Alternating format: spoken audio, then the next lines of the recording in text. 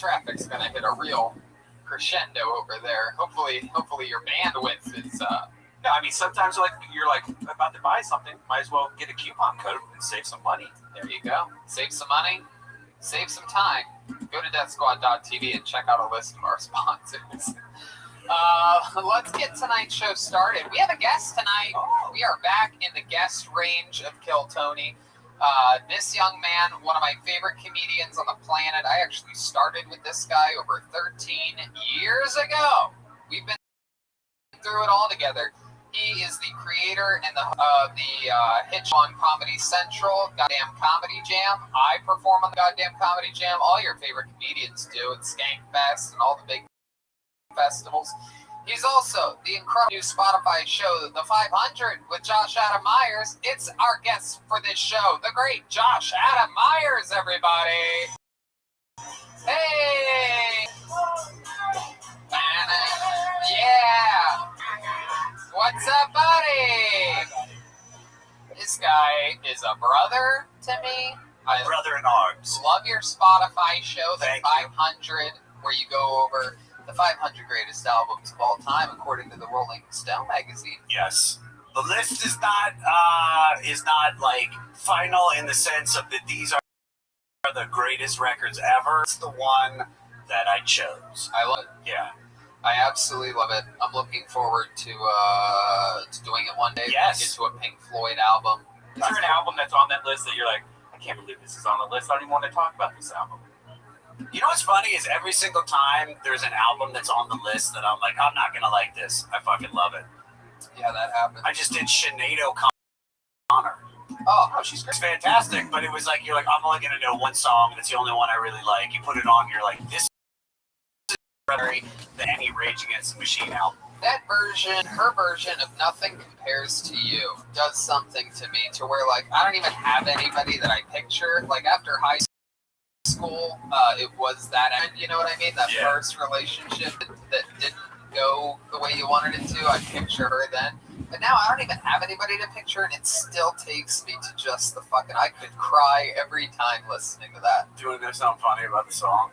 Prince wrote it. Yeah. People think he wrote it about his favorite housekeeper. And so all the things in the song are the things that she did, like water flowers. And so yeah, it's like everybody thinks it's a song about like love, and it's written about a woman, but it is written about a woman, but his housekeeper. It was really his house. Yeah, that's the fact that my writer brought up. I do the research, but like I have a main writer that just gets everything about every song. It's been 7 hours and 15 days. Yeah. I mean, the song is biologically correct. Wow. Anatomically correct. And that's interesting. You have a podcast that the more you listen to it, the better it gets, because you're going down a list to the number one. Right? Yeah. Like you start off with what, Milli Vanilli or something, probably. I wish Milli Vanilli was on there. That album fucking slapped. It was because we had a friend, our friend Angelo, and Angelo knew everything about music, and he always made fun of me because I didn't know certain albums. He'd be like, how do you not know that album or that band? And I'm like, well, I know the band, I just don't know the album. I know certain songs.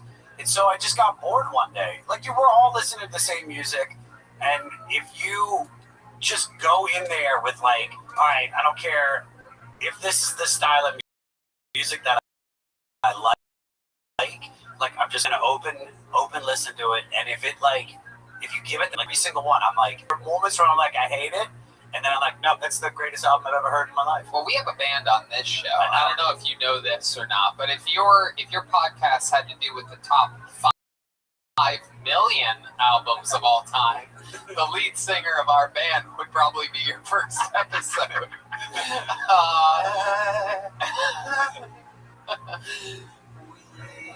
Just work. All right. With no further ado, every single episode, the band commits to being different characters. We never know what they're going to be. Let's all find out together what they are on this evening's episode of Kill Tony. Ladies and gentlemen, I present to you the best damn band in the land. It's the Kill Tony Band. Jeremiah Watkins, Stolberg, Joel Emski, Jesse Johnson, and Chroma Chris. Oh, shit.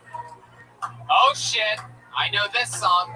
Travel down the road and back again. Your heart is true. Oh, my goodness. Yes. Yes. Yes.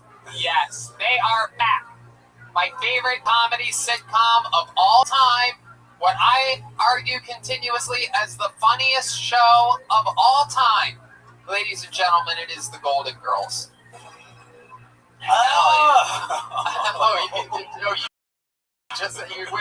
You didn't know until I said it. No, I thought this was rock. This is it. This is the real deal. That's B. Arthur right there. It's so good. Blanche. Hey! Wait, you're not Blanche. It's Blanche. Wow, that was your favorite comedy show of all time. You don't even know her name. Scary Dorothy. Rose. Scary Blanche. And Grandma. Sophia. Dude, how do I not know everybody on that show when I watch it all the time? I know, it's so fucking awesome. Jokes. How you doing tonight? I don't know. How are you? Oh, I'm good. We're good. We're excited to be here.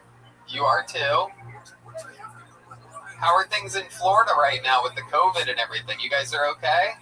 Worried about Mother as always. Well, how you been, Mother?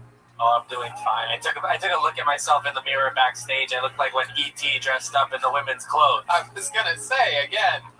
That's exactly. You took the words right out of my mouth. You're the only person that when you put on that outfit, you look more like E.T. than anything else. It's very bizarre. Thank you. You look like you should be riding an e-bike to the moon. Yeah, that is pretty cool. And less pedaling that way. And that's Wes Craven. That's Blanche. The whore, Rue. Why, hello, fellas. I'm on the hunt for a cougar. I am a cougar on the hunt, and I'm with you. Wow. I mean, you know, it's pretty lazy-ass Rue McClanahan. You could have fucking gone with a southern accent just to spice it up a little bit. Well, Joe. There it is. Oh, that just made my dick hard. What I was trying to say is, I'm a cougar, and what's a cougar? Show us a nipple. Oh, no. What did you say? Nothing. He didn't say anything. The loveliest of the great Rose here. How are you, Rose? Yeah, I got killed Tony, but I'll be honest, I've never killed any. You were in old St. Olaf? Oh, that reminds me of a story in St. Olaf. They wanted us to kill rabbits for a stew on Christmas, and I just couldn't do it. I ended up keeping one under my bed for about a year. It was so cute, this rabbit. Oh, I named him Benny. He was so soft. All the kids wanted to play with him. Enough with the stories. Get on with it. That's the Dorothy I know. Always cutting off It's a Rose. true story. Canned audience laughter right there for sure on that one. Dude, make it big. I'm excited about this, guys. We have a bucket. There's people out there spread 20 feet apart in this room. A lot of spread going on out there. And so let's just jump right into it. But let's get things kick-started with a bang, shall we? Oh, look at that. The one person that's not. There we go. Fucking incredible. Absolutely incredible. Wow, 2 weeks in a row. Well, yeah, that's mind-boggling. Let's start off with the bucket, shall we? That sounds exciting. Jesus. Okay, ladies and gentlemen. Oh, this is very exciting. Ladies and gentlemen, your first comedian. Oh, here he is. All right, everybody. He's a regular on the show for right now. Right now, he's a regular. Technically, he's still a regular. Ladies and gentlemen, you know him, you love him. It's the Big Red Machine, William Lights Out Montgomery. Here he is. Oh, okay. There he is. Hope everybody's doing well.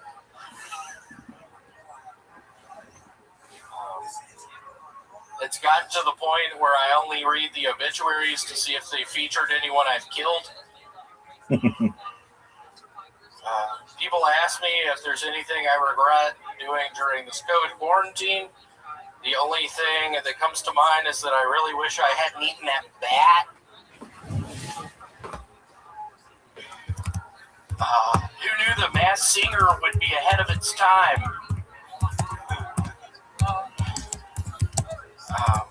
I noticed in the elevator the other day that it had a sign that it only goes up. I asked the lady at the front desk how you get down, and she said 311.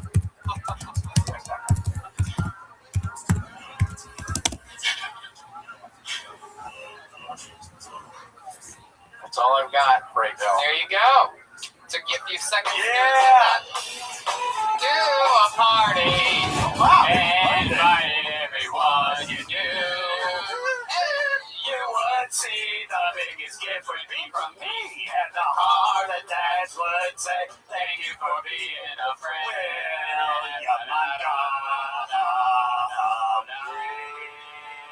William Montgomery. What a performance Is my to get penis things showing? started by William Montgomery, everybody. All jokes, all the way through 50 seconds of thunder So and nice lightning. to be here. That's probably your best set ever. That Thank really, you so much. that really probably was your best set ever. Josh, did you like that 311 joke? I know Dude, you're a big big. 311 fan. Big Willie style. I loved everything except for the 311 joke. What do you mean? That was my best Worst joke. band in the history of bands. White people should not do reggae. I'm telling you, you're wrong about this, Josh. Because you're friends with them. Well, Yeah, the bass player. it's not a chicken or the egg thing, though.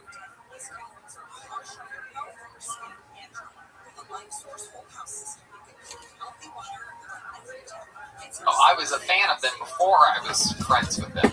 It's 8:16 a.m. Would you wake up for me? What song's that? Is that That's 311? not that song. That's That's not that song. That's not No, the 311. It was a great joke. I had friends in high school that loved that band. You'll appreciate this. Have you ever seen them live? No. Look at this gang, motherfucker, West. See, that's how I Yeah, know. I've seen him live. No, but I just I've don't seen like them live white people twice. doing reggae.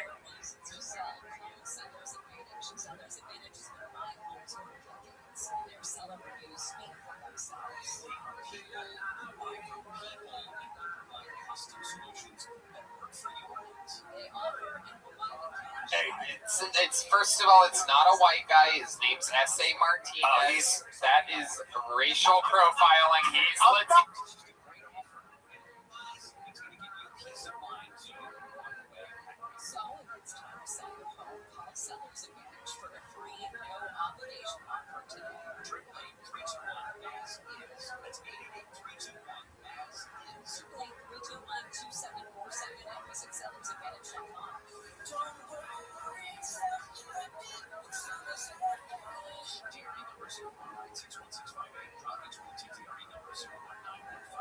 you know, the white guy doesn't do the reggae. Yeah, original is you will get shot.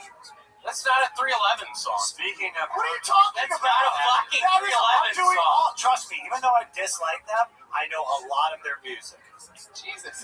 What are you doing? Why are y'all dressed up like that? William. You gotta chill out a little bit. I looked over there. Why are y'all dressed up like that? William. Okay. There you go. Dorothy, you seemed really mad at one point during the 311 talks. Why is that? I had a punch. Uses peripherals. There it is. There's the Golden Girls sound effect. Golden Girls. Dorothy, Okay. you bitch. Gosh. You could never make me come original, Josh Adam. When things get back to normal, Josh, I'm going to take you to your first 311 live concert, and I'm going to watch you become a fan. And I would go to a 311 concert if it's with you.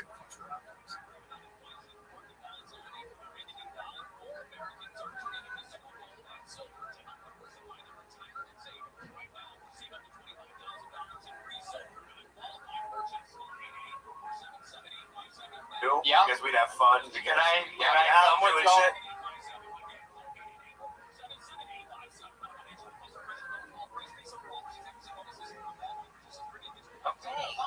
Okay. William, we're connecting right now, man. Ow, it's the first show. How's this happening already? I'm sorry. I mean, We're on a podcast. I'm confused. How? This is like your 700th time on this fucking I'm show. confused right now. How? Because I've been sick as shit. Okay, we heard that months ago. I'm sick as shit right now. Well, we just heard that. You just said that. I'm really sick right now. Yeah, what are your...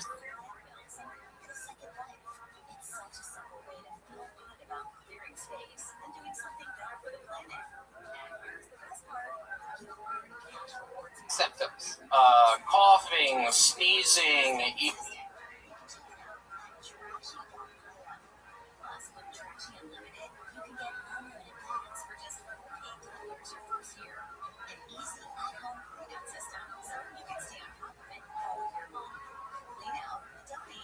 a bunch of Reese's peanut butter cups. David Deary, did you check his temperature? What did No, come he in at? didn't. What did it come in at? 90.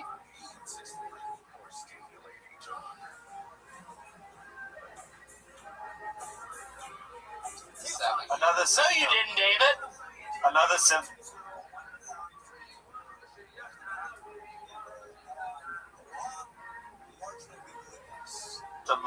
Looking like a coal miner who shops at Old Navy.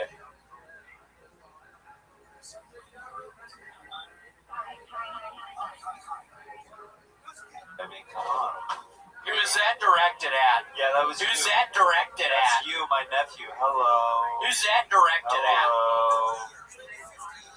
Come on, is my penis showing? Yes. Oh, William. Oh! Is my thing showing? Oh Yes. my Why God. is your underwear all squiggly wiggly? Like, why is it all caboodle like that? What the fuck, dude? Y'all see my pubes right now?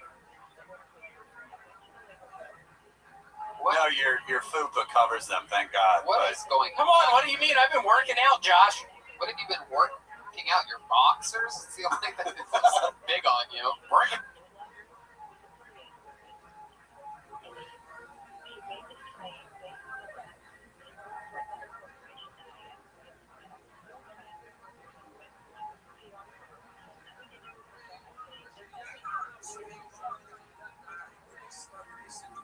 Now my boxers. Yeah. Only thing that's big on it.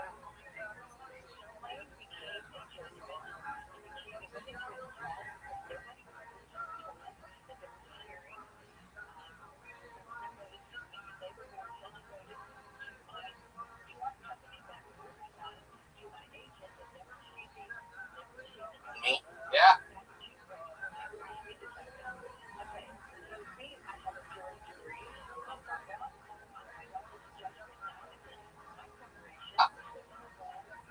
I don't get it.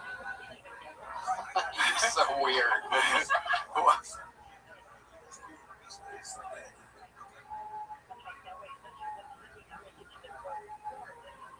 I don't get it. Why are you dressed like you're going to Bonnaroo? Like,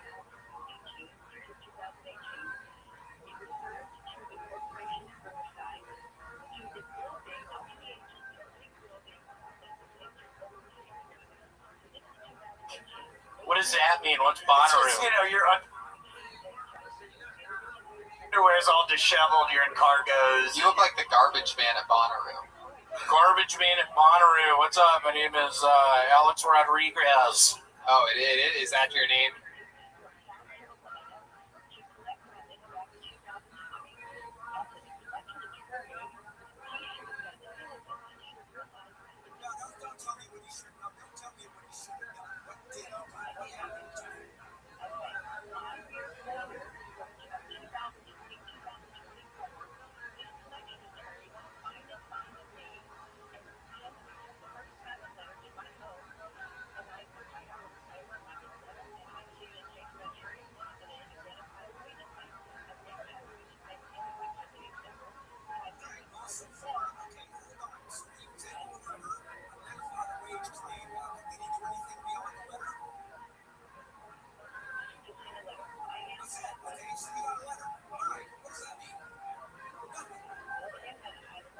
Yeah, I'm All right, the garbage that's- man at Bonnaroo. Then you know what? That's what I'll bring you. If that's your name,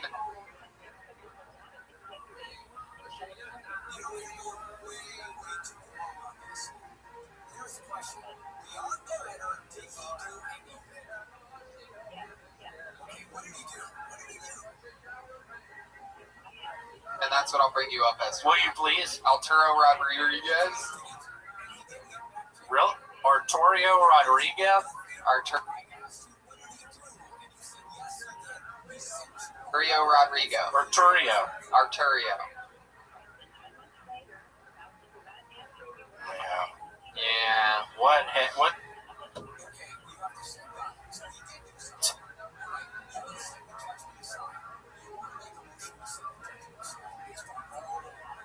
Happened? William, let's talk about your person.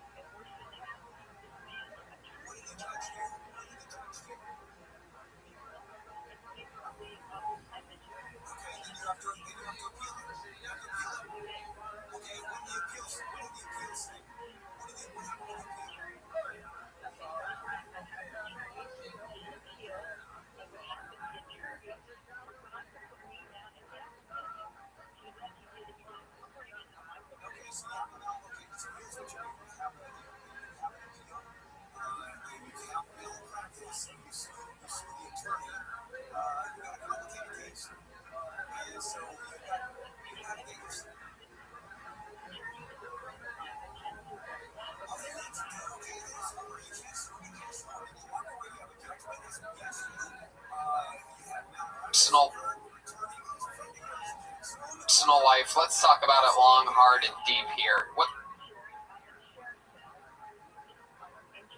been going on? Because you've been wildfire lately. I've been eating a bunch of prawn.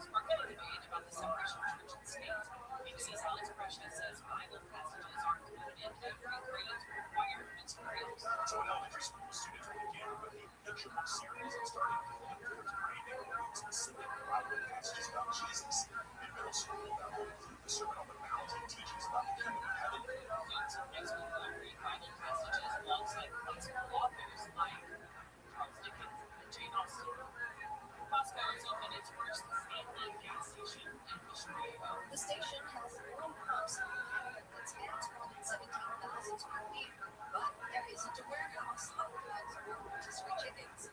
Only a gas station. One of a kind food stop place with a London shopping center occupied for greenhouse park. It'll be open daily, 5 a.m. to 10 p.m. At Gonzalez, AFI News. So you got a Caltrans project in Pico Rivera.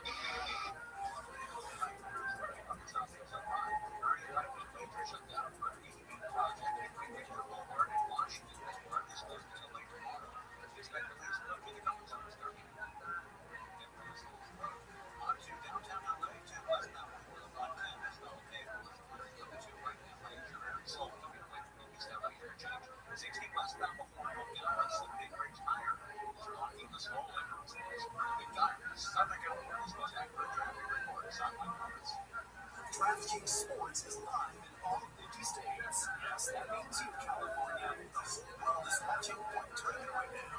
Group stage chaos, knockout drama, stoppage time heartbreak. is now live in California. So whether you're catching the early kickoff before work or the late match after the ball, you're in on every minute, every match, every moment, all in one app. Right here in California, the world's biggest stage is in the palm of your hand. New DraftKings customers, sign up with code AM640. Spend $5 to get 200 in total rewards. That's code AM640 in partnership with DraftKings. The crown is yours. Event trading offered by DraftKings Predictions, a CFTC registered introducing number of trading involves risk of loss. Availability varies. Eligibility restrictions apply. $50 every 7 days. Uniquely declared issued account withdrawable predictions dollars that expire in 1 year. Ends June 28. Terms at dkng.com/predictions. On the other front cave bodies of continental grass coast. Watch out today. Highs will be in the mid-70s in Metro LA and Close C. Upper 60s at the beaches. Green Valley 69 and North Coast 64. It's Nick Remetti. Live from the Campfire 24 News Week. 0% APR. No bills for 90 minutes. Trophy Kia of Carson. KiaofCarson.com. Visit KiaofCapital.com. That's KiaofCapital.com. From 26 across Los Angeles for 3,900 days. Pay Sunday sales beyond the stadium. Los Angeles Come 26 days. Celebrations throughout the region. Los Angeles. Experience fans and Houston choice of as neighborhoods come alive with football. Those fans are getting 10 locations, 39 days of fan celebrations. Or unforgettable summer in Los Angeles. Los Angeles FW626.com with full-time events and live events on near you. For dogs, the #1 food company with fresh dog food. Made right here in LA. Clean out your closet, donate your clothes, and earn rewards with Tree. Send your clothes somewhere better and get cash more than every day. Unlimited take-back bags all year for just $48. Trashy. Clean out, donate, earn. Call 844-NO-SMILE to learn about the new lifestyle smile gel implants from Lasting Smiles. Help after loss. I'm your friend.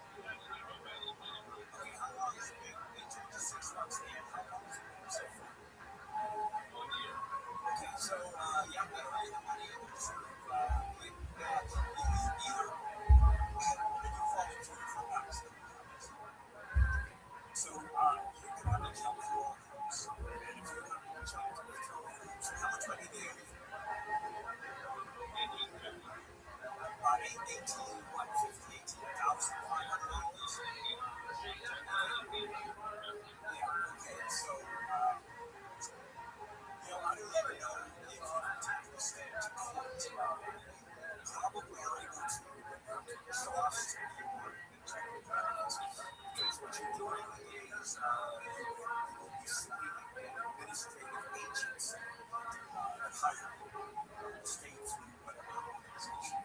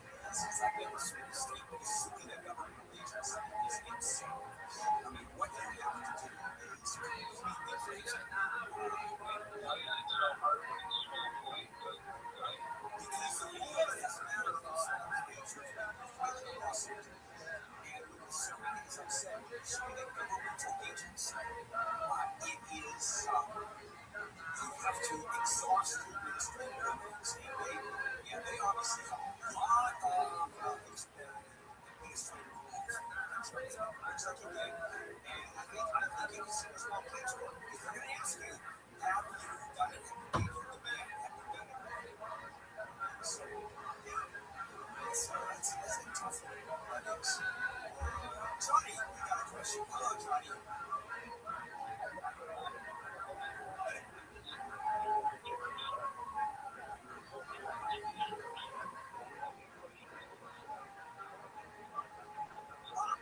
Yeah, no, I understand. I have the same thing. I have an independent business, and I got nailed with tariffs to the tune of $1.30%.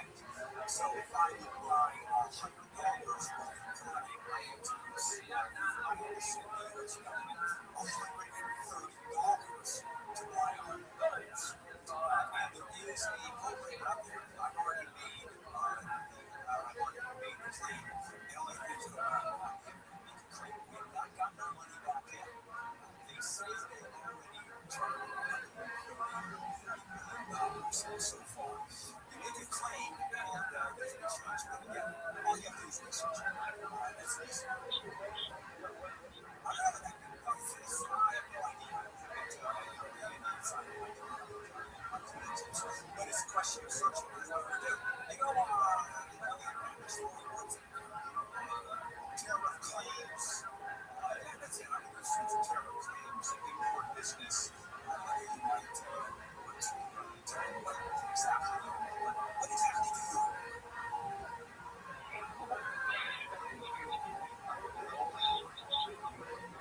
Okay.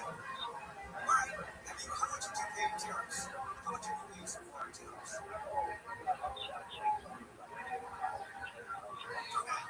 So, fair enough. So, again, just do that research. That's an easy one.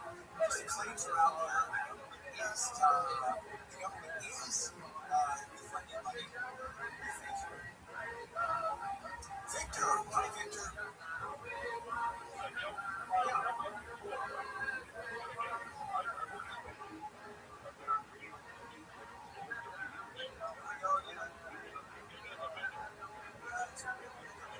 Why is it everybody's missing their ears? Yeah, I have. Does anybody that I was a teenager when they asked me something? What kind of question? I'm 17 years old and I've been listening to you for 30 years. Okay. Yeah, well, why not?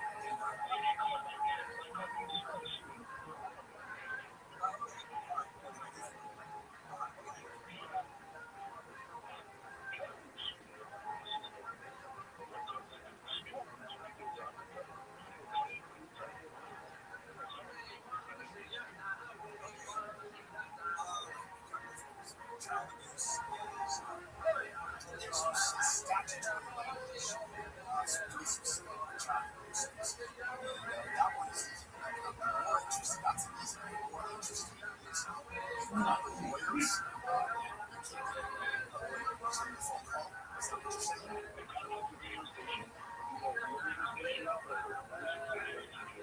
Okay, and is this the general attorney or is yes, probably. I'm willing to guess it's probably custody times that they mostly handle all of that. Okay, well, they are advertising for abuse. Well, if how many lawyers have you contacted that don't want to call you back? 2. And you haven't even gotten a call back saying we're not interested in the case. Thank you very much. Not even that, right? Okay, you've talked to 2 of all your lawyers, right? Now you get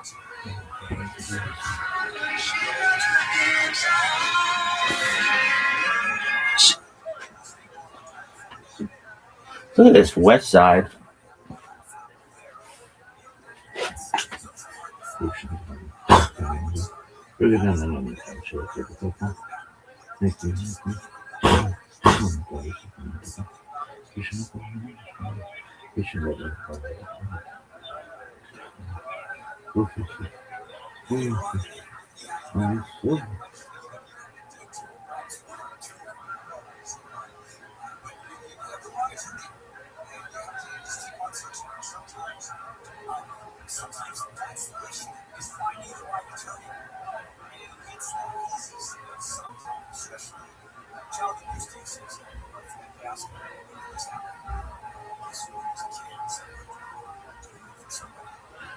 Folks, if you're witnessing this, you're witnessing greatness.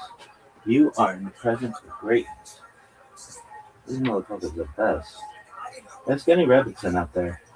She'll tell you what's up. She'll burn her whole fucking down. She will burn her whole fucking shul down to tell you what's up. Why? Why the fuck not, baby? She'll light that bitch on fire. Why? Why not? What the fuck is this shit? Worst stream ever. This is the worst. Everybody knows it. I know it. All the Rebbitzins know it. The Rebbitzins know.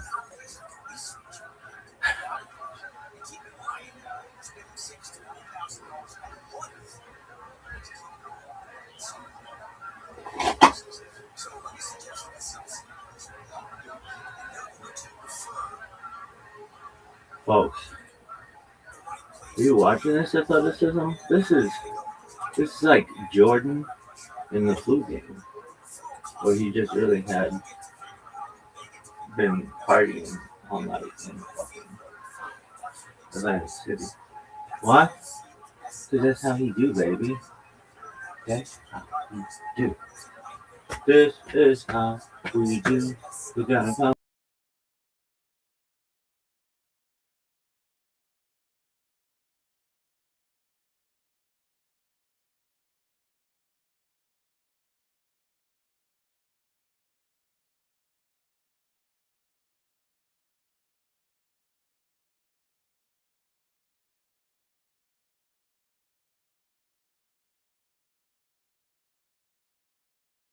Fucking serious? Folks.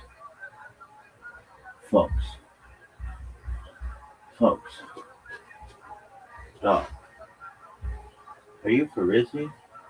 What is this dumb shit? Dog.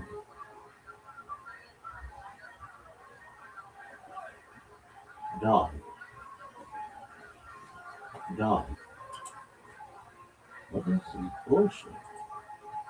Why do you call people dogs? Because they're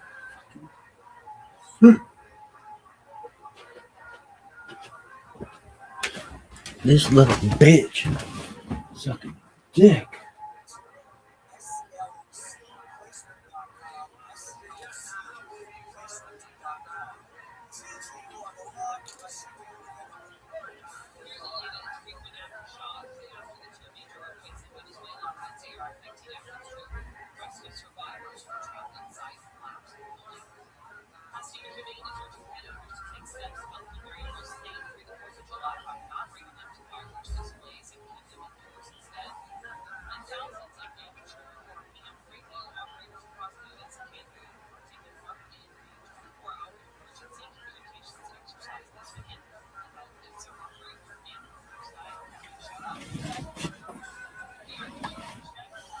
You want to shout out Riverside County? That's some bullshit. Like how you took a 49-minute pee. Why? Why not? Look at this. This is EA Sports. If it's in the game, it's in the game. What's the best EA Sports game of all time? College football 2006, whatever. Really? Yeah, but it's called NCAA 2006. And everybody knows it. 2007 was pretty sick. 2008 was pretty sick. Anything after that didn't really exist until 2013 or something. Yo, look who the fuck showed up. What up, Andrew? Andrew, how you living, pimp? Yo, do you speak? Andrew, we're talking to you, big man. Oh, look at Andrew over here thinking he's better than everybody. You want a piece of me? What's up, baby? Let's go. Can you talk? Oh, Andrew's just chilling. Andrew's just chilling. But look at this athleticism, dog.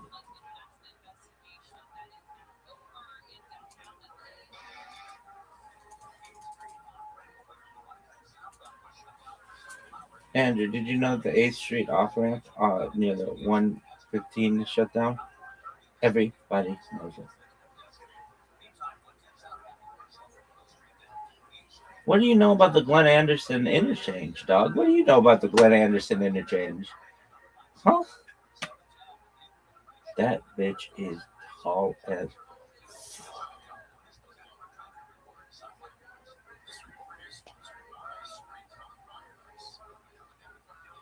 What do you know about the Glenn Anderson interchange?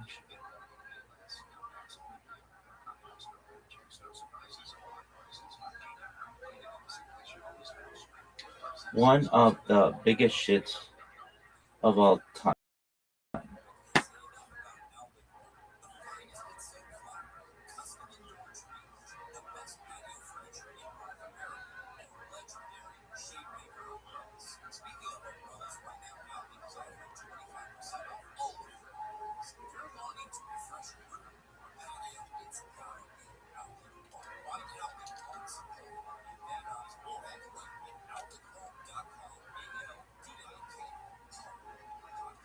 Clean out your closet, donate your clothes, and run rewards with Trashy. Send your clothes somewhere better and get cash back on every bag. Get unlimited take-back bags all year just $48. Trashy. Now donate, earn.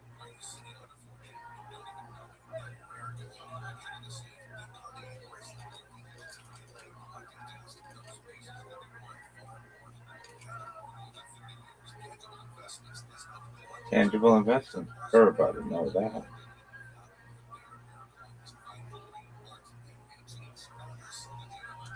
Sil Di Genova. No, you're not even saying his name correctly. It's Sil Di Genova.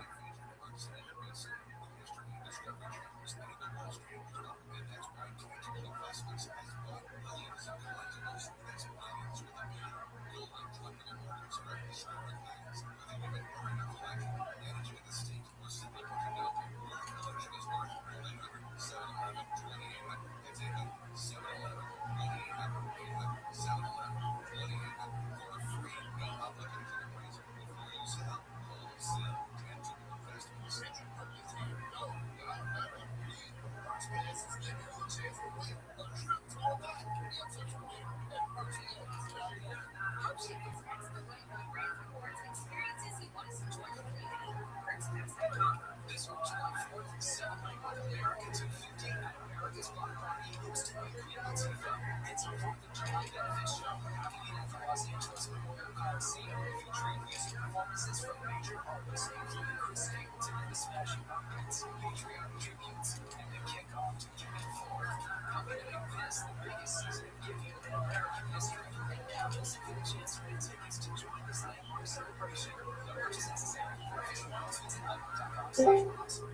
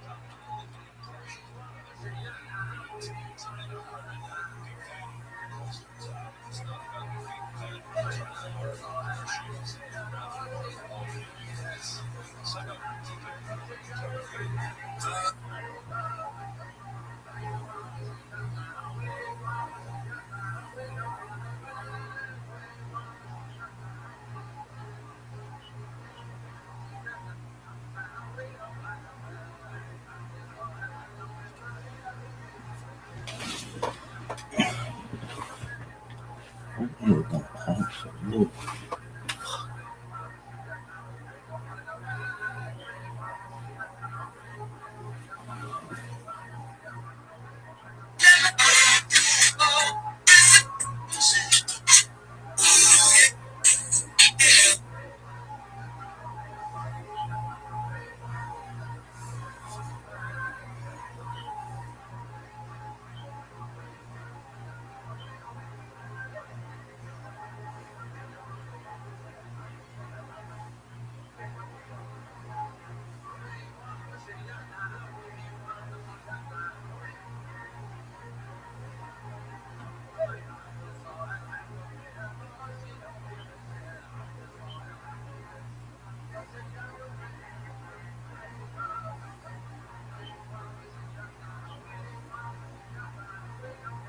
Out here. Stay back! Don't come any closer! Fancy feast? Bitch, are you pissing in the Atlantic Ocean?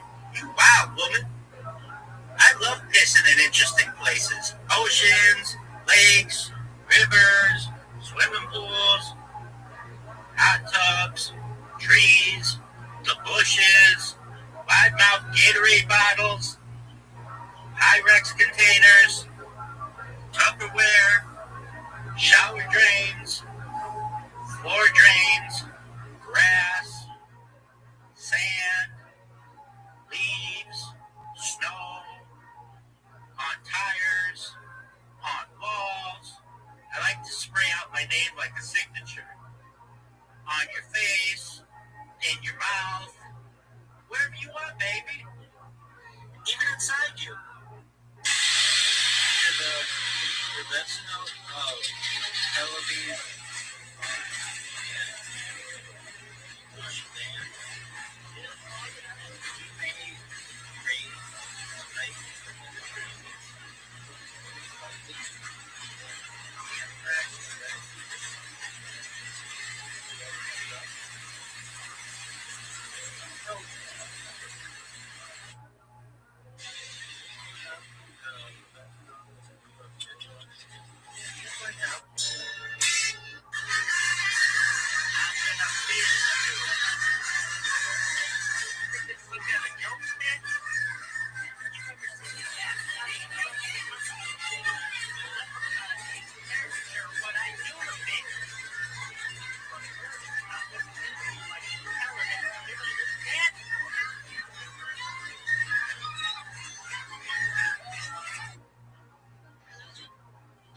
What's up, you stupid bitch? I changed my mind. Oh, you want to hear me sing one of my theme songs? You got it, hoe.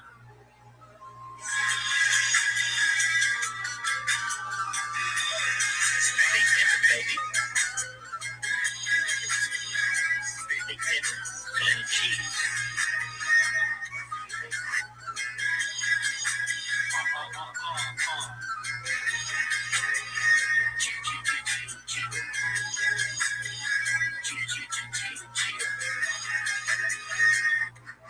You know I thug 'em, fuck 'em, love 'em, leave 'em, 'cause I don't fucking beat 'em.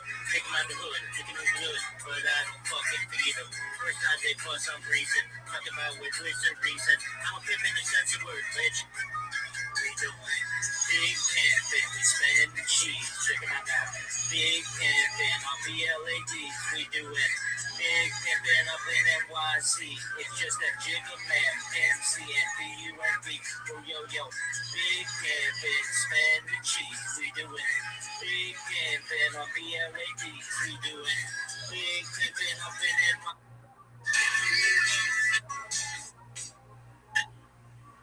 Wait.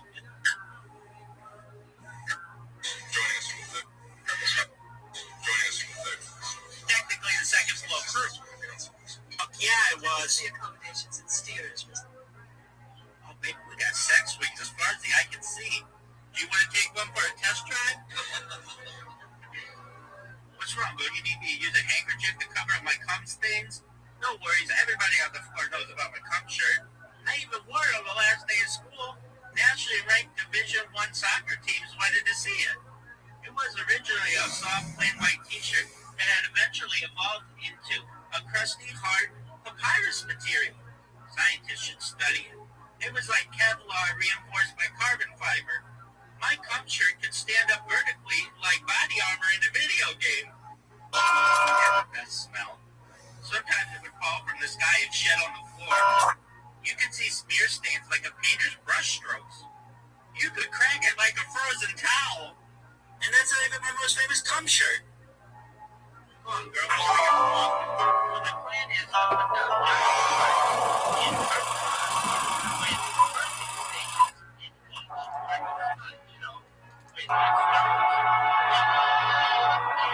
allow women to excrete themselves in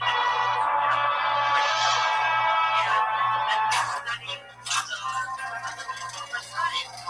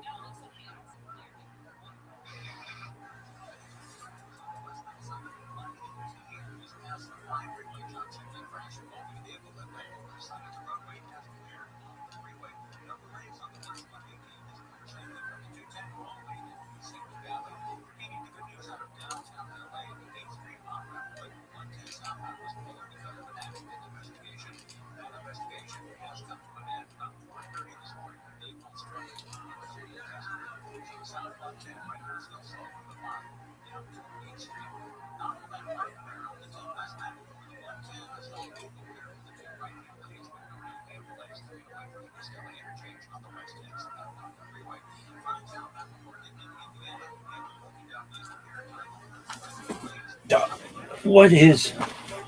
Oh, I see the issue.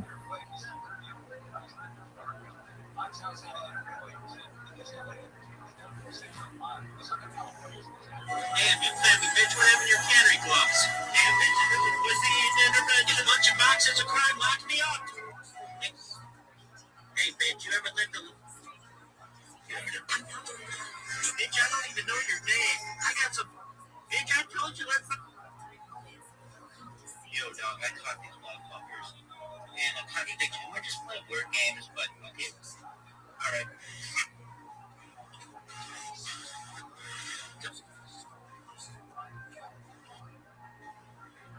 Yo, no, let me see if this works, because everything sucks. It's going sideways, it's crashing on me. It takes me to make one 20-minute video like 5 hours. It's ridiculous. You're fine. Go fuck yourself. Oh, I know it's from like fish sticks. It's got the chicken on the sea over here. Did you ever get ahead on a public lounge sectional? Right, like this is an SYT and a sister black sword. It's all cool. In general, feel like that is alternative to the facts and hip hop. There's a figure out spreading a lot of piece of modular furniture. Yeah, bitch, I'm giving you a 7 on the dance floor. Yeah, bitch, you love it because it's like a dick selfie in the air. Shotgun and beer while sunsetting, kissing in the same river beer bug and having ice on a Dasani bottle.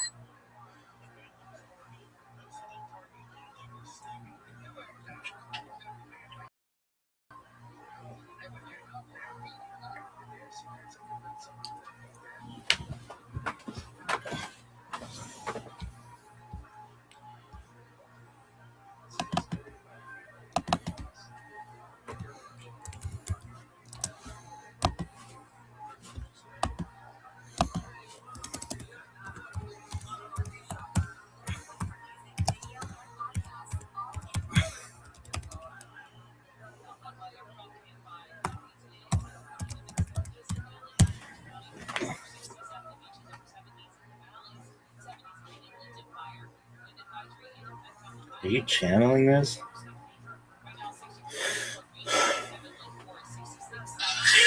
treat you like an auger. Yeah, bitch, it's a champagne-colored SL2. I once fit 13 people in this bitch. We had to fit 2 people in the trunk. 99, keep your butthole tight.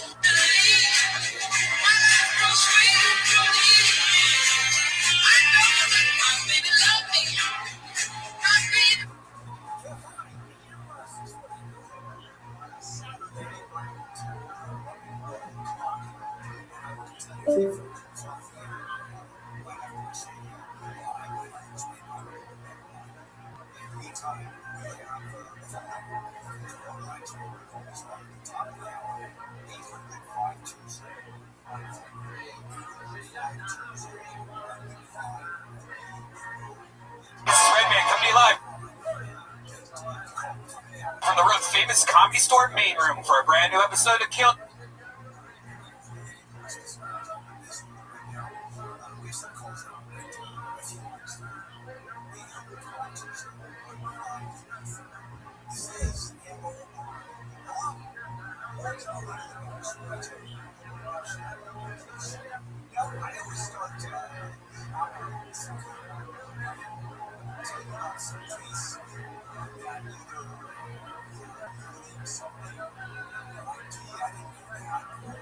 Tony, give it up for Tony. Exclaim.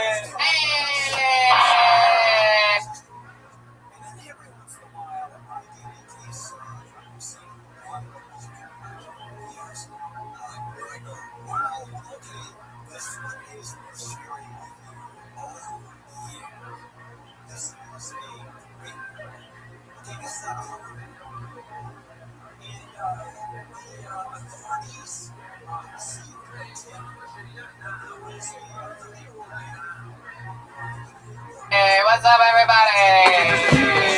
Brian. Red Band, how are you? Good. How are you doing? Good.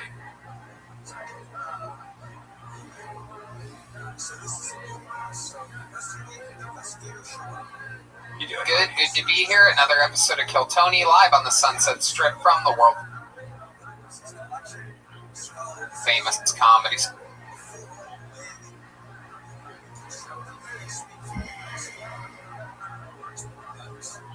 Alright, so let's start questioning. You say that you did it. It's absolutely fascinating. And you confessed to procuring meals with some of these things before eating the meals. Straight out cannibalism. Spore. Yeah. Like a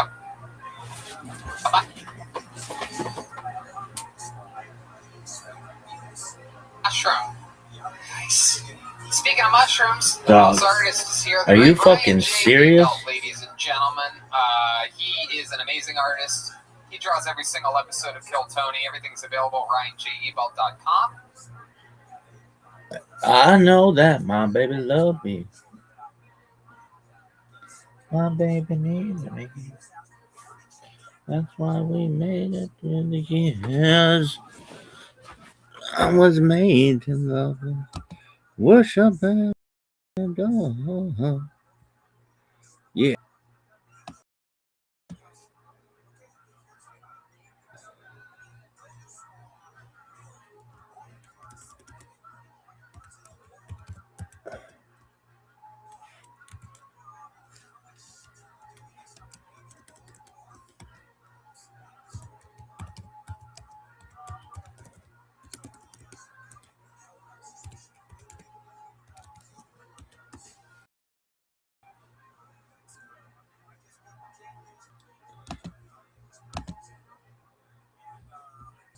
I know that my baby love me. My baby needs me. That's why we made it through the years. I was made to love you. Worship and adore. Yeah. Hey, hey. All through thick and thin. I love just want to love my baby, love my baby. Oh, my baby, love me. My baby needs me. I ain't going nowhere.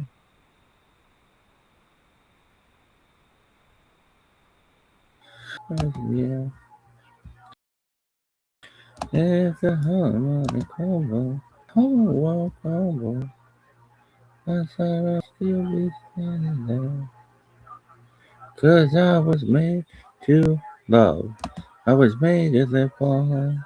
Yeah. Hey, hey, hey. Are you fucking dog? I was made to live for her. Yeah, yeah, yeah. Oh, just again.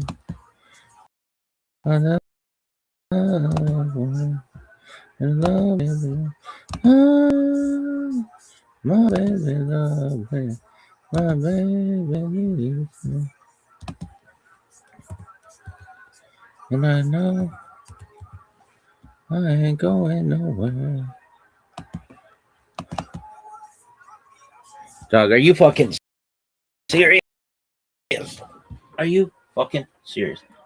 No one knows. Sucks. Are you fucking serious? It's a whole it is whole world combo. Outside I'd still be standing there. I was made to love her. I was made to live for her. And I know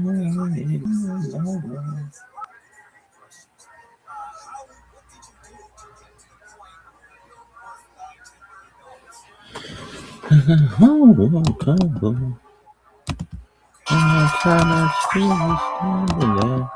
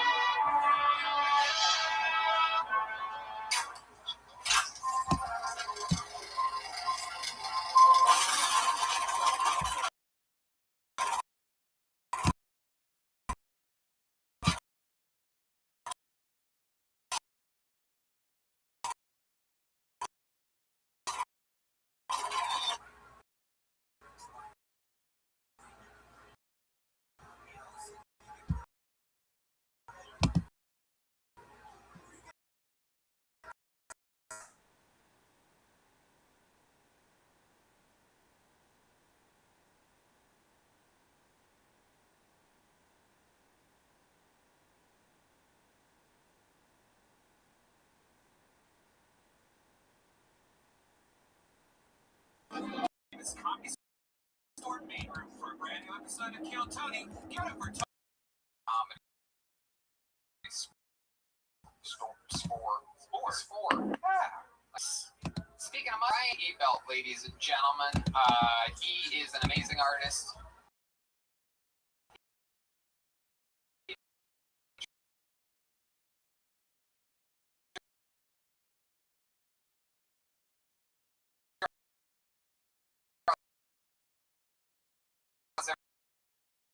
Every single episode of Kill Tony, everything's available. Ryan J. Ebelt, the drug. He has the corona vaccine. Everything. Incredible. All those are available at RyanJebelt.com. We're at the Comedy Store. Before we get tonight's episode moving to an unstoppable force, let's check in with our amazing, lovely sponsors.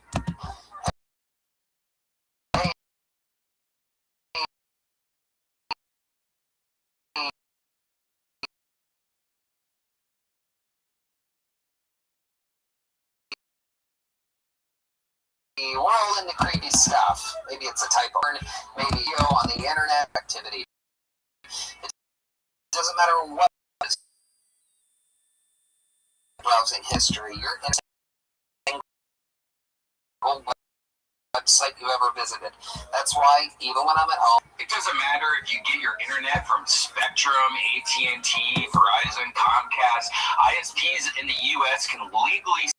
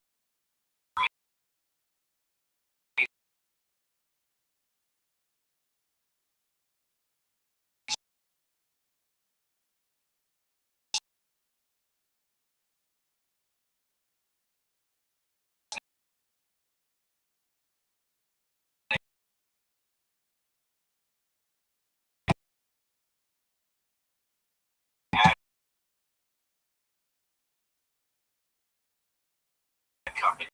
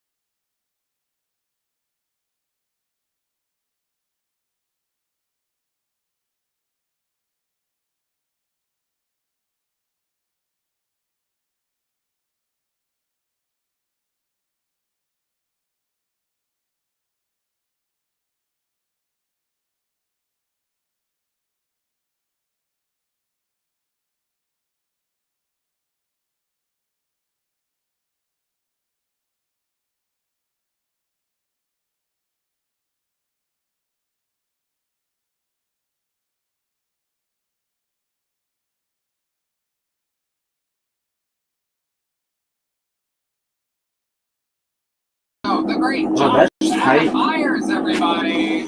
Hey! Yeah! What's up, buddy? This guy is a brother to me. I Brother in arms. love your Spotify show, the Thank 500, where you go over the 500 greatest albums of all time, according to the Rolling Stone magazine. Yes.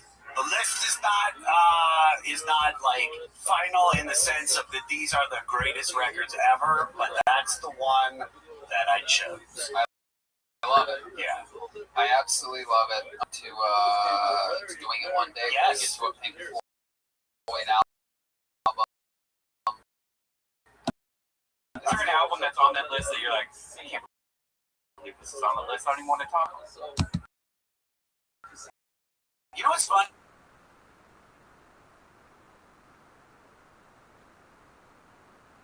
I just one I really like. You put it on, you're like, this is more revolutionary than any Rage Against the Machine album. That version of Nothing Compares to You does something to me to where, like, I don't even have anybody that I picture. Like, after high school, it was that ex-girlfriend, you know what I mean? That Yeah. first relationship that didn't go the way you wanted it to. I picture her then. But now I don't even have anybody to picture, and it still takes me to just the fucking, I could cry every time listening to that. There's something funny about the song.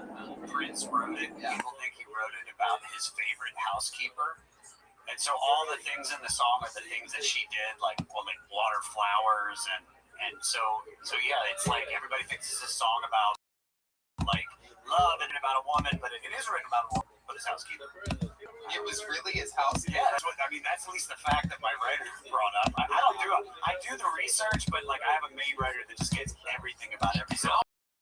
It's been 7 hours and 15 days. Yeah, Since you took your. I mean, the song is biologically correct. Wow. Anatomically correct. Well, that's interesting. You have a podcast that the more you listen to it, the better it gets because you're going down a list to the number one. Yeah.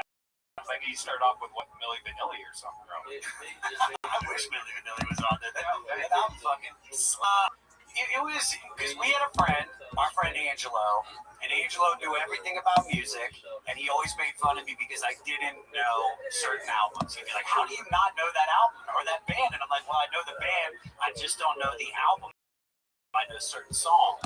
And so I just got bored one day. Like, you were all listening to the same music, and if you just go in there with like, all right, I don't care if this is the style of music that I like I'm just gonna open listen to it, and if you give it the time, like the album fucking connects every single one. I'm like, there are moments where I'm like, I hate it, and then I'm like, no, that's the greatest album I've ever heard in my life. Well, we have a band on this show. I don't know if you know this or not, but if your podcast had to do with the top 5 million albums of all time, the lead singer of our band would probably be your first episode.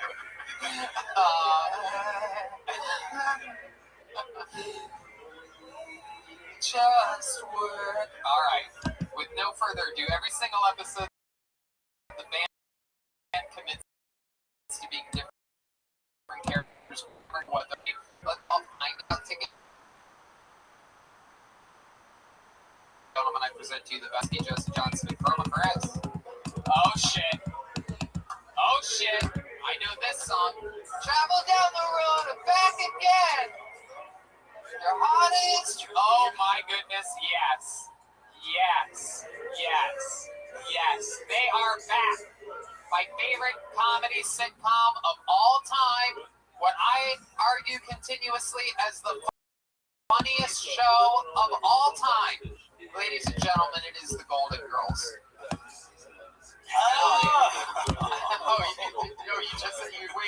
You didn't know until I said it. No, I thought this was rock. This is it. This is the real deal. That's B. Arthur right there. It's so good. Blanche. Hey. Wait, you're not Blanche. It's Blanche? That's your favorite comedy show of all time. You don't even know her name. Scary. Rose. Scary Blanche. And Grandma. Sophia Sophia. Dude, how do I not know everybody on that show when I watch it all the time? I know, it's so fucking awesome. Jokes. How you doing tonight? I don't know. How are you? I'm good. We're good. We're excited to be here. You are too. How are things in Florida right now with the COVID and everything? You guys are okay? Worried about mother as always. Oh, how you been, Mother? Oh, I'm doing fine. I took a look at myself in the mirror backstage. I look like when E.T. dressed up in the women's clothes. I was gonna say again. You took the words right out of my mouth. You're the only person that when you put on that outfit, you look more like than anything. It's very bizarre. Thank you. You look like dude. Yeah, that is pretty cool. And that's pedaling that way. And that's Wes Craven presents Blanche. The whore, Rue. Why, hello, fellas. I'm on the hunt for a cougar. I mean, I am a cougar on the hunt, and I am with it. Wow. I mean, that's pretty lazy ass Rue McClanahan. You could have fucking gone with a southern accent just to spice it up a little bit. Well, John. There it is. Oh, that just made my dick hard. What I was trying to say is, I'm a cougar, and I would settle for Tony the Tiger. She was a new one. Oh, no. Red Band. What did he say? Nothing. He didn't say anything. And the loveliest of them all, the great Roses. Oh, good. They go and kill Tony, but I honestly never killed anything before. Oh, not even when you were in old St. Olaf? Reminds me of a story of St. Olaf. They wanted us to kill their rabbits for stew on Christmas, and I just couldn't keep one under my bed for about a year. It was so cute, this rabbit. Oh, I named him Benny. He was so soft. All the kids wanted to play with him. Enough with the stories. Get on with it. That's the Dorothy I know. He's always cutting off It's a roads. true story. Canned audience laughter right there for sure on that one. Big. I'm excited about this, guys. We have a bucket. There's people out there spread 20 feet apart in this room. A lot of spread going on out there. And so let's just jump right into it. But let's get things kick-started with a bang, shall we? Oh, look at that. The one person it's not number 2. Oh, fucking incredible. Absolutely incredible. 2 weeks in a row. Yeah, that's mind-boggling. Let's start off with the bucket, shall we? That sounds exciting. Okay, ladies and gentlemen. Oh, this is very exciting. Ladies and gentlemen, your first comedian. Oh, here he is. All right, everybody. He's a regular on the show for right now. Right now, he's a regular. Technically, he's still a regular. Ladies and gentlemen, you know him, you love him. It's the Big Red Machine, William Lights Out Montgomery. Here he is. Oh, okay. Hope everybody's doing well.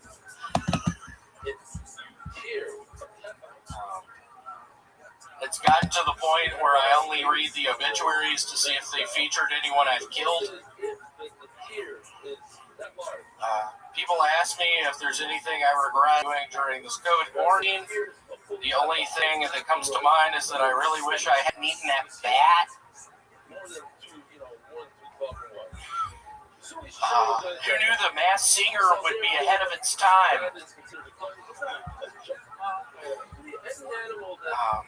I noticed in the elevator the other day that it had a sign that it only goes up. I asked the lady at the front desk how you get down, and she said 311.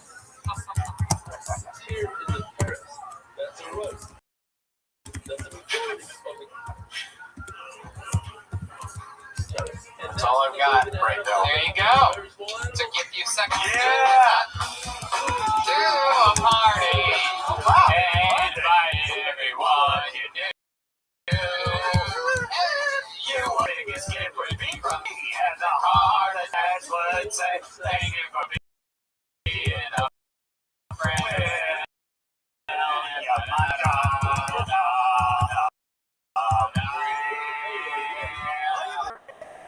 Show it started by summary, everybody. All jokes all the way through 50 seconds of thunder and lightning. What up, Miss Aquarius? How you doing from your muscle relaxer? Good. I woke up at 10 o'clock. Yeah, I took out 3 books and like write that down. You know how long this stuff is. Well, something next time I took it at 3. Yeah. Well, I'm glad you told me to. Thank you to you because I was in pain. Absolutely. I just need to take it before then. Go take a shower and stuff.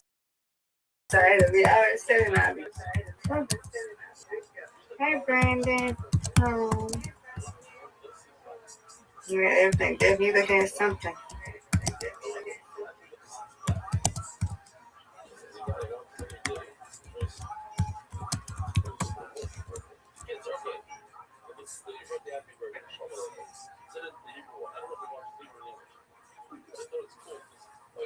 What you doing, Rabbi? I am doing some graphic designing. Nice.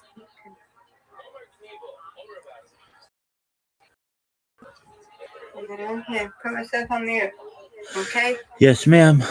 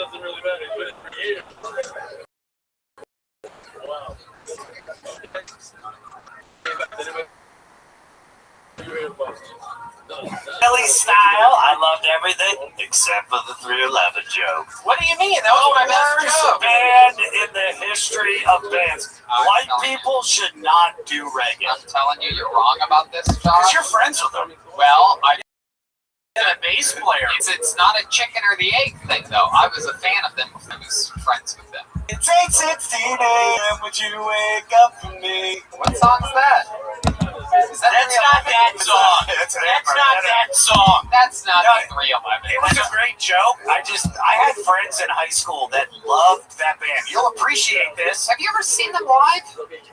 No. See, that's how I know. I've seen them live. No, but I just I've don't seen like them live white people twice. doing reggae. It's first of all, it's not a white guy. His name's S.A. Martinez. That is he's Latino. The white guy doesn't do the reggae. Yeah, That's not- original or else you will get shot. That's not a 311 song. Speaking of, What are you talking that's about? not a fucking 311 song. Trust me, even though I dislike them, I know a lot of their music. Jesus. What are you doing? Why are y'all dressed up like that? William. You gotta chill out a little bit. I looked over there. Why are y'all dressed up like that? William. There you go. Dorothy, you seemed really mad at one point during the 3 that. I had a punchline 9 years that uses peripherals. There it is. There's the Golden Girls sound effect. Golden Girls. Dorothy, Okay. you bitch.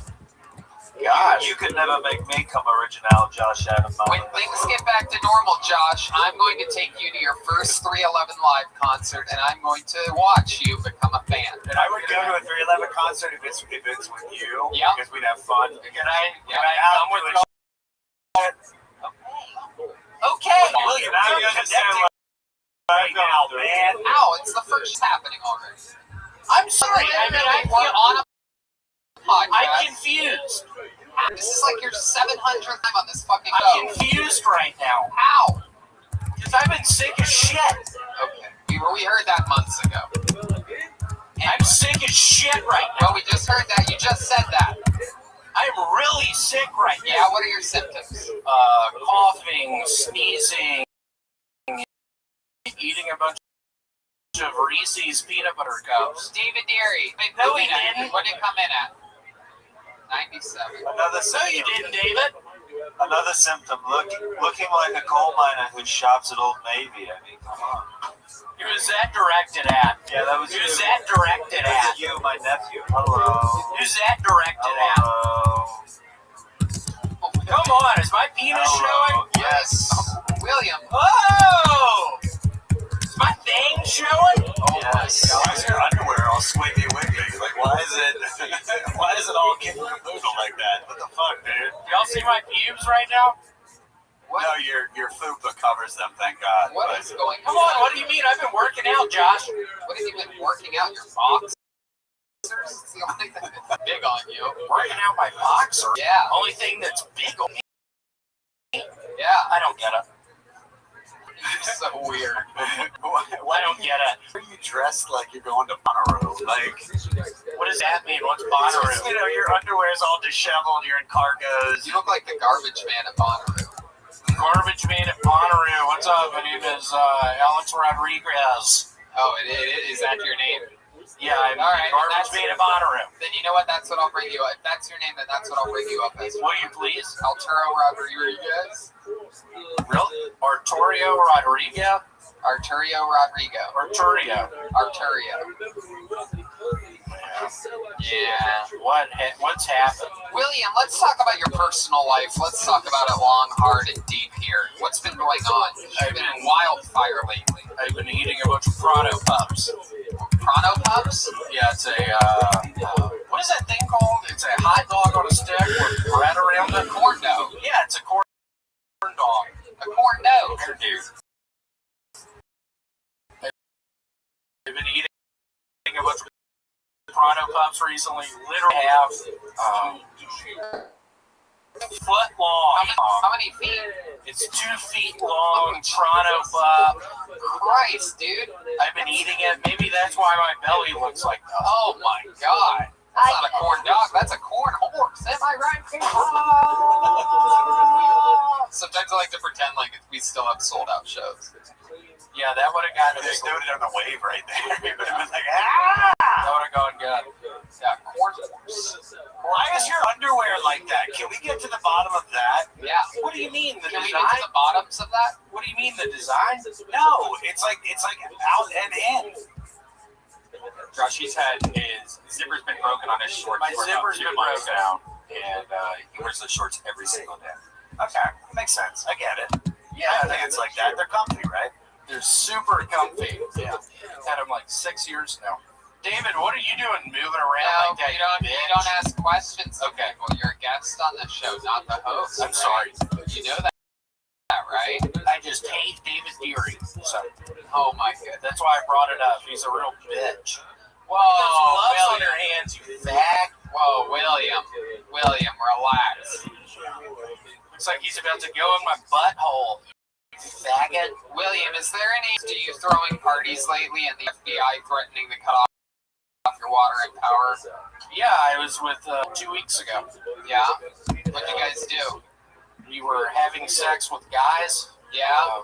David Deary was there What's your favorite part? with his rubber gloves on, helping inserting my penis into a guy's butthole. This guy's That's such a what David fag. does. David guides the penises into the butthole.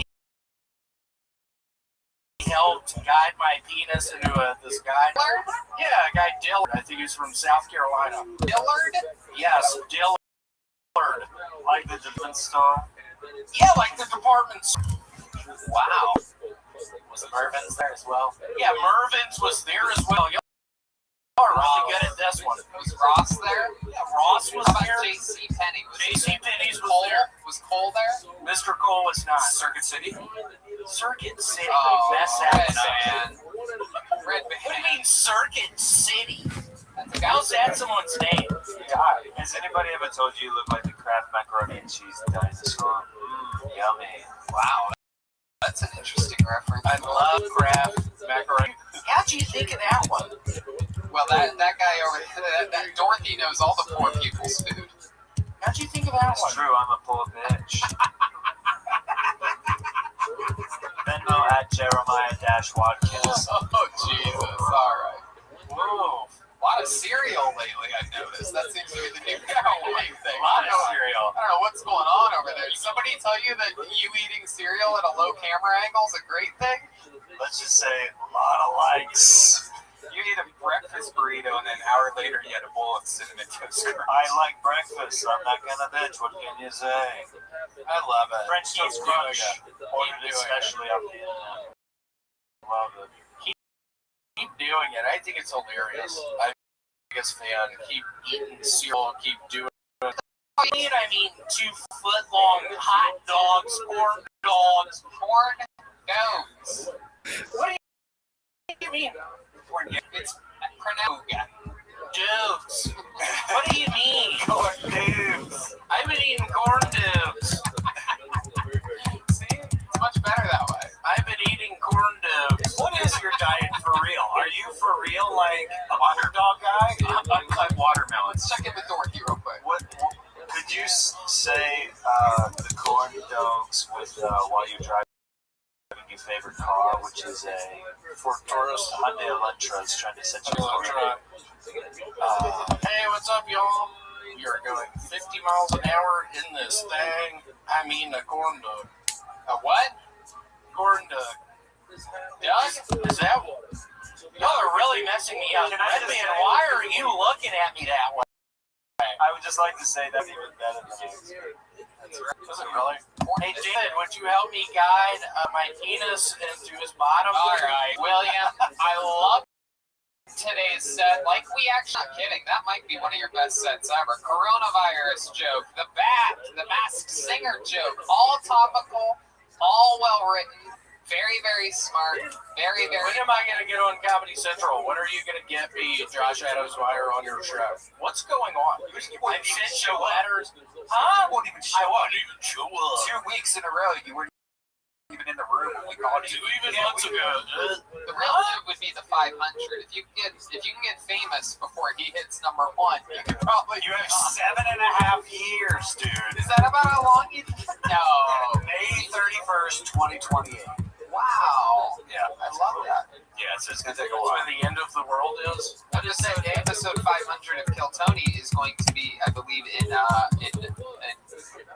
April 2021.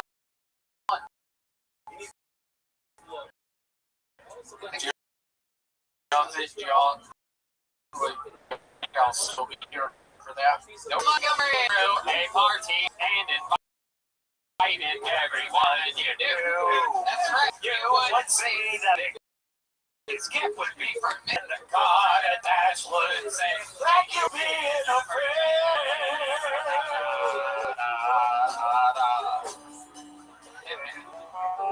There you go.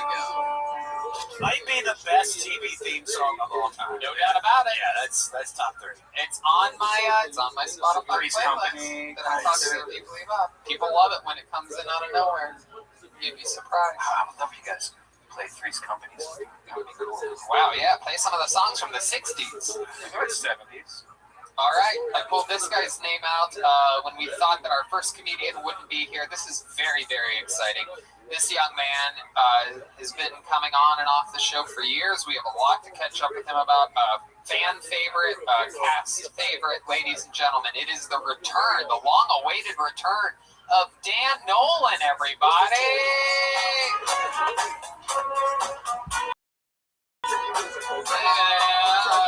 Friendship never ends.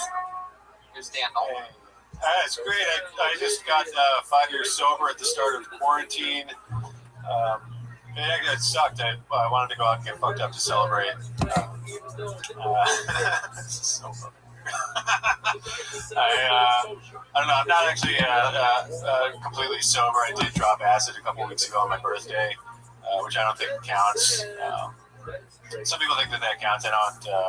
But I feel like I always have to clarify, like, I'm 5 years sober unless you are fucking lame. That is, yeah. A lot of people don't know this. Actually, the guy who founded AA, he got kicked out because he told everybody that they should take acid, and it's, like, really good for sobriety. They kicked him out. And then, like, when he was on his deathbed, his last dying wish was for a bottle of whiskey, and they refused to give it to him. And then he just had to die sober like a fucking dork. You trying to ruin my deathbed? Like, what are you doing? I'm gonna do a bunch of heroin for sure. Like, and if you don't like it, don't come to my fucking deathbed. You're not invited, you fucking loser. That crushes when there's. Yeah, no, it's just about to say. Brilliant. Friendship never ends. Hey, You want to be? Dan Nolan, the return, and I'm telling you, I know it crushes. That was all great material, all personal to you. Congratulations on 5 years of sobriety. Thank you. I love it. It's all about you. It's all true stuff. Fucking incredible and educational at the same time. I love that info about did you really do acid? Yeah, on my birthday. I was down in Key West. That's awesome. Did you immediately go, like, wow, I miss this drug No, shit? I've done it much. I've probably done it like 10 times over the last Does 5 it years. help you with these things? Yeah, it does a lot for ego. Like, I think I have ego problems, and it like really just makes you step back out of reality and look at yourself objectively, and it just like breaks everything down, and you're like, oh, I'm not shit. Like, the universe is fucking gigantic, and I'm just like nothing, but I'm a part of it, so it's cool. Right. It's humbling. Absolutely. He's on acid now. Yeah. He's like, everything's great, man. It's He's just like seeing the fucking Golden Girls up there. Like a very, very trippy version of it. I thought Rue McClanahan was dead. She's in my mind. Dan? This is actually you, McClanahan. Go ahead. What were you gonna ask Dan? That's a golden shower girl. Oh, gee. It's even more David sexual Deering. for some reason. Like, Oh. just, yeah. Rue McClanahan's. I'm just about to throw my eggs, period. Your what? My eggs, they're spoiled. And you don't have much left. So. It's like Rue Ku Klux Klan. So Dan, tell us more about your life lately. It's been a long time since we've seen you. Last time we talked to you, I believe you said that you were going to go out on the road and just do this wild tour in a car, right? Yeah, I drove. You and I bumped into each other in New York at Skankfest. Yeah. It was great. I did 4 months and drove all around the country. It was dope. Did you have like a legit job also? Like you're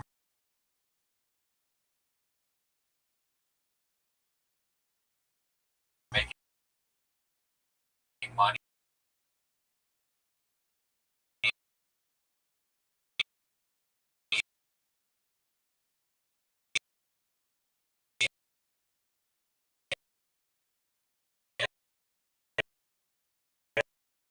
Yeah. Now I do. Now I'm making even more.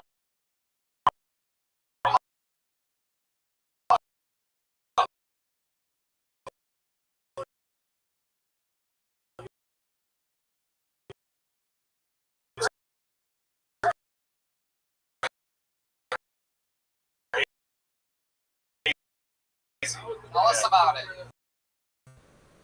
And so now I can do that thing again where I just drive around the country or whatever. Like before the shutdown, I was like, all right, I got life by the fucking balls right now. And then everything, literally that week. Hey, were you with your I am wealthy. I was coming up, and I was like, "Oh, look at all these pieces of shit!" I was on the beach, and then I was like, "Why am I judging these people?" I just started feeling like a fucking asshole. Yeah, that's how I feel all the time. You done acid? I know you've done. Yeah. Do you want some? I have 7 tabs of acid. Yeah. I'm going to talk to you after the show, my friend. Or I could take one right now. How long does it take for it to kick in? About an hour. You ever taken an antacid? Dorothy.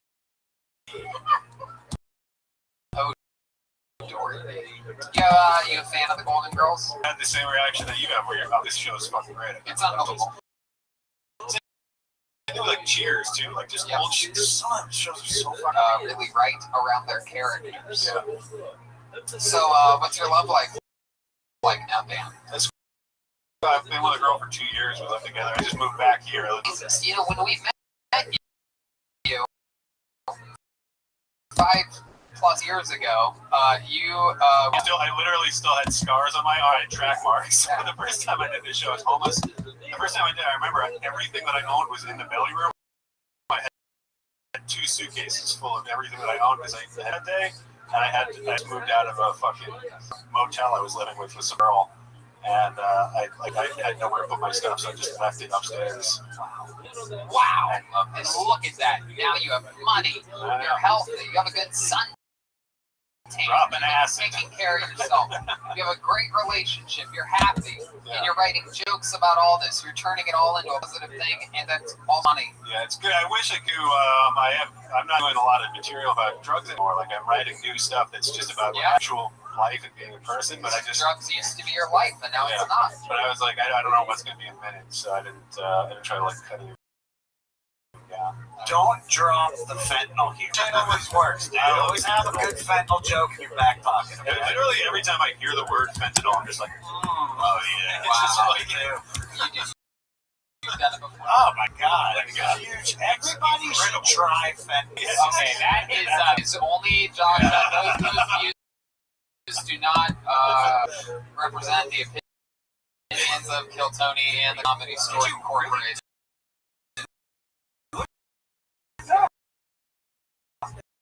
Yeah, I thought that was Josh used to be I was slime mold. I would go to Fenton Broadway, which is Pill Alley. Let's check in with Rose. Yeah. I thought you only did fentanyl on accident.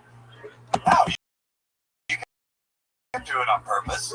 It's way better when people like went out of the way to do fit. That was just something you mixed. I mean, I put a patch on me. It's like 100 milligram fentanyl patch. I mean, and it just like was on me for like 3 days, and it felt great. And I went to a Washington Wizards game, and it was amazing. Wow, that's what you have to do to make a Washington Wizards game interesting. Dude, I was like, we were losing by 20 points, but I felt so good. I was like, come on! Shut up! I love it, man. Dan, congratulations. Absolutely. And rags to riches stories in the history of the show. You know, now that we've been doing it for over 7 years, it's cool that we're really getting to see some of these incredible stories. One of the best ones that we have. Cool, man. Yeah, no, it's great to be back. I just saw that you were back here. So, well, look at that. That's how fucking quick it happens. Ladies and gentlemen, I present to you the return of the great Dan Nolan. thank you, everybody. It is too easy. That's the way it is. Hey, all right, we're rolling along smoothly. Next comedian, a regular on the show. He's a great writer, a great stand-up comedian, and a great roaster. Ladies and gentlemen, you know, you'll have him. It's David Lucas. David Lucas. Yeah. If any black person votes for Biden, I think you're a fucking idiot. He got on the Breakfast Club and basically said, if you don't vote for me, you ain't black. Nigga, I guess you ain't black. And then recently he made comments about the Hispanic and the black community lacking diversity. Like, why don't you just go ahead and say nigga? You know what I'm saying? But I don't trust Crime Bill Biden because his crime bill is responsible for more black deaths than COVID-19. Like, you pandering hard as hell to the black people, dog. You might as well pick Flavor Flav for your running mate. You can have a nigga that'll shuck and jive with you. You try to get the black votes and give them some free chicken while you're at it. I thought it was a minute. Good. You're right. You're right how there. much time was that? Everybody's done 50 seconds tonight. It's good. That makes sense. It makes sense. 50 seconds is the new minute. It's to have The crowd. a room full of laughter. So you're saying you're voting for Trump off the bat? Like you think like in an audience, you think that Tony just came on the news today. you think like a joke like that in like a full audience, you think that's gonna work, or it's gonna turn half the audience against you? Whoa, Red Band. I don't think I can. Red Band getting. Because it's like, bro, like, you know, both sides, all right, you can say neither political side is for black people, but I like my racism intangibles. Trump has been handing out tangibles with police reform. Let's not forget Come about on, Red Band knows what he's talking about. He watches CNN for 3 minutes a day. So he has a very educated opinion on politics. Right. Gonna start calling them Blue Band. Yeah. Yeah.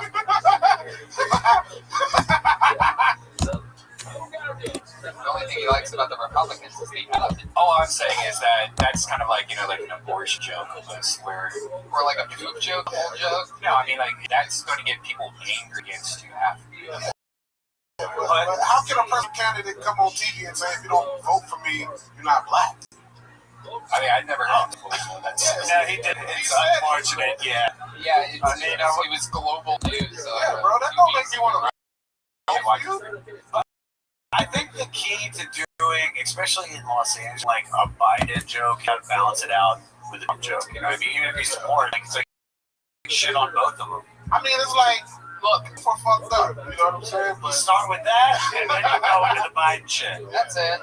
And you know, that's if that, and it also depends exactly where you're performing. Because if you're doing it to protect yourself, which I don't believe you need to pander either way, but in Texas or any other place south of fucking really, I mean, that's not on a coast. I'm probably not voting anyway. In California, we have the electoral votes. And look, the joke isn't even about Democrats, Republicans, It's liberals, or about Biden. conservative. It's about race and him pandering It's about him to pandering to the the race. black. Exactly. It's absolutely true. And Hey, it's Flavor Flav is your Such white a thing. Absolutely. Yeah. Fucking Sophia with the truth bomb. Welcome to Hot Topics Politicians, with my mom. By That reminds me, I saw a panda at the zoo the other day. But I mean, like, wow. We had really. I didn't really want to come on here and talk about politics, but it's just like if you look at executive orders, who have they helped the most? And that's what my point was, like, even doing politics in stand-up, it's almost kind of like, why bother? Because you're just going to fuck up. It's really not even to even make a political statement. It's just to stretch my muscle to write on some shit. It's great. It's absolutely great. It's very important to work muscles and write jokes about different things. And things that are happening. I'm trying to become a little bit more topical, right? Just having jokes, you know what I'm saying? So, absolutely. Yes, I got something. So you're like the black guy at a Trump rally that everyone has to take a picture with just to put. Nigga, I'm not going to a Trump rally. I'm not racist. My mate's black. Oh.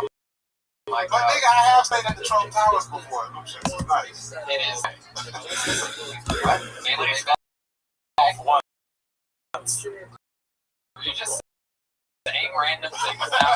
Didn't you say It's a nice hotel? Yeah. Have you stayed at Mandalay Bay? Many times. Really? Yeah. Because it's not that nice of a hotel. It used to be. Okay. Wait. Now it smells good. Oh, where do I get these problems? I was born in a circus because If people don't know, Circus is a broke ass hotel. Hey, Golden Girls, how y'all feel about them removing the episode with Mud Mask saying it was blackface? Golden Girls, how y'all feel? it's a travesty.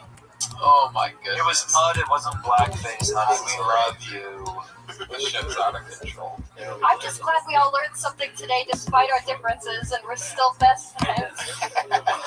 What did we learn, Rose?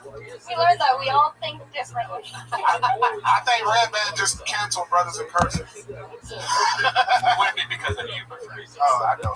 I don't even know what's happening right now. It's We fun. lost track of all of this. I heard talking about on Disney. Oh, come on. What are you talking about? What's the movie? Booty and the Beast. Oh, He come on. played Booty. That's not true. It's a sequel to Up, my ass. And it's a third one to Sex Toy Story. Tony dressed like he sell dildo insurance. Oh, come on. Why? Do you need to buy some dildo insurance? Because we have a really good rate right That now. motherfucker like you can get a $5 deductible. Hey, we call it a deductible in the dildo business. So there's actually a lot of terms for it. Yeah. There's fucking dildo insurance, there's booty hole coverage. I'm thinking of this gay porno called Booty from the Beast, where it's like starring Aston. Starring who? Aston. It's like Gaston. No one's gay like Gaston. No one sucks like Gaston. Okay, I don't know. Literally, I've said this a few times in the last 10 minutes. I have no idea what's going on. Seems like that accent's kicking in. It really is. Hey, it really is. I'm glad we edited out the part that I took it, but it's kicking in fast. Hey Tony, you can't let Willie start to show off no more, man. That's what set the tone up for craziness. I like it crazy. I like it like this. Now Redman's questioning me about my political stance. No, it's No, I'm true. not. I'm just saying It's true. Look, I respect Red Band's opinion because I take all my political knowledge from a guy that wakes up at 5 p.m. every day. It's health thing, right? The law of gravity. It's a beautiful thing. CNN for Redman stands for cooking noodles naked. My girlfriend has the greatest joke I've ever heard in my fucking life. I love that. Cooking noodles naked. Cooking noodles naked. That's CNN for Redman. HBO stands for Home Bakery Office.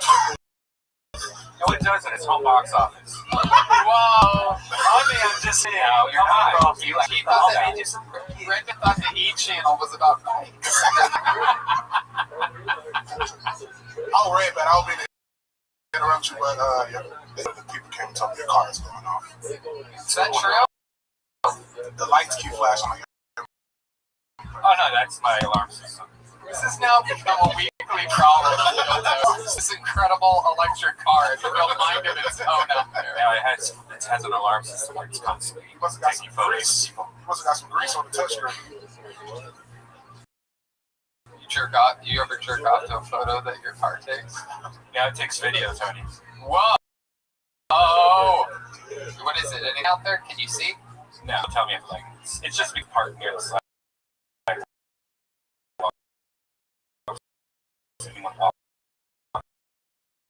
Oh, gotcha. That's why it keeps going up. Alright. Some people do things out of things that are different. We can get William to do something different each week. I'm just gonna get a great set tonight. Everything's good. And yeah, great stuff. A perspective that would shock people and be very compelling, to say the least. We love you. The great David Lucas. Yeah. There you go.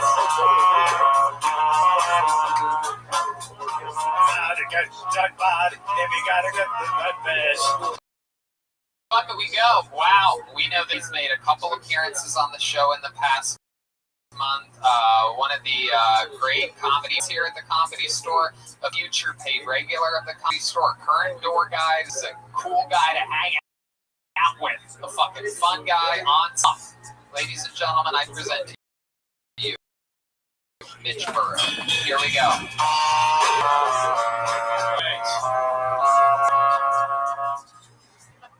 Okay.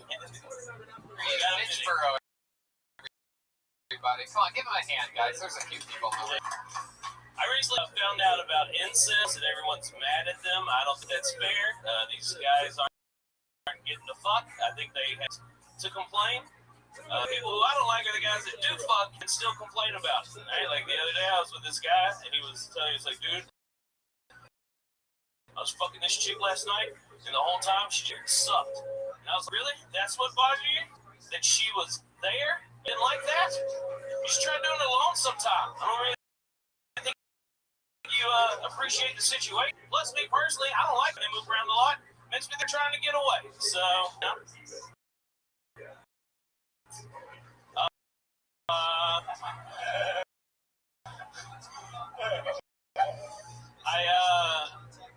I get upset with these two guys behind me making fun of the Chinese accents, and I was like, not on my watch. That ain't gonna happen.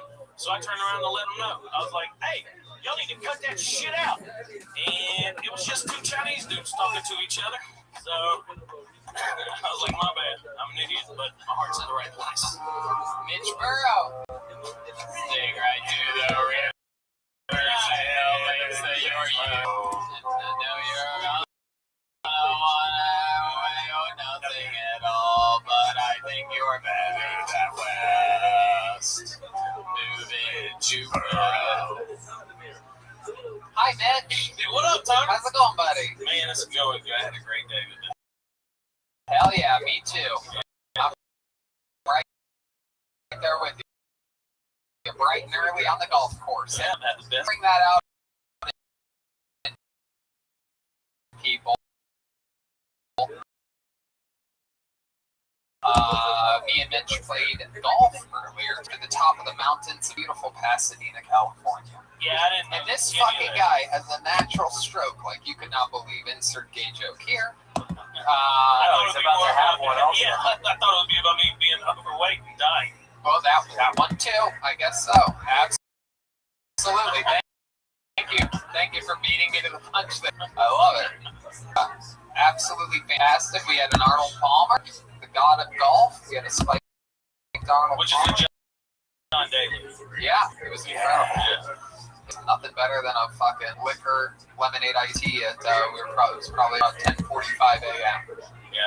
That real quick, I just want to off topic. Josh is here. Something very funny. This guy's a big fan of the 500 podcast because he thinks it's about his weight. No, Josh has one of my favorite jokes, and I got reminded of it. I was in bed with this girl during quarantine, and she was like, "Hey, do you want me to suck your dick?" And I was like, "That'd be great." And as she went to do it, her fucking hip popped, and I just go, "Oh man, it's like I'm about to get my dick wired." And she just said, "Who is that?" And I was like, "Yeah, never mind, my bad." You're thinking of Josh while you're having sex. I never came harder. Yeah, I'm glad I popped in your while you had an erection. Yeah, I think every comic wants to hear. now that's happened with every comedian up here. So I think about Josh every time I'm getting a blowjob from a girl that's on fentanyl. That has a when she gets nude and I see that fentanyl patch, I think of you. But also, I think low. Josh just had an allergic reaction to a nicotine patch and thought it was fentanyl. Dude, I stole it from my mom. I know it was real. he has a nicotine patch, a fentanyl patch, and you just have a sour patch. You sort of look like a cabbage patch. All right. Don't forget about all the patches on the split jeans. Whoa. How hard was it for you to change the big Lady A? Lady Antebellum. Lady Antebellum. She's a southern. She's a country band, and Antebellum represents slavery. And she was like, we're gonna change the Lady A instead of just completely different. And then it turns out there was a black female artist who's been Lady A for a long time, and Lady Antebellum sued Lady A. Yeah, they sued her. She was like, we care about the black woman from the past for after they changed their name to her name. Yeah. To be fair, that black woman had never been a slave, so she didn't really care. What happened with that? You and David talk a lot because I feel like you two get along. Yeah, we started working out together. So you're just like, fucking Trump's the man. I can see the throw that away for Trump. Are we just gonna breeze past the fact that Tony took credit for your win today? No, that's what's funny. That's been the running joke with us. It's the only thing running that has to do with Mitch. I love it when you're on because all those jokes. Well, he'll be off in a few minutes. We'll be right back. Are you a Trump supporter? Good question. No, Josh. Oh, you're not. No, I don't like the way that he talks. I thought I had heard you say that you were like a Republican. Yeah. Oh, okay. Yeah, so you're I think that's the problem. Is that you can be a Republican and be like, you know what, man, I fucking like guns, but I don't like fucking idiots. Right. Yeah. And you like pick and choose. Okay, I'm not looking for a slow clap. I appreciate it, but like it's just keep going. It's okay. Ignore the band. It shouldn't be a team sport, right? Like when that dude from Alabama was getting accused of trying to have sex with teenagers, all the Republicans should have been like, hey, you know what? We'll take the L on this one. Right. Democrats can have it. We'll come back next time and beat you with a guy that doesn't fuck kids. But they said, this is still our guy. And that's when I quit being a Republican. Exactly. So now you're going to vote for Biden in this upcoming election? Nah, dude, I just ain't going to do it. I voted for Gary Johnson last time. I'm just going to keep voting for Gary Johnson. That's my guy. He runs every 4 years, He wears a sport coat with blue jeans. That's my dude, man. Yeah, dude. I like that shit. Business and casual all at the same time. Sport coat and blue jeans is like the mullet of attire, so I dig it. Very, very interesting. Who else have you voted for in the past? I only voted Jimmy Dean. That time. My grandmother was asking me what kind of sausage I wanted. I was like, Jimmy Dean. As a write-in. I really only voted once. The rest of the times I was like, it's okay. Everything's cool. And then Trump started running, and I was like, I wanted to go third party. Twice. I just wanted to go third party. Right, of course. I only voted the one time. Right. Yeah. You don't get to vote more just because you're bigger. Unless you have right. I was thinking about your absentee ballot back in Georgia. No. I never did that. Even when I was in the Marine Corps, I never voted. Because I just figured everybody else could figure it out. People like me shouldn't be voting anyway. Right. You look at the ballot, you don't know half the names on the list. Usually when you're voting, it's for New Mountain Dew. That's not fair. Here's what happened. South Park did a thing about it with a fat guy and a Mountain Dew. Mountain Dew used to be... Did they? Yeah, but Mountain Dew used to be energy drinks. Right? It was the extreme people, motorcycles, fucking... skydiving, remember that, yeah. It was do the extreme, baby. Yeah. And then South Park was like, look at that fat bald guy with a computer. And that became the joke. It ain't right. Oh, that's I just think of white trash. That's all I think of when I. Yeah, who do you think rides motorcycles and goes skydiving? Yeah. I just said all those I'm things. just saying, I don't think of fat, like, nerdy guys at a computer when I think of Mountain Dew. I think of just white trash. Oh, okay. Well, then, yeah, I love Mountain Dew. I just don't want to be associated too on the news. I love it. What else is what's going on in your world? I just had a, That's beautiful. yeah. You get to eat cake and have an excuse this stuff. You bought me a cake. That's right. I was Cupcake. here, and someone said, "Don't do that." Yeah. Oh no, you know what it was? I did Holtzman's. No, they like me. It's great. I can't wait to read about it later. People that haven't done acid, I still have an ego, so I gotta feed it. You still have an ego after reading the comments? Yeah, you have an ego, dude. Okay. Listen to everything that these fuckers and you were saying, and then you think a comment on YouTube is gonna bother. They're nicer than one. Sweet, thank you. Yeah, I had to go read the comments immediately after this. Just to, man, he really ain't that fat. Okay, so you read the comments, and then what happened? And then, so it was on the Holtzman episode that I did on Dead Air. That's what, yeah. So I did Dead Air, and someone said, "I wonder if Kill Tony still has a dark soul from when I did the DMT." And I told him, I was like, "Tony, actually, his soul is very bright and shining now." After I got that, You responded to a comment on YouTube? yeah, I let him know. I ain't gonna let him talk about you like that, man. What the fuck is wrong with you? And now they follow me. I got a new fan. Oh my goodness. You know, you got to interact with these people. Do you? Yes, you got to. I think you need to interact with these people, Mitch. Well, that's what I'm talking about when I say that me. I love I'm it. very needy. Did you get anything good for your birthday other than a cupcake? I got some flip flops Ooh. and some board shorts Wow. when I go surfing. Damn, you surf? No, I did it. I tried it once. I had to use a paddleboard. Oh, You know, that's. Actually, you shouldn't have said that out loud. please, we need video. It's called sinking one of the egos. Eventually, everyone does that. My goodness. Sorry, which one's the whore? That's this one right Oh, here. That's the terrifying. What would you do to her if given the chance? Whatever the law allows. Yes. I saw her doing that thing with her tongue. I like tongue stuff. Whoa. Her nipple definitely Blanche, meet Ranch. I thought your set was really good. Oh, wow. Are you the oldest one? Yeah. You know, she was actually the youngest of the actors.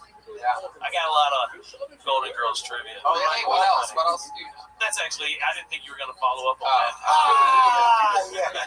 Quentin Tarantino, I believe, once played a pizza man or something like that. He was an Elvis impersonator. That's I always get the pizza man Elvis impersonator. Favorite show of all time. I only saw, It was like a 3-second cameo. I only saw one episode. And it was the one where the whore, she rear-ended a guy, because that was her move. She'd see a guy with a Lexus or a Cadillac, bump into him, and then promote slutty, and then start dating him. This one, she did it. He got out wearing a neck brace, and then was like, "I'm going to sue you, even though you're a whore." And then that was what the whole episode was about. I invited Quentin Tarantino to Kill Tony one time. That's true. I think we talked about this on a Ice House episode. Tony didn't believe me at first. He thought I was full of light, but I went up to him at a restaurant when I saw him. I've always wondered why Quentin has never shown up at the show. And that could be right then and there. I was dressed as Dorothy from the Golden Girls. I said, I do a show at the Comedy Store. Were you wearing the flip-flops? He's in the feet, so... that would have helped, actually. Yeah. I always thought growing up when I was young that Dorothy was a man dressed up as a woman. I thought so too.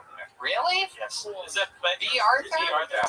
Jesus Christ. I mean, Because I never had a woman with that deep of a voice. And she was tall and lurky, kind of, if you're going to have a voice that deep, you should be Arthur. Oh my goodness. There you go. There he goes. Mitch Burrow, everybody.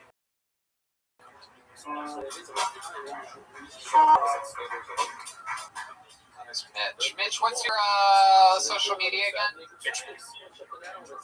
At Mitch Burrow on everything. And Dan Nolan Comedy. Beautiful. You know what? Let's go to the bucket one more time before. But I think it's better that way. Yeah.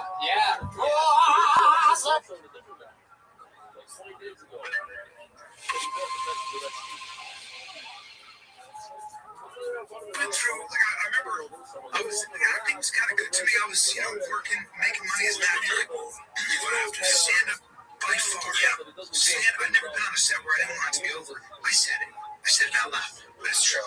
Like, I love acting, but there's nothing like stand-up.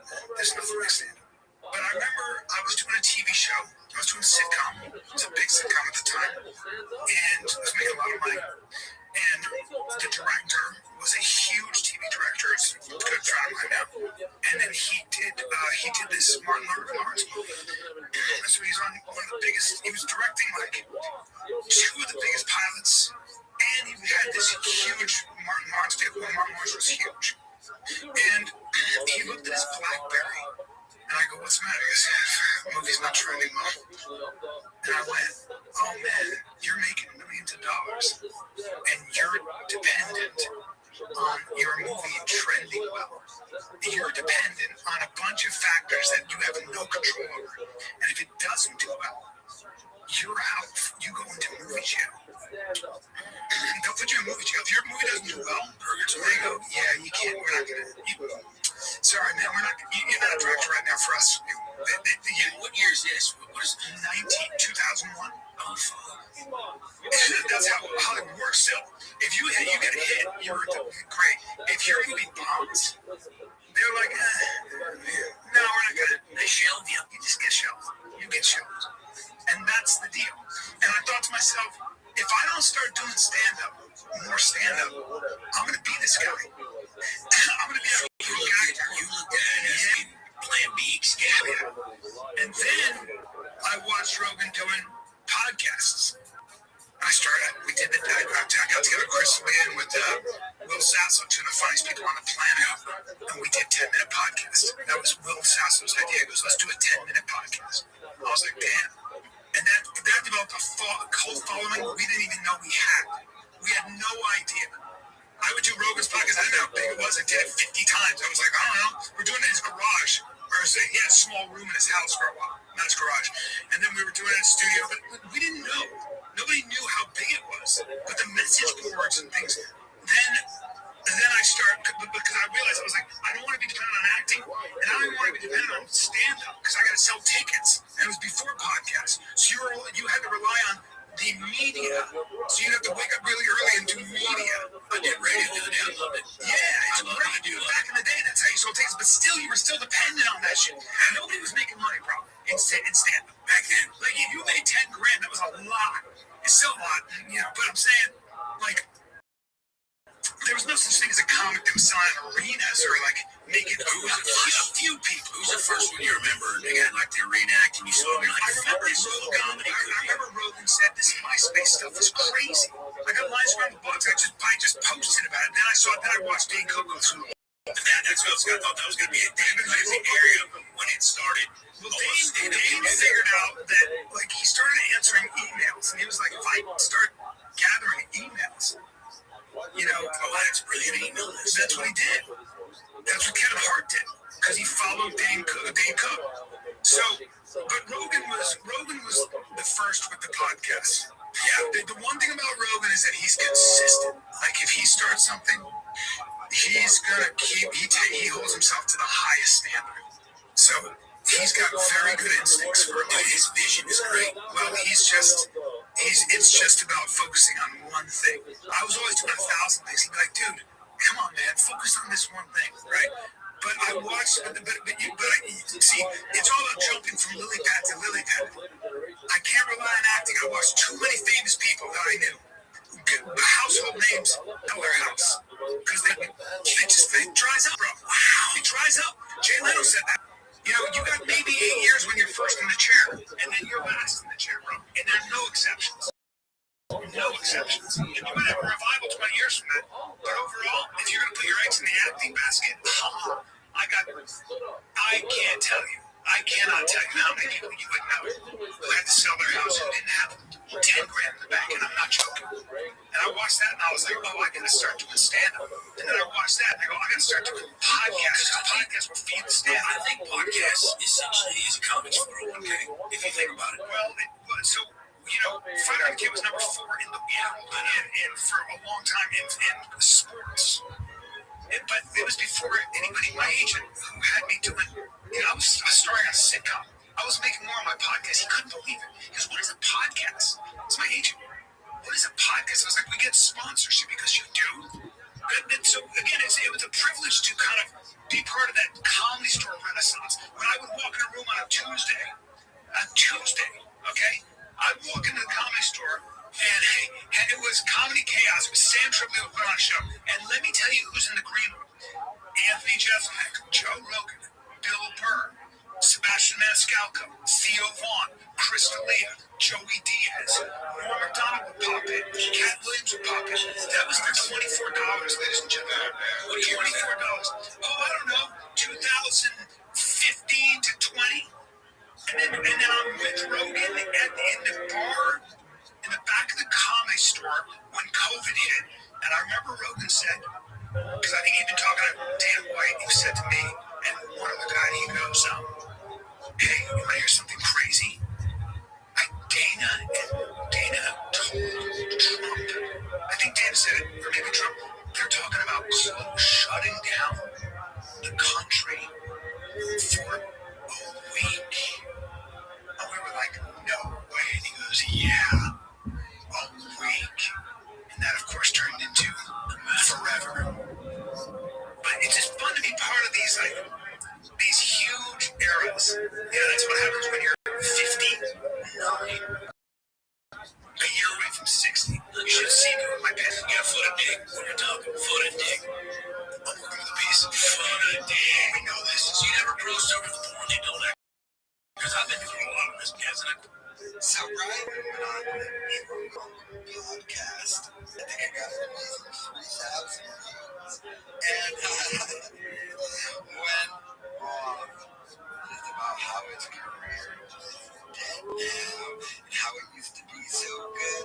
Talking about the magical time, TV shows, stand-up, podcasting. It's all still technically there, I guess, but it has completely tanked. Speaking of tanked, I think Callan got drunk off of Coronas. We're on there over here. Callan got drunk. He was detailing everything now about how he was making more money off of the podcast than he was even on the TV. What was he talking about? And that's the thing now about basically ended up in a storage unit. But that pod has been dead for a while, but they made so much money that they've been able to live off it. But it's a classic thing. They've upped their lifestyles extravagantly. But there comes a point in time that we make all the money in the world. Live that lifestyle. Only so long can more money go out than comes in. And a lot less money has been coming in. I mean, Callan makes $25,000 a month on the Fighter and the Kid podcast. Sounds like a lot of money. However, you have to pay $20,000 a month in alimony. He has a new wife. He has just had new kids. He has to pay for college and all this type of stuff. Because he has older kids. Like, for a while now, more money has been going out than coming in. And it's the lifestyle in general. I mean, this sounds like a great lifestyle, but like in your early 20s, maybe 30s. I mean, Talon probably hates it. At like 60, having to drag himself to the airport every weekend and get on a plane. That's the trade-off. You can make a lot of money, but that traveling probably becomes hell after a while. Now it's completed and over the special tanked.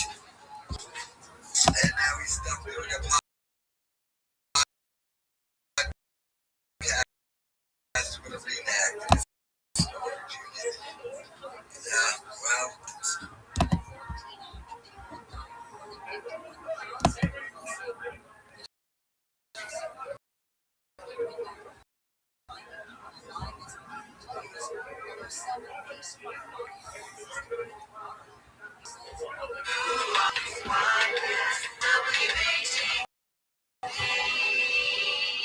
Rothschild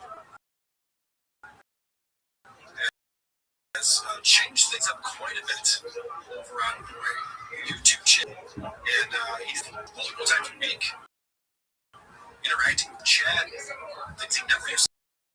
Live shows, it's always the Golden Hours pre-recorded, the Shop Show pre-recorded, put out later.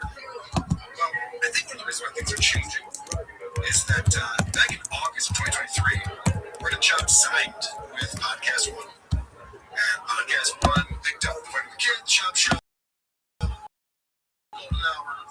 So there was backing his endeavors. Thanks to the recording of Unique Entertainment, we now find that is no longer the case. He's not getting renewed on Podcast One. I know, but Podcast One announced in January of this year their recent Shop was a part of that. Adam Carolla was not Shop. Explains why Shop just recently completely quit the Golden Hour podcast and why he's been talking about quitting the Fighter to Kid. He is going to quit. See what had happened? Now, this is speculation. Nobody knows where to jump into that Unique, who's still being sued by him. Jump's still suing this guy. But he quit the Golden Hours. The Golden Hours down to just Crystalia and Eric River. The fact that they're still doing that together at last. And so is the King and the Sting. No one from the original show was even on it anymore. It's like going to see Florida in concert. What the fuck is this? Am I wrong in thinking that he would still do good enough numbers that he should be a part of it and associated with it, or does it not do as well as his fighting stuff? Because I thought those were good.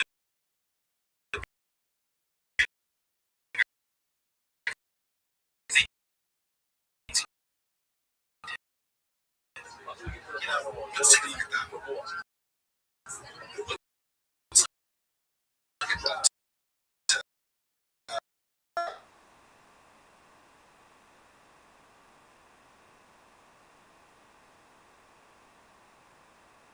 And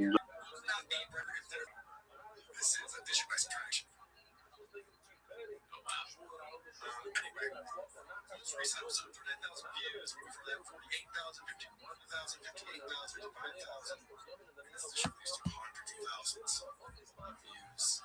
And now it's doing probably less than, well, maybe more when it comes to actually gets. It's probably in that ballpark. Remember they just did that live show in Austin, and they're like, oh, this is great, we gotta do this some more, this is gonna be fantastic. They couldn't even get it together to have dinner before or after.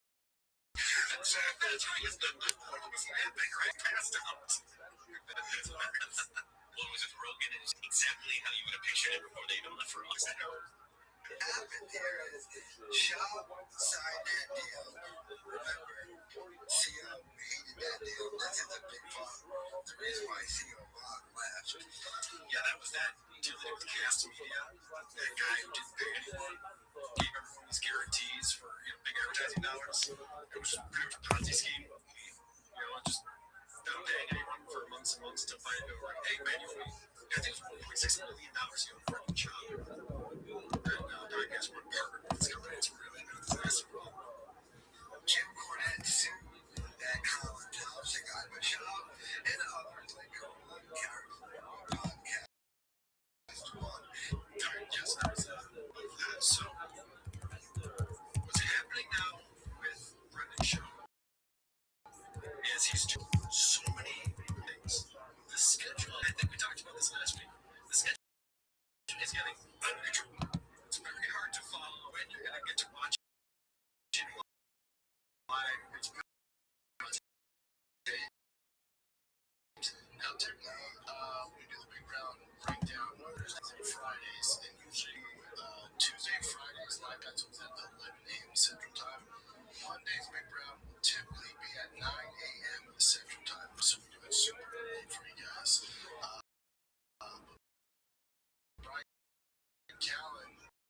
was this second we killed a rotor.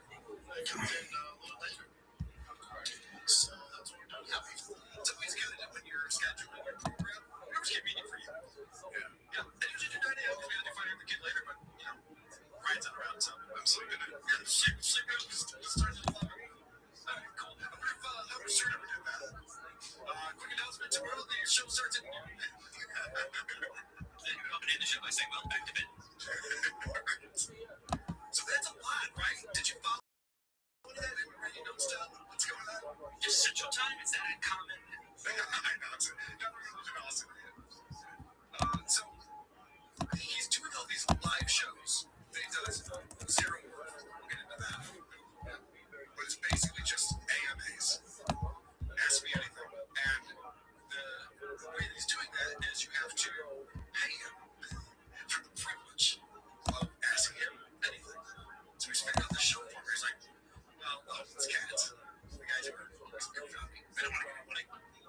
So just make sure that everyone here likes me.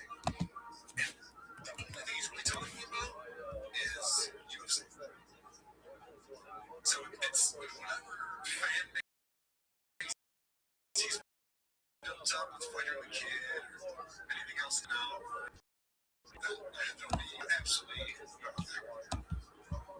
So questions are coming in for him about they know he's got some haters. So what are they gonna do?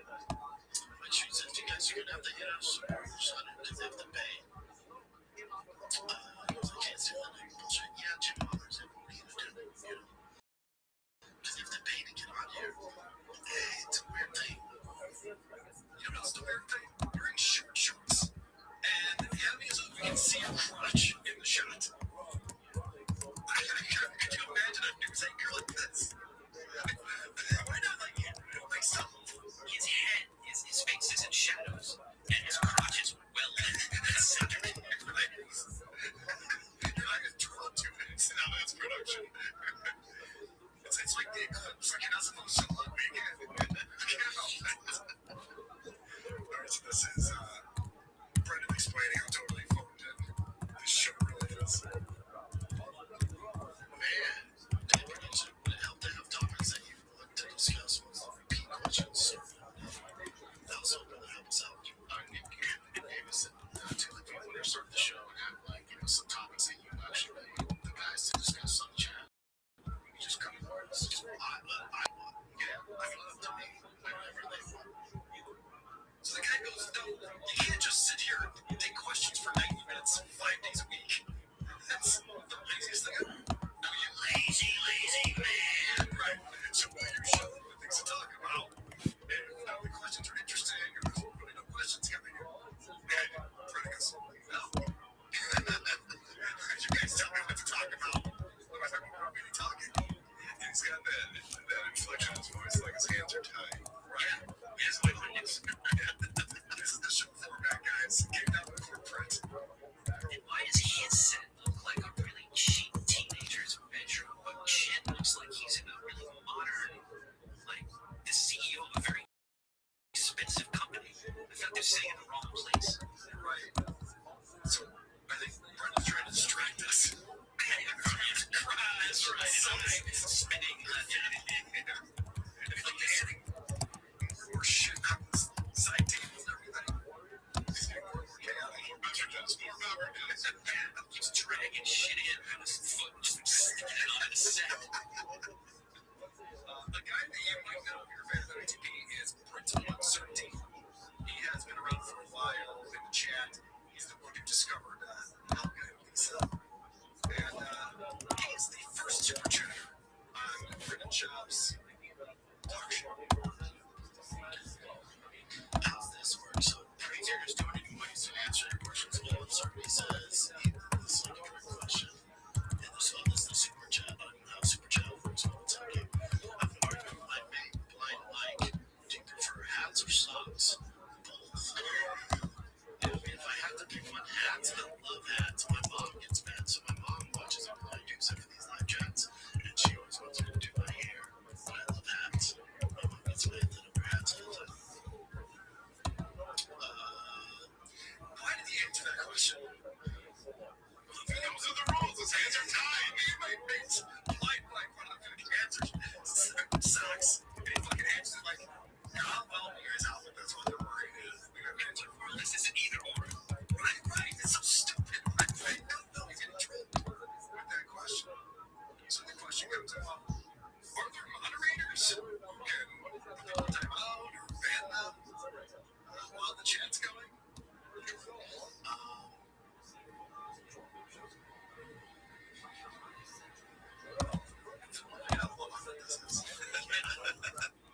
This is the noisiest place. So it just has the storage warehouse place where he puts his vehicles in there. It makes some sense. And the AC unit's cranking. So like you should be at the vacuum now. No, we can have moderators on this thing.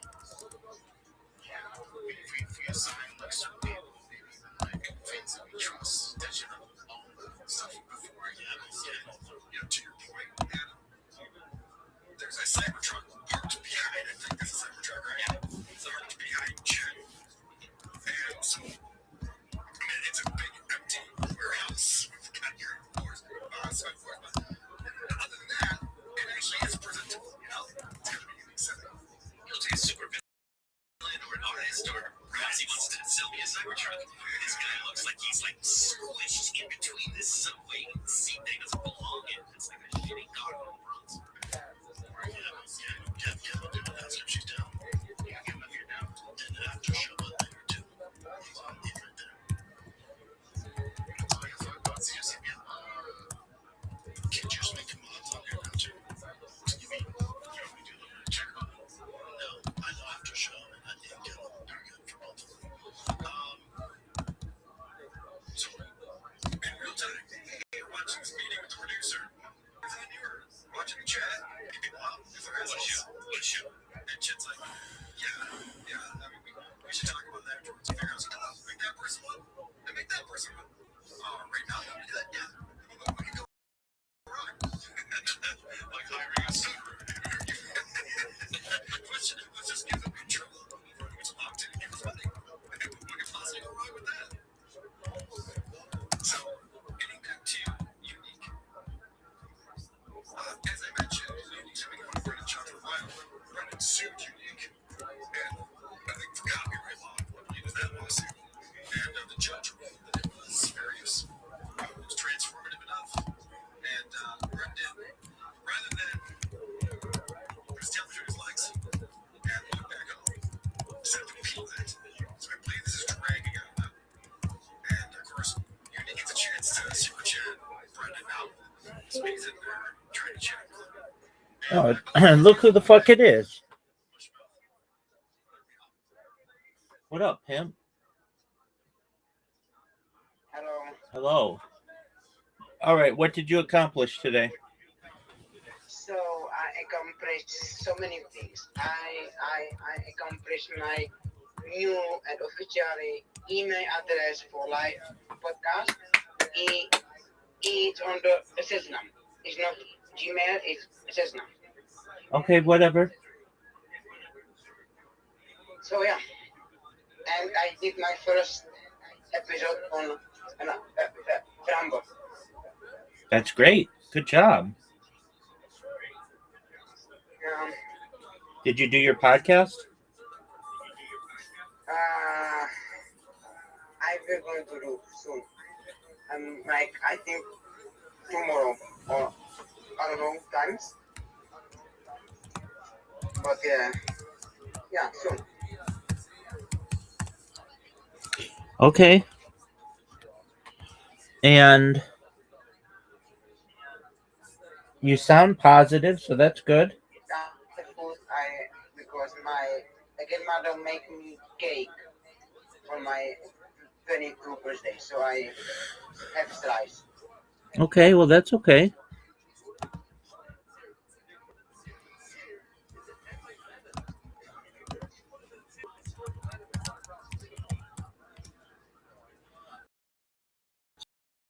So what else is new?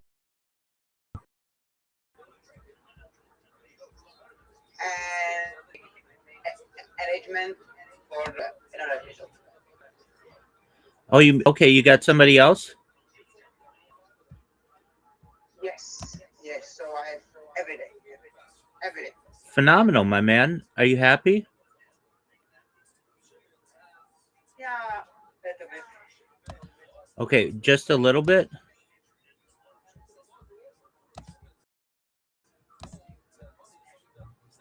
Not very much?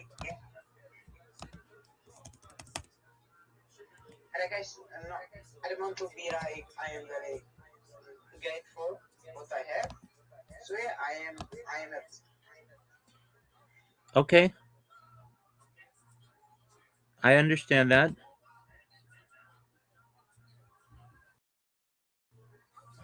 God is the best. Doug. I don't know if I can say this on God. Yeah, you can say that.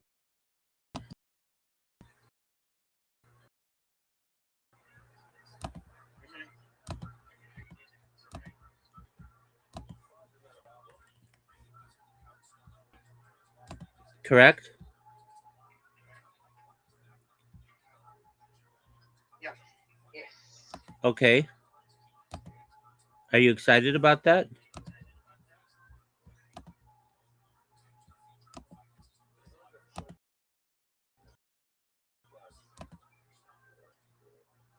Donate to my Amazon. I have what? Are you excited about that? About what? About somebody available every day next week. Yeah, I am like it's pretty good.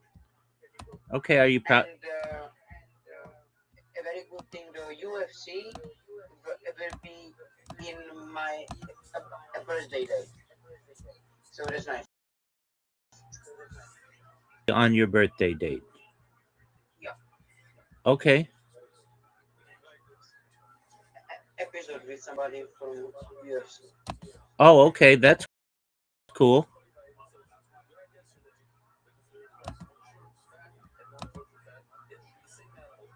Do you feel as if they're going to be a good guest? Yeah. Yeah, I think so. All right. And do you think that they're going to under what you do, and how long do you plan on speaking with them?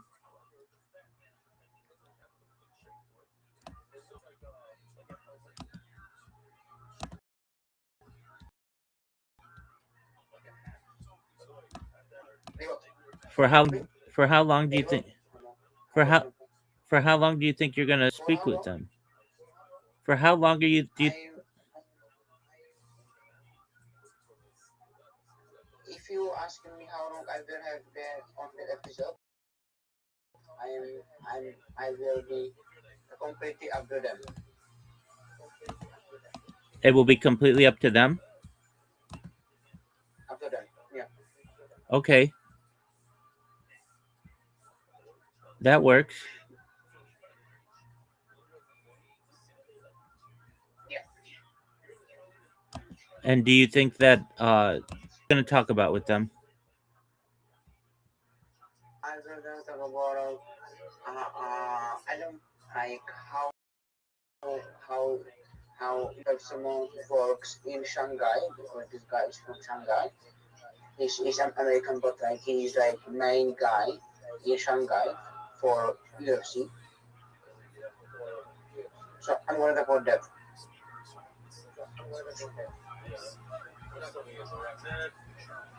Okay.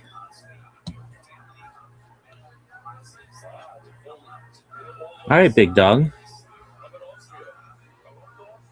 So I am hoping I am doing a good job.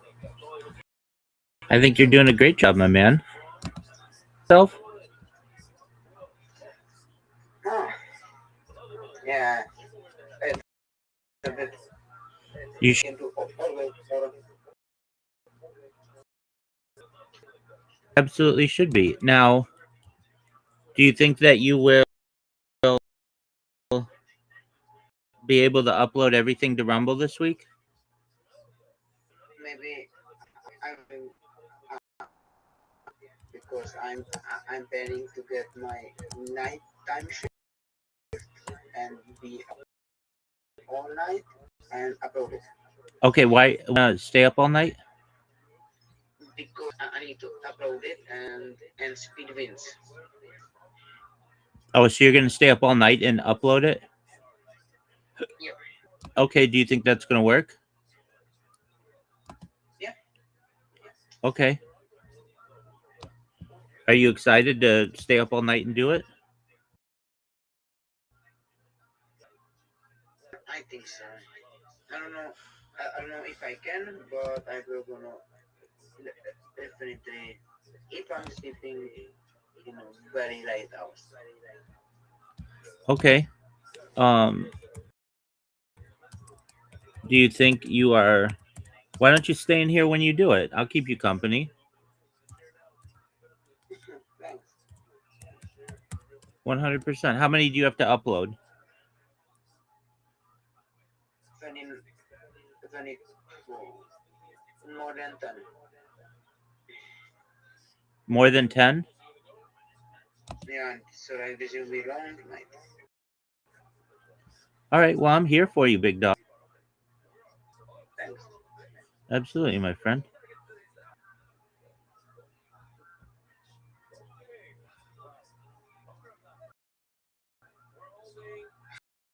How did you survive that very weather? Oh, it's okay. I do my best to stay cool. Did we talk? I did a podcast after we talked, I think yesterday. Nice. Yeah, it was an hour and it had 8 people on it, which is a lot. And um so when there are 8 people, you can't really necessarily dominate the conversation, but I did do my best to um be a good guest. We talked about transhumanism. Do you know what transhumanism is? I don't remember from our episode. That's okay. It's they extend your life and then maybe become something else.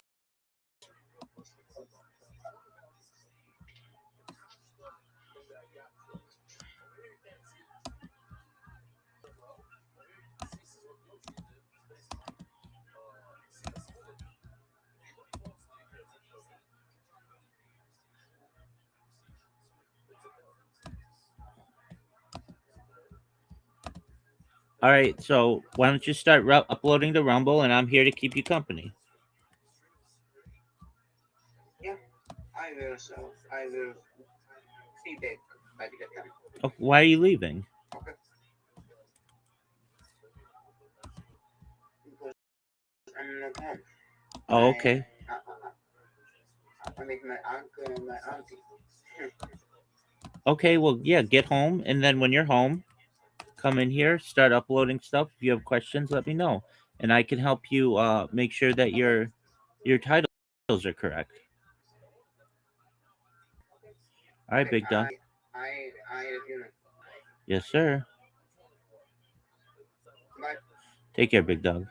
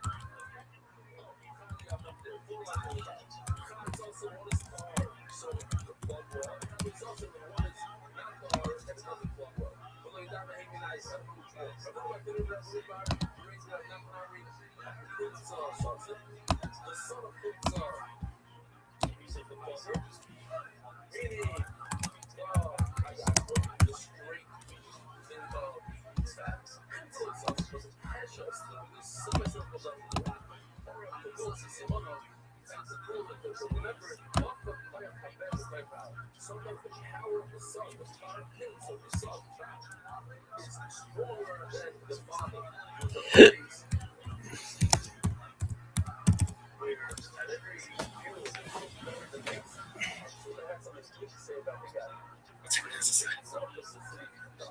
And yes, they made the ability to send super chats, so I had to send a couple. I got banned. This is the last one I got banned where I put, where's the 300 pages of evidence against Bobby? But So that's the guy who's suing Brendan because he had 10% ownership in that company. And Brendan was just like put up Instagram posts every day and do all this promotion and just fucked off and did nothing. So the guy's suing him, and Brendan's just like, oh, I have all the documentation that proves that it was actually a breach. So anyway, I don't know what the whole extent of it, but that's what you think it's like. Sure, Brendan doesn't want to discuss that shit. they already banned me by that point. You expected time out by the owner of the video or a moderator. And then So now we see what they do to moderators immediately. Because they talk about lawsuits and shit. And so you can see that right there. That'll get a girl who, Brendan was calling out to shit. Yeah, give a girl the thing. And there's her tagging Unique and saying,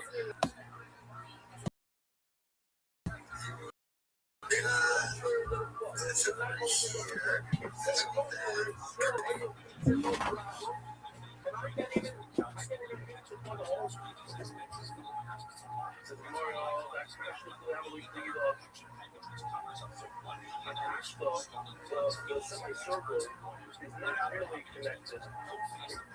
So yesterday was not connected to the floor. It's connected somewhat, but it was sort of in the middle. Now, according to you, so yesterday, in order for things to be lost, you need one of them. It has to be like the reason. And since this is not, so it's the problem.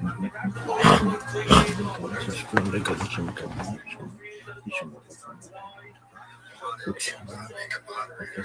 Not a real person, probably his mom, by the way. I would guarantee you that's his mom. it's disappointing where you're at right now. Yes, I would have done your hair. I need mod status to do this. And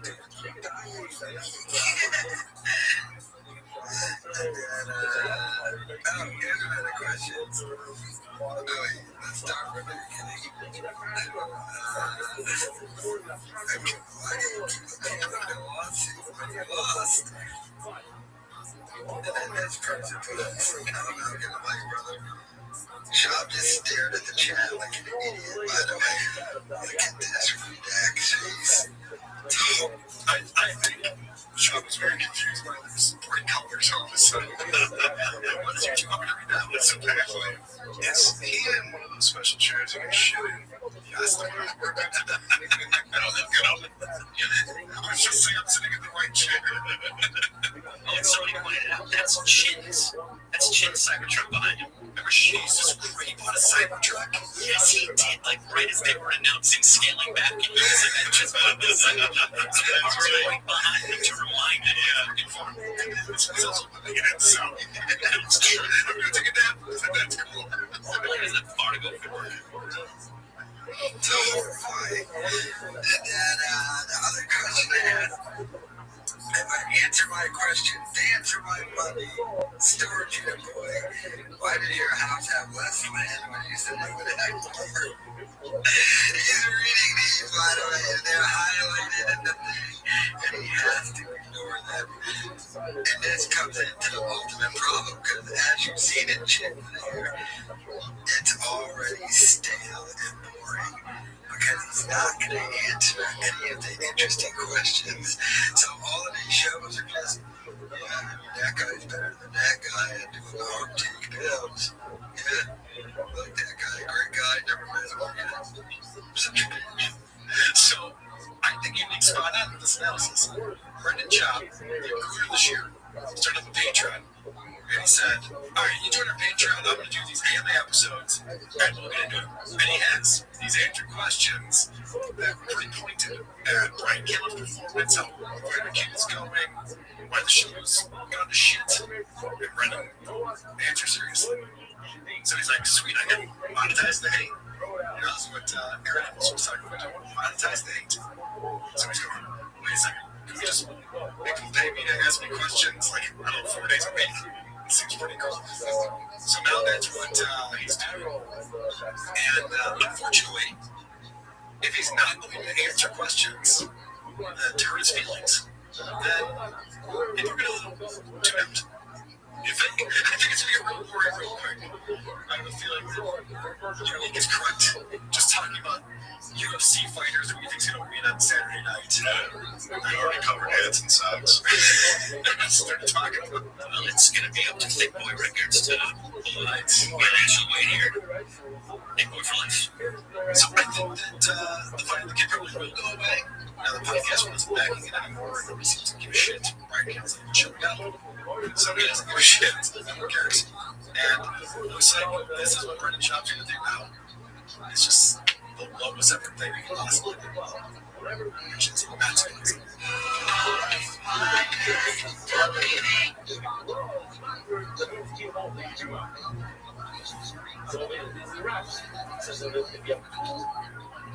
Fuck, we gotta do a thing.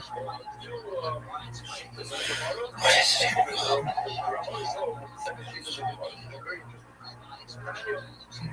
No one really knows for sure. Elo did right, Elo came crying, but this is the majority lived by.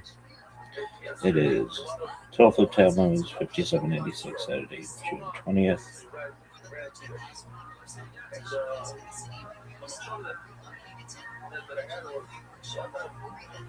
But it's some bullshit about the Bible.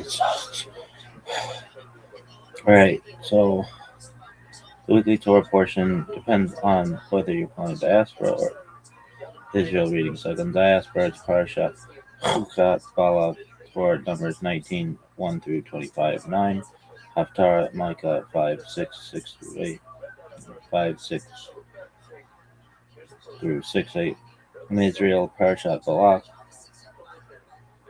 Haftarah, Micah 5, 6, 6 through 8. Main themes of Chukat Balak. The combined portion includes several well-known episodes: the law of the red heifer and ritual purification, the deaths of Miriam and Aaron, Moses striking the rock instead of speaking to it, the bronze serpent raised to heal the Israelites, the prophet Balaam and his talking donkey, Balaam, who tempted curses becoming blessings, Israel's encounter with Moab and Midian, and ending with the incident of Baal Pharaoh.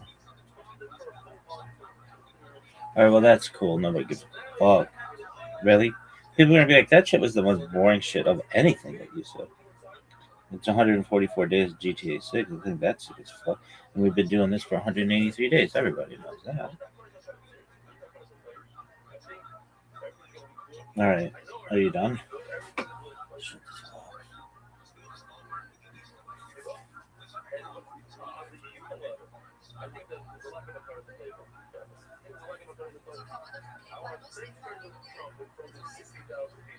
What number were we? Enduring image to emerge from the world of the Kabbalah.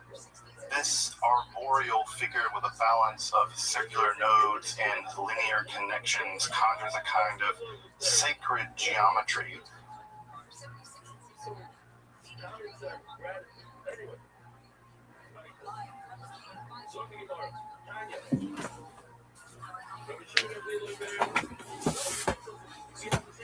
Folks.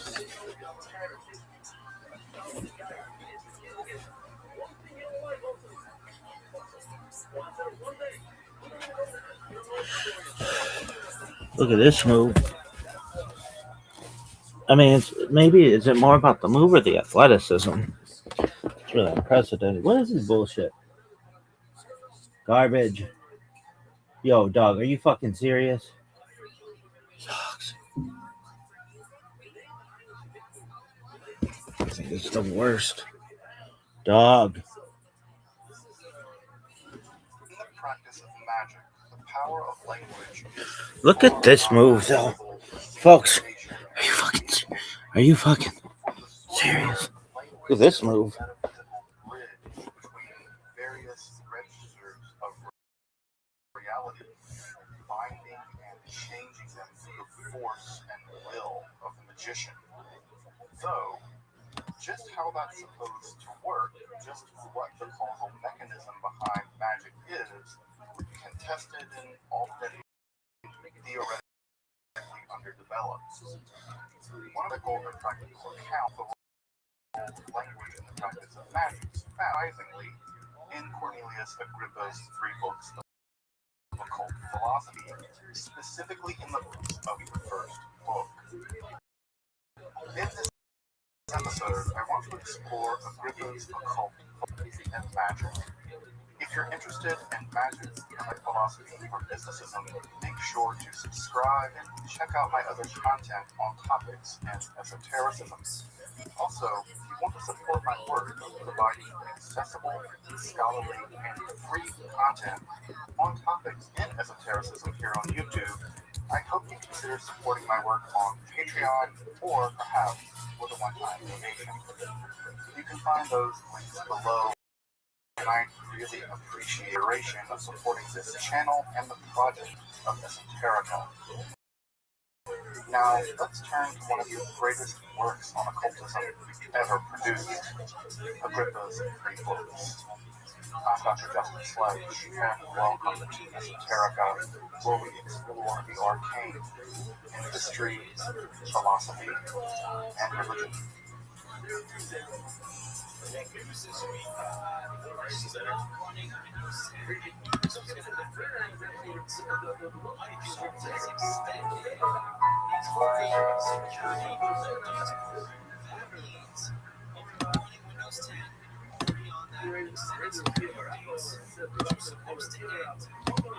Cornelius Agrippa's De Occulta Philosophia Libri 3 could just as well be entitled Summa Magica, as it is one of the most complete systematic accounts of magical theory and practice ever produced in history.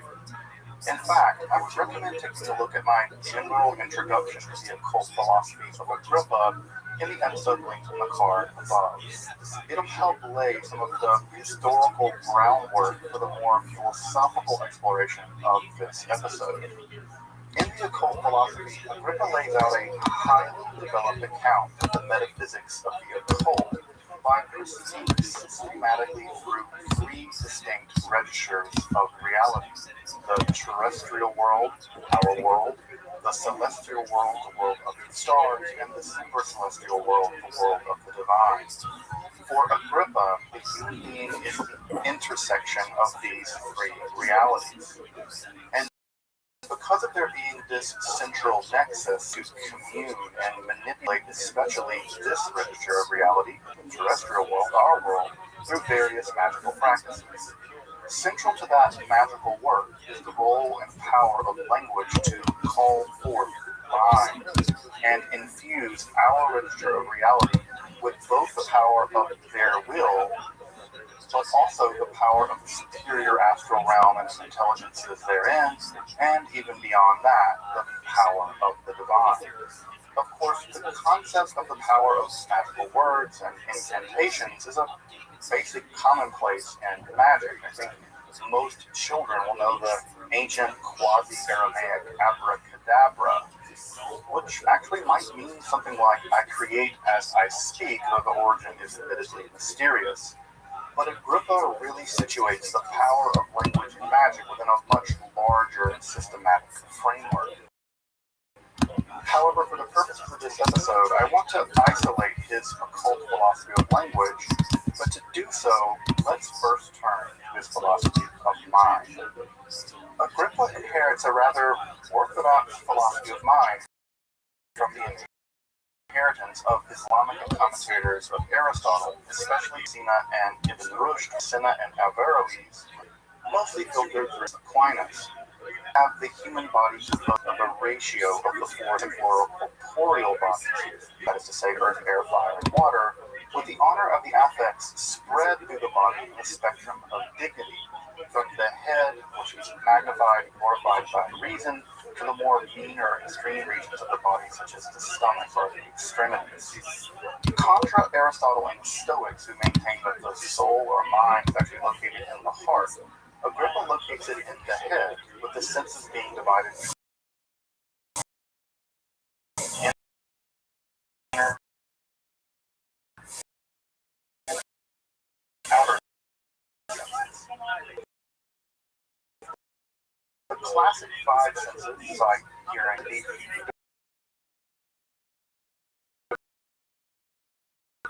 ends is four, kind of, and those divisions are also divided into various faculties.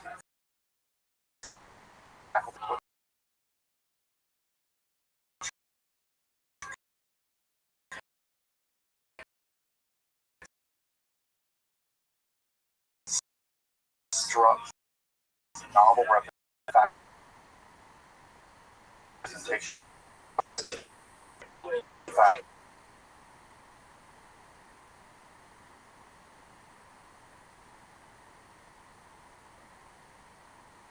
also marshals this faculty place of intellection, or the fantastical intellect as it might be known, which connects the soul to the mind and thus to the supernal realms.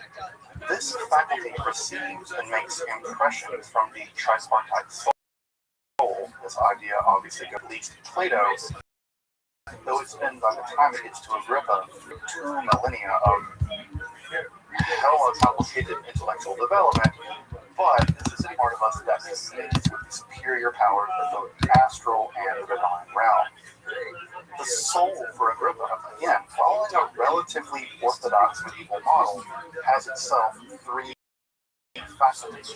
A competitive part of our soul, which inclines it to its natural end, the desire for nutrition or sex. The second is the realm of the affects of positive and negative emotions. And finally, the intellect part of the soul, which serves as the ground and further connects the mind or the passive intellect with the quasi-divine active intellect. Now, you're probably wondering about the exact distinction between the mind and the soul. Well, you can just go get in line with the rest of us who've been wondering about that exact relationship for about 2,000 years or something. The history of philosophy, beginning with Plato and especially Aristotle, has proven incredibly count. Did you hear a bit a second ago about how all the passive intellect fuses with a quasi-divine, eternal, and separate active intellect? That concept emerges from what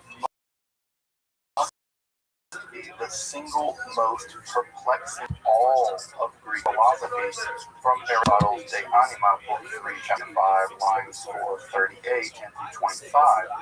What amounts to a paragraph of Aristotle became a mountain of interpretation in the millennia that followed, and no one to this day has any real self Aristotle was talking about.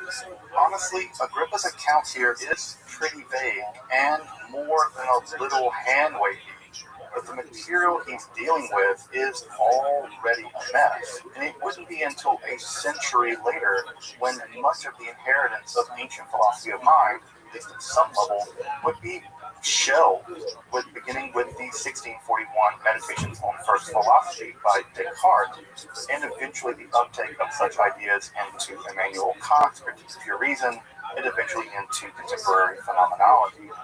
So, despite all those people that want to make a radical break between medieval thought and modern thought in the form of Descartes, I would actually argue that his concept of the natural light of reason is kind of the active intellect repackaged, or at least entering into its philosophical half-life. But that's an argument for another day. After a discussion of the emotions or the passions, which Agrippa divides into 11, actually probably again following Thomas Aquinas. In fact, Agrippa leans really heavily on Thomas Aquinas in much of these sections, in fact through the entire 3 books of occult philosophy. Here he argues how the passions can make such an impression on the other faculties of the mind, and by extension the physical body, that these impressions can be so strong that they can lead to physical distress, such as the fear of heights causing someone to tremble uncontrollably, but also even cases of death from extreme despair or joy. Further, extreme rage can, according to scientific sites, cause fire or even a lightning to emerge from the body, which sounds totally awesome.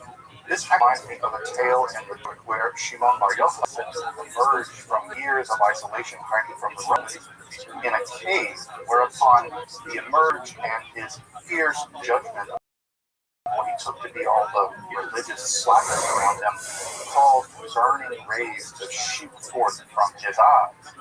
Well, after killing a bunch of people with his judgy laser eyes, he returned to the cave and calmed down a bit before allegedly re-emerging and composing the sacred Zohar, or the Book of Radiance. So, judgy laser eyes.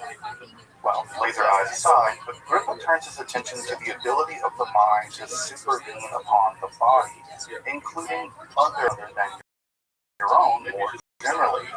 A mundane example of this would be how we have inside of dreams that call the body to sweat or tense up. But Agrippa extends this to the ability of, for instance, witches to hex others by intense hatred and the steadfast eye. And here we have a causal explanation for the infamous idea of the evil eye. Further, such intense projections of the mind or soul can be amplified via astral power by timing such effective projections with astrological alignments. So projections of anger could be amplified by Mars, or intense study could be amplified by the effects of Saturn. Of course, such projections could also be dampened by astral alignments as well. Its general point here is to establish that mental and spiritual causation upon bodies is real at both mundane and super-mundane levels. And this is truly key. His entire theory of magic rests on the reality of mental, spiritual causation acting upon physical bodies, especially when that causation is the result of the will of the magus. What Agrippa is doing here reveals his profound genius. He's using rather orthodox medieval philosophies of mind to rather unorthodox ends, or at least unorthodox for that time.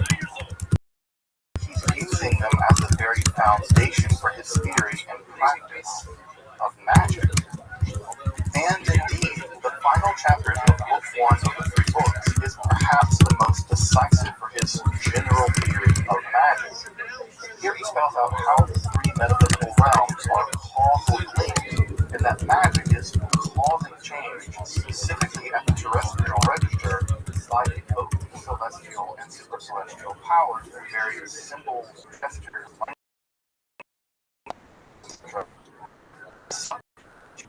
power inferior, and the nexus of all of this is the mind and soul of the magus, which serves as a conduit through which such powers are hidden. That's why, after all, this philosophy is an occult philosophy.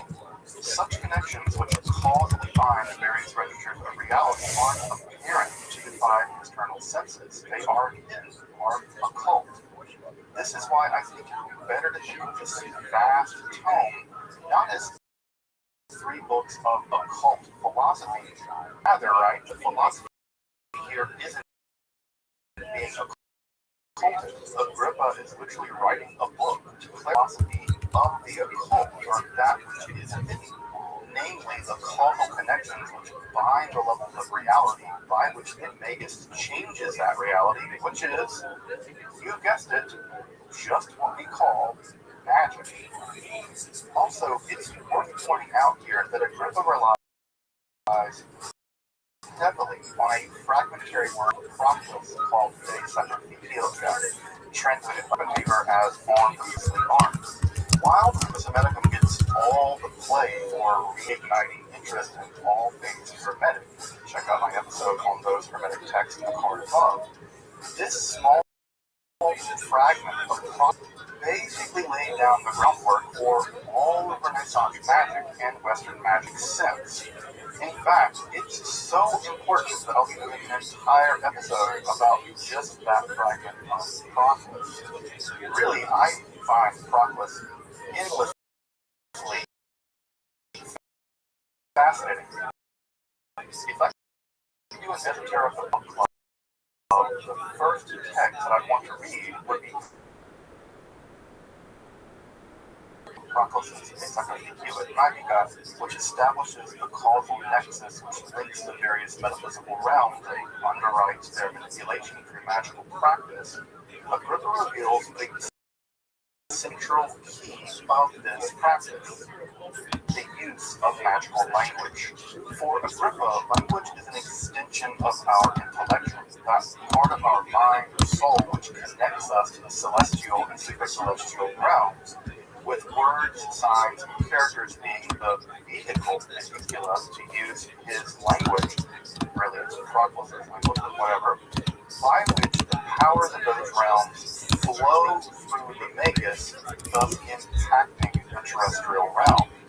Language is an externalization of that connection to the higher, more powerful realms.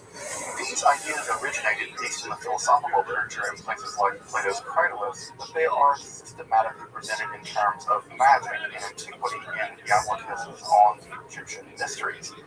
Again, this all shows Agrippa's vast breadth of knowledge. He is able to synthesize this stuff into one coherent magical system. The languages are, for Agrippa, divided into natural and artificial. Artificial languages are those in which Saussure, where there is no metaphysical link between a being and the linguistic unit used to represent that being. For instance, the sound, house, nomos, oikos, or bite don't strike modern semiotics as metaphysically connected to the place in which you live, your house. However, Agrippa isn't a student of Saussure and thus also admits of what he calls natural language, where the relationship between a sign and a signifier is metaphysically linked. In linguistic ontological connection between sign and signifier. By knowing the proper name of a thing, one can use language as connected via the will of Magus as to the celestial and supercelestial realm. Further, this is also how charms and incantations work, which Agrippa put into verse rather than prose. Indeed, the very breadth of the magus on which such magic power rides and bears supernatural power. Ever blown on dice before casting them, that thing that you roll 3 times in a row might really have been the result of magical projected breathing. Though Agrippa is also rather clear that intention and belief are required for the flow of power from magus to be effective. It's as if disbelief acts as a kind of blockage for the flow of the magical power, and thus intention, will, and sincere belief in the operation are keys for its success. For it to flow from the super celestial through the magus, you have to believe, opening yourself up to the possibility that it will flow. Otherwise, your disbelief acts as a kind of blockage, and thus the effects of the magic won't bear on the terrestrial realm. But, according to Agrippa, all languages aren't completely equal. For him, the natural language was also the primeval language spoken by Adam in paradise, and the language closest to that is Hebrew. Indeed, Agrippa believes that the Hebrew letters themselves are a reflection of the stellar array that was written in the heavens, and Hebrew itself is a kind of starry language best suited for magical operations more generally. Here, Agrippa leans heavily on the proto-Kabbalistic text, the Sefer Yetzirah, a text which had long linked the 22 Hebrew letters and the 10 numbers to the speech and creation of God. Now you might begin to understand why it contains some Hebrew. Those found in Agrippa's trace Hebrew all the way down to the infamous cycle of Baphomet. Though Hebrew already had a place in Western magic prior to Agrippa, but it certainly became philosophical in books. Also, if you want to learn more about the mysterious Sefer Yetzirah, you can check out my episode on the call above. However, it should be pointed out that Agrippa doesn't grant magical power exclusively to Hebrew. Any of the other languages are, in some sense, according to him, descended from Hebrew via the whole Tower of Babel myth, especially the more ancient ones still retaining some of this magical power. This may also explain the predilection for some magical practitioners to prefer to use incantations, for instance, in Latin, all those movies, especially if their Hebrew is a bit rough.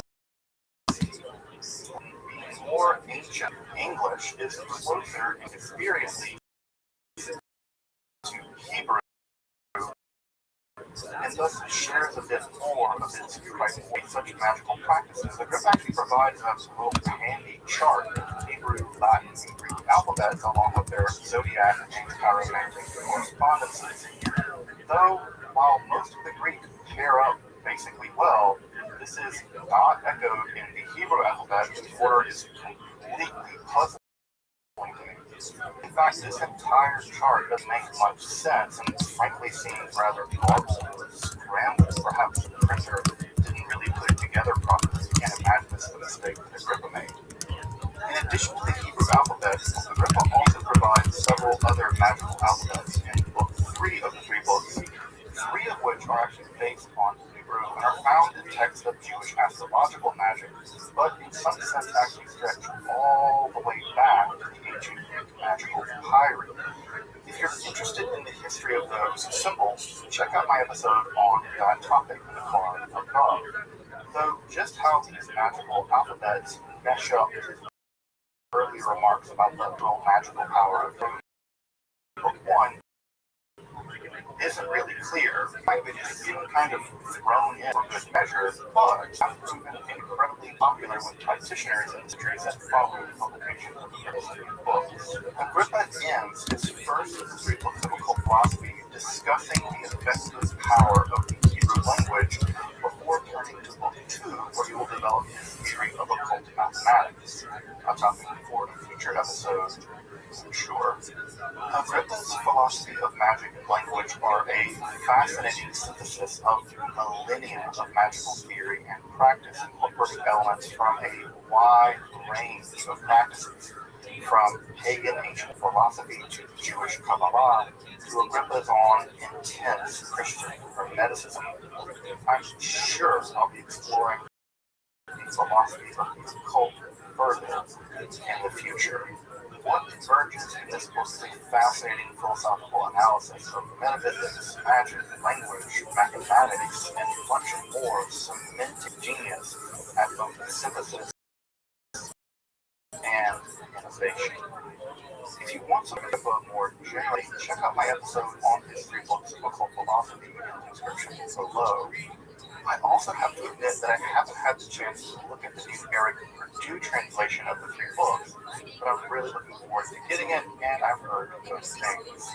Again, make sure to subscribe, check out my other content, and consider supporting my work of making scholarly and free content on topics of esotericism by taking a look at my Patreon, or perhaps considering a one-time donation.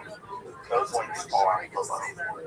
Until next time, I'm Dr. Justin Sledge, and thanks for watching Esoterica, where we explore the arcane history, philosophy, and religion.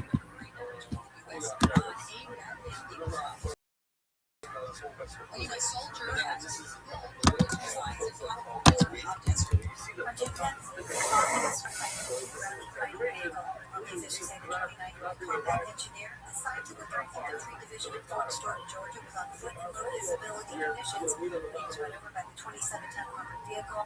Major General John Lewis, 3rd Infantry Division Commander, United States, was an exceptional soldier who proudly served his country in the United States. The incident is ongoing. The Army's lost 31 soldiers in training accidents in 2025, with fatalities split between air force and ground incidents. Sharon Reardon, KY News. Replacing the smaller storage warehouse fire, but it was professional safety. Residents are complaining of problems and eye irritations. They were this reviews yesterday are also saying this millions in warning municipal filming and that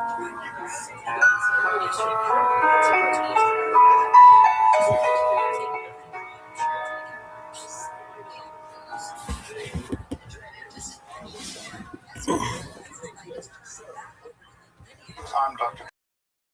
Sledge and welcome Terra, where we explore the arcane in history and religion. One of the most difficult starting to study Kabbalah is getting a handle on just how those ideas developed over time. It's tempting to think that, for instance, Kabbalah has just always existed in the form that we have it, or that Kabbalah is just one thing at all. Of course, neither of these positions is really tenable. Such notions developed greatly through the ages and are still developing. And there are now, and there have always been, numerous mutually exclusive schools of Jewish mysticism and Kabbalah. This class is meant to serve as an introduction to Jewish mysticism and Kabbalah from the point of view of its incredibly complex development from the prophets of ancient Israel and to the rise of modern Hasidism in the 18th century. Of course, this series isn't meant to be exhaustive by any means, but only should serve as a reflection, and hopefully it will also enable you to situate developments in Jewish mysticism and Kabbalah in historical and cultural context, and hopefully embolden you to dive into the primary texts, which are admittedly as sublime as they are obscure. Let me express gratitude to Congregation Tchia for allowing me to use the learning.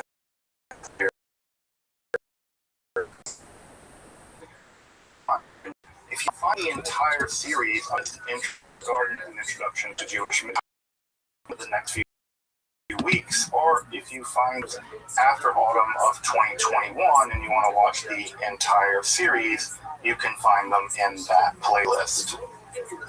If you find this series on Kabbalah interesting, I'd hope you check out my other content on topics in esotericism, and perhaps consider supporting the production of free academic and scholarly topics in occultism, hermetic philosophy, by joining my Patreon, or perhaps with a one-time donation. You can find those links below, and I really appreciate your consideration. Now, let's enter the garden of Jewish mysticism and Kabbalah. So, first and foremost, I just really want to thank everyone for taking the time to join me on this journey. This is some of the weirdest stuff. I mean, it's sort of like ancient science fiction. And so I really appreciate folks taking the time to join me as we begin to explore some of this just vast and I think really, really amazing and beautiful and very controversial literature. So that said, again, also just like really stoked that some of the really awesome people, it's like scholars like Ashley Bohr. Really, thank you so much. Ashley is an amazing scholar of Marxism, and I really admire a lot. So having folks in the room that are so smart and just willing to take the time to listen to me, I guess, I'm just really humbled by that. So thank you all for coming along with me on this journey, entering the garden. As I mentioned in the email, the term garden here is from a word in Jewish mysticism that often mystics are described as going down into a garden. In Jewish mysticism, we don't typically go up, which is a little unusual, right? We typically think of mysticism as going up towards God or whatever that is up there. Mysticism, we go down. We descend into things. And so the sort of lobby of the world with the mystical is this pardes, this garden. And what's really amazing is that we all get to enter this garden together. And I will say that in traditional Jewish lore, especially found in the Talmud and through the Middle Ages, this is considered to be a relatively dangerous journey. In the very famous story, as you may know, in the Babylonian Talmud, Sagiga, 4 people went down into the garden, and only one came out alive, basically, right? So one became a heretic, one became insane, one died, and only one, Rabbi Akiva, emerged. And so we'll talk about that really famous story here in just a couple of weeks. So Jewish mysticism is, on the one hand, I think, an incredibly intriguing domain of study, but it also has always had an undercurrent of danger. And we'll see some of that undercurrent of danger as we get into it as well. So, what kind of class is this going to be? How are we going to approach this material? Well, I wear my methodology on my sleeve. I am a historical materialist. So when I material, I try to approach it from a historically minded, material understanding of history. And what means historical ideas and persons and other kinds of concepts in the environment in which they emerge. And I don't try to do sort of general mystical ideas about what this stuff might mean. You have to do that on your own time because I don't have the mental capacity to tell you what half this stuff means. I can tell you what got written down, by whom, and why, and maybe something about the world in which it got produced. But what it might mean for your spirituality, for instance, is something that might just be, frankly, completely beyond me. But what we'll be looking at in the course of this class is a kind of guided tour of the major concepts, the major texts, the major history and personalities that go into Jewish mysticism and Kabbalah. One of the things I really hope that I get out of this class, work through it, is, for me, Kabbalah has always been incredibly intimidating. The books of the Kabbalah are very intimidating. And part of what I hope to do is give you confidence and give you enough context that if you wanted to dive deeper into Kabbalistic books, you could do that, right? So you could pick up a copy of the Zohar or the Sefer Yetzirah or other major historical Jewish mystical texts, and that you could feel confident that you could dive into them. Now,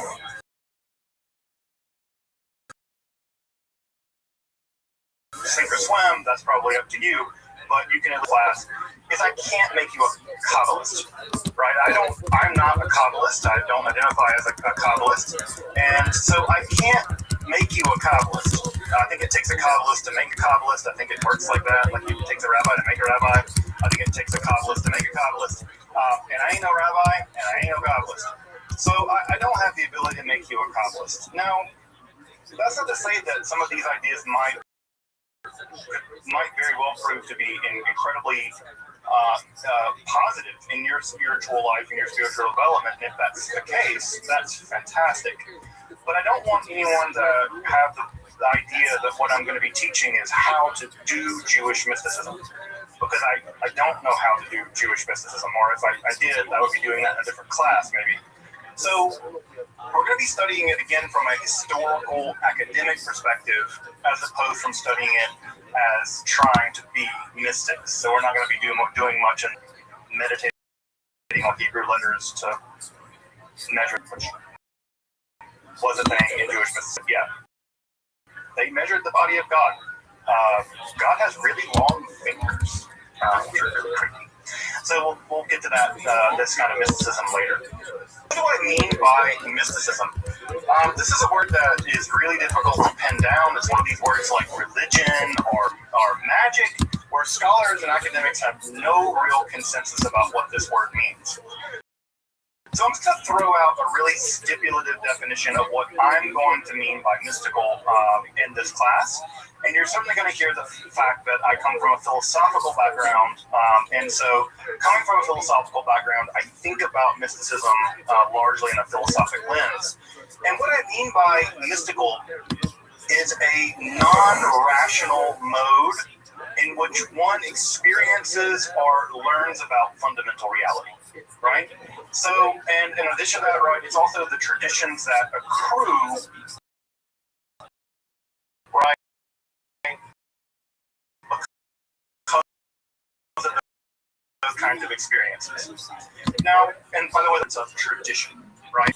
I'm kind of punning what this word mysticism.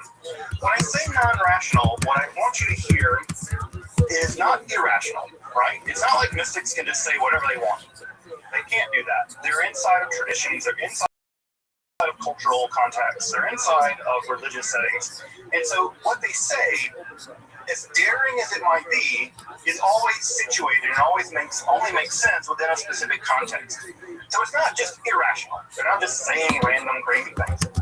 Right? Sometimes mystics are thought of being somehow crazy or something like that, and that's not the case. In fact, many mystics and many traditions are incredibly systematic in how they go about doing their mysticism. Think of Hildegard of Bingen, the great German Christian mystic. But when I say non-rational, what I do mean here is that they're not going to be giving us arguments. A mystic's not going to tell you A and B, therefore you should deduce D. And they're not going to be saying something like, I did an experiment, and from my experiment, my induction is a 7% any of that. Visions, they're having experiences, and they're reporting back on the content of those experiences, or the way that those experiences have transformed them personally. So when I say non-rational, I want you to hear neither irrational nor rational, non-rational, something in between, something in between. I should also say just a little bit out of the gate about the distinction here to be made between Jewish mysticism more generally and Kabbalah more specifically. We now, in the sort of sloppy vernacular that we use the term Kabbalah to describe all of Jewish mysticism. The Kabbalah, it's a bit of a right, is a very something that began to emerge in the 13th century. Now, 13th century, the Common Era, mostly in southern France and Spain. So we're going to get to the Kabbalah, and obviously we're going to spend a lot of time on Kabbalah, but we got to get there. And the Kabbalah wasn't cut out of whole cloth. It didn't just emerge out of nothing. And so many of the complex ideas that you may have heard of in Kabbalah, like Tikkun Olam, which is a Kabbalistic idea, the reparation of the world, or the idea of Tzimtzum, contraction into which God sort of shrinks God's self to project the universe or the cosmos. Those ideas don't come out of whole cloth, and we're going to have to do a little bit of work to get there, but get there we will. So think about Kabbalah as a specific type of Jewish mysticism, and there are other Jewish mysticisms that also existed prior to the Kabbalah, right? So there are other forms of Jewish mysticism that existed prior, although many of those prior forms of mysticism were absorbed into Kabbalah. So this is part of the reason why it gets a bit confusing. So suffice to say, Israelite or Jewish mysticism extends probably before history. By history, of course, here is just the history of when the ancient Israelites began to write things down. And as we'll see in a moment, some of the early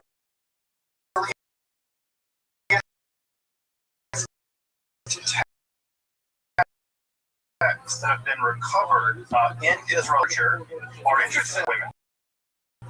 A minute, but I think this reason doesn't get enough press. Some of the earliest Israelite literature is by women mystics. So why that doesn't get enough press is misogyny, but it's true. If you're curious what you're seeing on the screen here on the left-hand side, this is an image of an amulet recovered from a burial site in Jerusalem called Ketef Hinnom. And what you're looking at is the earliest recovered archaeological section of the Hebrew Bible. So if you've ever wondered what the earliest text of the Hebrew Bible looks like, it's this. These are tiny little silver amulets that were recovered from a tomb. And for the folks here that read a little bit of Hebrew, you probably can see that this is a version of the priestly benediction. So the earliest fraction, the earliest text we have of the Torah is actually an amulet, a magical device put into a tomb, very likely to protect the dead, perhaps from malevolent supernatural forces. So in many ways, we might even say that the first appearance of the Torah in history, natural, mystical appearance, it's an amulet. It's an amulet there to protect the dead, probably. If you've ever been to the Israel Museum, you may have and it's tiny, and the Hebrew letters here, as you can see, are not modern Hebrew letters. They are very old Paleo-Hebrew letters. The earliest case in which we can talk about an Israelite form of mysticism has to do with two different concepts. Is theophany, which means God appearing. We'll talk about it more in just a moment. And the other, of course, I'm sure many folks know, is prophecy, which is a case in which God, the Israelite God, Yahweh, is said to speak to people, and those people that Yahweh speaks to, in turn, speak on the behalf of Yahweh. And in fact, that's where the word prophecy comes from. The word prophet just means to speak for in ancient Greek. Like many religions, was the idea that their God, their tribal God, Yahweh, spoke and communicated to people. Now, that's not rational. It's not rational, right? It's not like you can make a logical, deductive argument that God's speaking to you. And yet, prophets are often taken seriously and sometimes killed in history. But it's very clear from ancient Israelite society and the larger ancient Near East society that prophecy was a widely attested and important social vocation. So Yahweh talked to people, and those people said what Yahweh did. And this is really important in two distinct ways. One way that's really important is that Yahweh does something interesting with the ancient Israelites that we don't really see attested in many other ancient Near East cultures. And that is, Yahweh establishes a vassal contract with the Israelite nation. Sounds like a vassal contract is where power agrees to be ruled over by a stronger power, basically for protection. This is, if you want to think about this in terms of like, I don't know, mafia, it's like paying protection money, right? The local mob boss comes down and says, you can get hurt out here. You might want to pay us a little money, we'll protect you. Well, Yahweh comes along and says, it's dangerous out there, you Israelites. Maybe you should worship me alone and I'll protect you, right? And so, in many ways, the Torah is actually structured a lot like a vassal contract. If you read ancient Near East vassal contracts written in the Akkadian language, it's very clear that the writers of the Torah, in certain sections of the Torah, are emulating that contract language. They're diplomats. Diplomats had to be literate, and one of the things diplomats would have known, Israel was almost always a vassal state for the Egyptians or the Babylonians or the Syrians. Vassal contracts would have been part of their life, and making a vassal contract with their God would have made a lot of sense. This is also revolutionary because you're making a vassal contract with a God and not another country, which means that you're subservient fundamentally to some other being. Now, this doesn't go well for us, but it does establish what we call the Deuteronomic theology. And this is just a complicated way of saying, if you have a contract, contracts are always involved you getting things out of the deal. Well, the Israelites vowed they would serve Yahweh and get the land. Right? They will have the land, and a land flowing with milk and honey and all the rest. Right? And the idea is they keep their side of the deal, the Israelites, then Yahweh will keep their side of the deal and protect them. Now, if you know anything about Jewish history, that relationship was rocky. Let's call it rocky. And it didn't happen for lots of reasons. There are lots of things that broke down in that process. Further, right, in addition to this whole vassal contract business between Yahweh and the Israelites, it also seems like there was a tradition within the Israelite community where Yahweh spoke to individual people. Those people typically called Navi, right, prophets, Naviim. These prophets would receive the message from Yahweh and then go communicate it to the broader Israelite community. It was almost always negative. The prophet, you never invite a prophet to a party. It will ruin any party you invite them to because they'll mostly spend all their time condemning everything you have your whole life. So prophets are the joy kill of all times. So prophets, as we know from ancient Israelite, other ancient Near East literature, are widely attested. Prophet was a job, right? You could be an independent freelance prophet. You could be. We'll talk more about prophecy in a minute. What you're seeing on the screen here on the right-hand side is actually a divinatory device. I don't know if you can recognize that is, but that is a liver. That is a liver. And what you see here is the liver is divided into certain sections, and there is cuneiform script on that liver. This is from the old Babylonian period. And what you would do, if you wanted to figure out the will of the gods, is that you kill an animal, typically a sheep, and you would take out their liver, obviously, and you would inspect it. And what this is a Babylonian liver inspection guide. And so if there are blemishes or deformities or other kinds of markings on the liver, livers are typically very smooth organs. If you've ever seen a liver, they're typically very smooth, but they sometimes have all kinds of marks on them. And what happens is that you would locate the markings, and you can see here there's a guide in Old Akkadian, and it would tell you what the markings meant. So this might mean that bad things are going to happen, the king's going to die, whatever. There have been, by the way, hundreds of these from ancient Mesopotamia, and divination was widely attested. I should also just note here that we separate divination and prophecy when it comes to talking about the ancient world, because the vast majority of, contrary to what idea might come to your mind about what a prophet is, very few prophets predict the future. Diviners predicted the future. Prophets communicated via the God. The God would tell the prophet stuff, and then they would tell other people. That's a different job. Now, sometimes prophets did predict the future. In fact, in the Hebrew Bible, there's only a couple of occasions where prophets attempt to predict the future, and they're almost always wrong. One time Ezekiel attempts to predict the future, and he's wrong, and he has to go back later and be like, well, I meant that metaphorically or something. And so very few prophets attempt to predict the future. In the ancient world, that is a different job. We now think of prophets predicting the future, but that's a modern idea, much more than an ancient Israelite idea, or ancient Near Eastern idea. So let's talk about theophany first, right? So theophany just means God appearing.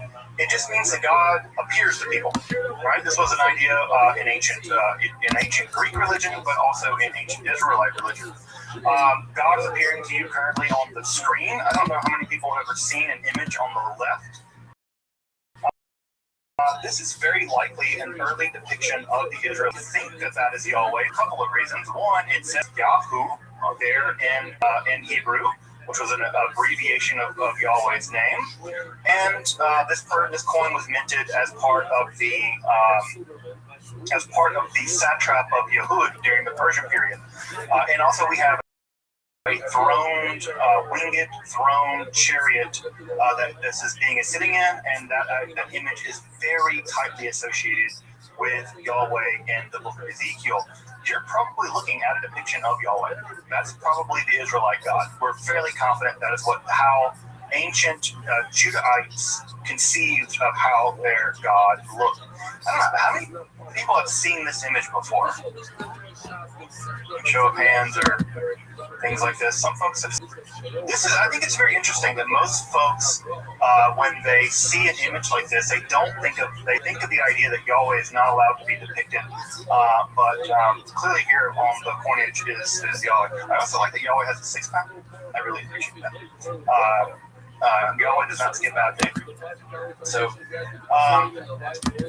God appearing, right? God appearing is a relatively common motif in ancient religions. In fact, many ancient religious rituals were meant to compel the god to appear. This would be in temples and other kinds of locales, and you would do rituals to make the god appear to you. And so, what's interesting about the Israelite theophany God appearing is sometimes the Israelite writers like to depict a divine monarch, sort of like a king sitting on a throne. Very common image, and if you have the chance in Isaiah, the theophany of Isaiah, that's exactly what you get, is a kind of divine leader sitting on a throne. However, what's also important is the ancient Israelites had developed at some point an allergy to depicting their God. They thought of their God as incorporeal and as invisible. And in other texts, most famously the text of the theophany to Moses, Yahweh actually tells Moses that if you see me face to face, you'll die. You cannot see me face to face. Although later in the book of Deuteronomy it does say you saw me face to face. Whatever, the Bible has all kinds of editorial problems. And we do see images where God appears to the Israelites, but always occluded somehow. One of the main depictions in the book of Exodus is God is hidden in the Arafel, which means something like the gloom or the darkness. And there's all kinds of light and lightning all around where the God is, but the God itself is actually hidden somehow in the darkness. So God appears, but God is also hidden at the same time. So the Israelites are always trying to navigate. On the one hand, they want to claim, our God appeared to us on Mount Sinai and gave us a law. And this is our contract. We have a contract with God, and that's what makes us special. Chosen people. And they're like, yeah, and our God's invisible. You can't see our God. Our God doesn't have a body. Doesn't live in a place. God's a God of everything. And so God also appears quasi-invisible as well. The main accounts that we have of theophanies in the Hebrew Bible are the main three, right, or four actually. We have the theophany to Abraham, or Abram at that time, right? His name hadn't been changed yet. Where God appears to Abram and says, hey, you need to follow me and do what I say, right? Move out of Ur of Canaan, and move to Canaan and set up shop there. We don't learn a lot about God in that instance. The theophanies that are important are the Moses theophany, that is to say, the one in which God appears to Moses, both in the burning bush. God is there and not there at the same time. The voice comes out of the bush, but it's not like there's a person there that Moses sees. Again, there's a relationship to God that they want to keep separate, unlike perhaps other nearby religions. Although I will say that the two most important theophanies that we have in Israelite literature are the ones to the prophet Isaiah and the one to the prophet Ezekiel. And I don't know if you had the chance to read the theophanies to Isaiah and Ezekiel. They're very strange, especially the Ezekiel one. It's notoriously weird. But the one thing that we do know about those theophanies is that in both cases, they are terrifying. You do not want Yahweh showing up for you, right? This being is not your friend. This being is not your buddy. It's not your drinking partner. This being is a terrifying being that when they do show up, the people that seem to see this being, they're quaking in their boots. The text says they are quaking, like literally, they're shaking in terror.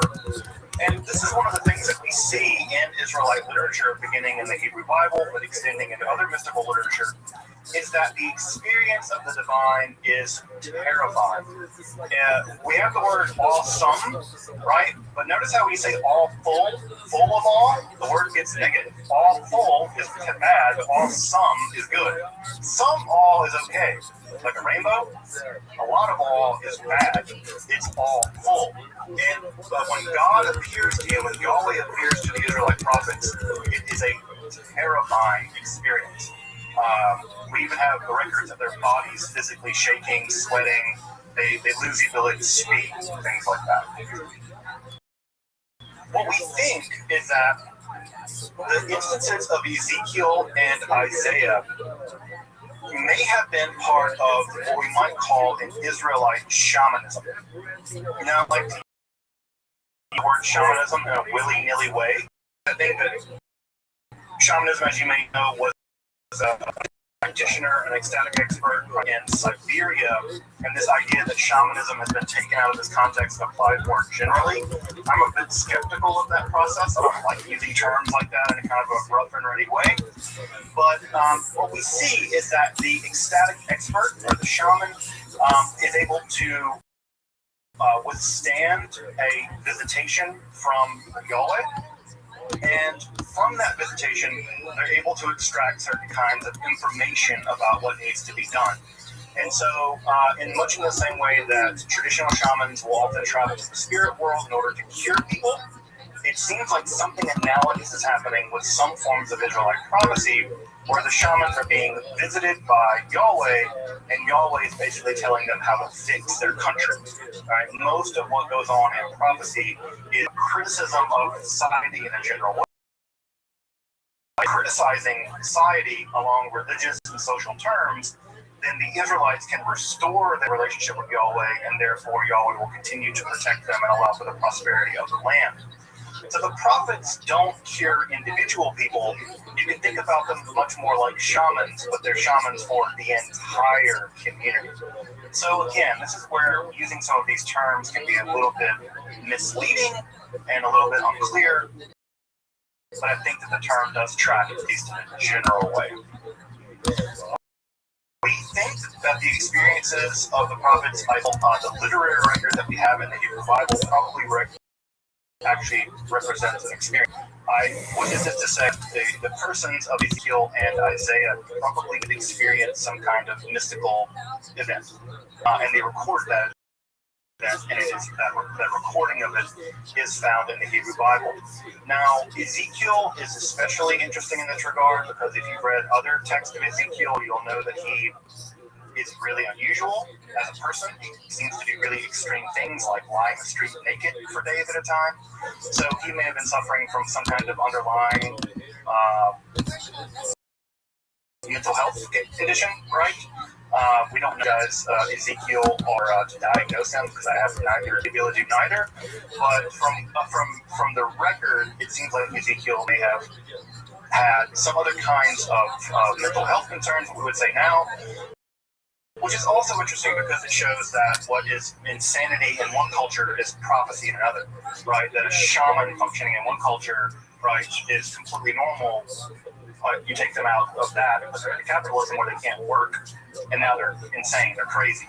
And so it's just interesting to see how what is insanity can really change from culture to culture. Ezekiel is clearly a respected member of society, whereas I think now he might be institutionalized. So again, it's just interesting to notice how these things can shift enormously through time.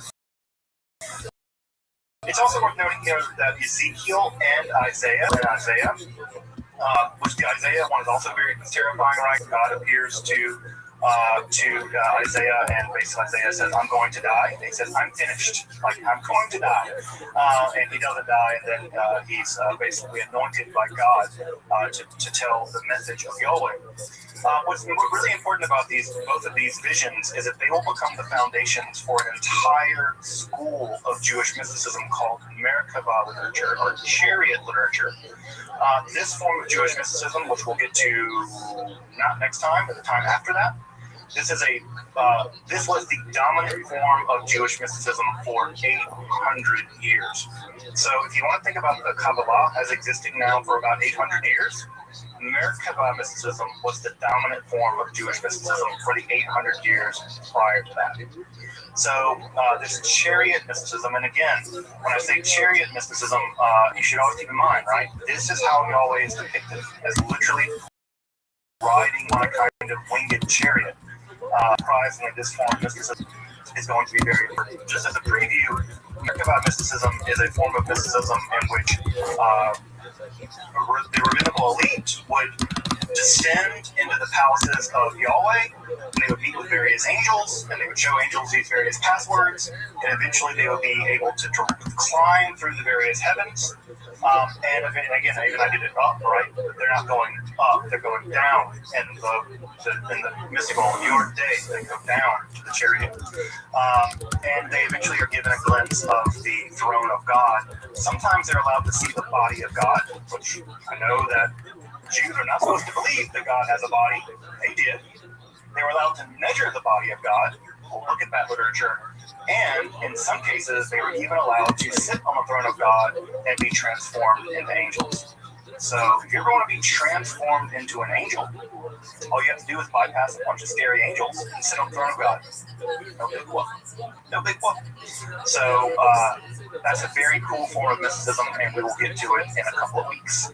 So again, Merkabah mysticism, not Kabbalah, different kind of Jewish mysticism, but anchored in the theophany of Ezekiel and Isaiah.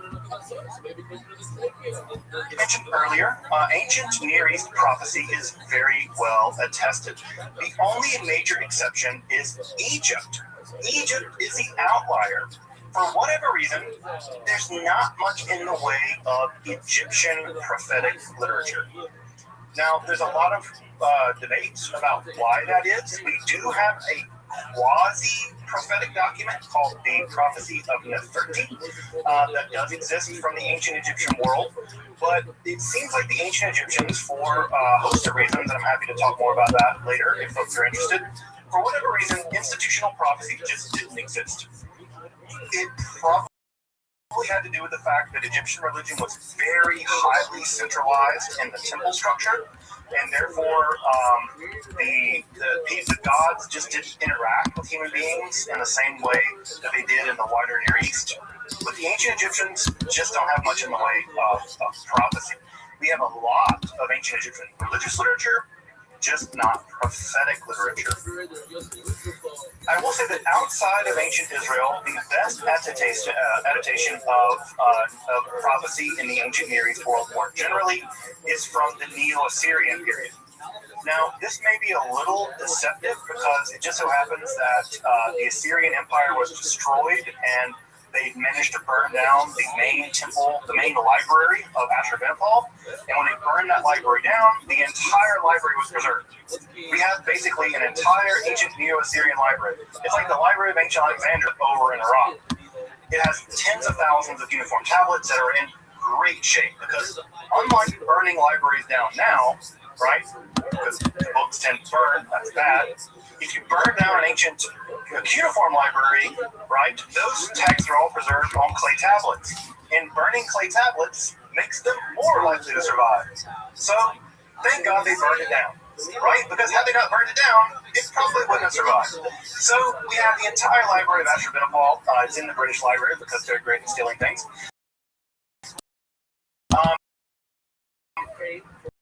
Is the amount of literature from this time, including prophetic literature. In the ancient Assyrian context, what they would do, individual prophetic utterances would be requested by a leader, typically the king. Those utterances would be written down, and then a digest of those ecstatic utterances would be collected together on large clay tablets. And then those clay tablets would be stored in the library of Ashurbanipal. So we have individual utterances stored together on bigger tablet and then archived. Exact same thing happened in the ancient Israelite context too. Many of the documents that we have, for instance, the book of Isaiah, is not written by one person. Isaiah is at least written by three people, right? At three different times with three different agendas. All of the various Isaiah texts got edited together into one digest, and that Isaiah prophecy became the book that we now know of as Isaiah. So the exact same literary material culture in ancient Syria is also attested in ancient Israel, which we shouldn't be surprised about because ancient Israel is special. Now, some of us were raised with this chosen people stuff, but the ancient Israelites were an ancient Near Eastern people, and they did what other ancient Near Eastern people did. Sorry, not sorry. So we know a lot about ancient Neo-Assyrian prophecy. We'll get to Israelite prophecy in just a minute. We know a little bit about their prophetic techniques. We know, for instance, that they engaged in dancing. Dancing was one of the mechanisms by which both Israelite and Neo-Assyrian prophets managed to work themselves into a kind of ecstatic state. We don't know what the dancing looked like. Maybe it was the Dougie. I don't know. But whatever the dancing was, it seemed to get them into India. It got them into an ecstatic state, and in those ecstatic states, they would shout what the god had to tell them, and a scribe would write those ecstatic utterances down. They also engaged in self-laceration. So, as you may or may not know, self-harm is a pretty common motif in practices, most famously, for instance, among the Maya people. The Maya would they would pierce their tongue or their genitals with barbs on it through their tongues in order to inhibit make themselves in a great deal of pain. That blood would be gathered into a pot, and then the paper with the blood soaked would be burned, and in the burning smoke, Maya kings would see visions. Self-harm is a very common thing that happens in many prophetic cultures. The self-harm also occurred in ancient Mesopotamian culture. It seems like they engaged in something like flagellation, probably, so whipping themselves in order to use perhaps the endorphins or the serotonin release to get them into ecstatic states. Although there's some medical debate about whether blood loss would have been helpful in getting into an ecstatic state. I don't intend to find out. So at any rate, self-harm was also part of this. Also notice that in the ancient Israelite law, there are several prohibitions on self-harm, especially in terms of religious self-harm, specifically things like tattooing and harming yourself on the occasion of the dead.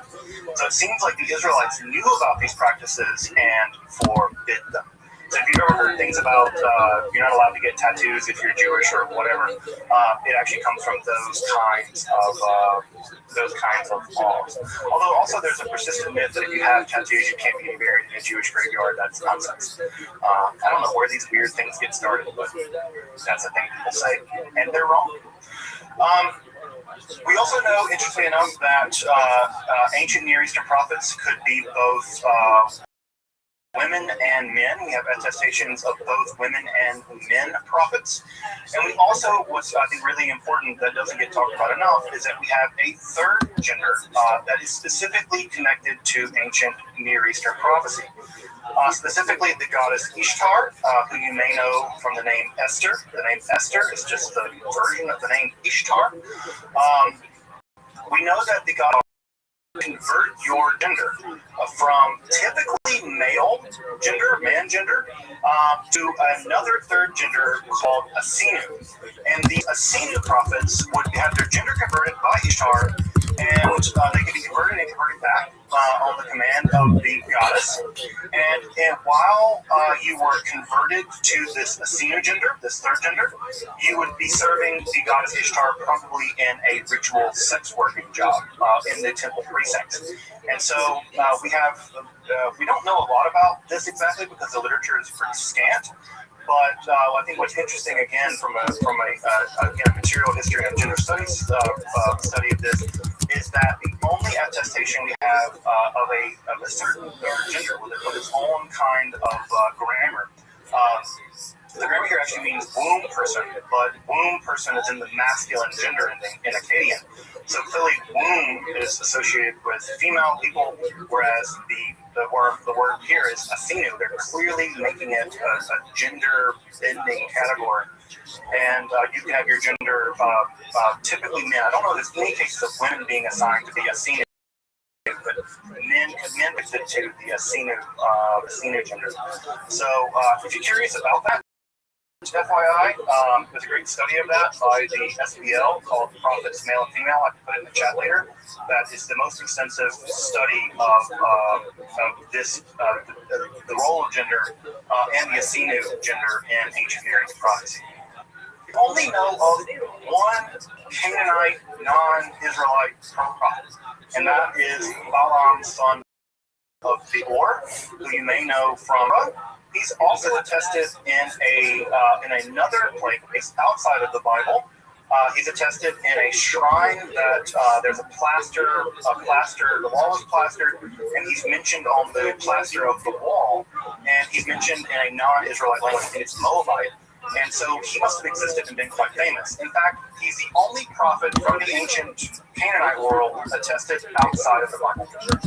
So he was famous enough that the Bible had to include him, and he was also outside of the Bible as well. However, no non-Israelite Canaanite prophetic texts survive. If they existed, which they very well did, they very well likely did, they didn't survive. The reason for that might be that they were written down on papyrus and simply didn't get copied because of the eventual supremacy of the Israelites and Yahwism. It could just be that they haven't been discovered yet. But we do not have records of prophets, non-Israelite prophets, leaving behind literary records. Unlike, I should mention this text that is on the screen here. This is probably one of the most important ancient Near Eastern religious texts. This is called The Descent of Ishtar. This is a tale where Ishtar descends into the underworld.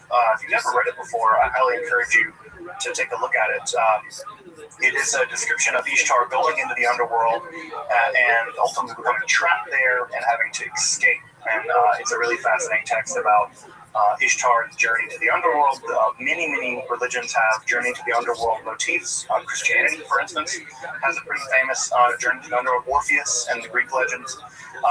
So this journey to the underworld business is a pretty typical religious literature.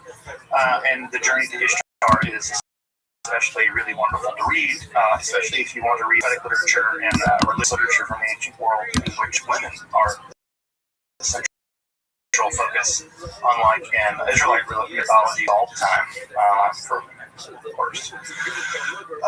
What we have in Israelite prophecy is a very complicated state of affairs. Very complicated state of affairs. Prophecy was a core component of ancient Israelite society. We know of hundreds of prophets from the ancient Israelite world. And when you put that into a serial cultural analysis, what that means is that Yahweh was basically being in constant contact with people. That is to say, you could treat, and there'd be a prophet in your village, very likely, and if you needed to get in contact with Yahweh, you could probably get into contact with Yahweh, like Yahweh@Yahweh.com or gov. And so prophecy was widely attested. So first thing that we know is that prophets occurred in both genders. We have both women and men prophets. And in fact, the oldest literature attested in the Hebrew Bible are both prophetic pieces of literature from women, specifically attributed to Devorah and Miriam. As you may know, the Song of the Sea and the Song of Devorah, as found in the book of Judges, are probably the oldest in the Hebrew Bible. They are so old that there's no definite article yet in Hebrew, right? They are very old, probably dating back to the Bronze Age. And what we think is that at this period, both of these prophetic pieces of literature, the Song of the Sea and the Song of Devorah, are what we call warband prophecy. Warband prophecy was a very common form of prophecy all throughout the world, in which a prophet had contact with their god, and they would give advice specifically about military matters. And usually what would happen is you would consult the prophet about, and then after you won, assuming you did, the prophet would sing your praises as having won on behalf of the gods. And that's exactly what we have in the Song of Devorah and the Song of Miriam. The Song of Devorah probably is a very early, probably Bronze Age or very early Iron Age account of a tribal conflict in which one or the other, right? This is also the story of Yael driving a tent spike through a dude's head, which is metal. And so, tent spikes these skulls, that's the thing. And if you read the Devorah account, especially in Hebrew, it's very archaic. And of course, the Miriam story also probably is a memory of some kind of skirmish that occurred in ancient Egypt, where the Israelites were able to escape or at least defeat the Egyptians in that case. So I think what's interesting about this is that the earliest pieces of literature we have from the ancient Israelites that survived are mystical literature. They're accounts of the gods speaking, and they're accounts of the gods speaking to women. In both cases, this may indicate, and again, we only have two pieces of evidence here. This may indicate that women served very, very archaic Israelite prophecy. It may have been the case that because they were accepted from battle, that they were allowed to talk to God about the battle, or it may be the case that they had, for whatever reason, thought of as some extra kind of connection to Yahweh. We just don't know. We have no idea. And it's conspicuous that his earliest pieces of literature are both attested to women. We also have independent prophets, I like to call them freelance prophets. Those are people that basically go around condemning people for everything. Those prophets that you probably know are famous people like Amos, who is very famous for condemning the social practices of the ancient Israelites, specifically their excesses, being very wealthy. Amos is probably the most social justice-y, warrior-y guy of the Hebrew Bible. He really dislikes the fact that they are the Israelites are so wealthy and they use their wealth to oppress poor people. If you've ever read that great section on Yom Kippur, right, where it says, "This is the fast I want. I don't want you fasting from food and water. I want you fasting from all kinds of social injustice." That's Amos, right? And so those pieces that are really big in our tradition, I think, as more progressive people, come from the prophet Amos. So he was an independent social critic. We also know that the Israelite state employed hundreds of prophets. Hundreds. We have at least two different cases where ancient Israelite kings would have hundreds of prophets in their employ, and those hundreds of prophets would go into ecstatic states. They would also act. For instance, if you thought that the king would be gored by meat, it's not uncommon that the prophets would actually have gore, like horns made of iron, and they would take horns of iron in a very theatrical way. It seems theatrical show where prophecy, ecstatics, and theater in ancient Israelite society. So we do know that the Israelite state, like the ancient Near Assyrian state, employed a huge number of prophets. It also seems like, by the way, FYI, that unlike other ancient Near Eastern peoples, the Israelites did not rely on astrology. The ancient Assyrians, ancient Babylonians had developed a very, very sophisticated form of astrology. The ancient Israelites rejected it for reasons that aren't clear. And they rejected it not because they knew better. It wasn't like the ancient Israelites somehow knew that astrology was wrong. It's probably just that they were jealous and they didn't have a sophisticated math. But the ancient Israelites do not like the idea of astrology. Rather, they like a direct contact with their God. All things told, none of them were terribly reliable when it came to, predicting the future. They all got destroyed by somebody, and none of them saw it coming. We also know that there were roaming prophetic bands. These are sort of prophets that sort of roamed around the countryside. We know they had leaders. Samuel was a leader of such a band of roaming prophets. And we also know that they would roam around and they would play music and they would again, this is more dancing in Israel. One of my things I really miss is that we have no idea what he sounded like. My idea, it was always like somebody metal or something. But we have no idea what their music sounded like. We have some vague ideas what the instruments were. And we do know that, for instance, the king Saul, the first Israelite king, came in contact with one of these roaming bands of ancient Israelite prophets. And he also immediately fell into an ecstatic state. So it seems like going into ecstatic states was a thing that was, I don't want to say normal, but normalized. It was a thing that could be expected of data. So these bands would come through your town, and you might go into an ecstatic state and commune with Yahweh.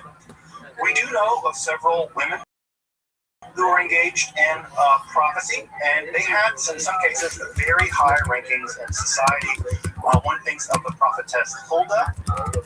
Huldah is primarily known from the book of Kings, where the King Josiah, the Judahite King Josiah, finds a Torah scroll in a wall, has it written down to justify his political agenda, and which is the Torah we still have, by the way. Like, it basically is a piece of political propaganda from the 6th century BC. No one talks about that. That's the thing. But Huldah is actually a woman prophet who is an immigrant, a refugee from north. She's living in a suburb of Jerusalem, and she's consulted to basically vet whether or not this scroll found in the wall is true. And of course, she does the very wise thing and says that it is.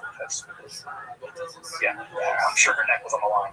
So we do know that women had a relatively high-ranking position of power as prophets. They were not allowed to be priests, but they were allowed to be prophets, and they could do things as high level as basically vet scripture. And again, I want to restate that just so folks hear it. This is a woman vetting the legitimacy of the Bible. That is enormously important in the history of Judaism and in the history of religion, I think more generally, considering how completely excluded women are on almost every level in this historical thing. The ancient Israelites vetted scripture, vetted the Torah almost as we know it, at least the book of Deuteronomy, by a woman. The woman Huldah. We know virtually nothing about her, but clearly she was considered to be in contact with Yahweh, and at least for perhaps political reasons, vetted some sections of the Bible as we know them. We also know that there were professional prophets, that is to say, prophets whose job it was to be a prophet. You got paid. I don't know, you got a 9-to-5 job and you were a prophet. I was at a prophet union. I don't know if they did, but local prophet one, number 95. But they had professional prophets that existed. We also know of non-professional prophets. Sometimes they're called Ish Elohim, men of God. And these were often associated also with miracle working and what may be better described as magic. These would be folks like Elijah and Elisha, who the only accounts of people being resurrected from the dead in the entire Hebrew Bible are both associated with Elijah and Elisha. And so, on the one hand, they represented God, mostly in divine duels. As you may know, many Israelites and other Canaanite people worshipped a god called Baal, who was very popular as a storm god, because as you may know, storms are very rare in ancient Israel, and you relied on winter rains basically to make sure that you had agricultural crops. And so storms were a godsend, and Baal was very popular. Well, just like on the middle school playground of your childhood, people fought each other to show how cool they were, and so did the gods. And so what we know most famously about Elijah was Elijah challenged the prophets of Baal to a duel and subsequently murdered them all by cutting their heads off when they lost the duel. If that rings of Al-Qaeda or Daesh to you, yes, this is a brutal world, and whether the story happened or not, we don't know, but the fact that the Israelite writer that recorded it relished in it at least meant that they wanted it to have happened, whether it really happened or not. So we also have prophetic duels. You know, my God can beat up your God kind of situation where they would engage in these prophetic duels, which you've never read that story in the Book of Kings. It's really worth reading. Elijah was a weird dude. He's on the fringes of society. It's not even clear he's even an Israelite. He's constantly called a Tishbite, right? And so as a Tishbite, he may have not even been born an Israelite. He's a kind of fringe character that people have a very strange relationship with, and we continue to have a strange relationship with him because he didn't die, allegedly, and now we invite him into our homes randomly. So just remember, right, when you invite him into your home, that he did cut off the head, allegedly, of like 500 people one time. So be careful who you invite into your home. This guy's murdered about 500 people. Elijah. We also know that prophets seem to have been both ecstatic and non-ecstatic, which is to say that some of them went into prophetic states. We might call them ecstatic states, to issue prophecy, and others we have a range of prophetic techniques. Unfortunately, what we don't have is in ancient Israel literature about how they did this. We know they danced and they played music. Nothing else. And yes, I know some of you are wondering, did they do drugs? At least if they did, it's not recorded, right? We don't have any attestation of Elijah, ate some mushrooms and then went to town, or smoked some weed or what, or even drink alcohol. Many of the prophets are actually sworn off of alcohol as part of their prophetic vocation. We don't have much evidence of substance use in the prophetic literature. However, archaeology is a hell of a drug, And what we recently found at a site called Tel Arad, which is one of the few Yahweh shrines to survive in the ancient world, we found on the top of one of its cannabinoids. And so we know that it would have been relatively small if they were burning incense and cannabinoids in it. They were hotboxing. Maybe. We don't know, right? But we found it. We found evidence of cannabinoids at a Yahweh shrine, right? One of the only ones that survived. There are only two that survived. There's one at Tel Arad and there's one at Tel Dan. The Jerusalem one has been destroyed. And so the Shiloh one has never been found. But maybe they were getting contact highs, talking to Yahweh. I don't know. I would encourage you to do your experimentation on your own time, see if it works for you. So I do not know. But this, that, by the way, that find about the Tel Arad cannabinoid thing was just like a year ago. So they combed over everything over there. They found all kind of weird stuff. So actually, it's not that they found it. They just didn't think to test it. That shrine's been sitting in the Israel Museum for like 30 years. They just didn't test it for some reason. And so some guy scraped it and was like, "Yeah, it's weed in here." So that's the thing. The image on the left-hand side here is from the Dead Sea Scrolls. This is from the Habakkuk Pesher. Pesher is a commentary. This is the first commentary we know of in Judaism. And if you know anything about the history of Judaism, commentaries are our jam. We are a commentary writing people.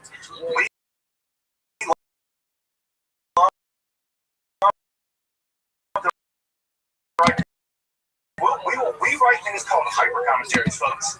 It's a commentary on a commentary on a commentary.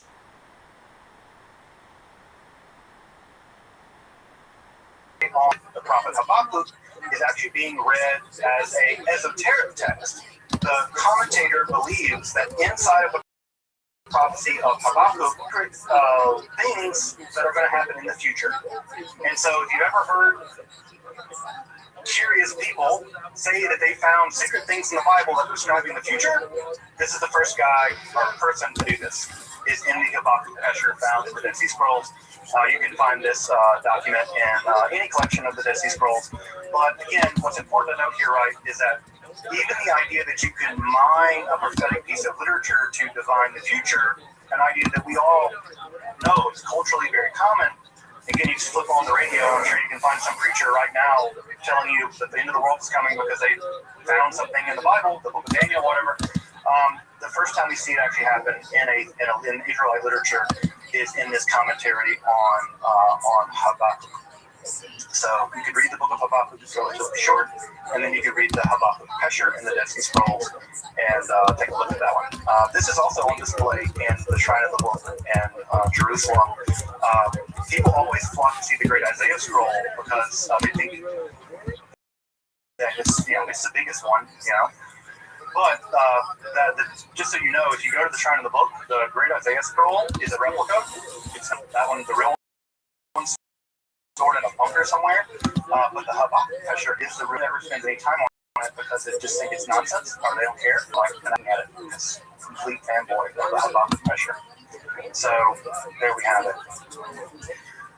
As I mentioned, we know basically nothing about the material culture of the ancient prophets aside from the books that get written down. Clearly, the scribes that wrote these books down thought of them as incredibly important and copied them. We know nothing about their practices, their mystical practices, so we don't know anything about their meditation techniques, their breathing techniques, drugs they may have used, not used. We know very little about how they achieved these mystical states. So reconstructing what they did is very difficult. We also know very little about the phenomenology of this. And phenomenology is the $2 word that means the experience of this. What was it like to be a prophet in Israel? What was it like to experience this ecstatic state? We know very little about Israelites, like many ancient cultures, just didn't put as much emphasis on people. And you can find 1,000, right? Ancient peoples did not care about this in the way that we did. And so and again, for reading the Hebrew Bible, how often do you learn about the emotional states of characters? Basic. It's like, and he got angry, or they were sad, and they move on. We know very little about the interiority of these characters because they didn't care about it as a literary motif, right? It's not like Russian romanticism or something. And we know very little about the phenomenology of these experiences.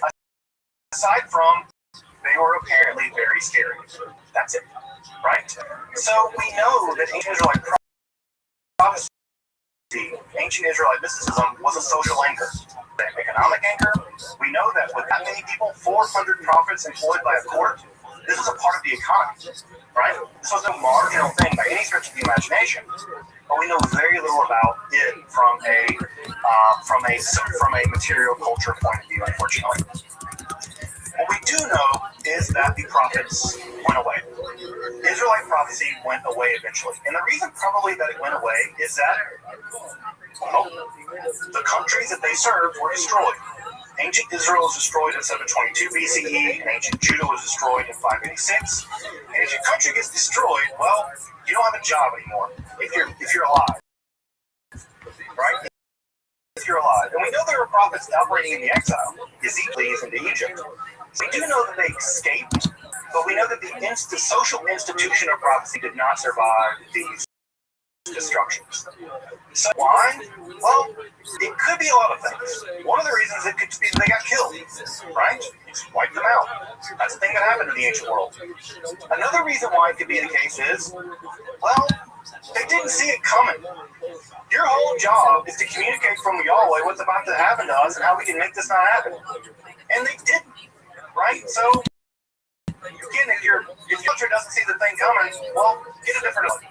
So part of the problem of divination is if you don't see the big things coming, like your whole country being destroyed, well, that shakes confidence in your ability to communicate for your God.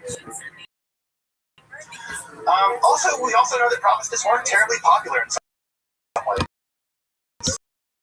I mean, no one likes social critics, right?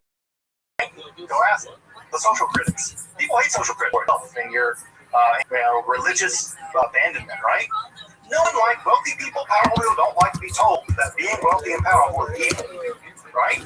And they're also the people that kill people to prevent them from saying that. And so prophets often got themselves killed for saying these kinds of things. So it could just be that they were also always at some level, in many ways, a marginalized group. As the political situation in ancient Judah gets increasingly bad, what ends up happening is that prophecy ultimately shifts away from condemning the Israelites to basically saying, well, one day God's going to come and kill them, right? You're not doing the right thing, and God's going to get God's revenge on you. And this becomes a shift to what sometimes is referred to as the Yom Yahweh motif, or the day of the Lord. I say Lord, it always makes me a Southern Baptist preacher. I'm going to make that word really long. The Lord. But anyway, basically what it comes out to is the prophet's more or less saying, you all, I'm out. Right? And so there's a kind of prophetic frustration that seems to set in where the prophets are increasingly thinking about a more distant, removed future where God will sort things out because the present is just a nightmare. The Babylonians are destroying everything and things like that. And what ends up happening is that after Judahite state was destroyed in the 6th century BCE, they are done for as an institution. The Judahite prophets vanish. And the prophetic literature as we have it in the Hebrew Bible is codified. Now, that doesn't mean that people stop being weird. People continue being weird. It's just that their weird is a new kind of weird. And that new kind of weird is apocalypticism, right? That new weird is apocalypticism. Now, I know that the word apocalyptic typically has to do with the end of the world. That's not what apocalypticism is going to mean in this case. But, right, what we will do is we'll return next week to talk about the rise of Jewish apocalypticism. Notice that we haven't talked about much. Angels, demons, the end of the world, the battle between good and evil, right, the Messiah. We haven't talked about any of that yet. And there's a reason for that. And the reason for that is the prophets didn't know about any of that stuff. Ancient Israelites didn't really concern themselves with those kinds of things. It's the apocalypse that did. And so when we get back next week, we'll talk about the rise of people who have visions of angels and demons, people who have visions of the afterlife. The Israelites really didn't believe in an afterlife. They believed in a place called Sheol, which is just sort of a cave-like grave that you went and stayed in forever. There's no demons living in there. So what we're going to see is a massive innovation in Jewish religion in the aftermath of the end of prophecy, where rather than the prophets speaking to God, right, rather than Yahweh speaking to the prophets, is there's going to be a shift from an oral culture, God speaking to this prophet, speaking for God, rather than speaking God to show things to people, right? We're going to switch from a visual culture we're going to switch from an oral culture to a visual culture.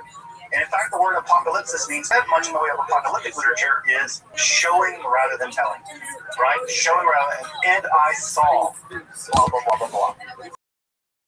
So we're going to see a huge shift starting next time with the rise of the apocalyptic. And the apocalyptic is going to of a new form of Judaism, and that new form of Judaism is going to be really, really, really weird. A lot of weird beings and things like that. I will say this just as we wrap up for tonight: prophetic Judaism. There continued to be a time that did speak on Yahweh. You probably know of one of the more famous ones. His name is Jesus, Josh of Nazareth, as I like to call him. It's probably the case that Jesus of Nazareth, Jesus is just a Greek version of Joshua, Josh. He probably thought of himself as speaking on behalf of God. And so these people did emerge, and they did manage to get themselves killed pretty consistently. And what we will also see through the Middle Ages, through the rise of the Middle Ages, is a new form of prophetic Kabbalah, where Abraham Abulafia will actually develop the first techniques, mystical techniques, for getting a vision of God. And we actually have those techniques. They're breathing techniques and meditation techniques, and we'll talk about some of those techniques as we get into the rise of Kabbalah. So prophecy has not completely gone away, but it has a kind of half-life. That as an institution, it passed away, but it has a half-life, and there continue to be prophets from time to time in Judaism. They also continue to have a pretty bad life. Abraham Abulafia was excommunicated, condemned, and died in obscurity. So I don't recommend. If you want to be happy, don't be a prophet. And if you want to make others happy, don't be a prophet. Welcome back, and thank you for as I explore the story that is Jewish mysticism and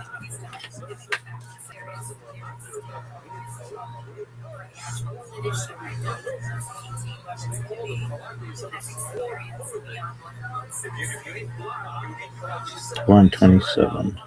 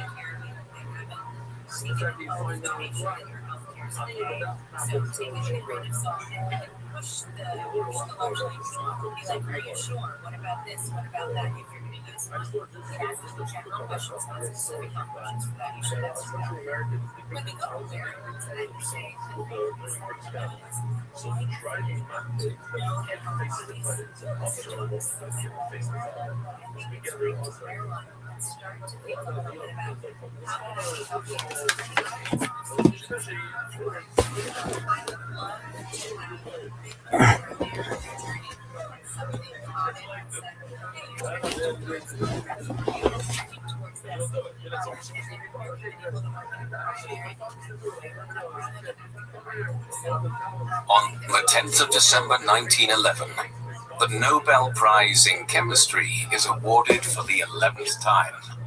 The Nobel Foundation's citation states that the prize is being given to the recipient for their services to the advancement of chemistry by the discovery of the elements radium and polonium. event, as she has experienced this before, having previously been awarded the accolade in 1901 with her husband. However, as this is her second such award, the woman becomes the first person to ever receive 2 Nobel Prizes, a feat that would not be equaled for half a century. Her name, Marie Curie, a martyr to science.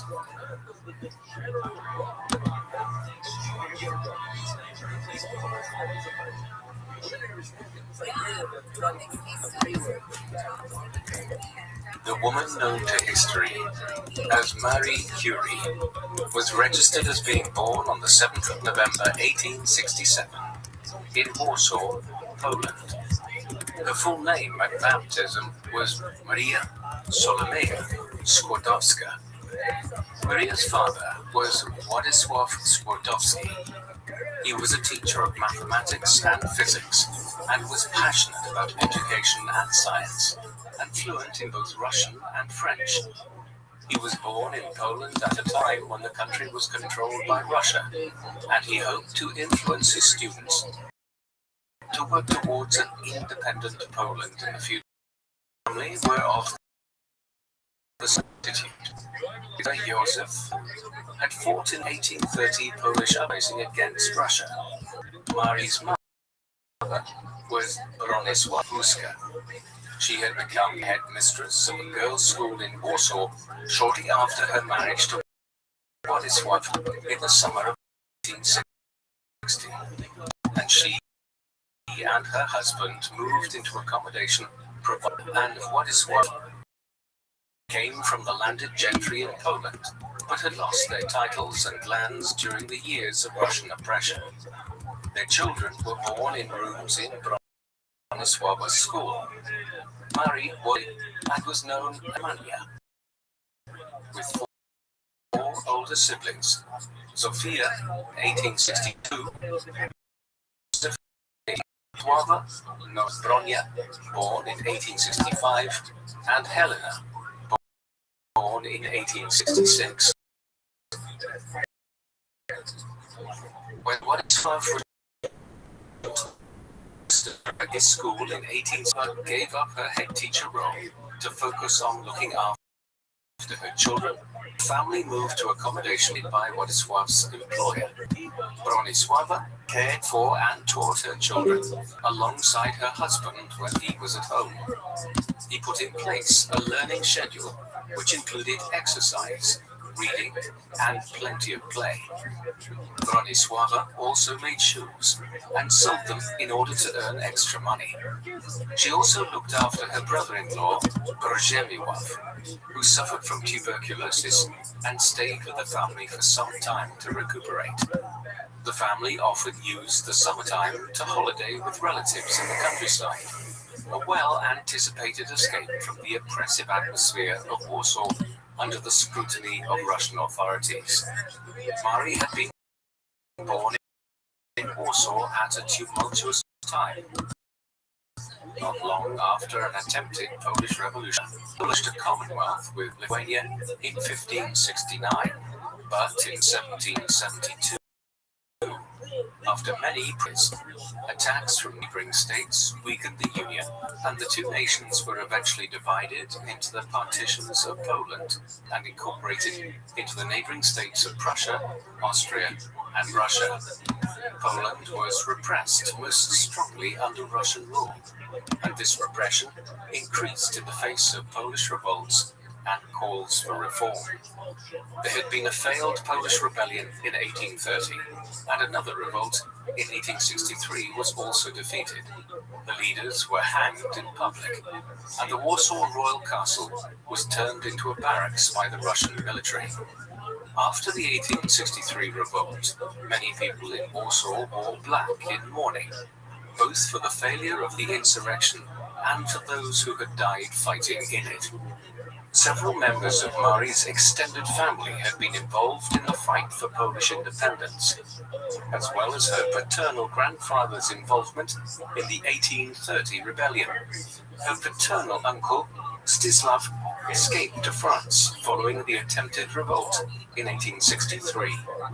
Her maternal uncle Henrik, fighting in the same revolt, had been sent to Siberia, along with thousands of other Poles who the Russians deemed to be revolutionaries. In an attempt to put an end to the Polish rebellion, Russia introduced the policy of Russification, which attempted to stamp out Polish culture. Under this policy, communication in public had to be in either Russian or German. Signs on in Russian Cyrillic rather than in Polish, and schools were inspected to ensure their teachings reflected Russian values. Many Poles fought to maintain their national culture, often clandestine means, hoping that this would prepare future generations for freedom. While the Polish, which was banned in public, families like the Skłodowskis continued to educate their children in Polish at home. Twelve encouraged his banned Polish books and taught them how to use the equipment he brought home from school after laboratory work was removed from school curriculums by the Russian authorities. Unfortunately, he was taken from the post of assistant director of his school in 1873, seemingly because he was resented by one of his Russian seniors, which left the family in a financially strained position. Further misfortunes were to befall the Skłodowski family when Mari's mother, Bronisława, became unwell with tuberculosis. Władysław spent much money in his efforts to see her cured, sending her to several health resorts, but with no marked improvement.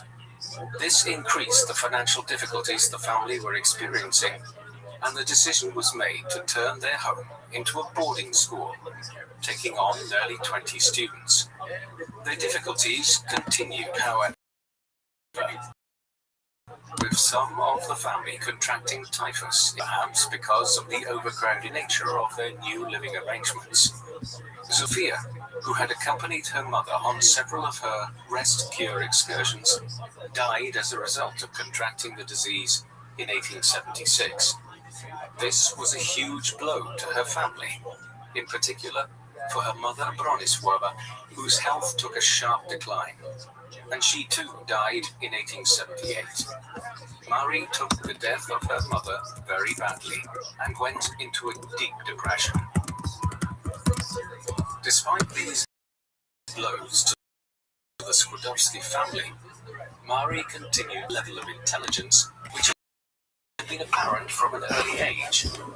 She patiently at the school at which her mother had been headmistress, and later was sent to a school a little to the family's home, along with her elder sister Helena. The headmistress worked hard to ensure her students received a good education, despite Russian control.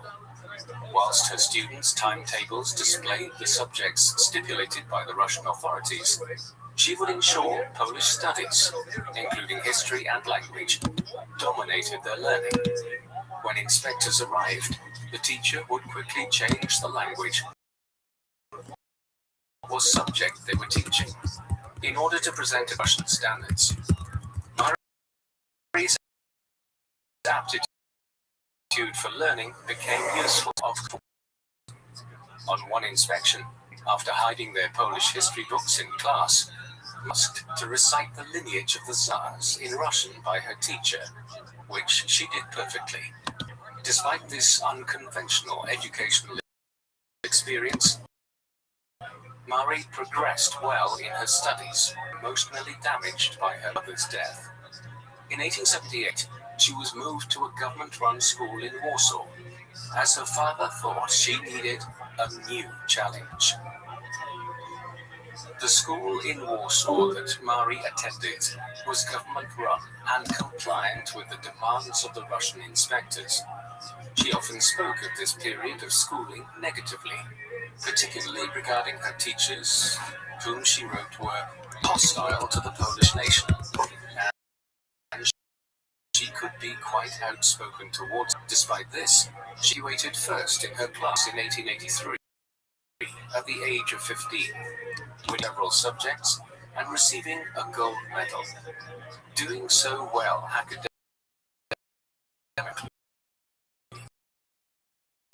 she was looking forward to a career financially. However, Warsaw did not admit women, and so she would have to go abroad to study. Father's limited finances could not come. Indeed, he made the decision in the country with family rather than continue her studies. Not only had family funds been depleted throughout his wife's illness, with several rescue trips to finance, but he had also invested heavily in his brother-in-law Henrik's plan to run a mill, an ill-fated decision which resulted in the loss of the family savings. Nevertheless, Mari's time in the country, spent in the company of her uncles and cousins, seems to have been a year of much fun, into her previous years spent studying. This was helped by the fact that the more rural areas in which they lived were less subject to Russian oppression, and those who lived there could speak Polish and follow Polish traditions without fear. Mari enjoyed attending a Polish kulik, a tradition where the attendees travelled to house by horse-drawn sleigh to be received for feasts, music and dancing. A year of fun ended in luxury at a country estate northeast of Warsaw, alongside her sister Helena, on invitation from a former student of her mother's, who was now a countess. When Mari returned to Warsaw, she moved back in with her father. He had moved to smaller lodgings and made the decision not to continue his boarding school. He was still experiencing financial difficulties, and the fees associated with further study, especially for those studying abroad, made pursuing a university education unlikely for Mari. She spent her time reading and continuing her education, yearning to follow in the footsteps of the women in her family who had pursued careers. Her mother as a headmistress, an aunt who had established factories, and another aunt who had studied at university in Geneva. Women were not permitted to study at the University of Warsaw, but an underground study group had been set up in 1882, which met secretly those who wanted to pursue higher education. This became known as the Flying University, with a formal curriculum and 1,000 students by 1889, meeting in secret around Warsaw. Soon after her return to Warsaw, Mari and her sister Bronia began to study in this secret institution. Mari was also giving lessons from home, and later became a governess in order to finance her elder sister Bronia's studies in Paris. Bronia, in turn, agreed to help Mari, to follow her to Paris to begin her studies once Bronia secured a profession. With this plan between the two sisters, Mari started her employment and spent 4 years as a governess, employed by sugar beet farming in a rural area called Sztuki. She was responsible for the eldest daughter, who was to herself, and 3 other children aged 10 years, 3 years, and 6 months old. She had a good relationship with the eldest girl and the 3-year-old boy, but struggled with her other charge, aged 10, whom she found inattentive and forgetful. Continued reading, and with her social change instilled by her father, took on the task of teaching a group of local peasant children how to read.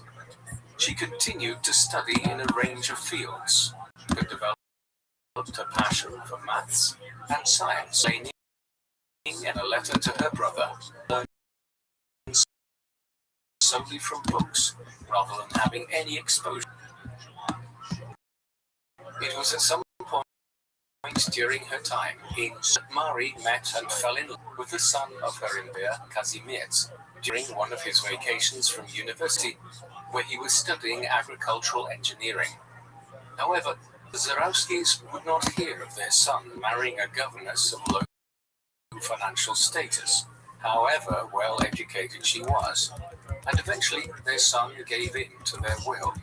to Marie's heartbreak and continued misery under their employment.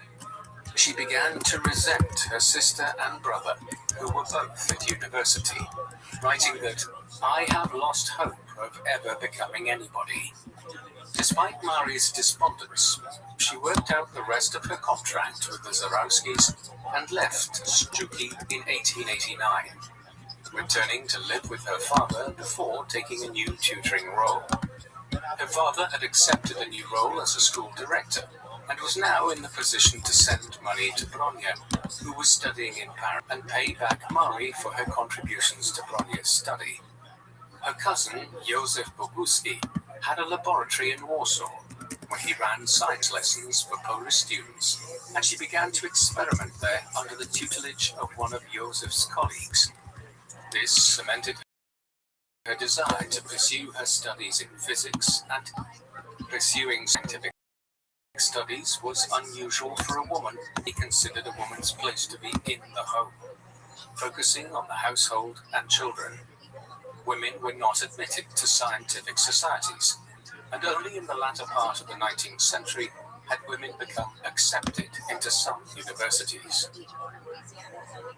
In 1890, Marie's sister Bronya, who was studying at medical school in Paris and newly engaged to a medical student, Kazimierz Dłuski, invited Marie to come and live with them. Despite her commitment to pursuing formal scientific study, Marie showed some hesitation, worried about leaving her at home. She made up her mind and left for Paris in November to pursue her studies in science at the Sorbonne, a college of the University of Paris. She was one of very few female students. There were only 210 females studying out of a student population of over 9,000, and studying recreationally rather than in pursuit of a degree.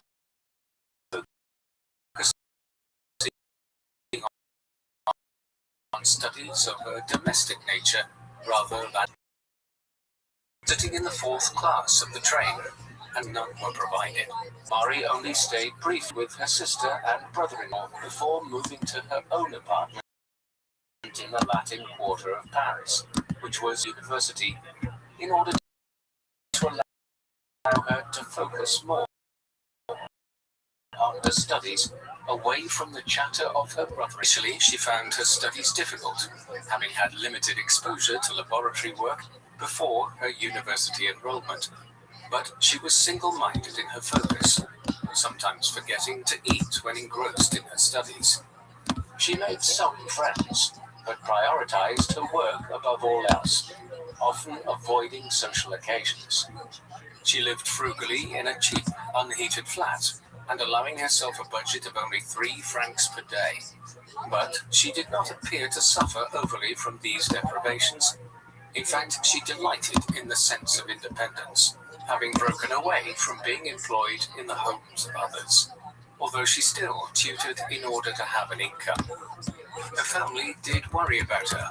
Her brother-in-law would write to her father about his concern and the fact that she ignored his guidance. But her continued focus on her work paid off in her academic results. Marie had arrived in Paris at a time of great competition and upheaval. The French advances in the aftermath of the French defeat in the Franco-Prussian War in 1871. Many were worried about the potential superiority of Germany, with some linking the strength of the German army system there, and the focus was put on improving scientific research and teaching in France. The Sorbonne had benefited from this, with investment in the form of modern laboratories and classrooms, as well as an increase in the number of employees in the science faculty. Marie benefited from studying under some of the best scientists and mathematicians based in France, and in 1893 took first place in her studies, equivalent to a master's degree in physical sciences, after which she returned home briefly. Shortly after Marie's return home, she received news that she had been awarded the Polish Alexandrovich Scholarship, which allowed her to continue her studies on mathematics. She later ensured that she paid the value of this back to her benefactors, so that other Polish students could benefit. Returning to Paris and graduating with her degree in 1894, she also met Pierre Curie for the first time at the home of a friend. He came from an educated family in France. His father, Eugène, was a doctor who had conducted investigations into tuberculosis in inventors.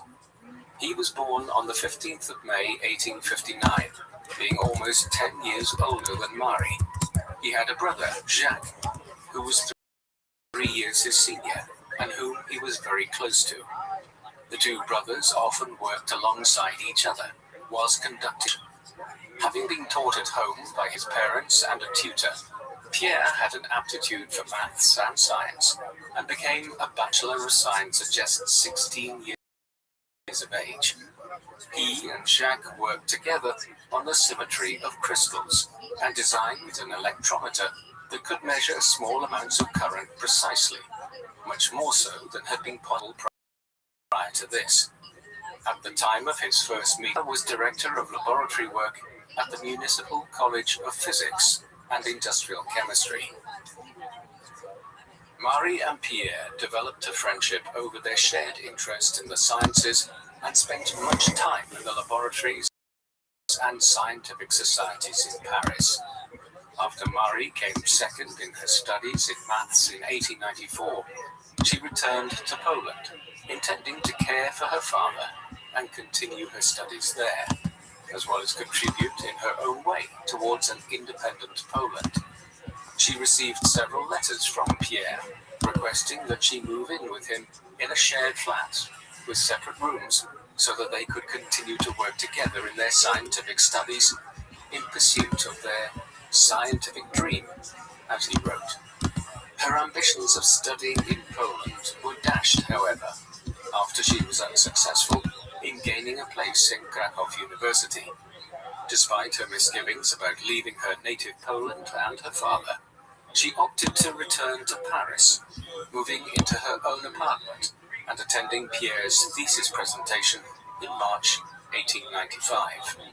They became closer, and Marie wrote to her family to announce her engagement in the summer. Pierre Curie and Marie married on the 26th of July 1895 in Sceaux's family. It was a simple civil wedding, with no rings and only a small reception at Pierre's parents' house, but it was attended by a generous amount. Having given money for a bit by a relative, Marie wore a simple stuff for wedding and working in a laboratory, and used most of the money to buy 2 bicycles on which she and Pierre enjoyed a brief honeymoon tour of France, sharing their love of nature through exploring woods and wildlife. After the honeymoon, Marie and Pierre moved into a small 3-roomed flat in Paris, and soon after Pierre received his doctorate and was appointed as a professor at his previous workplace, the Municipal College of Physics and Industrial Chemistry, resulting in an increase in salary. Many women of the era who were of the same class as Marie would have abandoned notions of work and study once married to devote themselves to domesticity. However, she continued her studies, having received a grant to research the magnetic properties of steel. She was also studying for a teaching qualification because, as a woman, it was near impossible for her to find a salaried research project, and she completed this qualification in 1896. Alongside her teaching and continued studies, she managed her significant household responsibilities and finances, which she documented with precision. She became pregnant in 1897, but never took the bed rest most women of her class were recommended, and continued working and traveling with Pierre on their cherished bicycles. Irene, the 12th of September 1897, under the care of Pierre's physician father. Eugène Curie continued to support the couple in caring for Irene, alongside hired nursemaids, who Pierre Irene's birth. He formed a strong with his granddaughter. This facilitated Marie's continued studies in science, and she began to consider a topic to focus on for doctorate. Research had been spurred on by the discovery of X-rays by William Röntgen in Germany in December 1895. This discovery had been embraced by the press and the public, with its potential recognized, particularly for medical science, and scientists were keen to pursue further study on rays, including Henri Becquerel, a physics professor at the Paris Polytechnical College. He started experimenting on substances which emitted light to discover if they might also emit rays, determining that uranium salts did so. His proof of this being the outline of the substance appearing on the photographic plates on which they were placed, despite the salts being wrapped in paper. Whilst his results were not as groundbreaking as the discovery of X-rays and did not attract the same publicity, they stimulated Marie's curiosity. She believed these rays were a property of atoms she termed radioactivity, and she began to study samples of metals and minerals, working in a disused facility at Pierre's workplace. This work was to become a doctorate, and she built on the work of an English scientist, Lord Kelvin, who had experimented on the ability of uranium rays to electrify the air around them.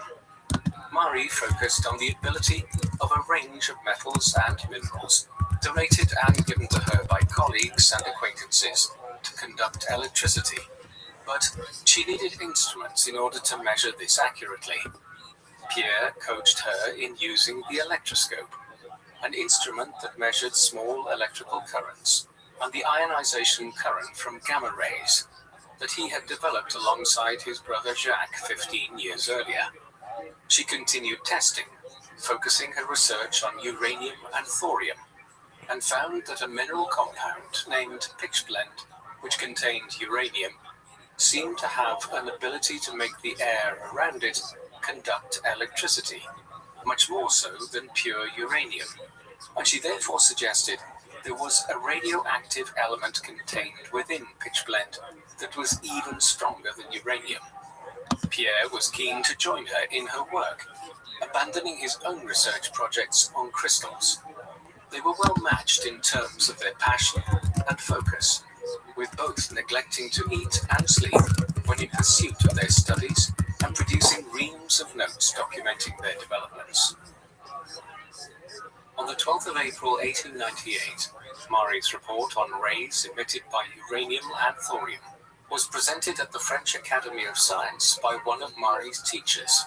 Neither Marie nor Pierre were members of the Academy, so were unable to present there. In July 1898, after several painstaking experiments on pitchblende focused on isolating the individual elements contained within it, the Curies published work announcing the existence of a new element, proposing to call this polonium, after Marie's native country, and introducing the term to the scientific community. They made sure to acknowledge the role Becquerel's work had played in their research, and also detailed the ways in which both Pierre and Marie had contributed to their discoveries, in order to preempt the likely assumption that Pierre had taken the lead in their discoveries, with Marie merely assisting. In July 1898, members of the French Academy of Science wrote to Pierre, notably not Marie herself, but his wife had won Prix Guenier with a financial reward of 3,800 francs for her work on the magnetic properties of steel, as also work on radioactivity. In December, their studies led to the discovery of radium, another new radioactive element. Such transformational discoveries as those Curie's required detecting clear proof of the existence of the new elements discovered by Marie. Alongside their employments, Marie and Pierre worked on providing evidence for the existence of polonium and radium, with Marie focusing more on the isolation of radium and Pierre focusing more on developing their understanding of radioactivity. They dedicated their time wholeheartedly to this, despite working in difficult conditions, based in an unused leaking shed at Pierre's workplace. They were also continually under radioactive exposure through their work, which had serious health implications, which were not fully appreciated at the time. The couple were tired and noticed they had lost considerable amounts of weight, despite taking precautions such as working outside to avoid concentrated exposure to fumes. Further precautions were not yet realized as being necessary due to a lack of understanding of the dangers of contact with radioactive materials. Whilst their lack of membership barred them from presenting to the French Academy of Science, in 1900, the couple were able to present their research to scientists from all over the world at the International Congress of Physics in Paris, explaining radioactivity as a new force alongside gravity and electromagnetism. In 1902, Marie extracted a pure form of radium and determined its atomic weight. The Curies never patented any of their work, as this would have cost implications both in time and money, highlighting their devotion to science for science's sake. So, they missed out on the financial rewards this would have had in the long term. And Marie would write that her did not quite cover their expenses at times. Pierre was offered a higher paying job by the University of Geneva in 1900, where he at the university defied the Sorbonne of his leave. Realizing the ramifications of losing the Curies, the Sorbonne then offered Pierre the chair of physics and must at a teacher training college for women, offers which were quickly accepted. Although becoming more recognized for their discoveries, the Curies were feeling the effects of working intensely with radioactive materials. Whilst initially making light of the pain in their fingers induced by coming into contact with radioactive materials, overexposure was having real implications on the Curie's health. Pierre's fingers were covered with sores, and he was in increasing pain that prevented him from sleeping. A doctor had suggested that Marie might be anemic, another potential consequence of working in close contact with radioactive substances. Despite the discomfort experienced by Marie and Pierre, the family had traveled to Poland several times in their marriage, and Pierre.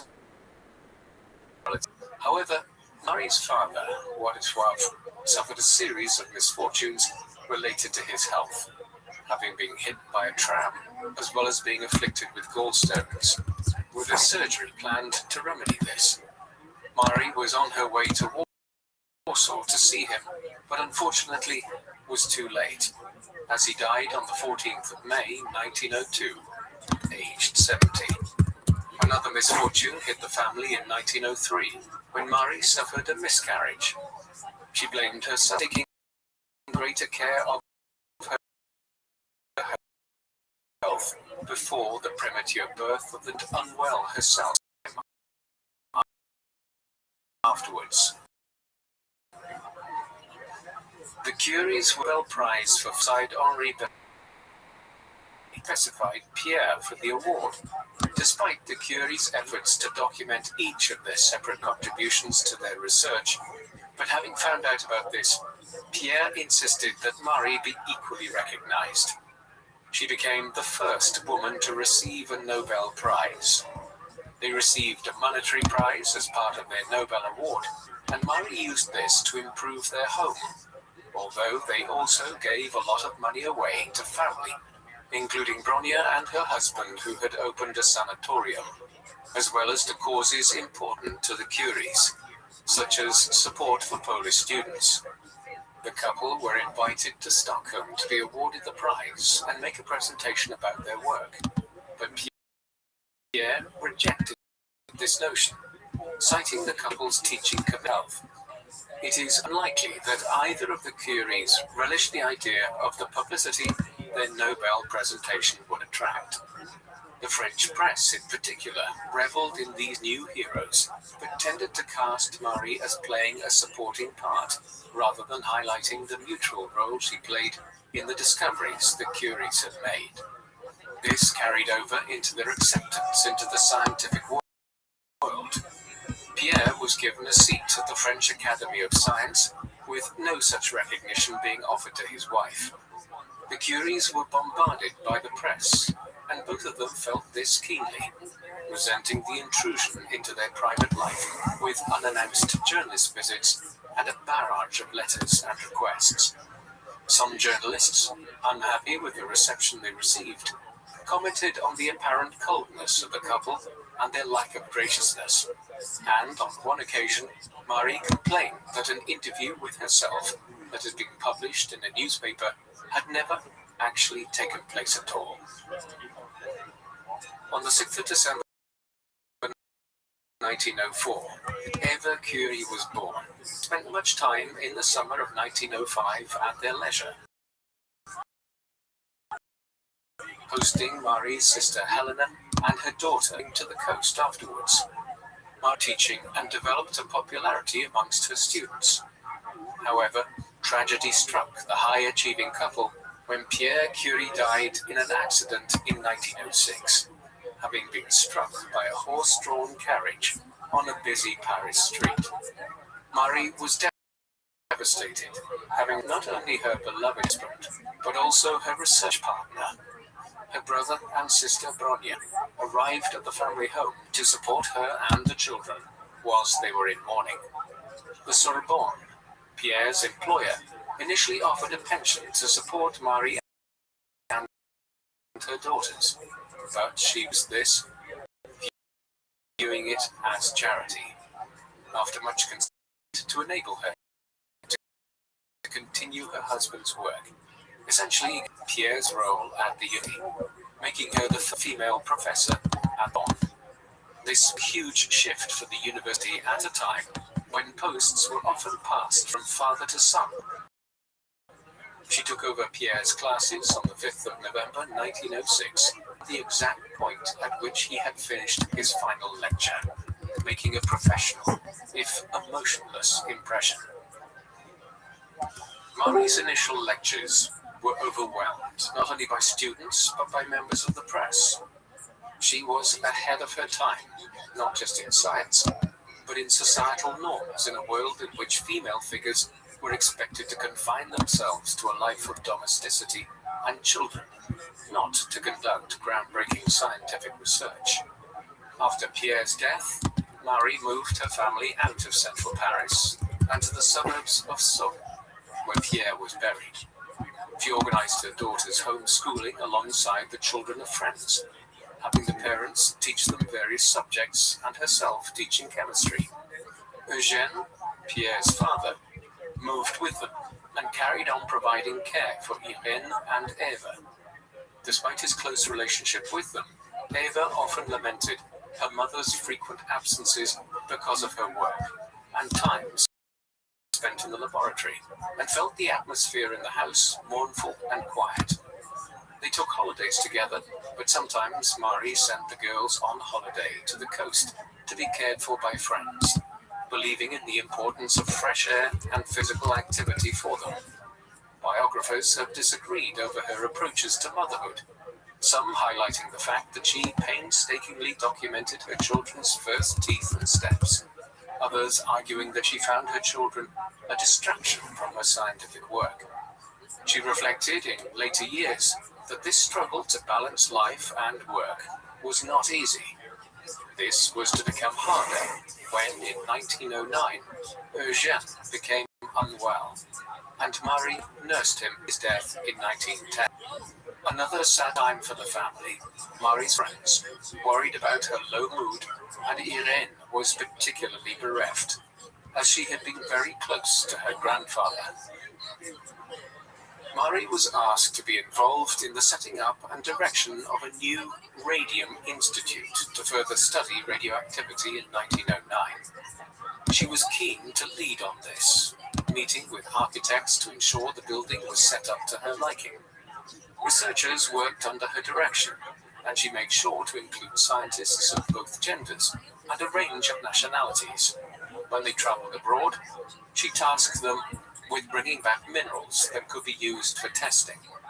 Whilst her leadership of the Radium Institute was a recognition of her discoveries, her gender was still a barrier to her acceptance in the scientific world. She was never accepted into the French Academy of Sciences, despite her achievements.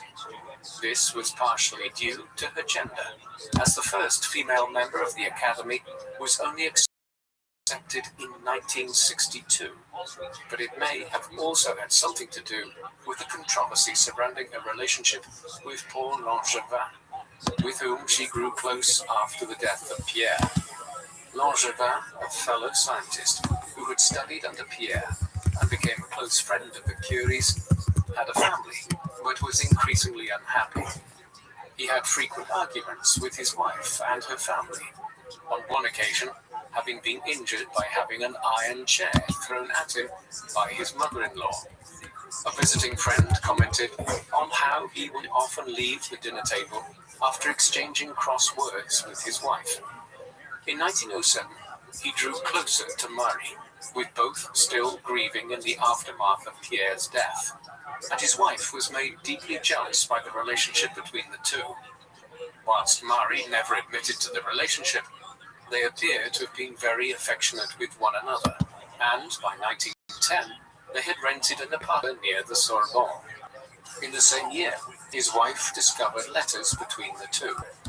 Enraged by this, she made threats to discredit both parties, and even to kill Marie, and Langevin would no longer see Marie, even on a professional basis, and his wife would stop issuing threats. Marie's health suffered, being both fearful of the threats made towards her and the potential scandal, but also excited to pursue a relationship or issuing advice in further letters about a potential separation between him and his wife. Marie's conflicted emotions continued her scientific work, setting up the laboratory that had been promised to Pierre when he became a member of the Academy of Science, and publishing all her work on radioactivity thus far. In 1910, she was nominated to become a member of the Academy of Science herself, the first potential female member. Here, the gender debate began to be played out in the press, with some concerned that issuing such honours to Marie would damage future gender relations, and that her appointment to the Academy would open the gate for more challenges to gender and perceived female domesticity. Members of the Academy made several arguments for and against women's acceptance into the Academy, with attendance almost doubling at the assembly of the Academy, which was scheduled to have this debate. Some made the point that once elected as a member of the Academy, Marie would also be eligible to become president of the institution, and that was going too far for several members. The assembly voted, and the results came out as 85 to 60, deciding against the inclusion of female members, despite some spirited defenses from members in Marie's favor. In 1911, his wife arranged for further letters to be stolen from him, threatened to have them published. She sued for divorce, using the letters between Marie and her husband as proof of the affair. The scandal had huge implications for Marie, who became ill upon the exposure of letters, because as a woman with high standing in the academic community, she was expected to maintain high morals and ethics. There was also an element of anti-Semitism at play within the press. with some wrongly claiming that Curie was Jewish and leveling stereotypical tropes in her direction. Marie wrote complaints to the newspapers, threatening legal action for any further allegations made against her. As the Langevins continued to argue over the terms of the divorce, the author of it published some of the letters written between Marie and Langevin in 1910, focusing on a particular letter of Marie's in which she offered Langevin advice about leaving his wife.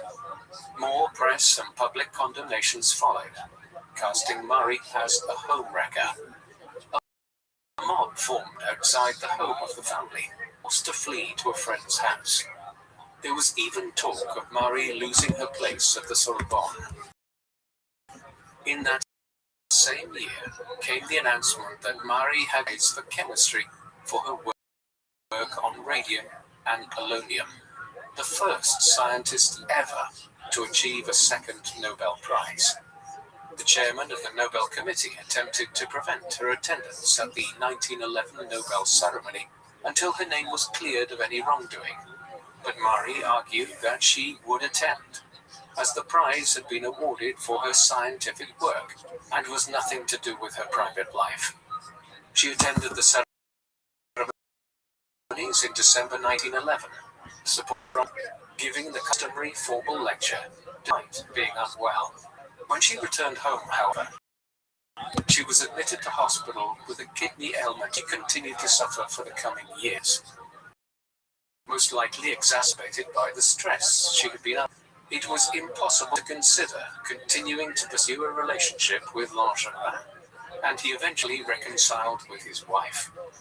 Whilst the scandal faded, Marie ensured she guarded her privacy fiercely from then on, sometimes appearing emotionless and isolated, refusing all requests for interviews until 1920.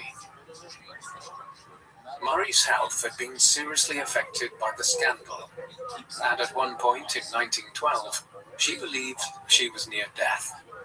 Doctors had found lesions in her kidneys which caused infections, and she was in and out of hospital. She was forced to stop working for 6 months and went to a variety of resorts in an attempt to improve her health. She documented her attempts and measured her fluid intake and output and temperature daily. She traveled under an assumed name, still wary of the press and rumors following the Langevin scandal. She stayed in England with a friend, Herta Ayrton, a scientist who had also experienced the difficulties of working within a predominantly male field. Marie's health continued to improve only slowly, and that, together with the fallout from the events of 1911, meant that she was unable to contribute to continuing studies on radioactivity, where scientists were concentrating on the structure of the atom, although she continued her correspondence with those working in the field and ensured she was up to date with the most recent developments. In 1914, with the beginning of World War I, Curie found her lecture halls empty as conscription resulted in her students' absence, as well as that of many of her male colleagues. Even when the German army was pushing towards Paris, she insisted on staying where she was, despite her prior plans to meet with her daughters on vacation. The government ordered that the precious radium in her laboratory be sent to a safer location, and she accompanied it, container by train. She was keen to support the war effort, both for France and for Poland, which was the location of several battles between the Russian and German armies. She made several charitable donations for the war effort and attempted to donate her Nobel Prize medals, buying war bonds when this offer was rejected. On discovering that the French war effort was suffering due to a lack of X-ray equipment and trained personnel, Marie decided this was where her efforts should be placed. Learning more about the medical use of X-rays from a colleague, she worked on a plan of putting together a radiology car. She secured funding from charities and purchased or asked for unused equipment, and the first car was put into use in October 1914. despite the initial reluctance of army leadership. In November, Marie herself arrived near the front in the second radiology car she had developed, accompanied by her daughter Irene. She continued her work on the project throughout the war on the vehicles herself, and securing her driving license in 1960 could drive them. Having now recognized the importance of X-rays in greater efficiency in battlefield surgery, making it easier to diagnose broken bone shrapnel without invasive surgery, the Army requested that she train others, and she set up a school for female X-ray technicians. Her daughter Irene continued to work on the project. Wounded soldiers benefited from mobile X-ray machines during the war, and the machines became nicknamed Little Curies. Curie continued her work in science and was the recipient of funding, mostly from the United States of America. France was still suffering the after effects of the First World War, and the government was not in a position to fund Curie's work or the purchase of more radium for her experiments. The American public's interest in Marie had been piqued by an article published in an American magazine about her. She had been visited by an American editor, Marie Mattingly Maloney, in 1920. Maloney had been surprised by the simple way in which Curie lived, having interviewed some other notable scientists and inventors who lived in more luxury, reflecting the import of their discoveries, and she began to build up a friendly relationship with Marie. She started a campaign in order to raise funds to support Marie's work, initially to secure more radium for her to use in her studies.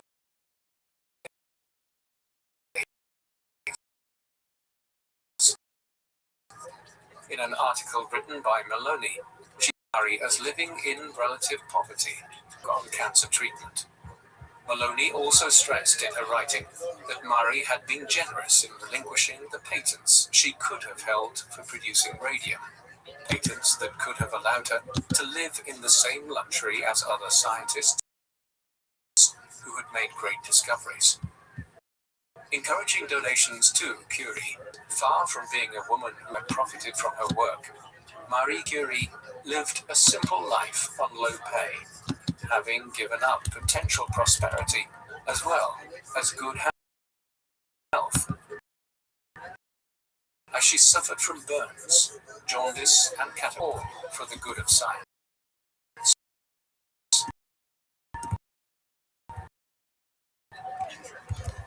Maloney persuaded Marie to tour of the. This was a difficult task, as Marie was not keen on addressing crowds, and certainly did not relish the implications of fame, particularly after the Langevin scandal.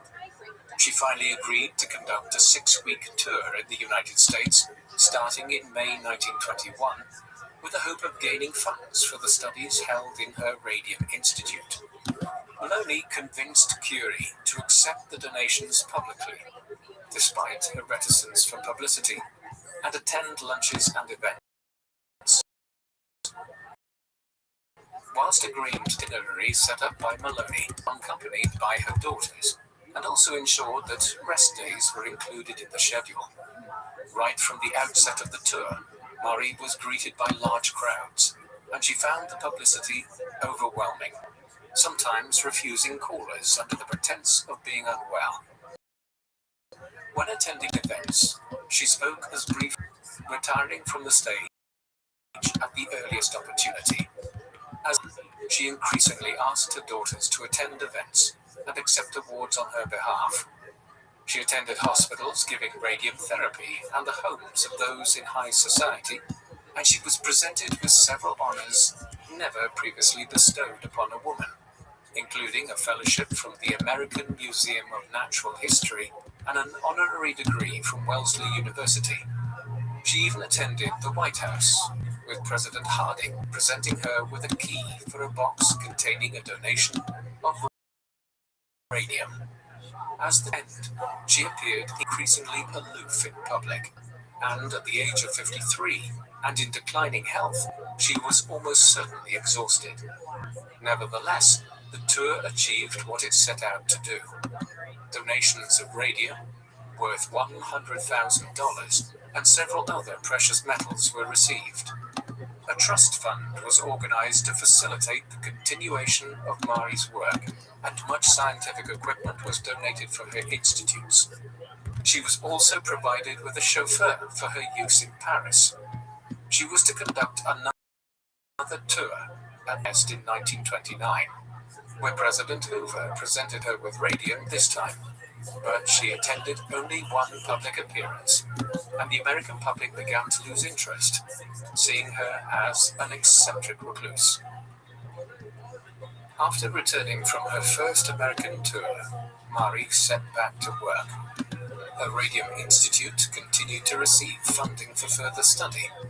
She also sat on the committee of the League of Nations from 1922 to 1934 in an attempt to support the coordination of the scientific research of member states.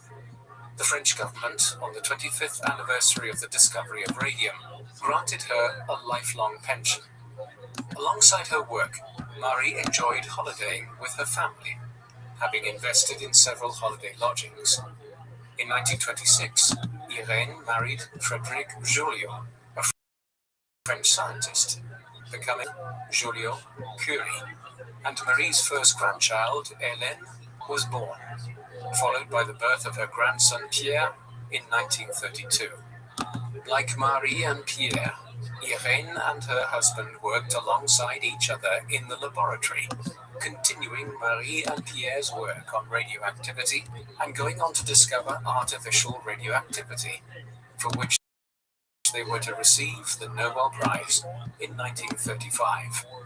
Unfortunately, Marie would not see the honor of the Nobel Prize being bestowed on her daughter, already poor,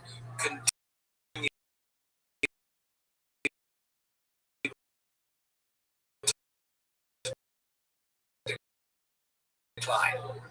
Working in the early days of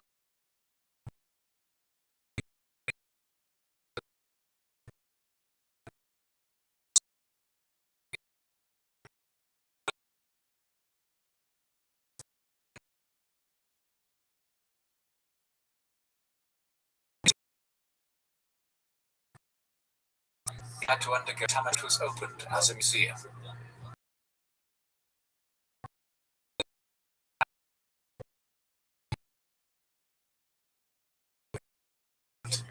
Initially made assumptions that it had soaked radium treatment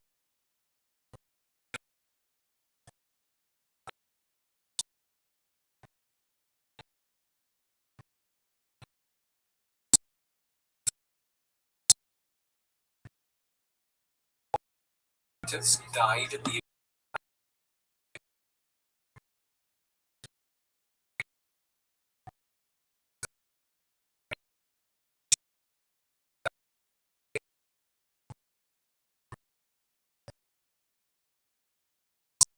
linked to radioactive materials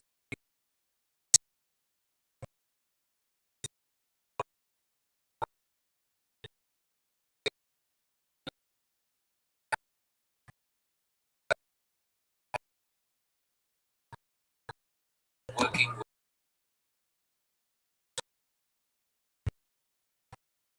Curie continued to work tirelessly, but she kept her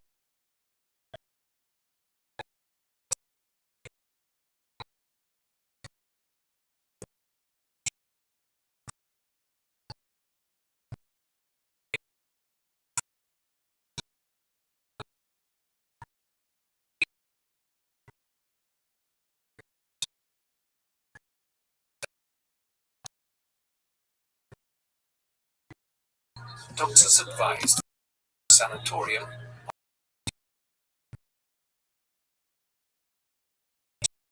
there under Eva.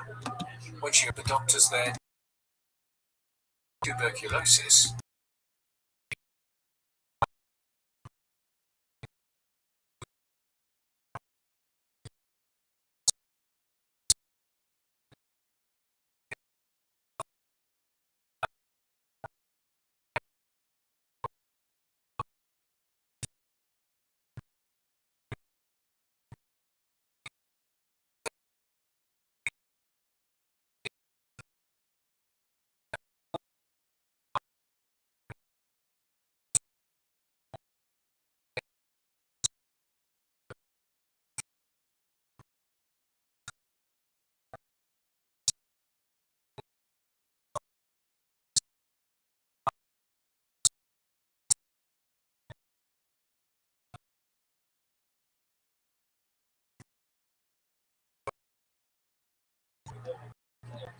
Marie Curie's discoveries. The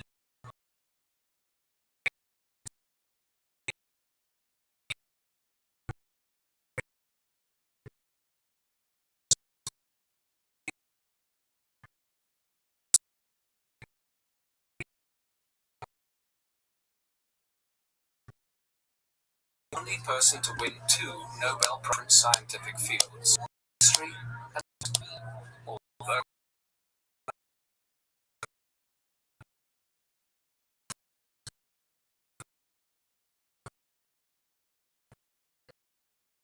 against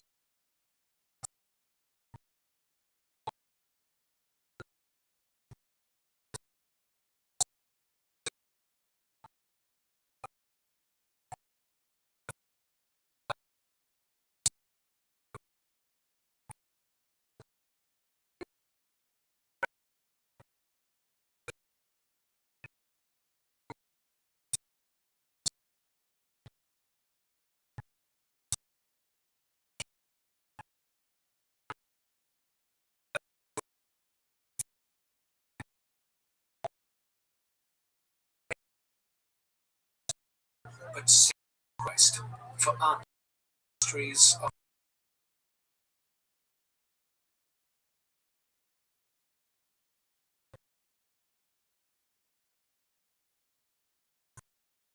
snow.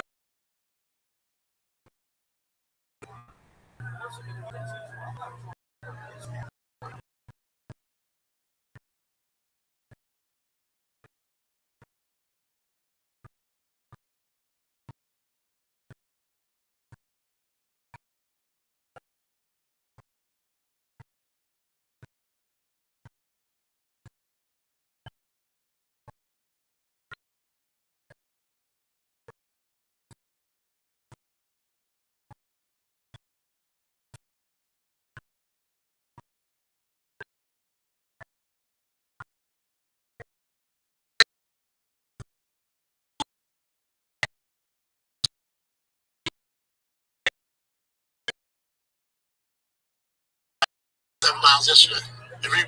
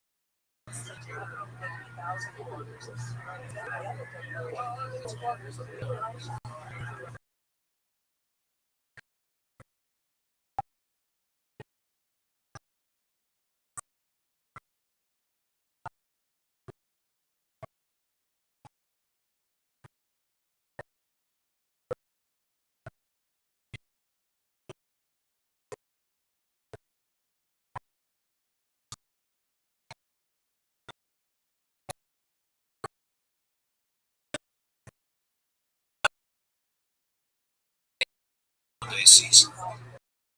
Enjoying the festivities, the young man falls over several occasions and his mother notices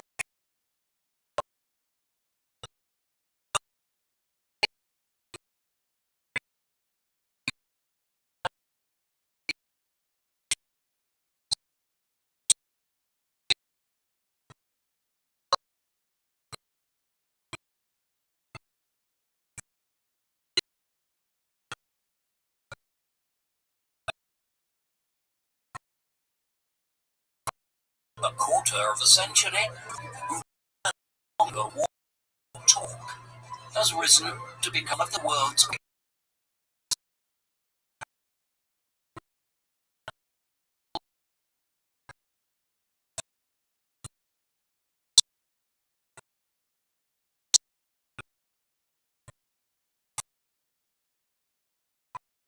that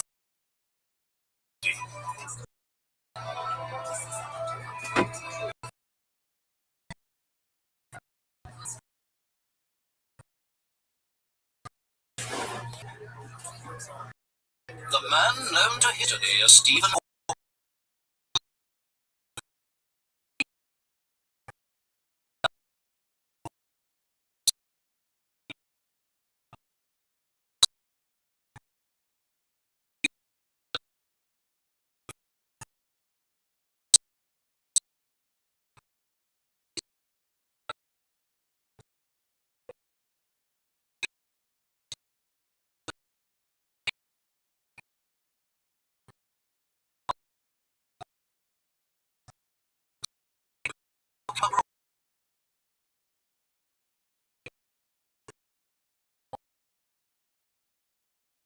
to combat them.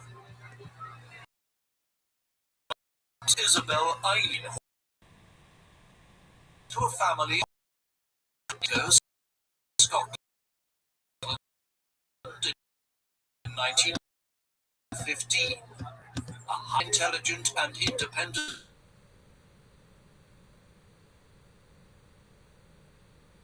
in the politics and economics. A rare woman of her generation and a reflection of her determination through her position as a secretary in a medical research institute in London would meet before the outbreak of the Second World War, a period marked by political unrest in Europe and growing concern over the rise of fascism. Their shared interest in politics, science, and social issues brought them together in what would become a strong and intellectually balanced marriage despite their contrasting temperaments. They married in 1941 and settled in Newgate. But as needs on the capital intensified, Isabel relocated to Oxford, where Stephen was born in January 1942.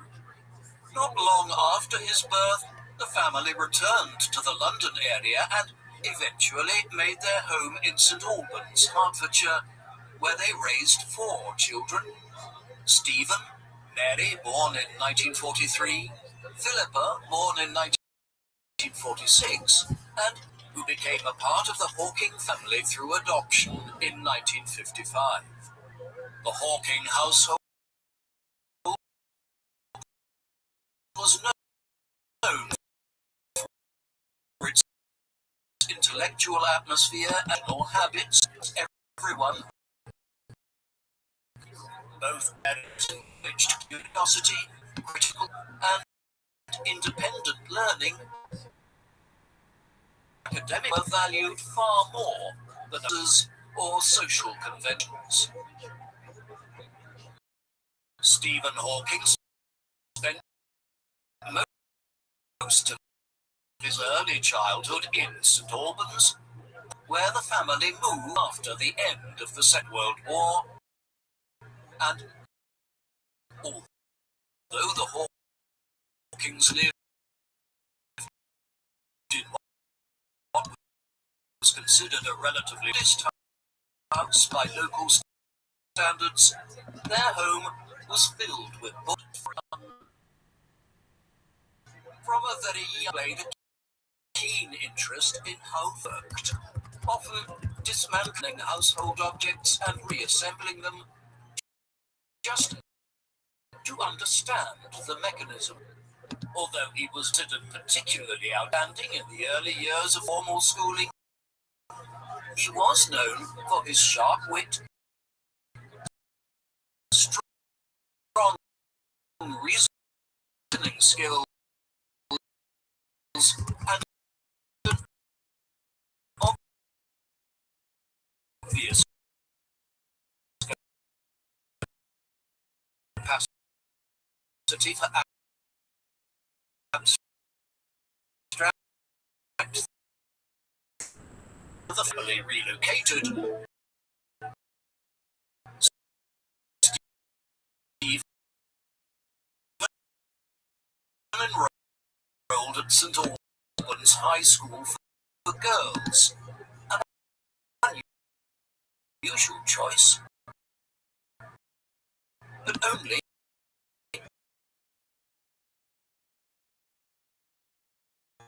university. Though not always at the top of his class, Stephen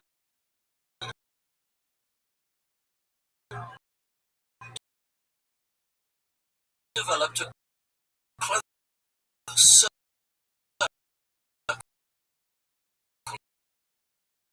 of friends at St. Albans and enjoyed building elaborate board game, following in his own professional footsteps, but Stephen was adamant that his talents and interests lay in mathematics and theatre, although his event part by the fact Oxford University did not offer a specialized undergraduate degree in mathematics at the time, slightly in his choice subject.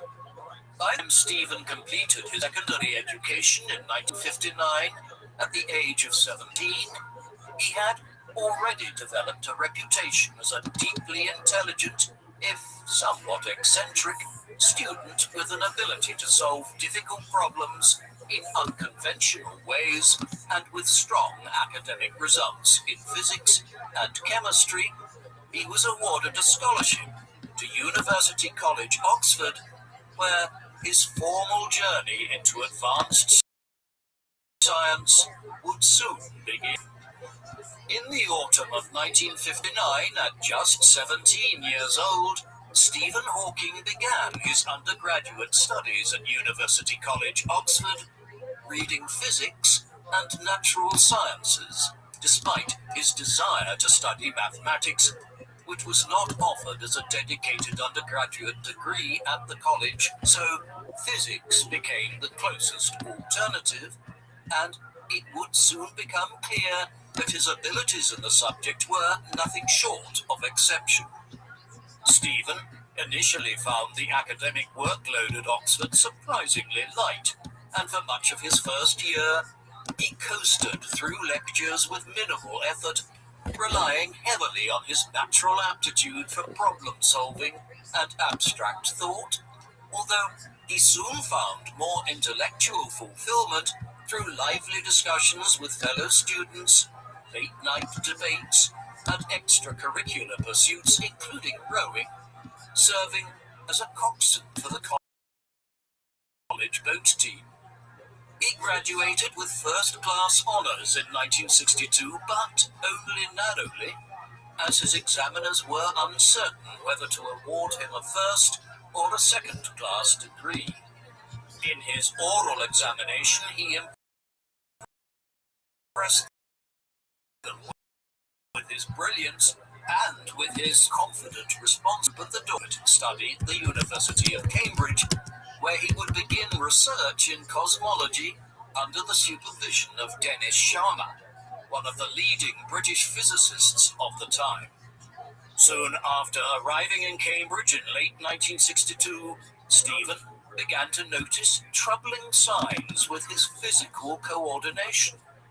He became unusually clumsy, experienced difficulty with tasks like tying his shoelaces, and began to slur his speech slightly, symptoms which grew steadily worse, prompting concern among his family and friends.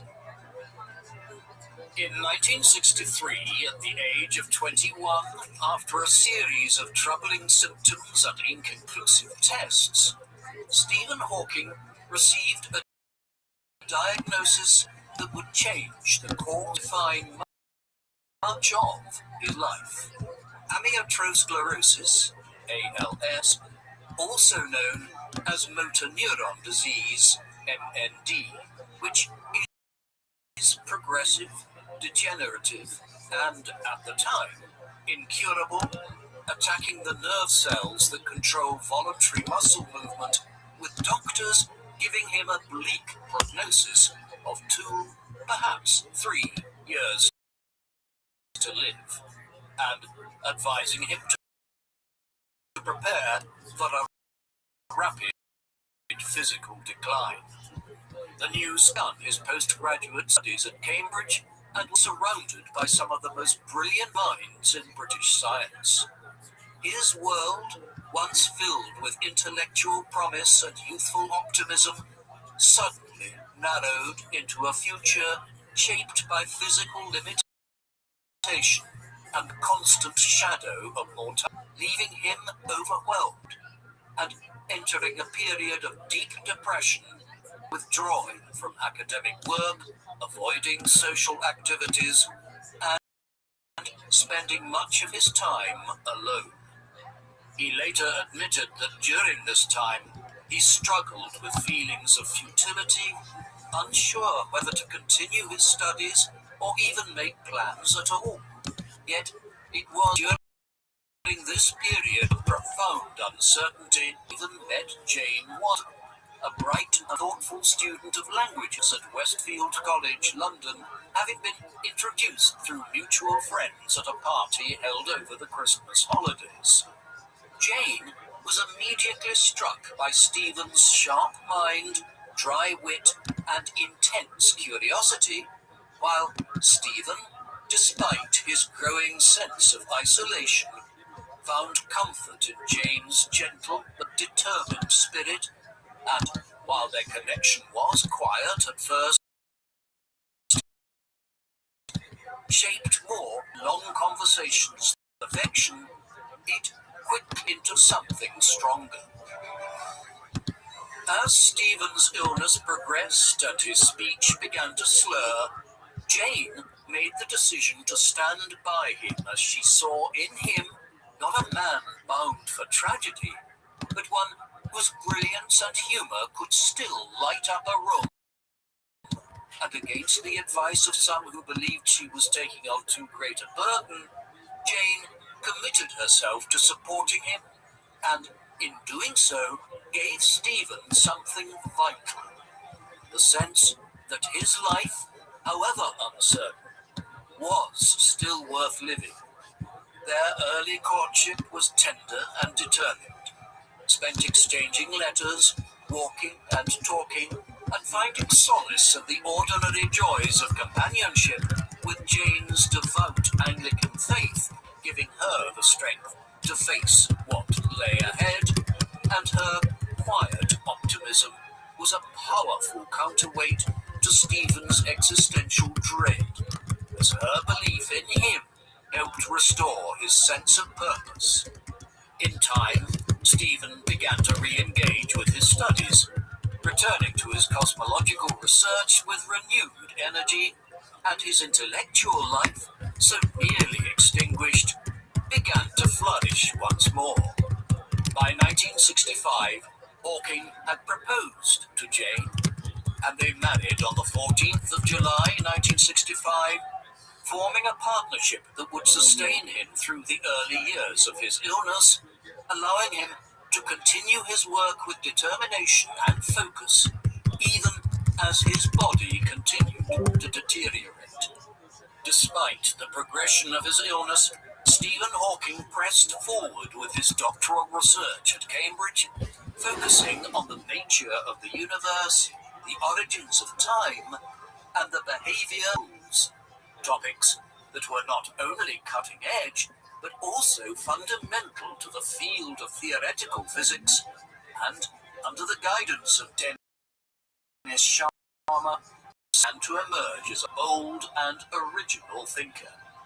His doctoral thesis, completed in 1966, was entitled Properties of Expanding Universes, and in it he examined the mathematical structure of the cosmos by applying the equations of general relativity, building on the work of earlier theorists such as Alexander Friedmann and Roger Penrose, whose own work on gravitational singularities would deeply influence Hawking's thinking. In the mid-1960s, Hawking began working closely with Penrose, a brilliant British mathematician and physicist, and together they developed what became known as the Penrose-Hawking singularity theorems, which demonstrated that under certain conditions, general relativity predicts the existence of singularities, points in space-time where gravitation to have infinite density, such as at the center of black holes or at the beginning of the universe itself. These groundbreaking ideas challenged earlier assumptions about the uniform nature of the universe and provided compelling theoretical support for the Big Bang theory, which proposed that the universe had a definite beginning in time. Hawking's ability to make sense of these complex and abstract ideas using elegant mathematical arguments gained him increasing recognition within the scientific community. Between 1965 and 1970, Stephen Hawking developed a series of groundbreaking singularity theorems that would become some of his most influential early contributions to theoretical physics by building on the mathematical framework of general relativity and working in collaboration with British mathematician Roger Penrose. Hawking used complex equations to show that under certain realistic conditions, the universe must contain singularities, points in space-time where gravity becomes infinite and the known laws of physics cease to operate. These singularities were not just theoretical curiosities. Hawking demonstrated that they were an inevitable feature of the universe's evolution, occurring both at the center of black holes and at the origin of the universe itself, the so-called Big Bang. His work provided strong mathematical backing for the idea that time and space had a beginning, challenging the view that the universe had always existed in a steady state.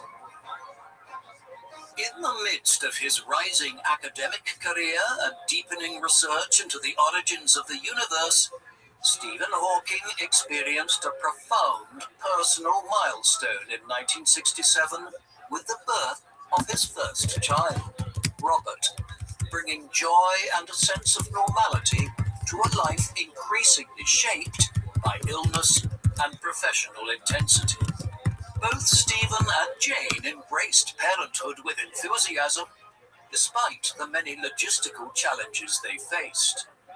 Jane, who was continuing her own academic pursuits at the time, managed much of the caregiving, while Stephen remained actively involved, even as his mobility and speech steadily declined. The presence in the household helped grow amid the growing pressures of Hawking's care needs and scientific responsibilities, and the beginning of a new phase in their shared journey.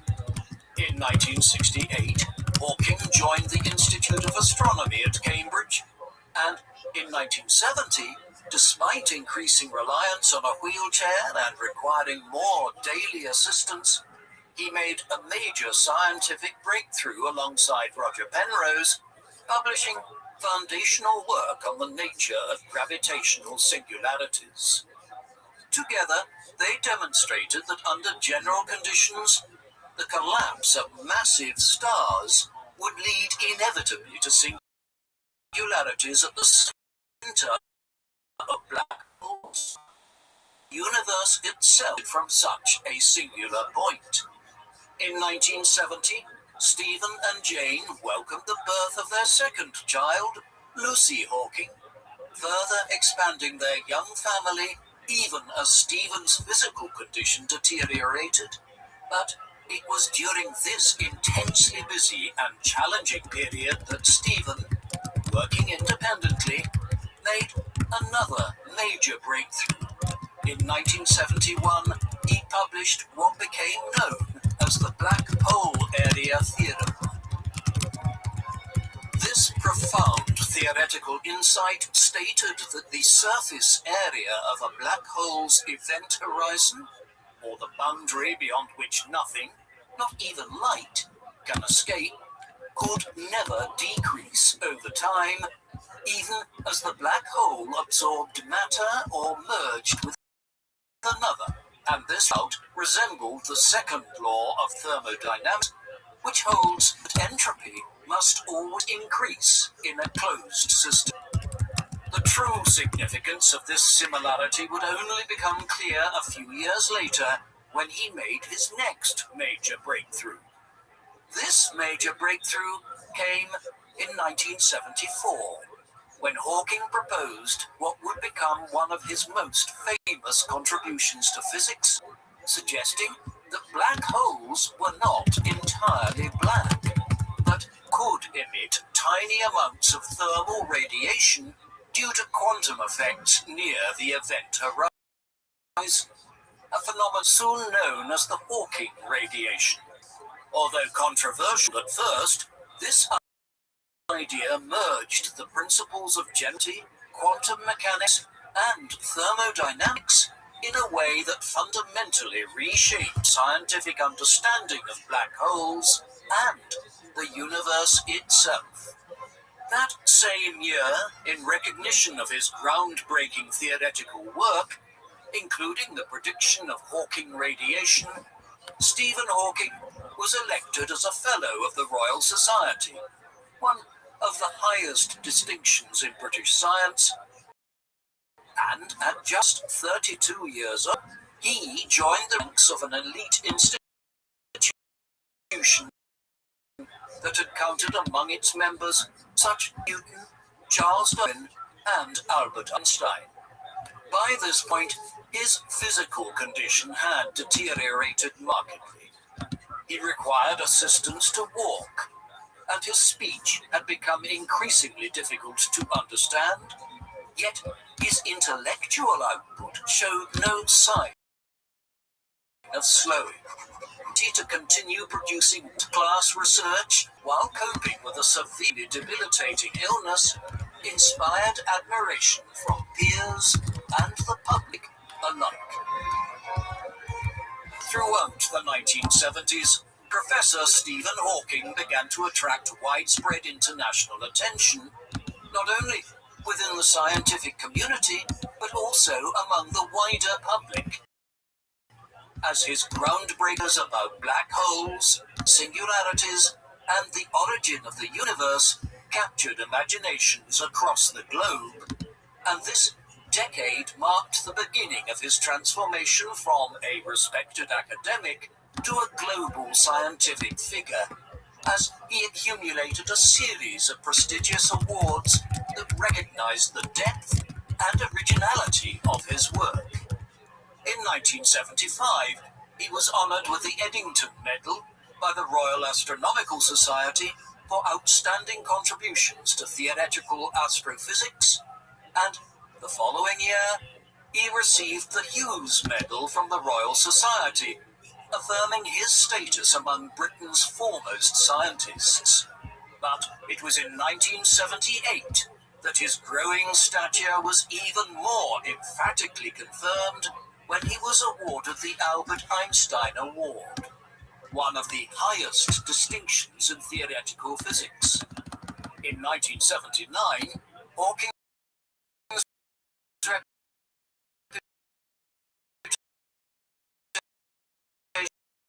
reputation was further solidified with the Albert Einstein year. He was appointed to the prestigious Lucasian Professorship of Mathematics, at once held by Sir Isaac Newton, confirming his place as one of the leading theoretical physicists of his generation. That year, Stephen and Jane also welcomed the birth of their third child, completing their family of 5, and although Stephen's illness had significantly progressed by this time, requiring assistance for most physical tasks, he remained determined to continue. If you're not talking to me, do you mind muting your device, please? Also, with his role as a father. Thank you, sir. Despite the growing physical challenges he faced, Stephen Hawking maintained a close and loving relationship with his children, Robert, Lucy, and later Timothy, and was known within the family for his dry sense of humor and playful spirit, which often delighted the children and brought warmth to the home. Although he could not join in physical activities, he remained deeply engaged in their intellectual and emotional development, encouraging their curiosity and exploration of the world around them.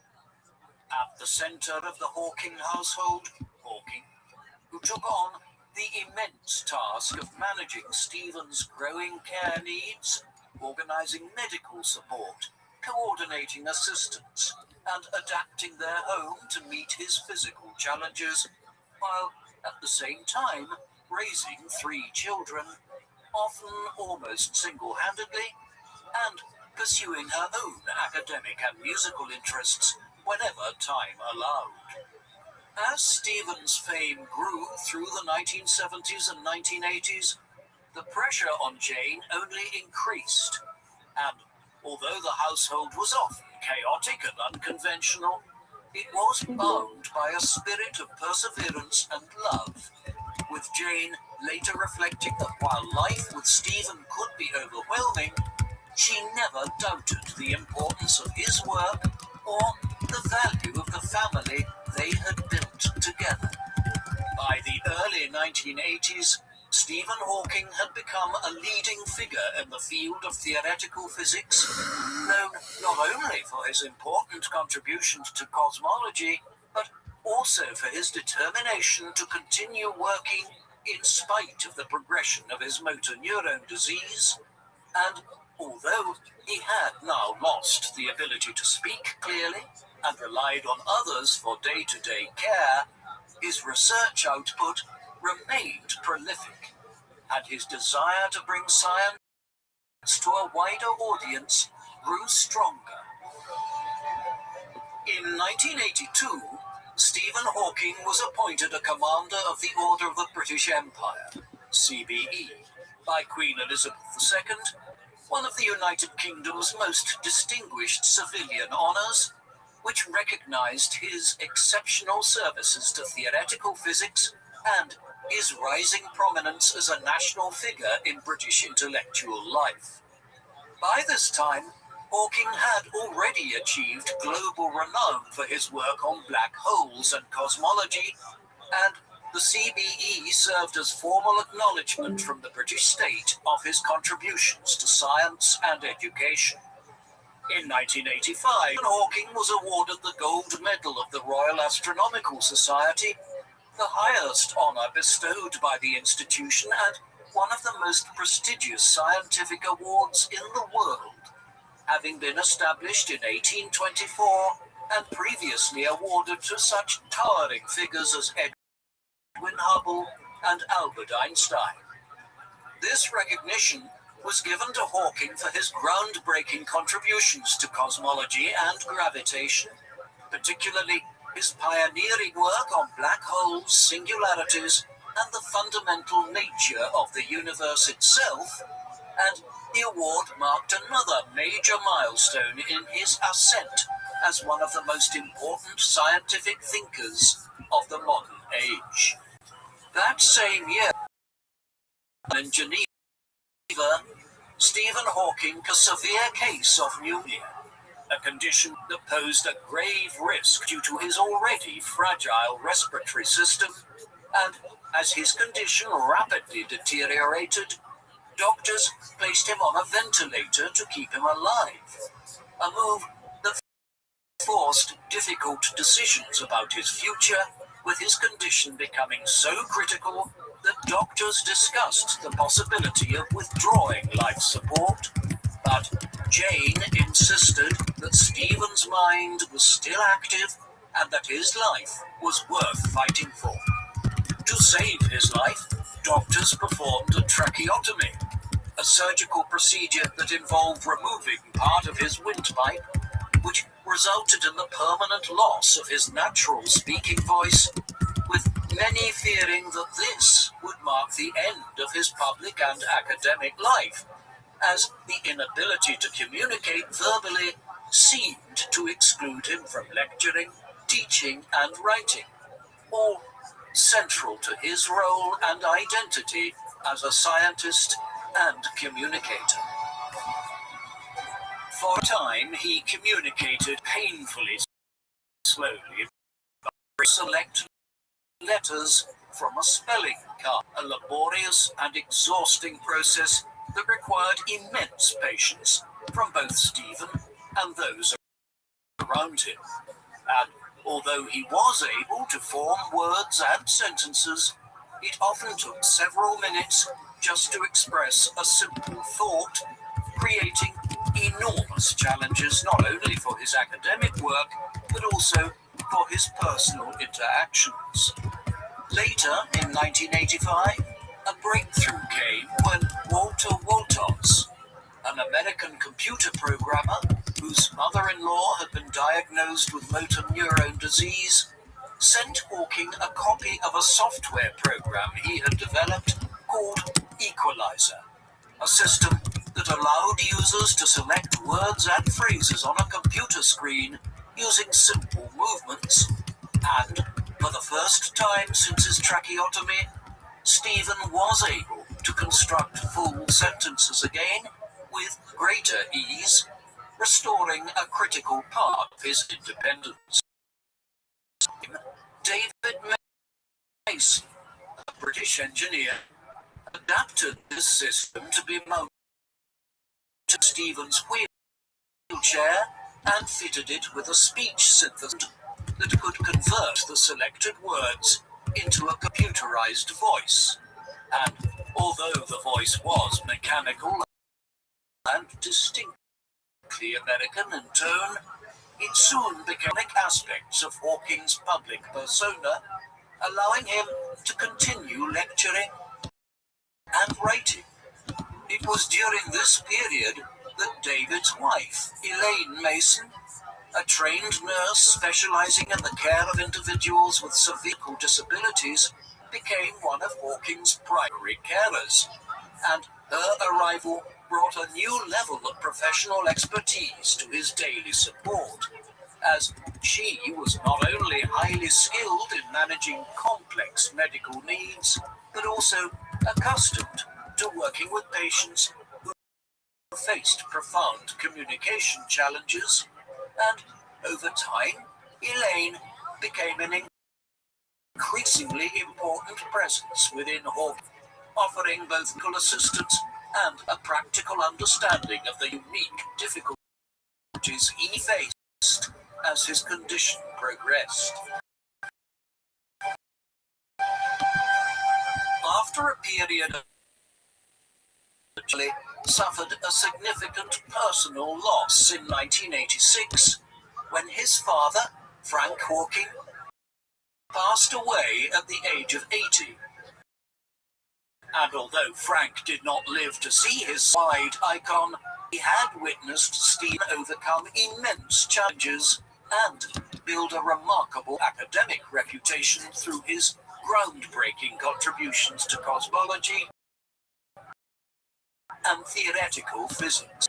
Stephen's relationship was complex, deeply formative, as Frank Hawking, known for his reserved and somewhat detached emotional style, nevertheless profoundly shaped Stephen through his unwavering intellectual rigor, commitment to rational inquiry, and perseverance. Interaction often lacked open displays of affection. They were bound by respect and a shared passion for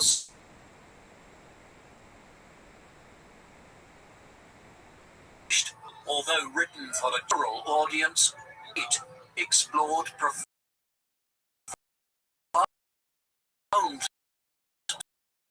topics such as the origin of the universe, the nature of time, 100 weeks on the Sunday bestseller list, and eventually selling over 25 made Hawking a household name and brought him fame on a level. Although many read it, they found the content challenging. It was widely praised for igniting curiosity about the universe in people who had never studied physics before. That same year, Stephen Hawking was awarded the prestigious Wolf Prize in Physics, one of the most significant international honors in the scientific world, presented by the Wolf Foundation in Israel to recognize achievements that contribute to humanity and deepen our understanding of the universe. Hawking received the prize jointly with American physicist Roger Penrose in recognition of their pioneering work on gravitational singularities and black holes. The research had fundamentally reshaped theoretical physics and produced the famous Penrose-Hawking singularity theorems. This showed that the universe is a singular point and that black holes are governed by well-defined physical laws. The award not only highlighted the brilliance of Hawking's mind, but also affirmed the enduring impact of his early work. This, coupled with the release of A Brief History of Time, cemented his position at the very forefront of modern science. In 1989, Stephen Hawking was appointed to the Order of the Companions of Honor by Queen Elizabeth II, a rare and distinct lady limited to only 65 living men awarded to individuals who have made outstanding contributions to the arts, science, medicine, or government, with conclusion reflecting his achievements in science and his role advancing knowledge and sharing complex ideas with the public. By 1990, the long and often complicated marriage between Stephen and Jane Hawking came to an end, as the relentless pressures of Stephen's deteriorating health, rising public celebrity, and growing care needs proved too great a burden to bear. For over 2 decades, Jane had acted not only as a wife, but as a caregiver, organizer, and emotional anchor, raising their 3 children largely on her own, and although there remained a respect between them, their home life had, in Jane's own words, battlefield due to widening emotional distance. Around this time, Stephen Hawking formed a close relationship with his nurse, Elaine Mason, a woman with with a strong personality and a background in working with individuals with complex disabilities, and she soon became a central figure in Stephen's personal life following his separation from Jane. After Elaine's own separation from her husband, David Mason, their relationship quickly deepened into a romantic one, with Elaine assuming a prominent role not only within Stephen's care team, but also at the heart of his household. The relationship generated considerable controversy and was met with mixed reactions from the public and those closest to Stephen, as some praised Elaine for her devotion and believed she gave Stephen renewed energy and independence at a time when his condition had grown increasingly severe, while others, including members of Stephen's family and longtime friends, expressed concern over the intensity and exclusivity of the relationship, and, over time, contact between Stephen and some family members became strained. In 1995, following the finalization of his divorce from Jane Wilde, Stephen Hawking married Elaine Mason in a private ceremony held in Cambridge, attended by a small group of close associates, although many of Stephen's colleagues and family members were notably absent due to the ongoing tensions that had developed since his separation from Jane. The marriage was marked by a degree of privacy, with fewer public appearances alongside his children and previous associates, and although Stephen continued to travel and engage in public life, the tone of his domestic world became more insular.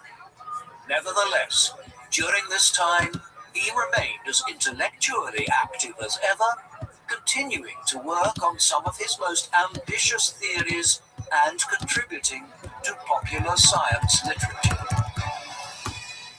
Following the success of A Brief History of Time, Professor Stephen Hawking became a household name, appearing in interviews, documentaries, and television specials, and throughout the 1990s, he continued to write, lecture internationally, and use his platform to advocate for scientific education, disability support, public engagement with questions about time, space, and existence.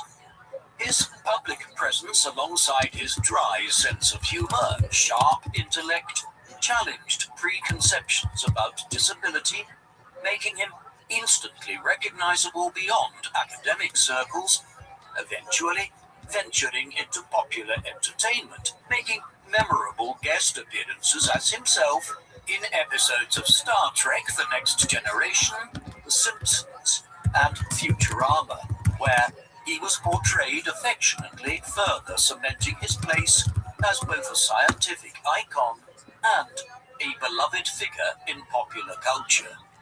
However, Hawking's venture into the limelight had not dulled his scientific mind, as in the late 1990s and early 2000s, he, alongside physicist James Hartle, developed and later introduced a bold new approach to understanding the universe known as top-down cosmology, a theory which challenged the traditional view that the universe had a single linear history beginning with the Big Bang.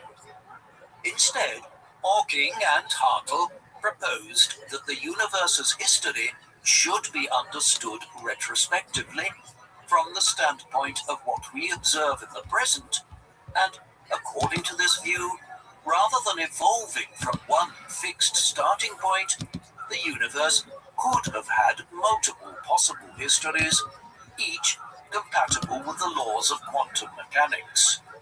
Our current reality, they suggested, is not shaped by a singular past, but by all the different possible paths the universe could have taken to reach its present state. This approach opened up novel ways to interpret cosmological phenomena, particularly in the context of the multiverse, where countless universes with varying properties might exist simultaneously, and although top-down cosmology remained highly abstract, it was widely seen as an elegant attempt to bridge quantum theory and general relativity, reflecting Hawking's lifelong pursuit of a so-called theory of everything, a unified framework that could explain the fundamental workings of the universe in its entirety. In 2001, Stephen Hawking published The Universe in a Nutshell, a follow-up of sorts to his earlier bestseller A Brief History of Time, aimed once again at helping a general audience understand the deepest questions of modern cosmology. The book explored a range of complex subjects, including superstring theory, brain cosmology, and the concept of multiple dimensions. Topics often confined to academic papers, but which Hawking now sought to explain with clarity, accessibility, and visual elegance. Lavishly illustrated and written in a more accessible tone than earlier, was well received by the public, fortuitously to help readers grasp the intricate relationships between time, space, gravity, and the ultimate structure of the universe. In it, Hawking introduced cutting-edge ideas using vivid metaphors and visual diagrams to make the abstract seem tangible and to bring the frontiers of theoretical physics within reach of a wider audience. In 2004, Stephen Hawking stunned the scientific community when he publicly conceded a long-standing bet made in the 1990s over the so-called black hole information, concerning whether information that falls into a black hole is lost forever or somehow preserved.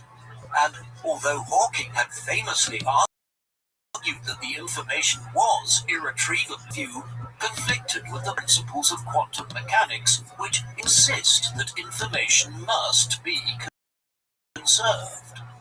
Hawking had even formalized the disagreement with a friendly wager against American physicist John Preskill, promising that if he were wrong, he would present Preskill with a complete set of encyclopedias, and at the 17th International Conference on General Relativity and Gravitation, held in Dublin, Hawking dramatically reversed his earlier position, stating that he now believed information could, in theory, escape from black holes through the subtle quantum effects, and true to his word, he presented Preskill with an encyclopedia set. At the same time as Hawking was at the forefront of science in 2004, unexpectedly, he appeared on the front of several British newspapers, which reported that Cambridgeshire police had opened an inquiry into concerns about Hawking's welfare after caregivers observed unexplained injuries. And although no formal allegations were made by Stephen himself, reports suggested that some staff members feared Hawking's second wife, Elaine, may have been responsible. Stephen issued a public statement denying any mistreatment and asserting that he had not been assaulted. And although the investigation attracted considerable media attention at the time, no charges were filed, and the case was closed after police cited insufficient evidence, plus Hawking's refusal to pursue any formal complaint, stating, "I have not been assaulted in any way by my wife." In 2006, Professor Hawking soon gained more positive attention as he was awarded the Copley Medal by the Royal Society, the oldest scientific prize in the world, dating back to 1731.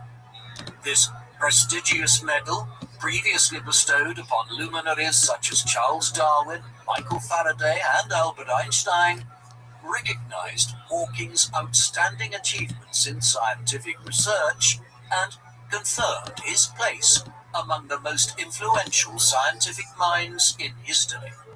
Hawking received the honor in recognition of his exceptional contributions to theoretical physics and cosmology, particularly his work on black hole thermodynamics, the naturalities, and the quantum structure of the universe. The award represented a crowning moment in his long relationship with the Royal Society, which had first elected him as a fellow more than 3 decades earlier.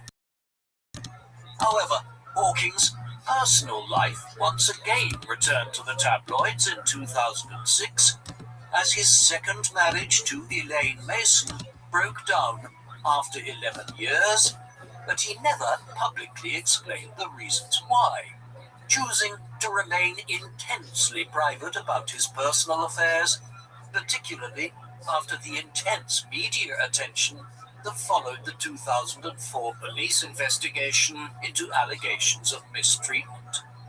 The allegations were publicly denied, no charges were ever brought, and Stephen continued to maintain that there had been no wrongdoing. Despite this, tensions within the marriage had been widely reported for several years by members of his care team, academic colleagues, and even close family. And during this period, there were growing concerns that Hawking had become increasingly isolated, both personally and professionally, as Elaine Mason assumed a dominant role in managing much of his daily life. By the time of their separation, it was clear that the emotional and relational strain had taken a toll on Stephen's once broader support network. Following the separation from Elaine Mason, Stephen Hawking gradually built his relationship with his 3 children, Robert, Lucy, and Teddy, who were now each forging their own paths in life. Robert, the eldest, had pursued a career in software engineering and was living in the United States with his own young family.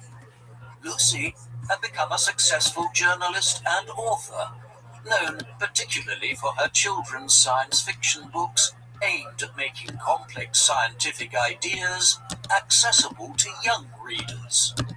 It was around this time that she began collaborating with her father on a new series of novels beginning with George's Secret Key to the Universe in 2007, blending storytelling with real scientific concepts.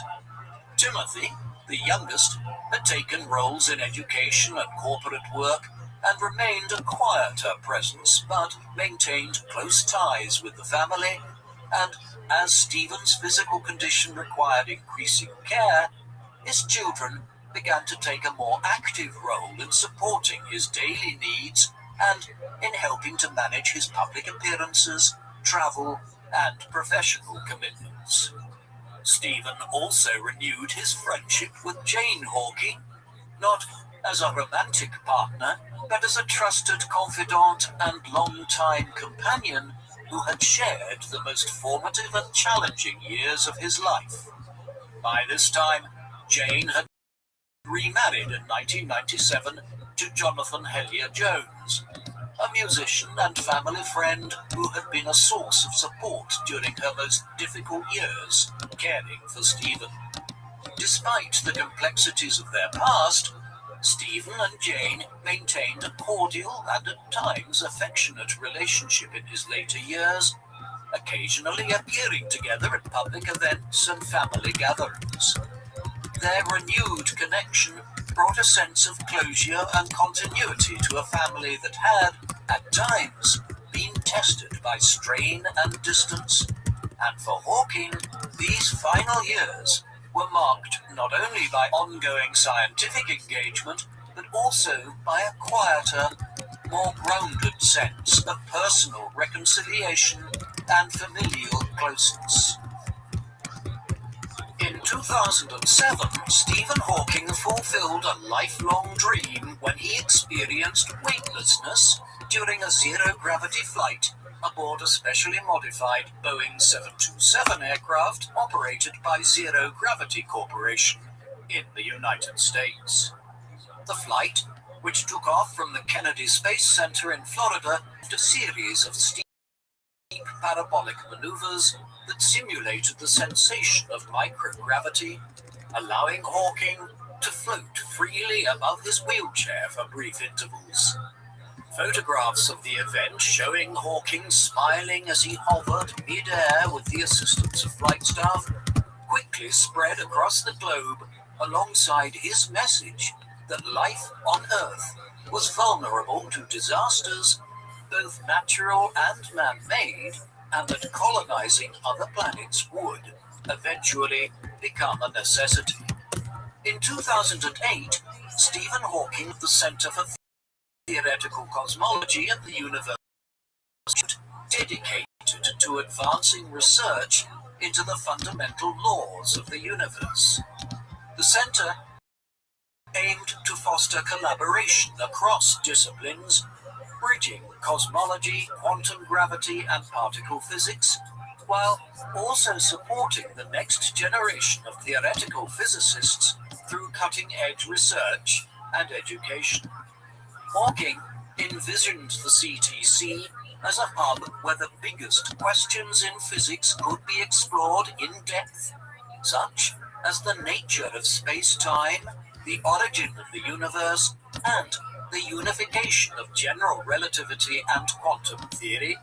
And although his health increasingly limited his mobility, Hawking remained actively involved in shaping the center's mission and lent it the full weight of his global reputation.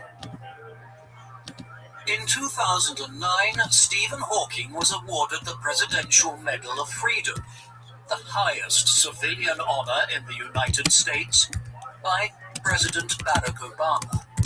The ceremony, held at the White House, recognized individuals who had made extraordinary contributions to the security or national interests of the United States, to world peace, or to cultural and other significant public or private endeavors, with Hawking being honored for his profound impact on science, education, and the global imagination. Hawking was honored not only for his groundbreaking work in cosmology and theoretical physics, for his tireless commitment to public education, his advocacy for people with disabilities, and his role in promoting scientific understanding around the world.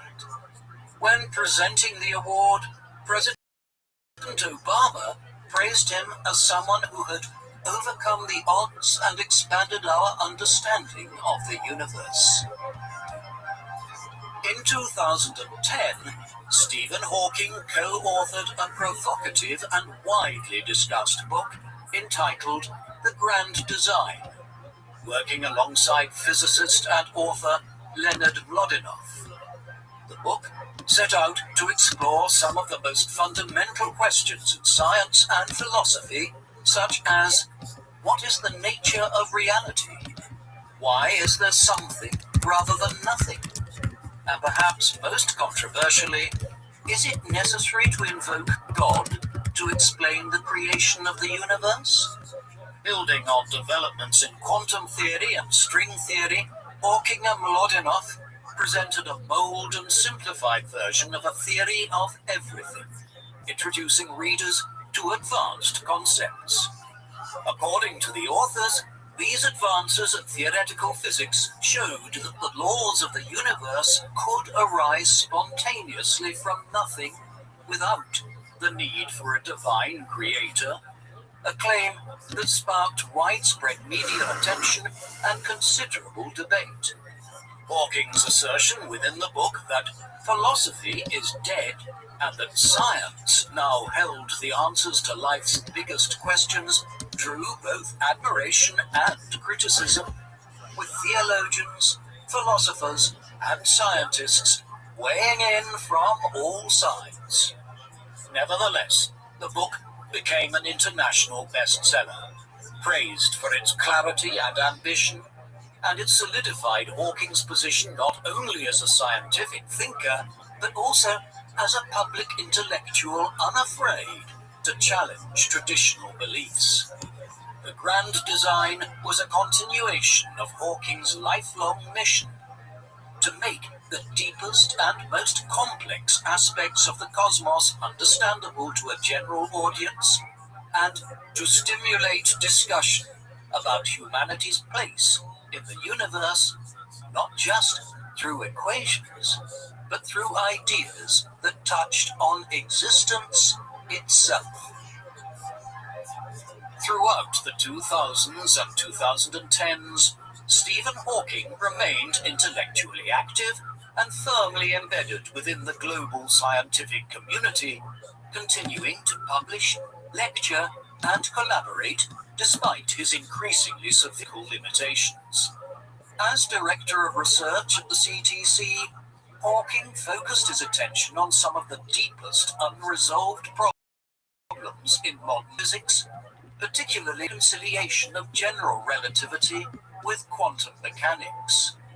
Hawking continued to investigate the black hole information paradox, proposing that information could be preserved at the event horizon, and he revisited his earlier no-boundary proposal with James Hartle, refining it in the light of multiverse models, and although he no longer published at the same pace as in earlier decades, he remained active in research, mentoring students, co-authoring papers, and contributing to major scientific debates.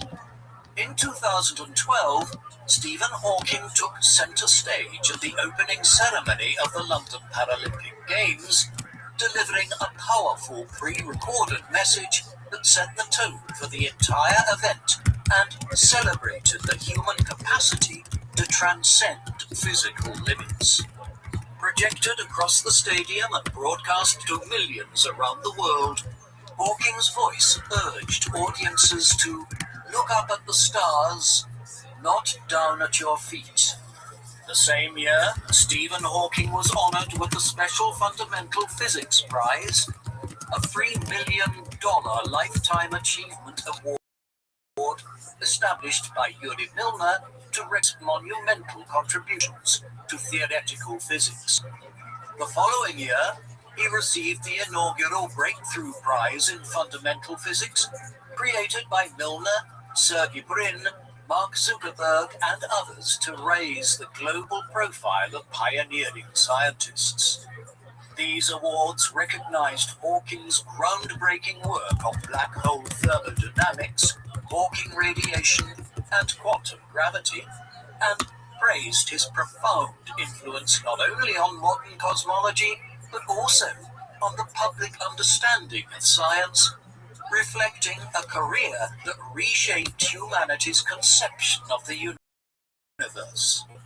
Hawking's mother, Isabel Hawking, passed away in 2013 at the age of 98, having lived a long and intellectually rich life, and throughout Stephen's life she remained a steady and supportive presence, an anchor in both his early development and later success, as from a young age Stephen was deeply influenced by her sharp mind, strong will, and independent thinking, qualities that she herself had exhibited as one of the few women to attend Oxford University in the 1930s.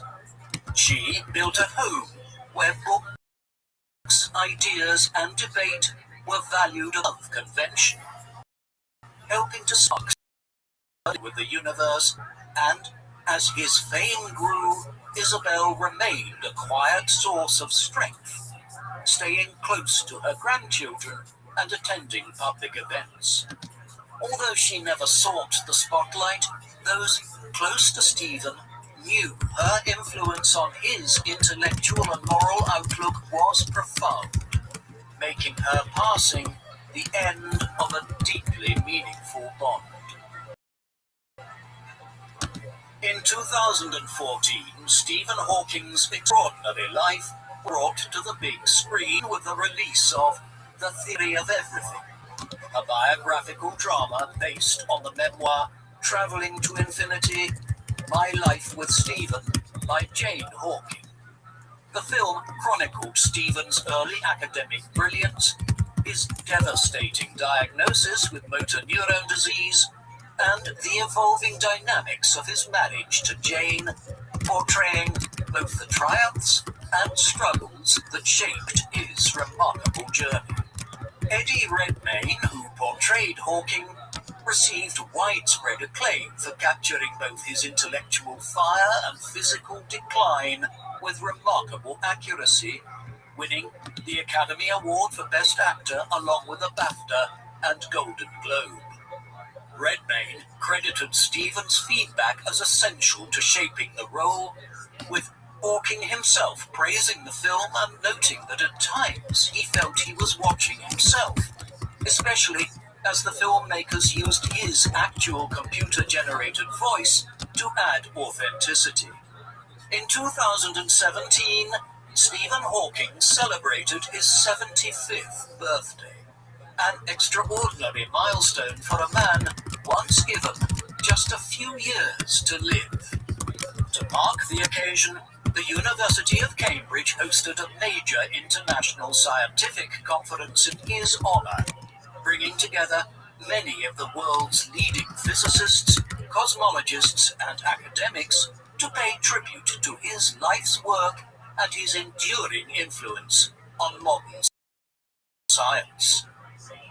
Entitled Gravity and Black Holes, featured lectures and presentations that built upon the themes and discoveries Hawking had spent a lifetime exploring, including quantum gravity, black hole thermodynamics, and the nature of singularities, and it served as both a celebration of his legacy and a forward-looking examination of the questions that remained at the frontiers of theoretical physics. Hawking gave a speech at the event, delivered through his voice synthesizer, reflecting on the progress of science during his lifetime, his hopes for the future of humanity, and his belief in the power of the human mind. And while his 75th birthday marked a personal milestone, it was also a powerful reminder of how he had defied his initial prognosis and the physical adversities he faced throughout his life. Stephen Hawking died peacefully at his home in Cambridge, England on the 14th of March 2018 at the age of 76, a life far longer than the 2 to 3 years doctors had predicted when he was diagnosed with motor neuron disease at 21, and his passing marked the end of one of the most extraordinary scientific journeys of the modern age. The date of his death held poignant significance. It was Pi Day, celebrated around the world by mathematicians, and also the birthday of Albert Einstein, one of the greatest minds in the history of science, whose legacy had often intersected with Hawking's own. The parallels were not lost on the public, with tributes pouring in from every corner of the globe. World leaders, fellow scientists, celebrities, and institutions across science, technology, and education paid homage to Hawking's life, with many praising not just his intellectual contributions, but also his courage, resilience, and humor in the face of overwhelming personal challenges. The Vatican issued a statement honoring his work. NASA expressed gratitude for his cosmic insights. Flags were flown at half-mast in academic circles. His funeral, 31st of March 2018 at Great St Mary's Church in Cambridge, attended by family, friends, figures from academia and public life. The service reflected both the deep affection and immense respect he commanded across the world. with crowds gathering outside to pay their final respects, while inside tributes were paid to his extraordinary life and contributions to science. His ashes were later interred at Westminster Abbey on the 15th of June 2018, placed between the graves of Sir Isaac Newton and Charles Darwin, two of the greatest scientists and contributors to scientific history whose legacy Hawking had unquestionably joined, cementing his place among the greatest thinkers he has ever produced. In October 2018, just months after his death, Stephen Hawking's final book was published on Brief Answers to the Big Questions. This was compiled from his personal archives and unfinished essays and completed with colleagues, family, and longtime collaborators. The book served a dual legacy, a final message from one of the greatest minds of the modern era, tackling some of the most profound and urgent questions facing humanity. The tone of the book was characteristically clear, bold, and thought-provoking, and while it did not claim to offer definitive answers, it laid out Hawking's views in a way that was both accessible and deeply reflective, as he expressed concern about climate change, unchecked technological advancement, and the long-term survival of the human species, reiterating his belief that humanity must eventually look beyond Earth if it is to endure.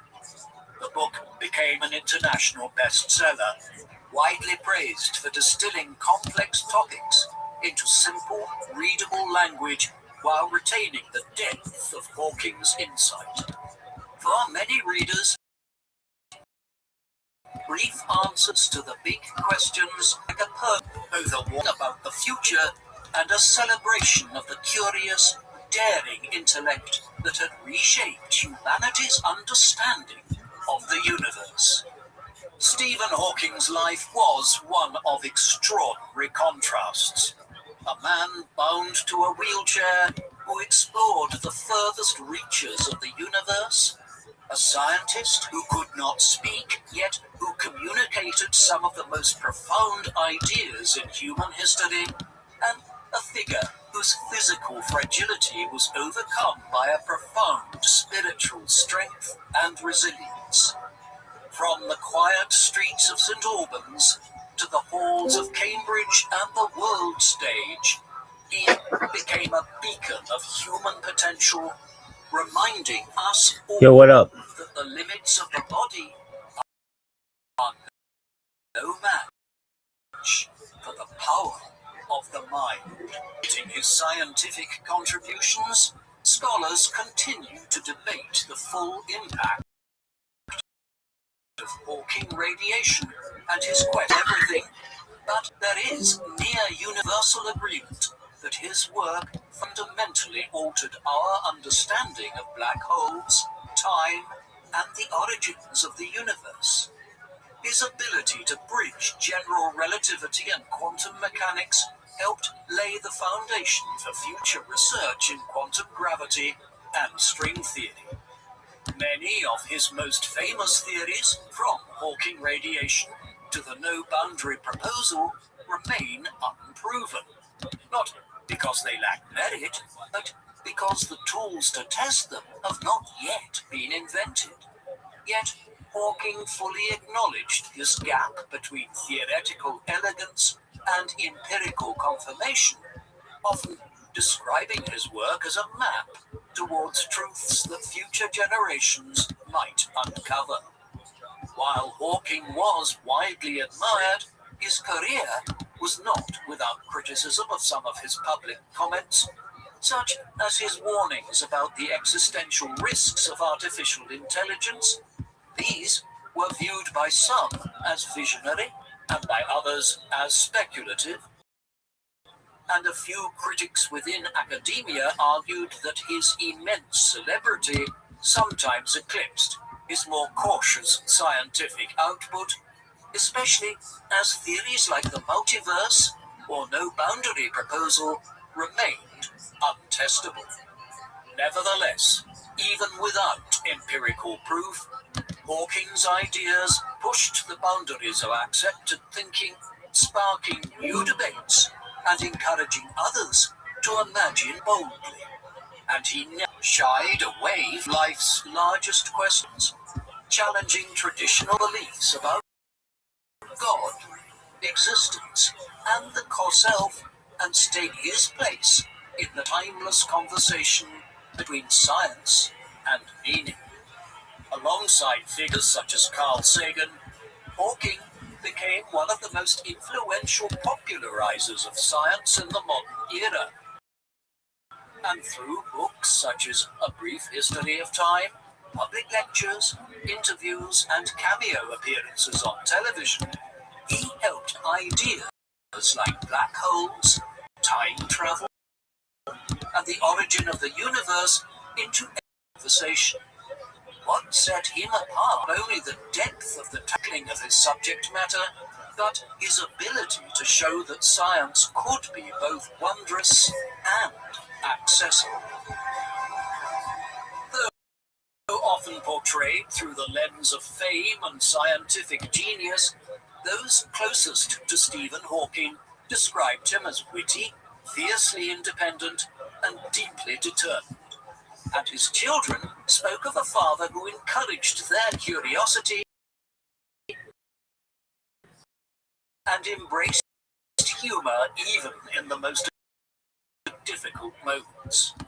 While colleagues recalled a man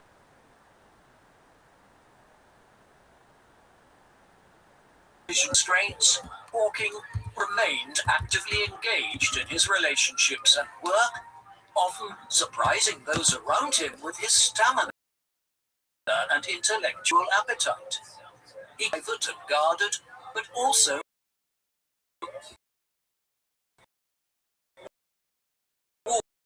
warm and generous with those who knew him best. Shared in his remarkable journey, he defied a diagnosis that gave him just a few years to live, surviving more than 5 decades with a disease that would have silenced most, proving that the limits of life are not defined by the body, but by the mind and will. Even as his body weakened, his mind remained a laboratory of its own, collaborating with mathematicians, physicists, and students to build some of the most ambitious theoretical of the modern age.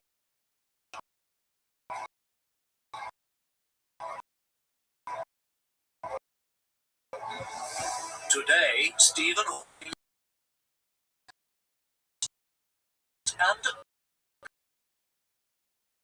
admired ordinary aspire, and his genius lay not only in what he discovered, but in what he made us question, and most of all, in what do you think of Stephen Hawking? Was he the greatest communicator of our time and a man who defied fate itself, or was he a brilliant theorist whose fame sometimes eclipsed the complexities of his work? Please let us know in the comment section. And in the meantime, thank you very much for watching.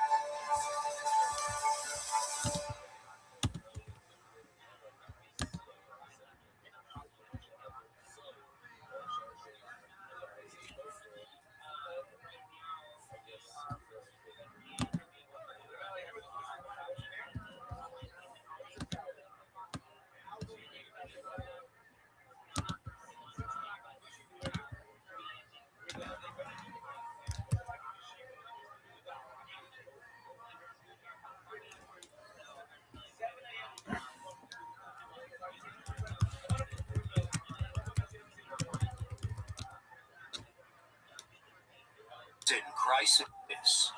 The dreaded plague is spreading north from London.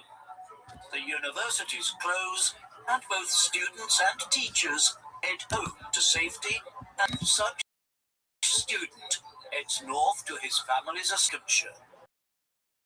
One afternoon, while sitting drinking tea, he observes an apple fall to them and begins to speculate about why all objects are drawn to the Earth's center. Eventually, nearly 2 decades later, the soul gravitation, which, for the first time, lays down the laws of gravity and simultaneously revolutionizes mathematics, physics, and astronomy. His name? Sir I. History's greatest scientist.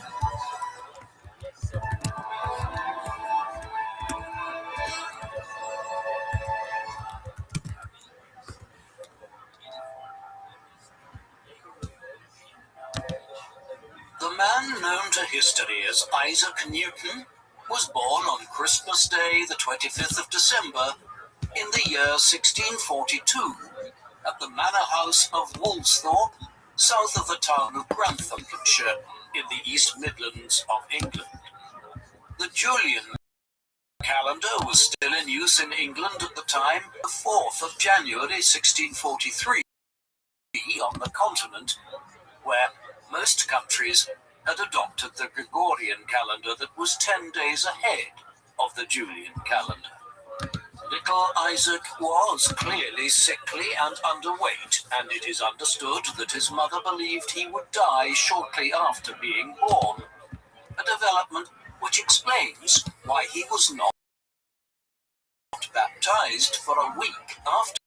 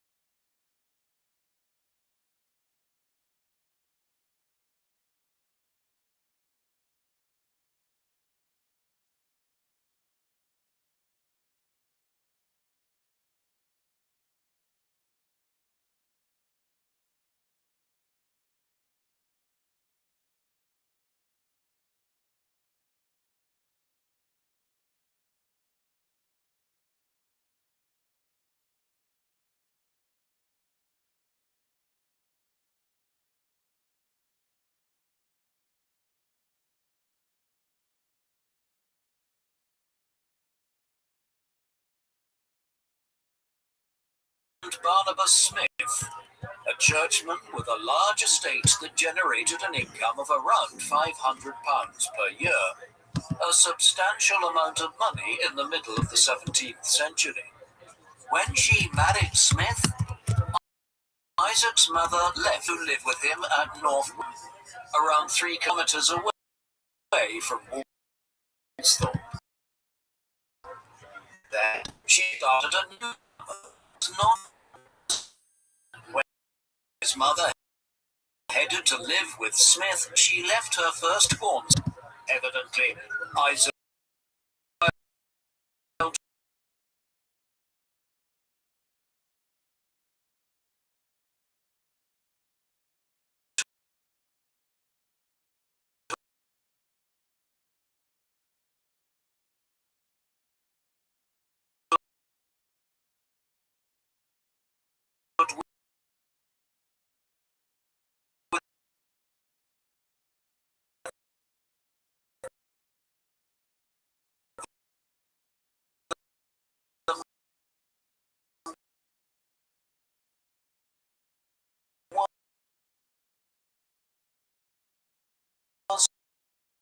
not a pleasant one. Years later, he was abandoned by his mother and was left to grow up in a house where his relationship with his grandparents was strained. Historians have concluded that the peculiar elements of Isaac's later personality, his aloofness and distance from others, were shaped by his early childhood experiences. Newton's life was also influenced greatly by intellectual, cultural, and social forces which had commenced well over a century before his birth. The Renaissance is typically viewed through an artistic prism as a movement that led to the emergence of great painters, sculptors, and architects. In reality, it transformed every sphere of European life in the 5th and 16th centuries, from physics and technology. One of the offshoots of it was the scientific revolution. Medieval European science was primitive. A certain amount of knowledge about astronomy, as well as biology, mathematics, and the natural sciences, had been retained.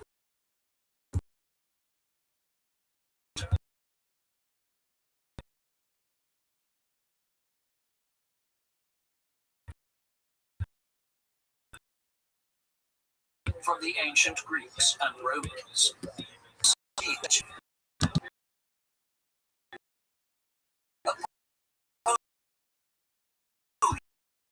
Polish man, 1543. In this, he laid out the heliocentric model of the universe, which stated that the Earth rotated around the Sun and that the Earth was not the center of existence. Copernicus opened the floodgates for a wave of new scientific inquiry. Soon, figures like Tycho in Denmark, Johannes Kepler in Germany, and Galileo Galilei in Italy were conducting groundbreaking work on astronomy, optics, mathematics, and physics. They also began developing scientific instruments like telescopes and measuring tools. The scientific method emerged too. This was the idea that a person could come up with a hypothesis and then test that through experimentation and reasoning. This work was related to philosophical inquiry, which had long used such methods going back to the ancient Greeks. It was also in ancient Greece that philosophers began conceiving of the world as being made up of tiny particles, which they had called atomos, the root of the modern word atom. In line with this, the scientists of the European scientific revolution viewed themselves as being natural philosophers. There was an English dimension to all of this. The scientific revolution arrived in England later than most other parts of Western Europe. One of the earliest proponents of the new science was Sir Walter Raleigh, the famous Elizabethan courtier. Raleigh fell out of favour after Elizabeth's death and was imprisoned in the Tower of London for 13 years between 1603 and 1616 by the new king, James I. There he set up a laboratory and spent much of his time carrying out experiments. Elsewhere, the drive to discover the northeast and northwest passages to Asia by sailing north of Europe or America had led English navigators to develop scientific instruments and accomplish geographic or map-making in the 16th century. In the 17th century, that England came into its own as a centre of the scientific revolution. The Lord Chancellor of England between 1617 and 1621, Sir Francis Bacon, was known for his contributions to the scientific method and inductive reasoning. William Harvey, an English physician of the early 17th century, conducted groundbreaking work on the circulatory system and human anatomy. By the time Newton was born, Robert Boyle, the youngest son of the first Earl of Cork, Richard Boyle, was commencing his pioneering work in chemistry. He is now deemed to be the father of modern chemistry. There were many other natural philosophers beginning to make contributions here and there to the various fields of science. All of their activities gained greater coherence and collegiality in 1660, when the Royal Society was founded in London as a means for scientists to swap ideas and correspond about their research. Newton would soon emerge as the greatest figure of the scientific revolution in England. Not much is known about Isaac's earliest years. He was reluctant to write about his childhood and later life. His stepfather died in 1653 when Isaac was 10 years old. His mother then returned to Woolsthorpe along with Isaac's younger 3 half-siblings.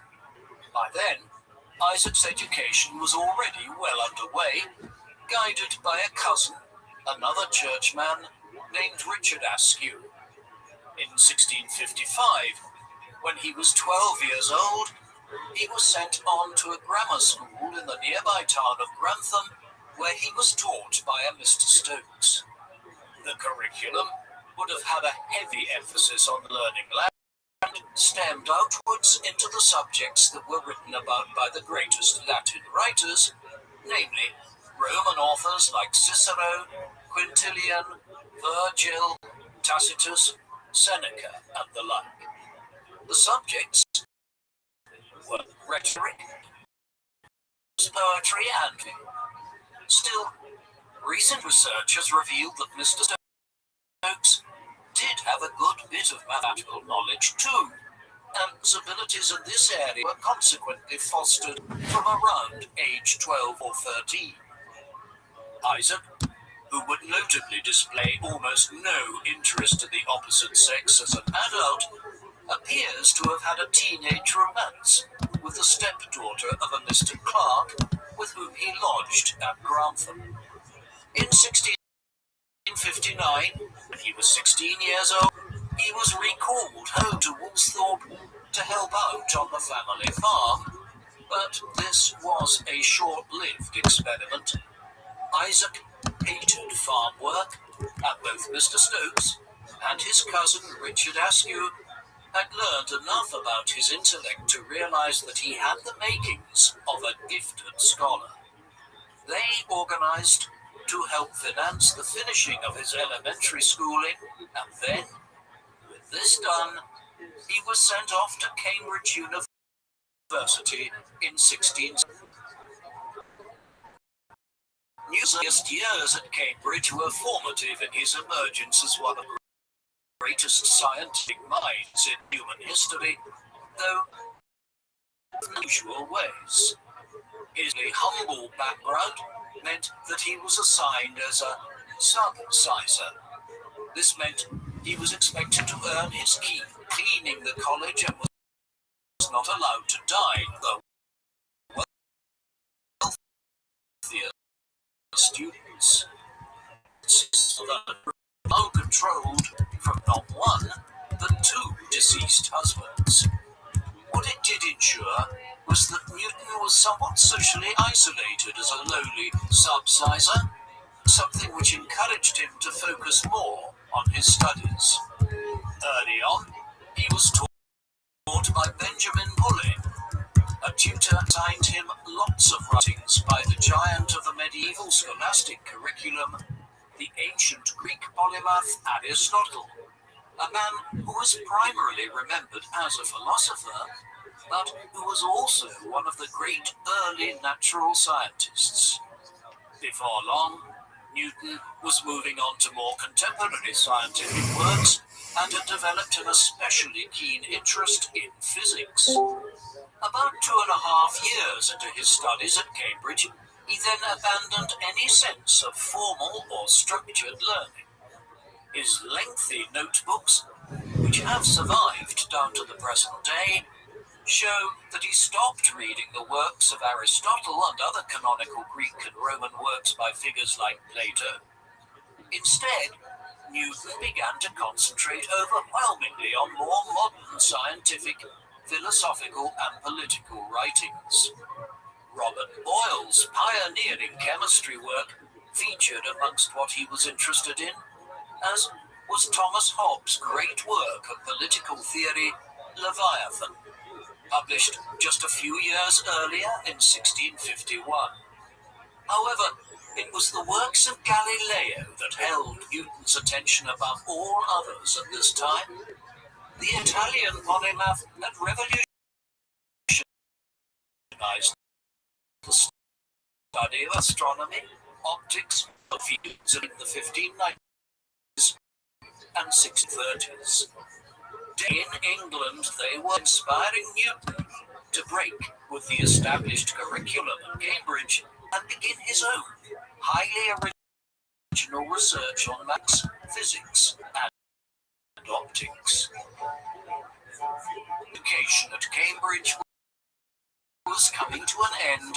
Just events in England would create an ideal environment for him to carry out one of the most miraculous periods of research and writing ever undertaken in the history of science. Late in 1664, a large comet was seen over southern England. In the minds of early modern English people, this was a celestial portent of bad times ahead. Early in 1665, their worst fears were confirmed when a virulent wave of the bubonic plague struck England. While the plague's most terrible moment had come in the late 40s and early 50s, when it killed upwards of 1 out of every 3 Europeans, smaller waves of the disease struck the continent periodically for centuries to come. Crowded, dirty cities were particularly susceptible to plague pandemics, and these outbreaks even reached the streets of relatively small university towns like Cambridge.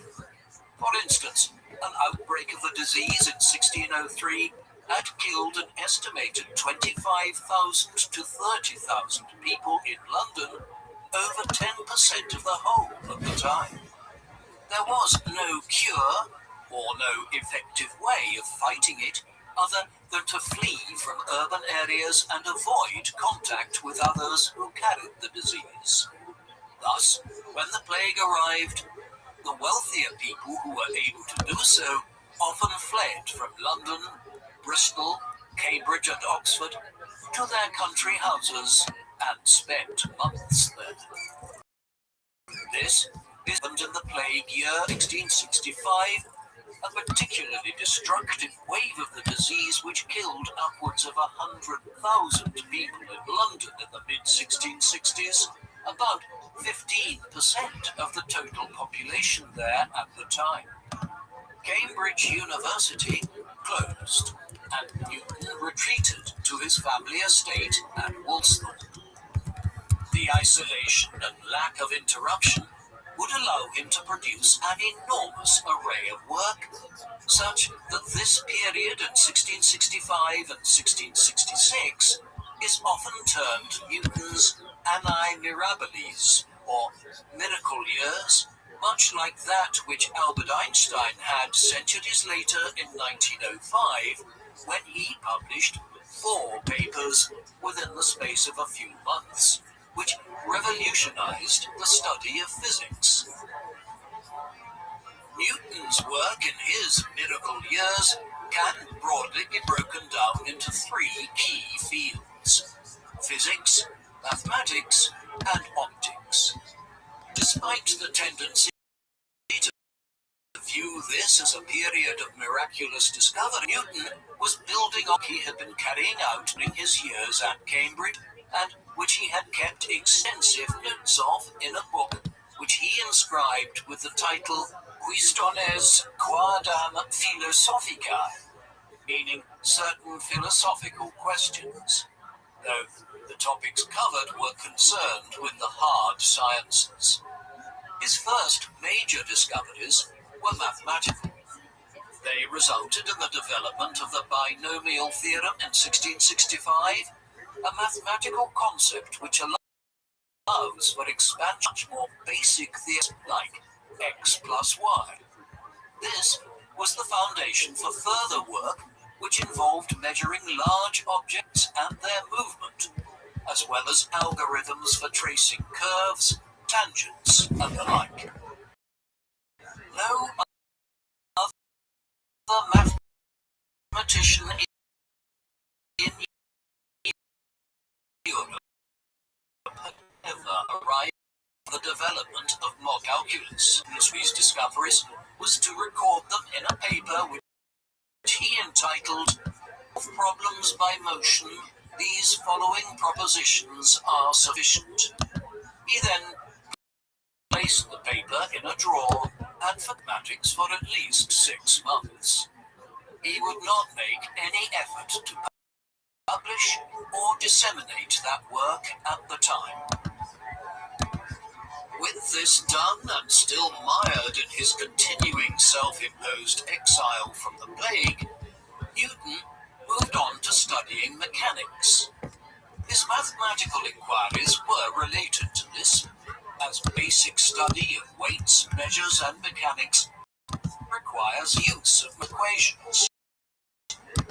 Newton wanted to build the work of Galileo and René Desargues, the latter a philosopher who 30 years earlier had come up with the famous phrase "cogito ergo sum," I think, as a basis for an objective, unquestionable truth that could form the foundation of a philosophical system. Building on their work and using his own complex mathematical abilities, Newton now began a new gravity. Studying how objects collided, he worked out that objects of any kind exert force over one another when they clash or meet. This sends them in different directions, but there is evidence of a center of gravity along a straight line. Experimenting further, he came to the conclusion that particles or atoms attract one another, and that the force involved in this gravitational pull correlates with the mass of the objects in question and the distance between them.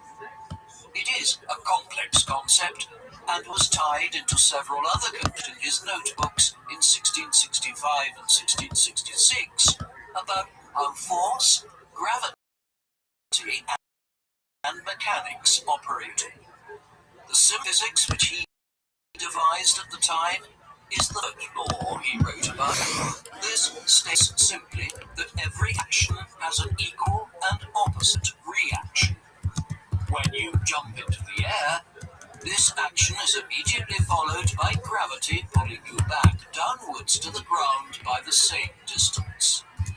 While some of the laws concerning mathematics and gravity which he devised at this time were consequently more complex than others, what they amounted to in their entirety was a fundamental expansion on human understanding of how gravity and motion work. A fanciful story later developed that Newton had reached his conclusions about gravity after seeing an apple fall from a tree at Woolsthorpe. The tale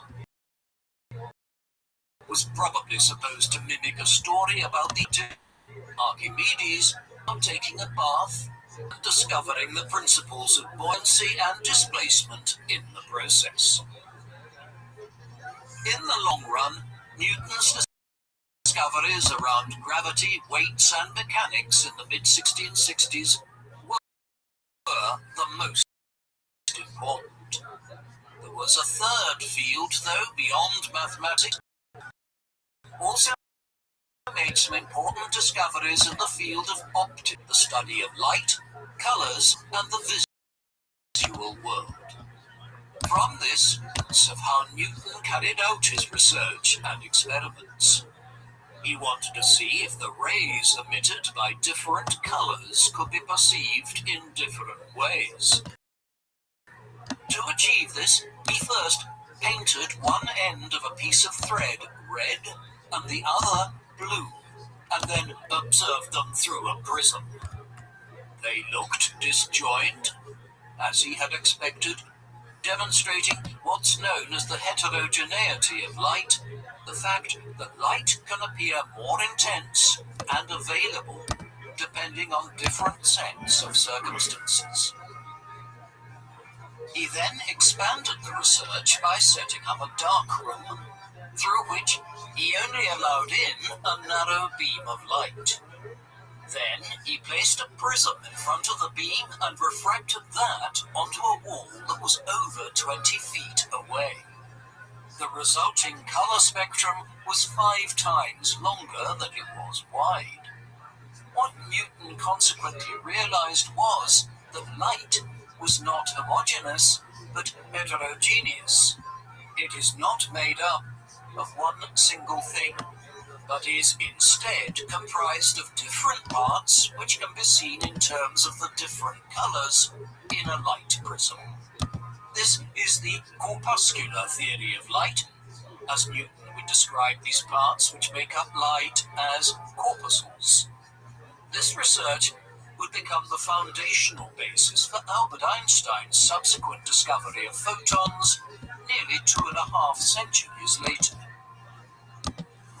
By the time 1666 came to an end, Newton had made a series of breakthroughs in the fields of mathematics, physics, and optics. Nobody, as yet, though, knew what he had accomplished. His remarkable findings were carefully recorded in his notebooks at Woolsthorpe and shared them with the world.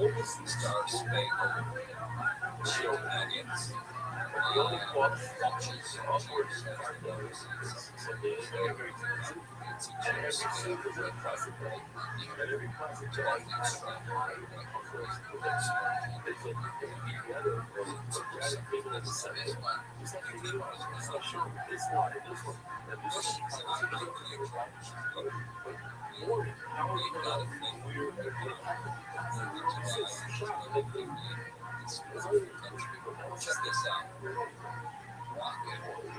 Rocket. You know, rocket pops and goes to somebody and choose to cover up our house. So, how we did this idea,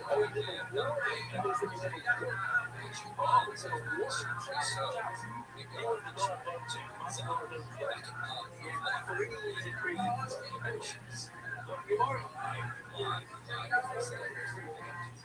Mario, what do you know?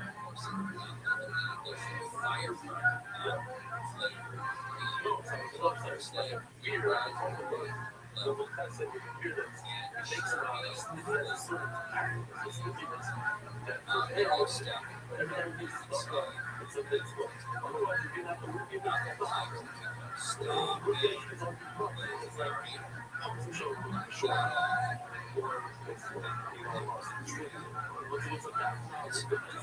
chili cheese dog cheese.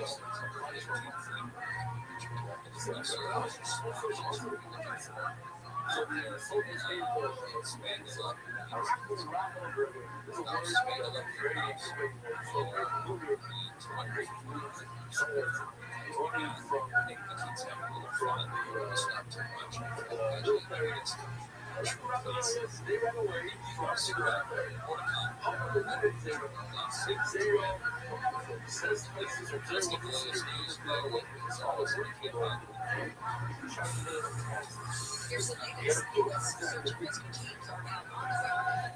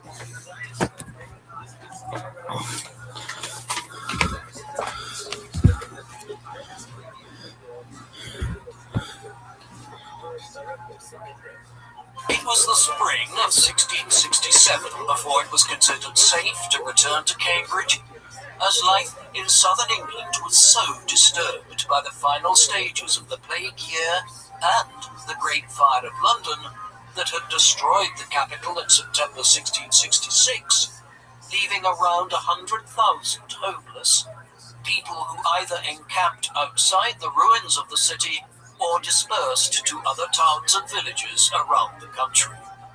In this atmosphere of disordered life, Newton arrived back at Cambridge and managed to gain election as a fellow, a post that provided him with a modest salary.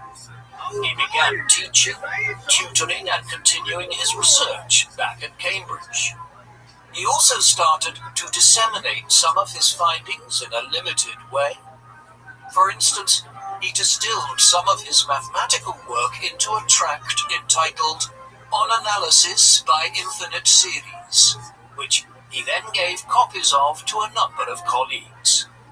This was hardly the greatest example of academic self-promotion ever attempted, and it's debatable whether people he gave his findings to would have been able to follow the equations he laid out in all instances.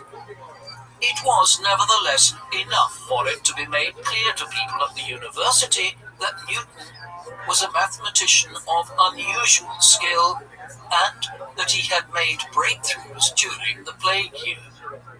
He was therefore made the Lucasian Professor of Mathematics in 1669, a chair which had only been founded in 1663 through a bequest made by Henry Lucas before his death. Lucas was a parliamentarian who had represented Cambridge during the English Civil Wars of the 1640s. Newton would hold the Lucasian professorship for 33 years, though his final years were absentee as he moved to London in the mid-1690s. The position was hardly onerous. Newton was expected to deliver one lecture every week during one term of the year. For this, he was paid an income of £100 per year. Moreover, the lectures barely had any audience. Such was the lack of interest in mathematics and physics at Cambridge in the late 17th century. Even this light load was dispensed with by 1687, after which time Newton had no teaching responsibilities. What these lectures did do was allow Newton space to refine his findings from the mid-1660s and make them more accessible to an audience. To demonstrate his findings to the few students who attended his lectures, he began developing instruments to showcase his findings, notably a telescope and prism rings that showed his theories on optics. Very slowly, his findings began to reach a wider audience. By 1671, the Royal Society in London had heard about his discoveries and invited Newton to send them information about his work. He was duly elected as a Fellow of the Society in January 1672. In the years that followed, his entry into the Royal Society would mean that his research findings began to spread beyond Cambridge to the wider academic community in England and then to the continent, as many members of the Royal Society corresponded extensively with natural philosophers and scholars on the continent. In an age before academic peer review journals, this was how new research was disseminated. As this happened, Newton refrained from publishing much of his work. His paper on analysis by infinite series was distributed and was eventually published in print in 1711, while another couple of works appeared as well, but Newton would ultimately wait over 20 years between when he made his breakthroughs at Woolsthorpe and when he published them in complete form. As Newton emerged in the 1660s and 1670s as one of the leading scholars of his day, he seemed to have no concurrent interest in starting a family or marrying. It was taken for granted in the 17th century that a man of his social status would marry, have children, and try to move up the social ladder. He would never do this and does not appear to have ever contemplated doing so. In fact, he seemed to have no interest in the sex. This has understandably led to people questioning his sexuality. There is no evidence to suggest that Newton was gay. Instead, he just appears to have been largely asexual, with no interest of any kind in a sexual relationship. Historians were surprised to learn years ago about his possible fling as a teenager with the stepdaughter of Mr. Clark, with whom he lodged in Grantham when he was attending the grammar school there in the mid-1650s, simply because it was so unusual. The conclusion we can draw from this is that he was heterosexual, but with very little interest in women. Over time, he abandoned any thoughts of marriage and a family, if he ever gave it much consideration at all. Instead, he committed himself fully to his research and writing. This included friendships.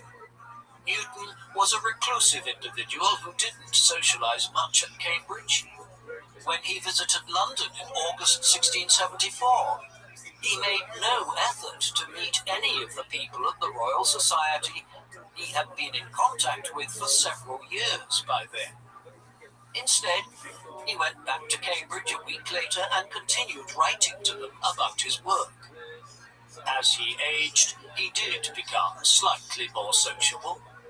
His religious views were also unorthodox. Newton was a Protestant, as were the majority of English people by the second half of the 17th century.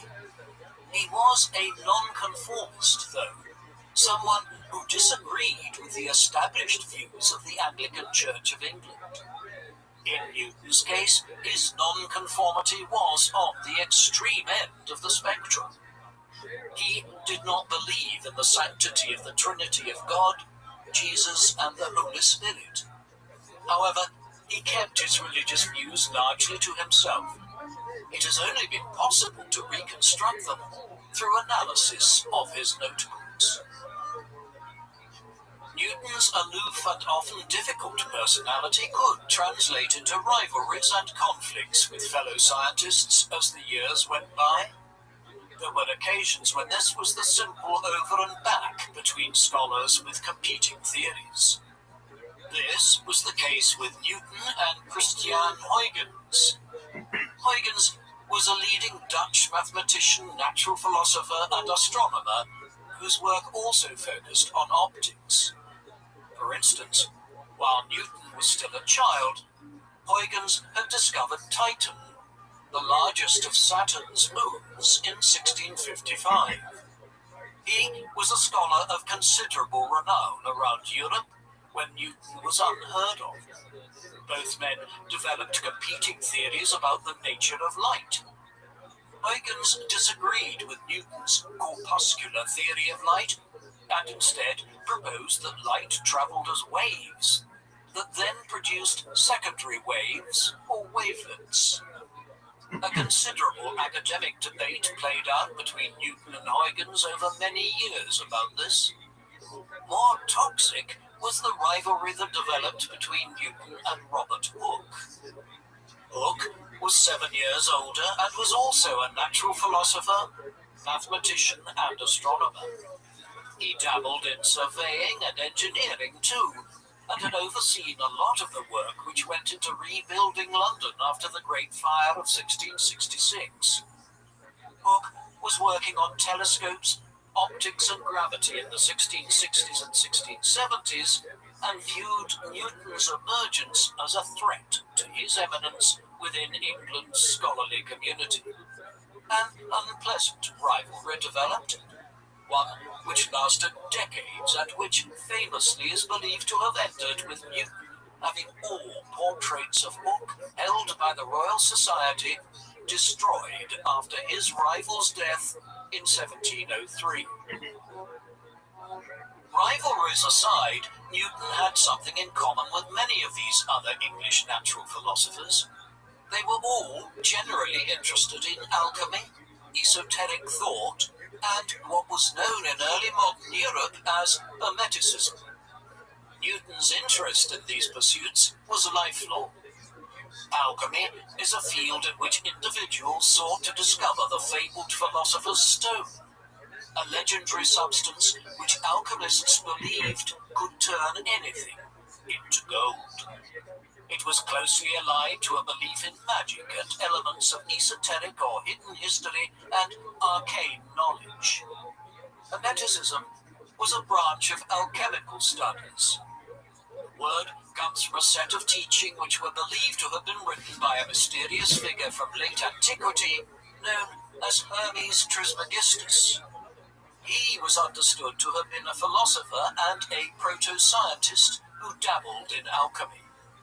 In reality, The works which early modern Europeans ascribed to him were largely derived from a mix of Neoplatonic philosophy by 3rd century AD writers like Plotinus and science as it had been carried out in the Roman Empire in the 3rd and 4th centuries AD, while elements of ancient Egyptian law and other writings were also incorporated into Hermetic and alchemical thought in early modern Europe. As such, Hermeticism was a kind of pseudo-religion and experimentation with arcane knowledge. It was very closely connected to the scientific revolution, and Newton and Leibniz were far from the only major scientists of the era who dabbled in alchemy and Hermeticism. So too did figures like Nicolaus Copernicus, Tycho Brahe, Johannes Kepler, Galileo, Walter Raleigh, Francis Bacon, Robert Boyle, and many others. The scientific revolution was connected to stone, medical studies more broadly, and Hermetic thought. Chemistry, in particular, emerged as a discipline directly from alchemical studies. Visitor to Newton's study years would have been scientific instruments that were designed to test the suitability of substances as the philosopher's stone, while his papers are peppered with manuscripts about alchemy and Hermeticism.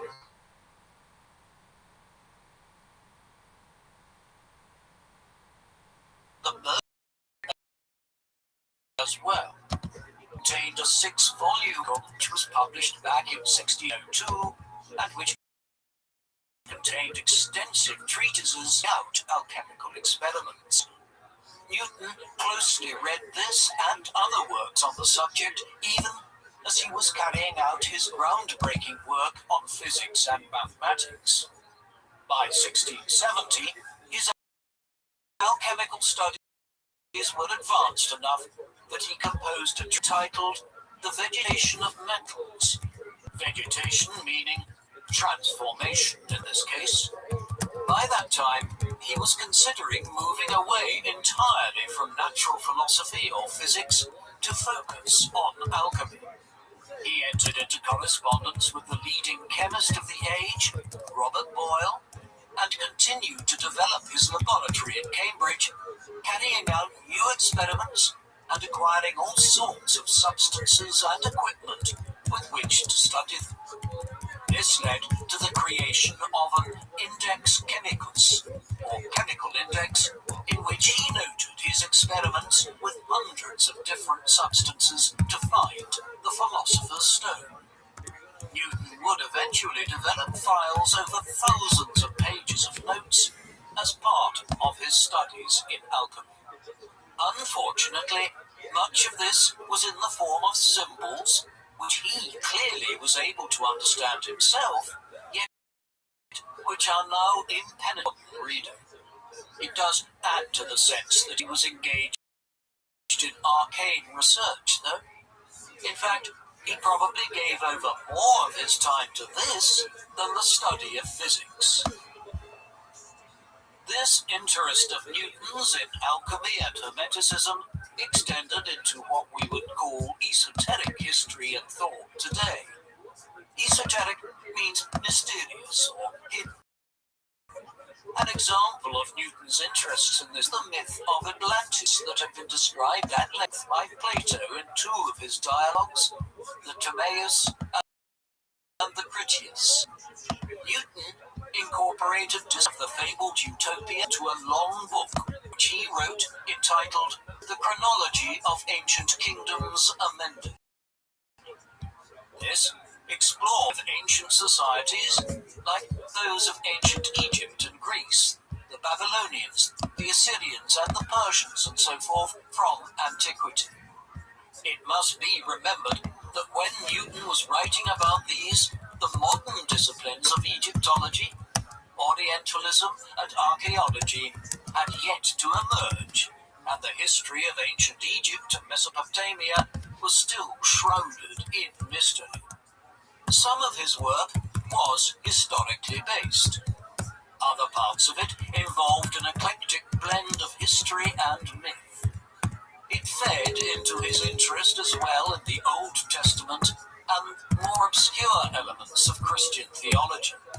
For instance, Newton was fascinated by the Book of Daniel, an apocalyptic text of the Old Testament in which the end of days was discussed. Worryingly, this research into apocalyptic texts would eventually lead Newton to calculate that the world could end in either 2034 or 2060. We might not have long left. This interest in the more obscure historicity of the Old Testament saw Newton also writing in his extensive notes about the Temple of Solomon, the first Temple of Jerusalem in the Holy City, and whether it had in fact been built by King Solomon. Newton concluded that these ancient buildings and the religions around them were evidence of long-lost knowledge systems of the ancients, which alchemical studies formed just one prong of efforts to recover. In the end, Newton did not decide to abandon his work as a natural philosopher to become an alchemist, a transition which, to put it in modern terms, would have seen him switching from studying physics to chemistry. Instead, he continued to focus on natural philosophy, moonlighting in alchemy. We are fortunate that he did, for in the 1680s, he began working on condensing his research and findings into one of the most important books ever written in the history of science. This was entitled the Philosophiae Naturalis Principia Mathematica, meaning the mathematical principles of natural philosophy. Finished in 1686-1687, it contains a synthesis of all the work which Newton had undertaken since his student days at Cambridge. While he had disseminated quite a lot of this since the mid-1660s, in the form of papers and through extensive correspondence, this was a much more refined account of his findings in the sphere of gravitational laws, mechanics, and mathematics. It added greatly to European scientific knowledge. For instance, while Galileo and Kepler had observed and described planetary motions nearly a century earlier, Newton was now able to provide a scientific and mathematical explanation for why the planets moved in the way they did. It also added to knowledge about the equinoxes and the world's ocean tides. Newton even theorized about how the theory of gravity, which he had proposed over 20 years earlier, could account for physical phenomena like observations of irregular motions in the moon. It would soon come to be regarded as the most important book written during the scientific revolution. The Principia Mathematica was broken down into 3 books. The first book, entitled De Motu Corporum, or On the Motion of Bodies, provided a detailed description of his theories around gravity and the motion, as well as exploring the ideas of gravitational pull, force, and equal he had discovered at Wolfsway in 1666. This included additional discussion of the work of earlier scientists like Johannes Kepler and how bodies moved owing to things like centripetal force. These theories were then expanded upon in Book 2. Here, he was responding directly to arguments that had been made by René Descartes and others on the continent in decades gone by, and systematically showing where they had gone wrong in their analyses. Finally, in Book 3, subtitled as De Mundi Systemate, or On the System of the World, Newton attempted to demonstrate what the real-world implications of the theories he had described in the first two books were. For instance, there was a lot of discussion in Book 3 of how the laws of gravity and force he had detailed in Book 1 and Book 2 impact on the planets and the solar system. In the course of this, Newton also laid out his own views on the nature of the solar system and the heliocentric universe. In this way, the Principia Mathematica was not just laying out new theories. It was discussing the vast range of material which constituted the scientific revolution, going all the way back to Copernicus's discoveries about the solar system and the Earth revolving around the Sun a century and a half earlier. There is one thing that takes a small shine off Newton's accomplishments is that many of the same conclusions were arrived at completely independently at the exact same time, hundreds of kilometers away in Germany. Gottfried Wilhelm Leibniz was born in 1646 in the city of Leipzig in Saxony in eastern Germany, a few years of birth in England. He attended numerous universities in the 1660s and then embarked on a career of exceptional scholarship. Like Newton, Leibniz was a polymath who cannot be easily categorized as a mathematician, a physicist, or a philosopher. He worked in an extensive range of fields. He also worked for the government and performed a range of administrative roles, working for Peter the Great, Tsar of Russia, to modernize the Russian state in the early 18th century.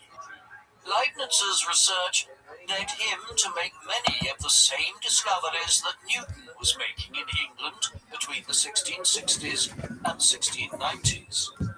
In particular, both men made the same breakthroughs in developing the field of calculus, though Leibniz was more practical in his application and even invented the Leibniz wheel, kind of basic mechanical calculator. So similar were the discoveries that the two men made completely independent of one another that later in their lives an academic argument broke out in which they both claimed to have been the first to make their discovery. In the course of this, Newton disingenuously used some letters he had written to and from Leibniz back in the 1670s to try and claim his German counterpart had copied his findings. If nothing else, what this demonstrates is that societies have to arrive at a certain threshold of knowledge in a given discipline before individuals can make specific breakthroughs. Both men reached the same conclusions at the same time because they were building on the work of Galileo, Kepler, and others. Similar phenomena are seen in other time periods. Over a century later, both Charles and Russell would arrive at almost identical ideas about evolution and the survival of species independent of one another, yet at the same time. Newton published the Principia Mathematica just as England was entering into a period of pronounced political instability. 2 years earlier, in 1685, King Charles II had died. Although he had fathered a huge number of illegitimate children with over half a dozen different mistresses, his marriage to his Portuguese wife, Queen Catherine of Braganza, had been childless. Without a direct, legitimate heir, the throne passed to his brother, James, Duke of York. The problem was that the newly ascended King James II was a Roman Catholic at a time when anti-Catholic sentiments in England and Scotland were running very high. An already unstable political dynamic boiled over when a son was born to James in the summer of 1688, one who would not as a Roman Catholic in place the possibility of an extended return back to Catholicism in England. James did nothing to alleviate these concerns and unwisely began placing Catholics in positions of power in England and Ireland. Within weeks, a powerful alliance of English aristocrats and politicians had written to James's son-in-law, William of Orange, the most powerful figure of the Dutch Republic and the husband of James's daughter, Mary. He offered him the throne, and William duly headed to England with an army to enforce his claim. By the time the year 1688 was out, James had fled to France, and William and Mary were about to become joint rulers as King William III and Queen Mary II. The Glorious Revolution was a period of instability, and it continued into the 1690s as war followed between England and the Dutch Republic against the French, who were backing James's claim to be restored to his throne. These events had a bearing on Newton's career. His character meant that he had always avoided becoming involved in Cambridge's politics. However, early in 1687, while he was still king, James II had attempted to take over the university politically by installing Roman Catholics like the Benedictine monk Alban Francis as members of the Senate that ran the institution. This annoyed Newton, a religious nonconformist who viewed even Protestant Anglicans poorly and who perceived Catholics as adherents of a branch of Christianity which had little or no basis in Scripture. He therefore became involved in the internal wrangling at Cambridge to try to maintain the political and religious independence of the university. In 1688, this led to Isaac and 7 others being ordered to come to London to answer for their efforts to resist James's attempts to enforce control over Cambridge.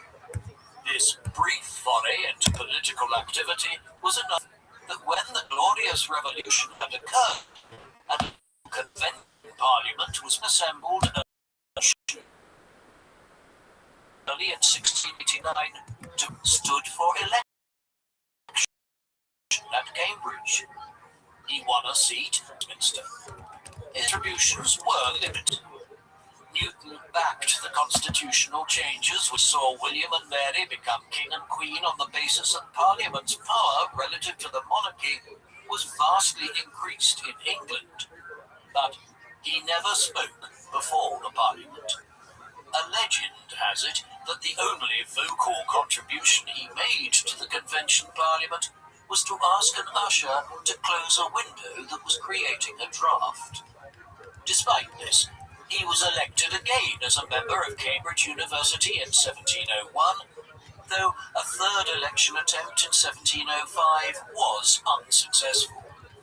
More broadly, Newton's brief forays into politics were important in that he spent more time in London and his social circle expanded slightly. In particular, he developed a friendship with the noted philosopher John Locke, whose areas of focus were optics and epistemology, the theory or study of knowledge. Life in London saw him become a government employee. In 1695, he was one of 8 individuals that the government contacted about the issue of English coinage being clipped. By the late 17th century, money was still circulating exclusively as coins made out of metals like silver and copper. Notes were starting to appear as instruments of exchange within the business community, but it was a long time before they would become part of day-to-day economic life. The issue with the coinage in the 1690s was that the stresses of war with France following the Glorious Revolution had led to people clipping the nation's coins. This is where a small sliver of silver was clipped or cut off the edges of coins. If this was done with a large amount of coins, a person could get themselves a nice ball of silver. Clipping was reaching epidemic proportions by the mid-1690s, and Newton was one of the individuals contacted about coming up with a solution. This first engagement with the government led to him being offered the post of Master of the Mint a year later in 1696. Over the next 2.5 years, he oversaw a complete recoinage. This was where an early modern government called in all of the old coins, melted them down, and minted new ones that were reissued. The new coins were issued with features which made it obvious if they had been clipped. Nearly £7 million worth of coins were minted and issued in the spring of 1696, when he became Master of the Mint, at the end of 1698, roughly the same amount as was usually issued over thirds. The accomplishment points towards Newton's considerable abilities as an administrator, though his coins were undervalued by comparison with European silver, and England's new silver coins soon started vanishing to France, where people could exchange them for higher amounts of money. Despite his position as the leading natural philosopher of his age in England, Newton had only played a limited role in the activities of the Royal Society for much of his life. This was broadly owing to his acrimonious relationship with Robert Hooke. Hooke had a lot of supporters within the society, and Newton had been marginalised within it as a result. However, Hooke died on the 3rd of March 1703, paving the way for Newton's rapid ascent. Many members of the organisation felt it was in need of a more scientific-minded leader after years in which two nobles, Charles Montague, 1st Earl of Halifax, and John Somers, 1st Baron Somers, had held the position of president. In this with the Society's members in November 1703, Newton was elected as the new president. He would hold the position down to his death, becoming the second longest serving president ever, eclipsed only by Sir Joseph Banks, who held the office for a huge period of over 41 years between 1778 and 1820. 2 years after he became president of the Royal Society, Newton was also knighted, becoming the first scientist or natural philosopher ever to be awarded such a title in Europe. As president of the Royal Society, one of Newton's foremost achievements was balancing his books. It was badly in debt in 1703. By 1710, he had not only managed to remedy its financial situation, but had also enough of a surplus to acquire a new property at Crane Court, near Fleet Street in London, which became the Royal Society's home in London for many years. Other actions were less admirable. He developed a rivalry with John Flamsteed, the head of the Royal Greenwich Observatory, resulting in Newton trying to suppress Flamsteed's work and steal his research.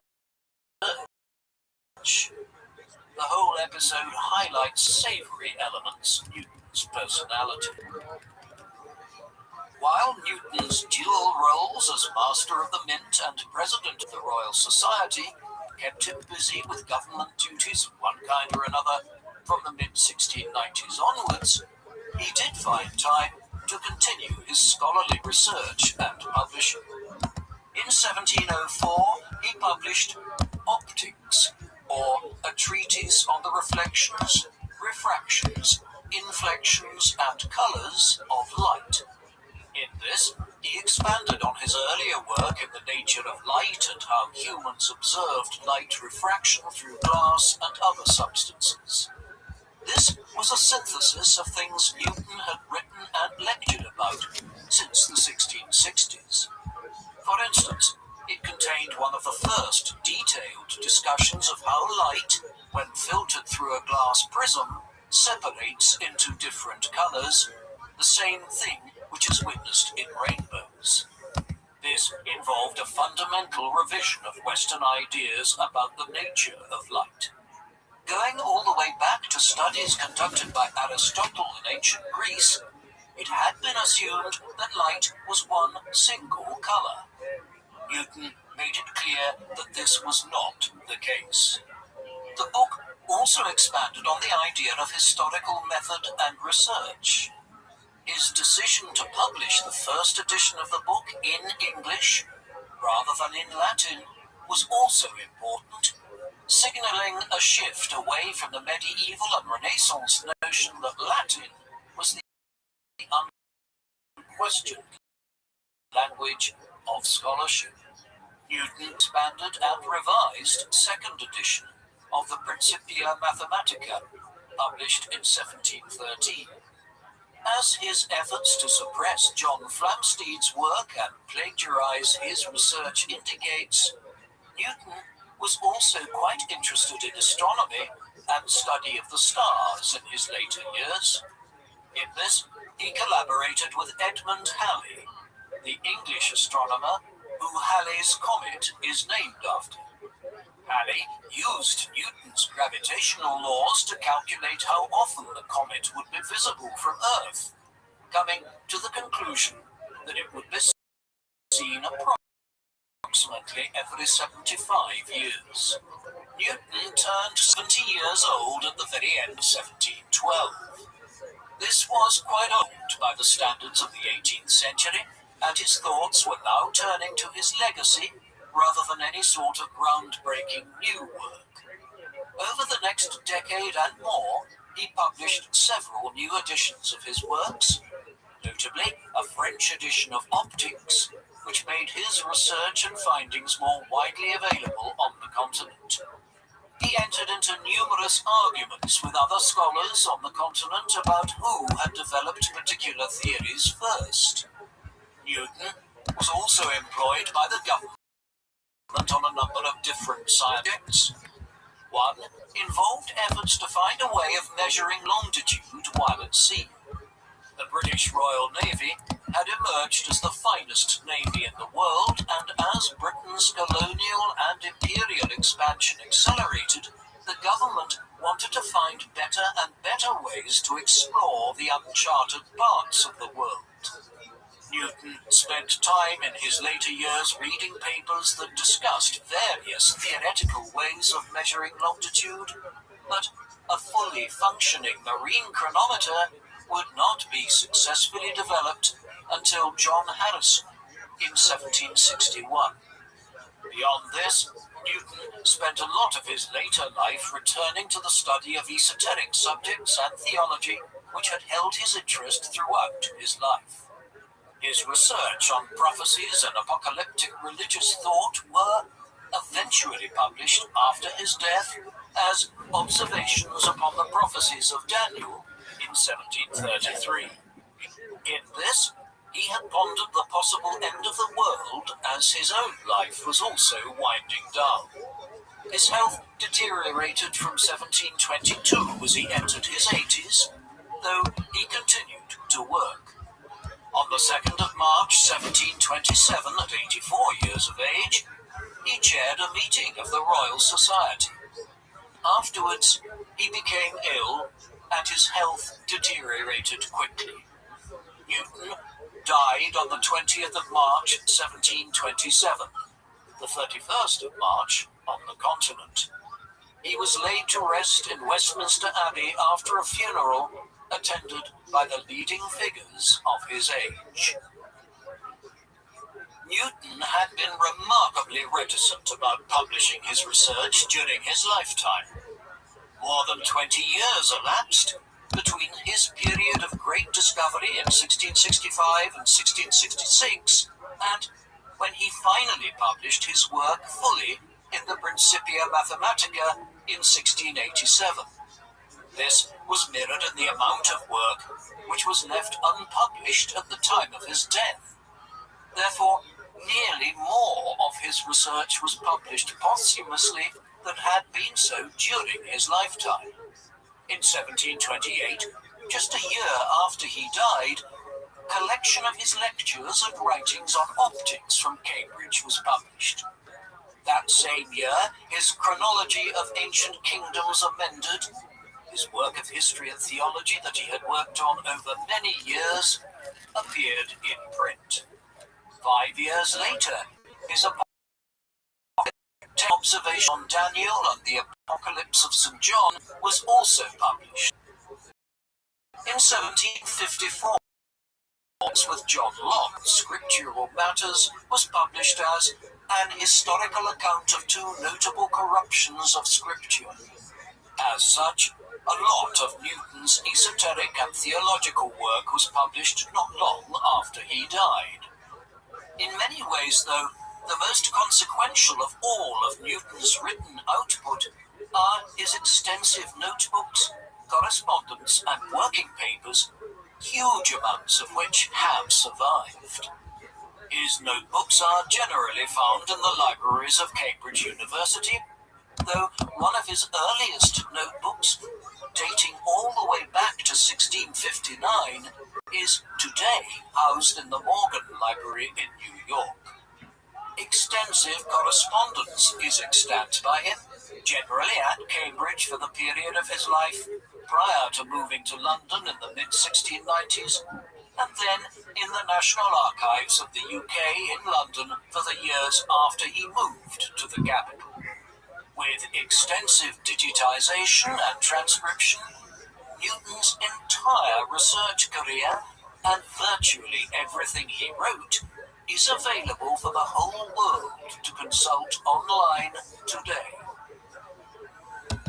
Newton was already regarded as one of the geniuses of European scholarship and science in his own lifetime.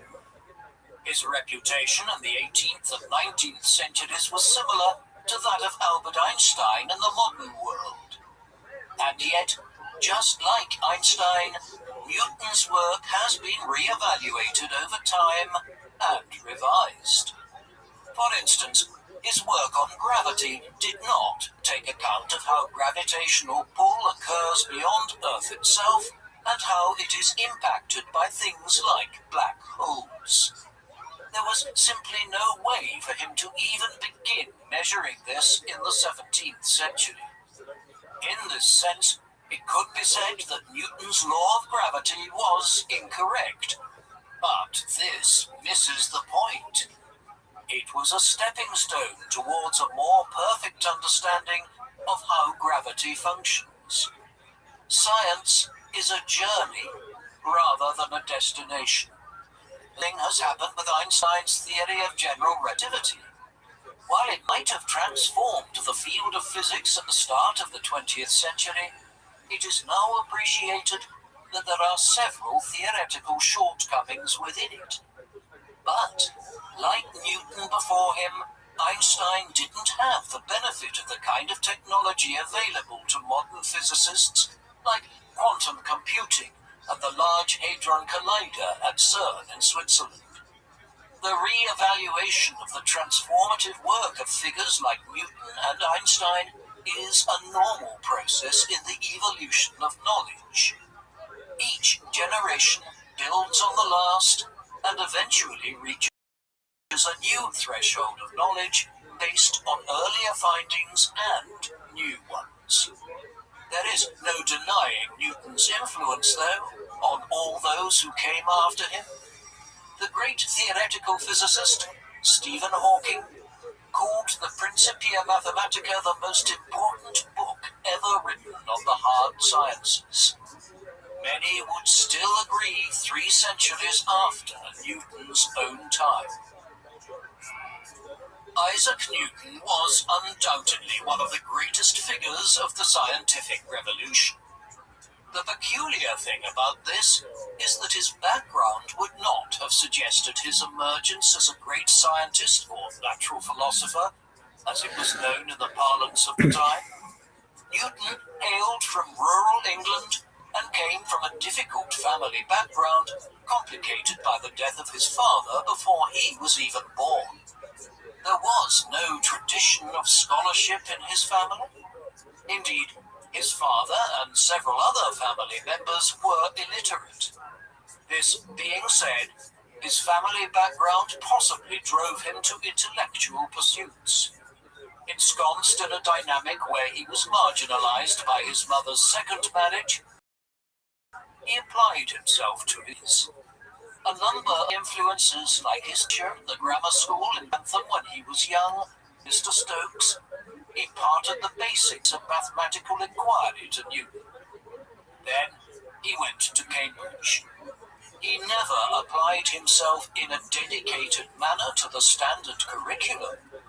Instead, Newton began his own investigations into physics, mathematics, and optics based on his reading of thinkers like Galileo and Kepler, whose works were still revolutionary in the 17th century.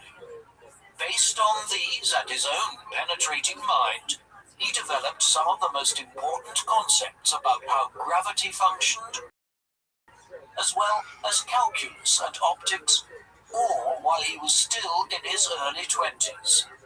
2 decades later, in 1687, he published one of the most important books ever written in the history of science, the Principia Mathematica.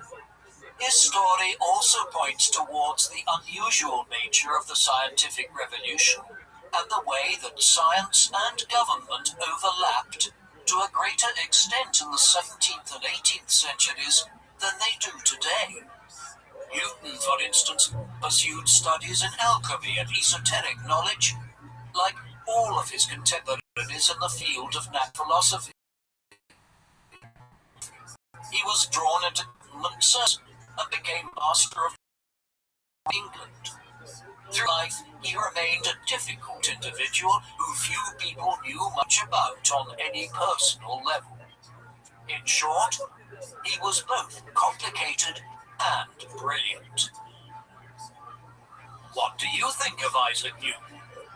Was he one of the most radical thinkers in the history of Western thought? Or does the fact that Leibniz made many of the same discoveries as he did, independently of him, detract somewhat from the significance of Newton's work? Please let us know in the comments section. And in the meantime, thank you very much for watching.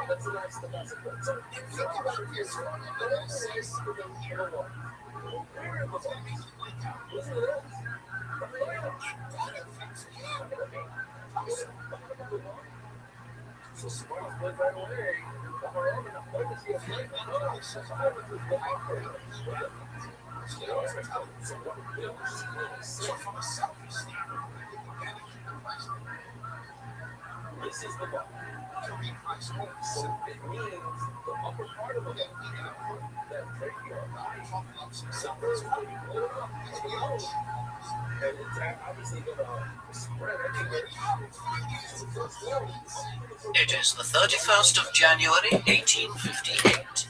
On the banks of the Thames in London, thousands look on in awe at an iron leviathan that towers over them on the riverbank. The 19,000-ton ship, which has been the obsession of its designer, is, after several failed attempts, finally launched into the water where its construction will be finished afloat.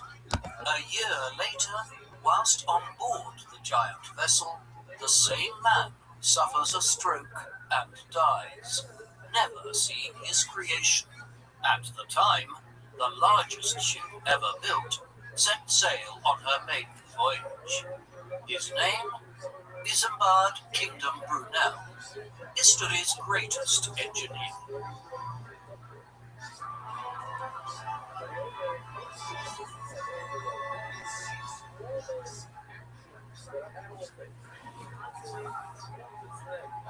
The man known to history as Isambard Kingdom Brunel was born on the 9th of April 1806 on the island of Portsea, now part of the city of Portsmouth, on the south coast of England. His father, Mark Brunel, was born in 1769 in Normandy, in France.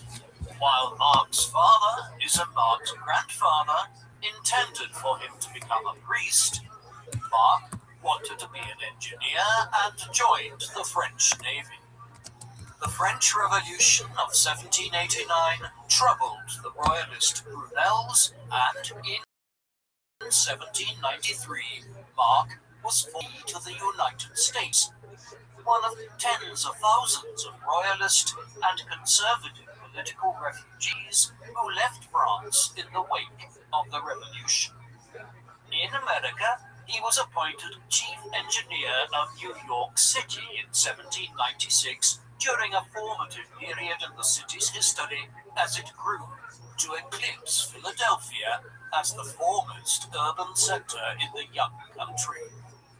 While Mark was still in France, he had fallen in love with Sophia Kingdom, a young English lady who was working as a governess in the city of Rouen in Normandy after being stranded there when war broke out between Britain and France. Mark had to leave Sophia behind when he escaped to America, but the two continued to exchange letters.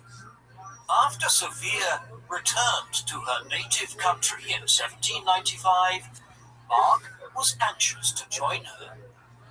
Soon he had an opportunity to do so.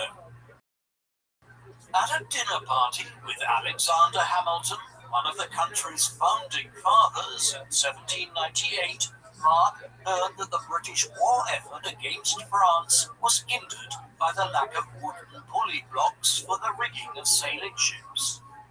Seeing an opportunity to rejoin Sophia, Mark designed a machine to simplify the manufacturing process for pulley blocks.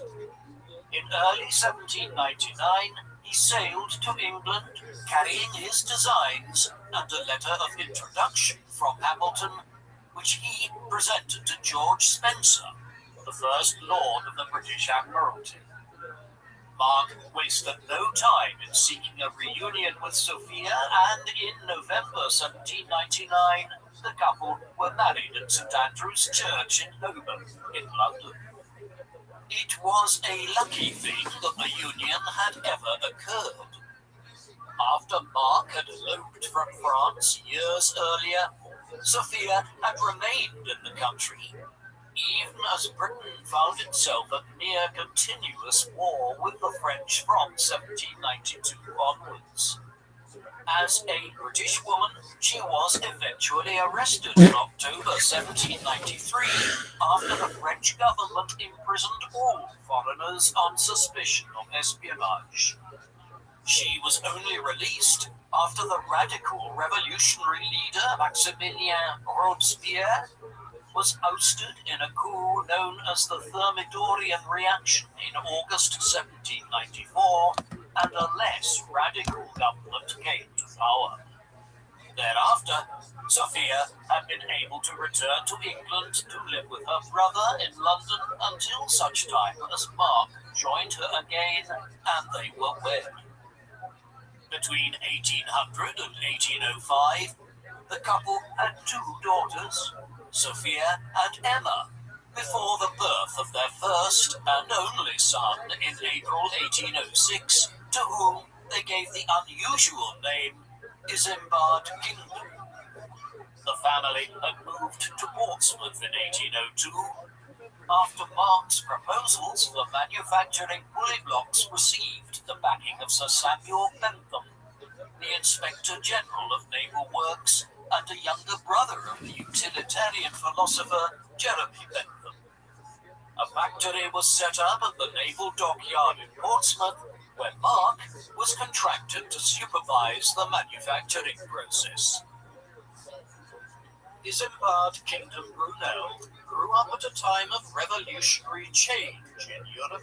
The French Revolutionary Wars that had separated his parents for several years in the 1790s continued into the 1800s, morphing into the Napoleonic Wars over time. Many Englishmen had sympathized with the initial aims of the revolution and welcomed the fact that France was becoming a constitutional monarchy. But the execution of King Louis XVI in January 1793 had prompted Britain to declare war on the French Republic. The German powers of Prussia and Austria had already been at war with France since April 1792, and Europe would not see a stable peace again until 1815.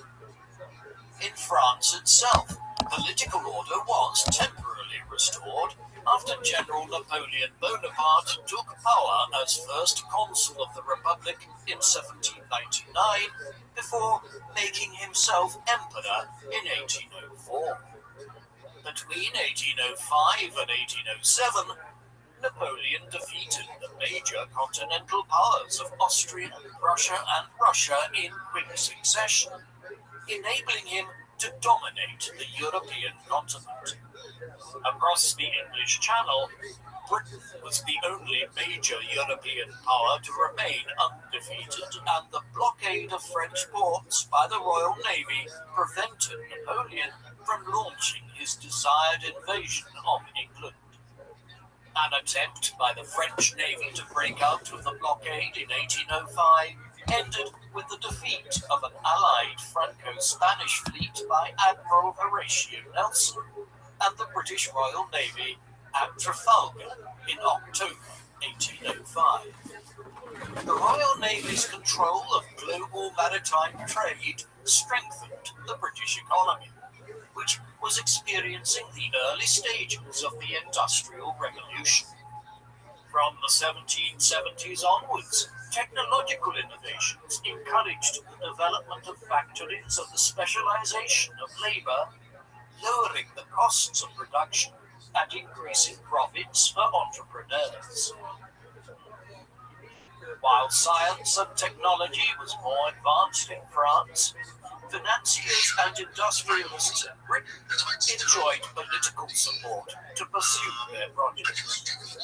Although the Napoleonic Wars had a significant impact on the British economy, Britain escaped the devastation of the European continent, and the process of industrialization could continue undisrupted. During the first half of the 19th century, Britain continued to be the leading industrial power in the world, and Brunel would play a major part in Britain's economic development during this period. In 1808, when Isambard was 2 years old, the family moved to Chelsea in southwest London, where they would live for almost 2 decades. Mark Brunel's work on pulley blocks made his reputation in England, and in 1808 he built a sawmill at Battersea across the Thames from Chelsea, where he implemented measures to increase the efficiency of timber processing. The following year, he began to mass-produce boots for poorly equipped British soldiers, and in 1812, he was commissioned by the Royal Navy to build a sawmill at the Chatham Dockyard in Kent. Despite his contribution to the war effort, Brunel was often not paid the full amount he had been promised by the British government, and the family's precarious financial situation would eventually lead to disaster. As the only son of the family, young Isambard was brought up to follow in his father's footsteps. The young boy benefited from the close attention of his father, who taught him to draw at the age of 4 and the basics of Euclidean geometry at the age of 8. Mark was impressed by his son's abilities and sent him to a boarding school at Hove in Sussex, where he studied classics and made a survey of the town in his free time. He used his knowledge of engineering to astonish his classmates by predicting the imminent collapse of poorly designed buildings. In 1815, peace was restored to Europe after Allied armies, led by the Duke of Wellington and Field Marshal Gebhard von Blücher, defeated Napoleon decisively at the Battle of Waterloo in what is now Belgium. This was the second time Napoleon had been defeated. At this time, the victors made sure he could never pose a threat to the peace of Europe again, exiling him to the utterly remote island of St. Helena in the middle of the South Atlantic Ocean. Mark Brunel was glad to see the restoration of the House of Bourbon to the French throne in the aftermath of Napoleon's demise, but he was now a British citizen and made no effort to return to his native land with his family. Nevertheless, he believed his son would benefit from a French education, and in 1820, Faubourg Isambard was sent off to France. The teenage Brunel was initially enrolled in the College of Caen in his father's native Normandy, now Caen University, before moving on to the Lycée Henri IV in Paris. In 1822, at the age of 16, Isambard spent several months working for the clockmaker Abraham Louis Breguet, who was impressed by the young man's inventive potential. Mark had hoped to send Isambard to the prestigious École Polytechnique in Paris, which Napoleon had transformed into one of the most advanced academies for military engineers anywhere in the world, but Isambard's English birth disqualified him from obtaining a position here.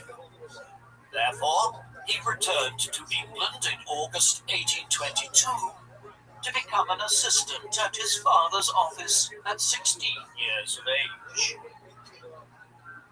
During Isambard's absence in France, Marc Brunel had fallen into debt as a result of a series of failed projects that had run into trouble in a post-war environment in which his designs were no longer as necessary. He spent 3 months in debtor's prison in Southwark as a result, where the dutiful Sophia joined him and helped him with his work there.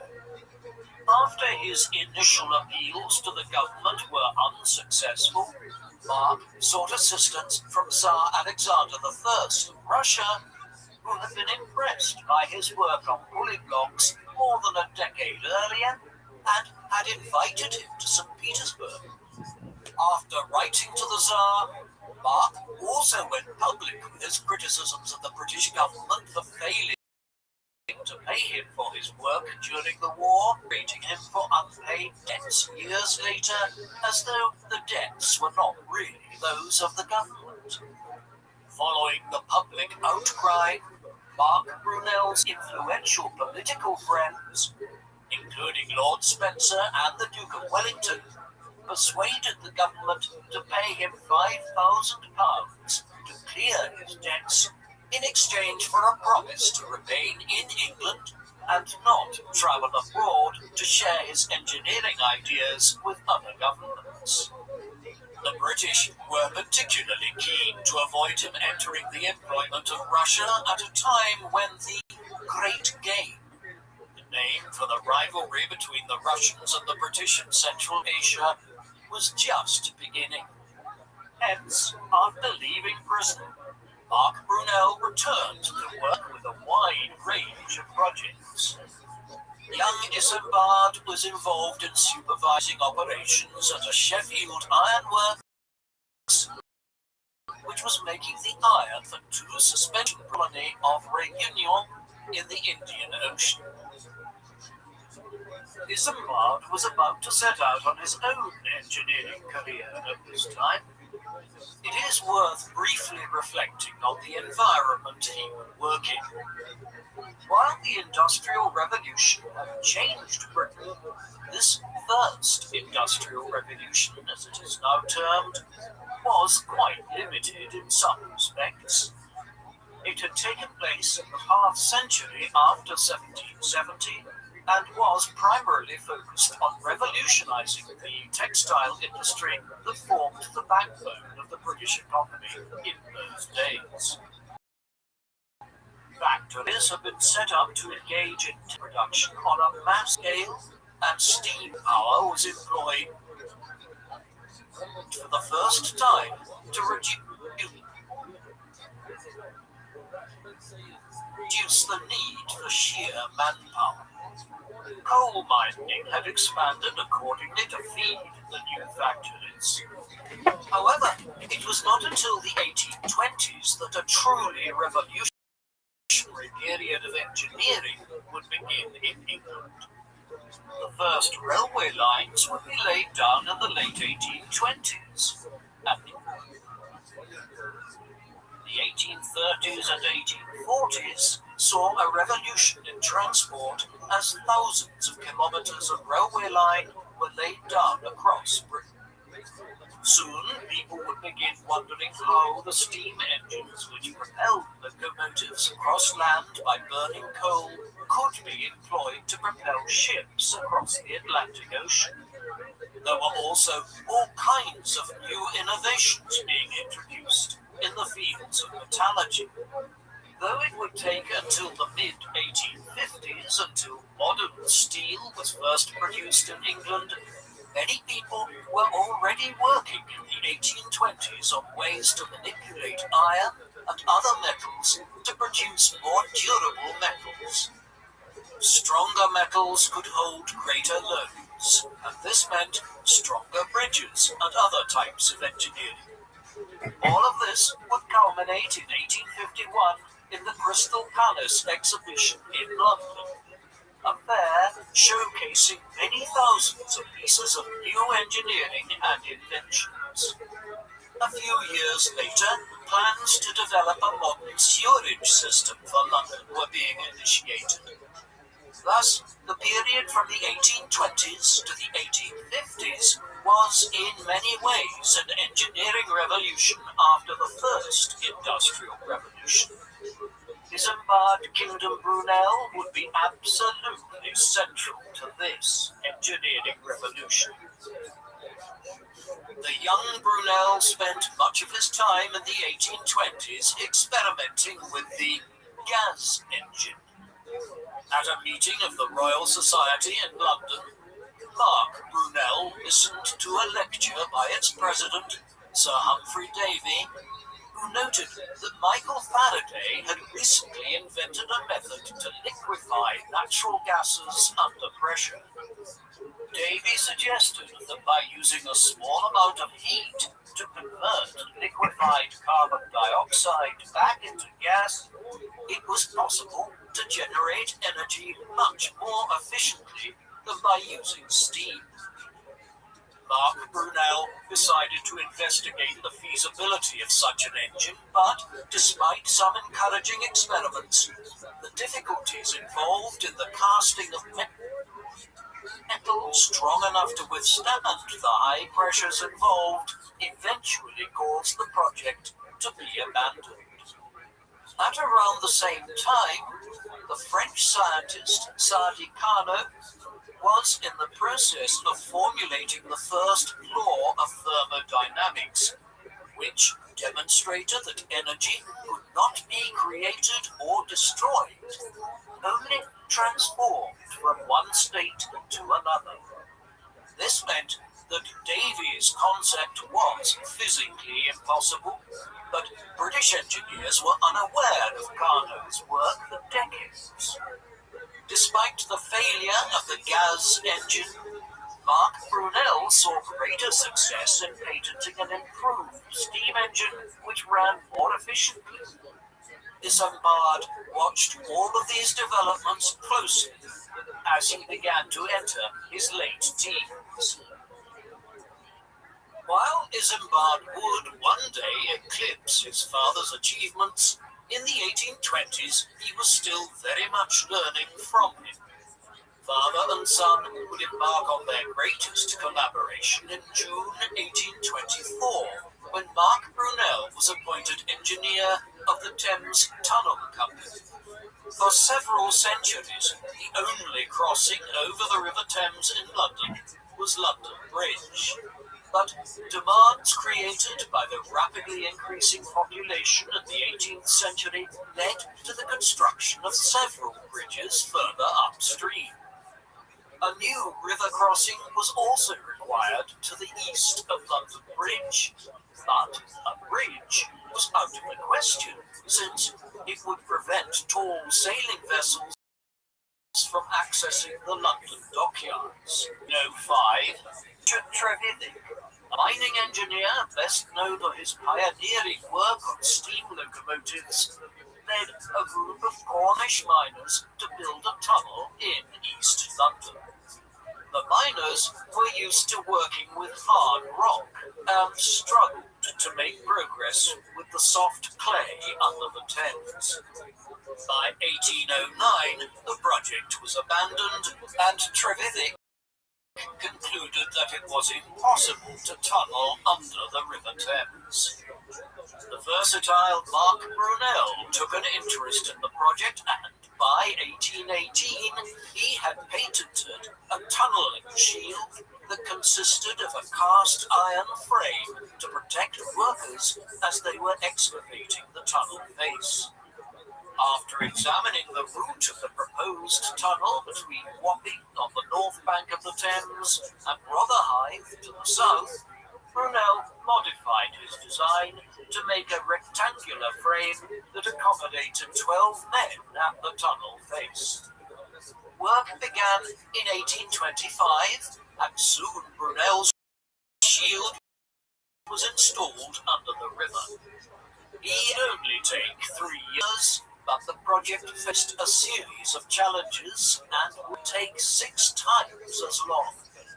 Isambard initially served as an assistant engineer, but after the departure of resident engineer William Armstrong, the 20-year-old was promoted to succeed him in January 1827. For the next 18 months, Isambard worked closely with 2 assistants, Richard Beamish and William Gravatt. By now in his 50s, Mark Brunel was primarily concerned with the overall direction of the project and dealing with the company's fractious board of directors, leaving Isambard and his assistants to oversee the day-to-day work underground. Here, Brunel was working 12-hour days, 6 days a week in often poor conditions. By the spring of 1827, almost 500 men were working on the project, and the tunnel was approaching its halfway mark of 600 feet, approximately 180 meters.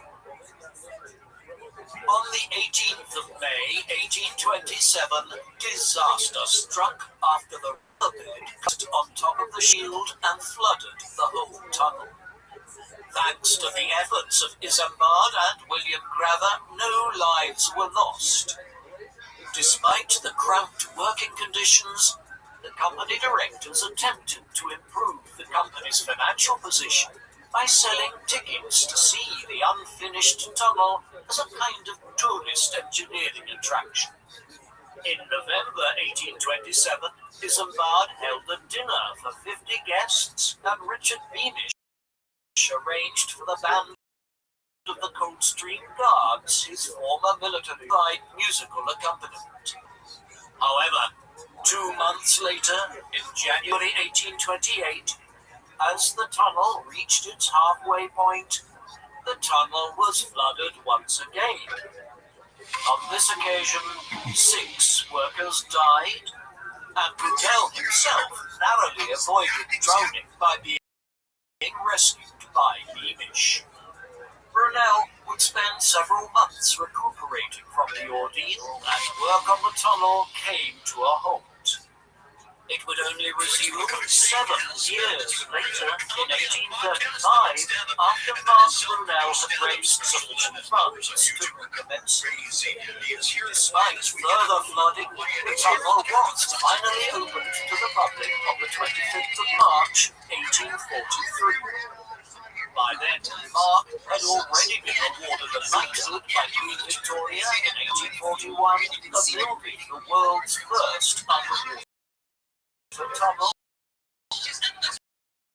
Was subsequently converted into a rail network. While Isambard played no further part in the construction of the Thames Tunnel, he had gained considerable experience as a project manager and leader of men from the experience.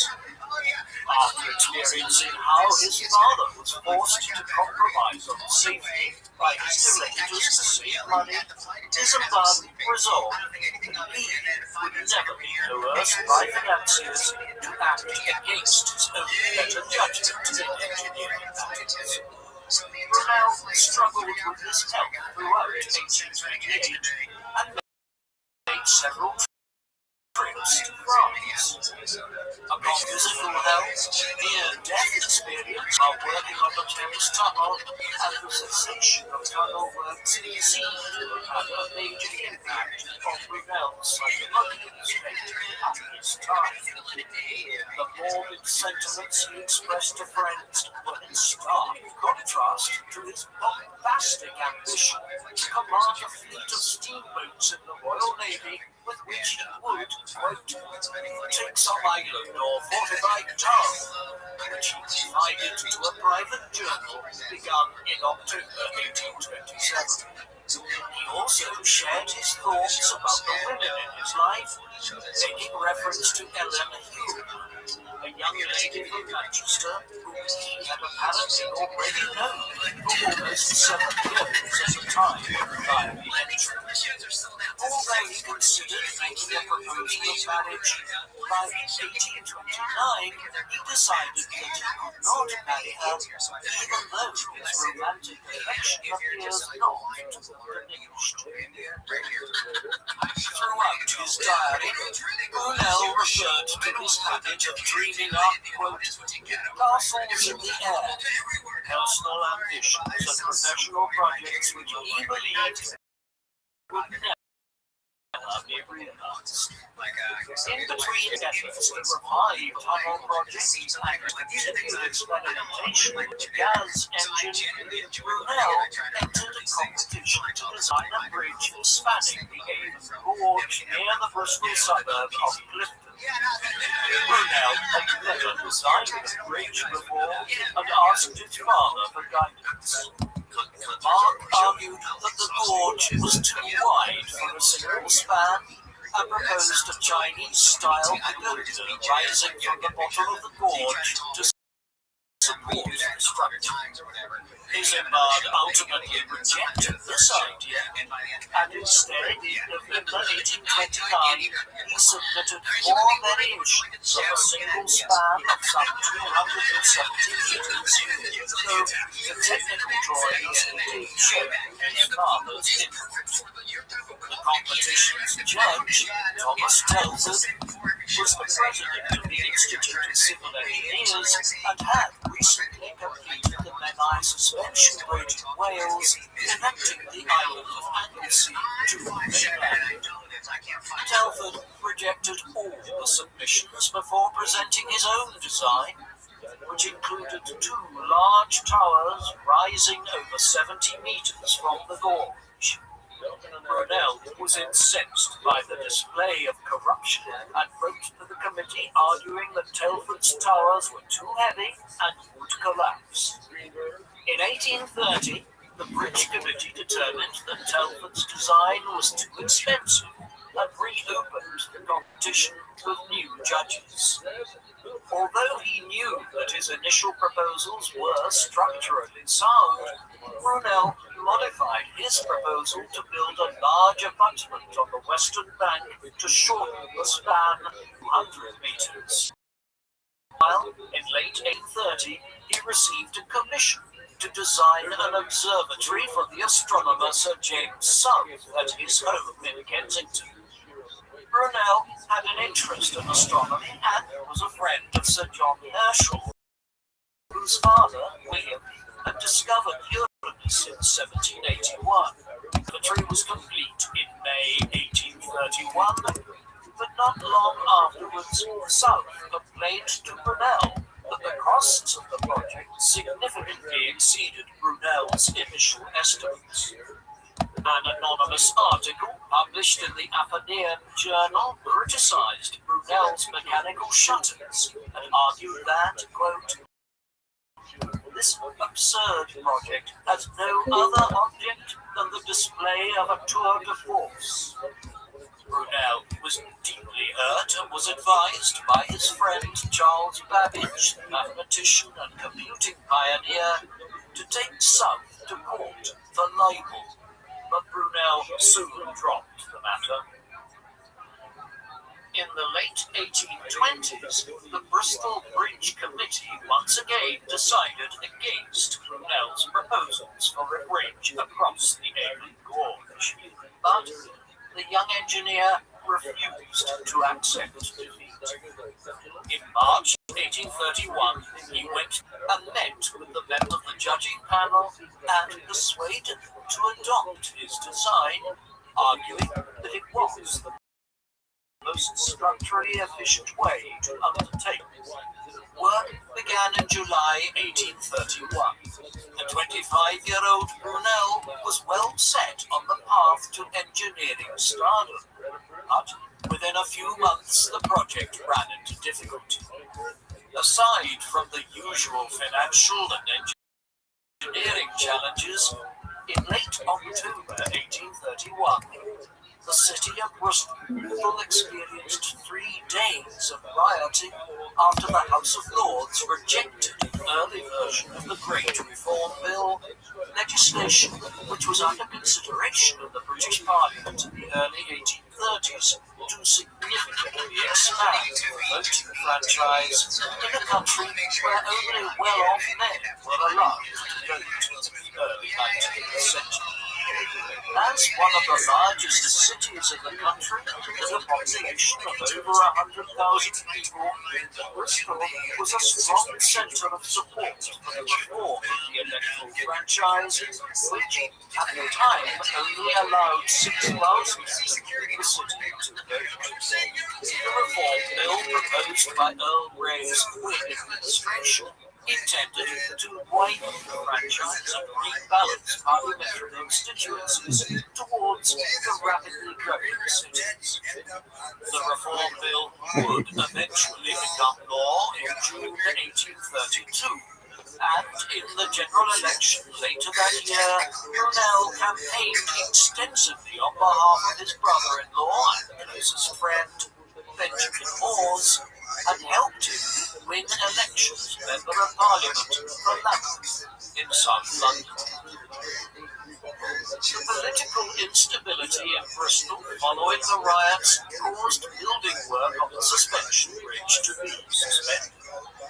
Brunel had also been looking for work elsewhere in the country, and in November 1831, he was commissioned to design docks at the mouth of the River Wear in the northeast of England, which was struggling to export the vast quantities of coal extracted from the area. On a visit to the area, Brunel settled on a location at Monkwearmouth on the northern bank of the Wear in Sunderland. He then travelled across the country to Manchester, where he visited the Hume family and took a ride on the Liverpool and Manchester Railway, which had opened a year earlier. Brunel was impressed by the potential of rail travel and predicted that passengers would soon be able to board trains that would travel smoothly at 45 miles per hour. When he returned to London and presented his plans for the Monkwearmouth dock, they were rejected by Parliament as too expensive. In the summer of 1832, Brunel's Bristol friend, Nicholas Roche, invited him to carry out a review into the condition of the harbour in Bristol. For centuries, Bristol had been the most important port on the west coast of England, but during the 18th century, it lost its primacy to Liverpool, where they were able to accommodate large ships. At the beginning of the 19th century, the so-called floating harbour was built in Bristol to enable ships to remain afloat at low tide, but within 20 years the harbour's efficiency had deteriorated due to the build-up of silt. In a report submitted to the Bristol Docks Company in late August, Bell made recommendations to remove the existing silt by dredging and to increase the flow of water to prevent further accumulation. While most of Brunel's recommendations were deemed too expensive to implement, some minor changes improved performance. Brunel also concluded that the floating harbour was too small, but the city's merchants insisted on keeping the facilities in the city centre. Brunel would often clash with port authorities over the following decades. In February 1833, Nicholas Roche informed Brunel of a railway project to Bristol, which was backed by several directors of the Clifton Suspension Bridge Company. Roche told Brunel that the railway committee were seeking proposals and would accept the one which offered the lowest costs. Brunel was infuriated by the penny-pinching attitudes of the merchant class and informed the committee that while his proposal would not be the cheapest, It would be the best. Brunel's arguments persuaded the committee, who appointed him to survey the route. He travelled back and forth between London and Bristol to determine a suitable route through the hilly terrain and completed his survey within a matter of weeks. In July, a committee of directors was formed in London to complement the one in Bristol, and at their first joint meeting in August 1833, Brunel was officially confirmed as engineer of what was to be known as the Great Western Railway. While he continued to receive occasional advice from his father, by now Brunel had established his credentials as an independent engineer. He was a visionary who saw the new railway as part of a new network that would connect the country together and enable people to travel long distances quickly and cheaply.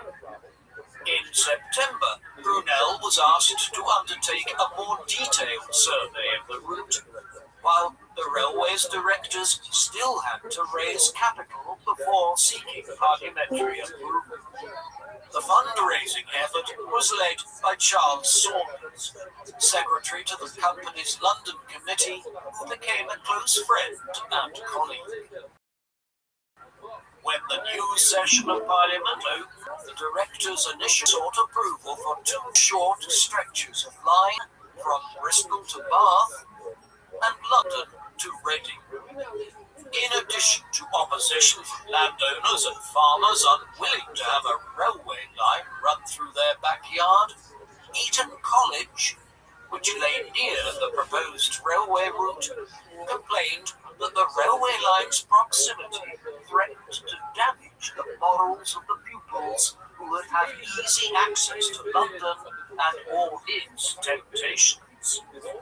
The 11 days Brunel spent giving evidence to the committee enabled the bill to pass the Commons, but major objections remained in relation to the proposed terminus, Vauxhall in South London, and other issues that led one opponent to quip that the scheme was neither Great Western nor a railway. After the House of Lords voted the bill down in July, Brunel and his company directors set out to revise the bill by changing the proposed London terminus from Vauxhall, near Lambeth in South London, to Euston, on the northern side of the city, from where it would join the London and Birmingham Railway. Brunel had a further concern about passenger comfort, believing that existing rail carriages were too narrow and had a tendency to sway at higher speeds. The existing track in the country had been laid to a narrow gauge of nearly 5 foot, following the standard set by the father and son team, George and Robert Stephenson, who were responsible for the construction of the Liverpool-Manchester Railway. From the communities in the northeast of England, the Stephensons were primarily interested in using rail to transport commodities such as coal. The comfort of passengers was an afterthought. In contrast to their approach, Brunel envisaged rail as a means of transporting the general public around the country and began working on a broad gauge measuring around 7 feet, one which would be more comfortable for passengers to travel in. This would enable him to place his carriages between the rails at lower center of gravity, providing for a smoother ride and faster speeds. The Great Western Railway's initial proposals envisaged the track to be laid to Stephenson's narrow gauge, but without informing the company's directors, Brunel persuaded Lord Shaftesbury, who was drafting the revised bill on the company's behalf, to delete the reference to Stephenson's gauge, thus giving himself the flexibility of building the railway to his broad gauge. By February 1835, the Great Western Railway Company had raised enough seed capital to present a revised bill for the whole length of track between London and Bristol. Brunel's plan included a tunnel almost 2 miles in length under the hills to the east of Bath, near the village of Box. This particular element of his plan was targeted by the supporters of rival London and Southampton Railway as a point of weakness, who put forward the science professor Dionysus evidence to put, claiming that the locomotive were to fail inside the proposed box tunnel. The gradient of the tunnel would cause the train to emerge at the other end, travelling at 120 miles per hour, which would increase air pressure and suffocate the passengers on board. The science of travelling at such speeds was still very unclear at the time, and people literally did not know this was true or not. After Brunel refuted the claims, the bill passed both houses of Parliament, and at the very end of August 1835, the plans for the Great Western Railway Act received the royal assent from King William IV. 2 weeks later, Brunel informed the company directors that he intended to build the railway to a broad gauge to accommodate passengers in some degree of comfort, and won their approval for this plan. In December 1835, the company directors abandoned the terminus at Euston in favour of temporary station facilities at Paddington in West London, as the London and Birmingham Railway was not keen on connecting with the Great Western Railway with a different gauge. As he approached his 30th birthday in April 1836, Nell had many things going his way.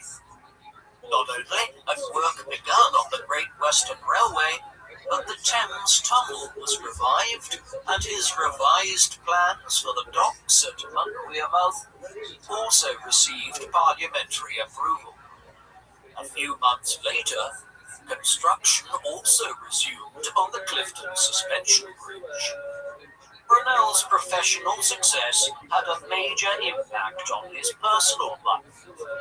Since 1832, he had been a frequent visitor to Kensington House, the home of William Horsley, a musician and composer whose 5 children included talented artists and musicians. Brunel was particularly attracted to the 19-year-old Mary Horsley, the eldest of her siblings, who was strikingly beautiful, but lacked the artistic talent of her brothers and sisters. Brunel had courted Mary for several years, and by May 1836, he determined that his finances were secure enough for the couple to get married. After a wedding in Kensington that July, they moved to a new house at Duke Street, next to St. James's Park in London. Even after their marriage, Brunel continued to prioritise his work, while Mary often stayed in London to manage the household. The couple would have 2 sons and a daughter between 1837 and 1847. In early 1835, even before the Great Western Railway received parliamentary approval, Brunel demonstrated to the company's directors that his imagination and ambition was boundless. As the committee expressed reservations about the scale of the project, which was to be the longest railway line in Britain up to that time, Brunel joked that the project was not big enough, and the company should build a steamship called the Great Western, operating from Bristol to New York, thus providing passengers with the opportunity to travel from London to New York directly on a train and steamship, both called the Great Western. While the directors laughed at the suggestion, Brunel and his friend Thomas Guppy stayed up late into the night investigating the idea seriously. The company directors gave their approval in October 1835, and in 1836, Brunel and Guppy formed the Great Western Steamship Company. Before work could start on the Great Western ship, Brunel had to deal with difficulties involving the railway.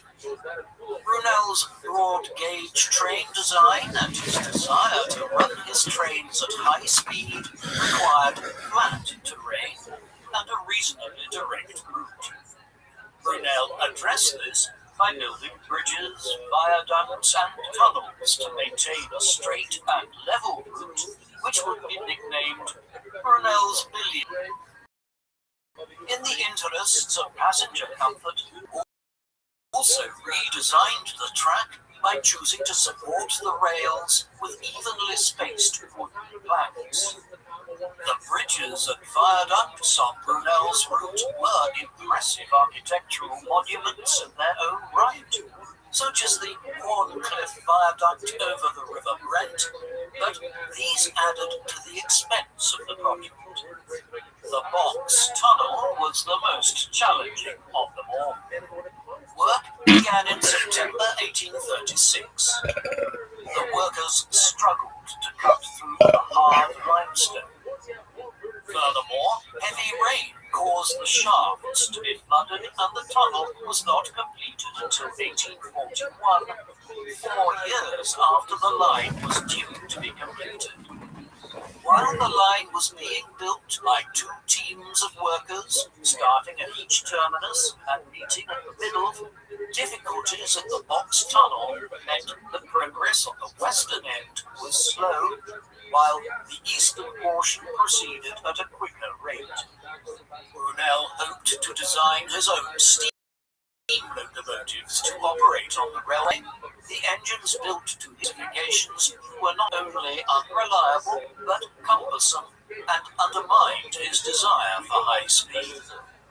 In August 1837, Brunel was fortunate to recruit Daniel Gooch, a 21-year-old engineer with experience building steam locomotives for Robert Stephenson in Newcastle, who was an enthusiastic supporter of Brunel's broad gauge.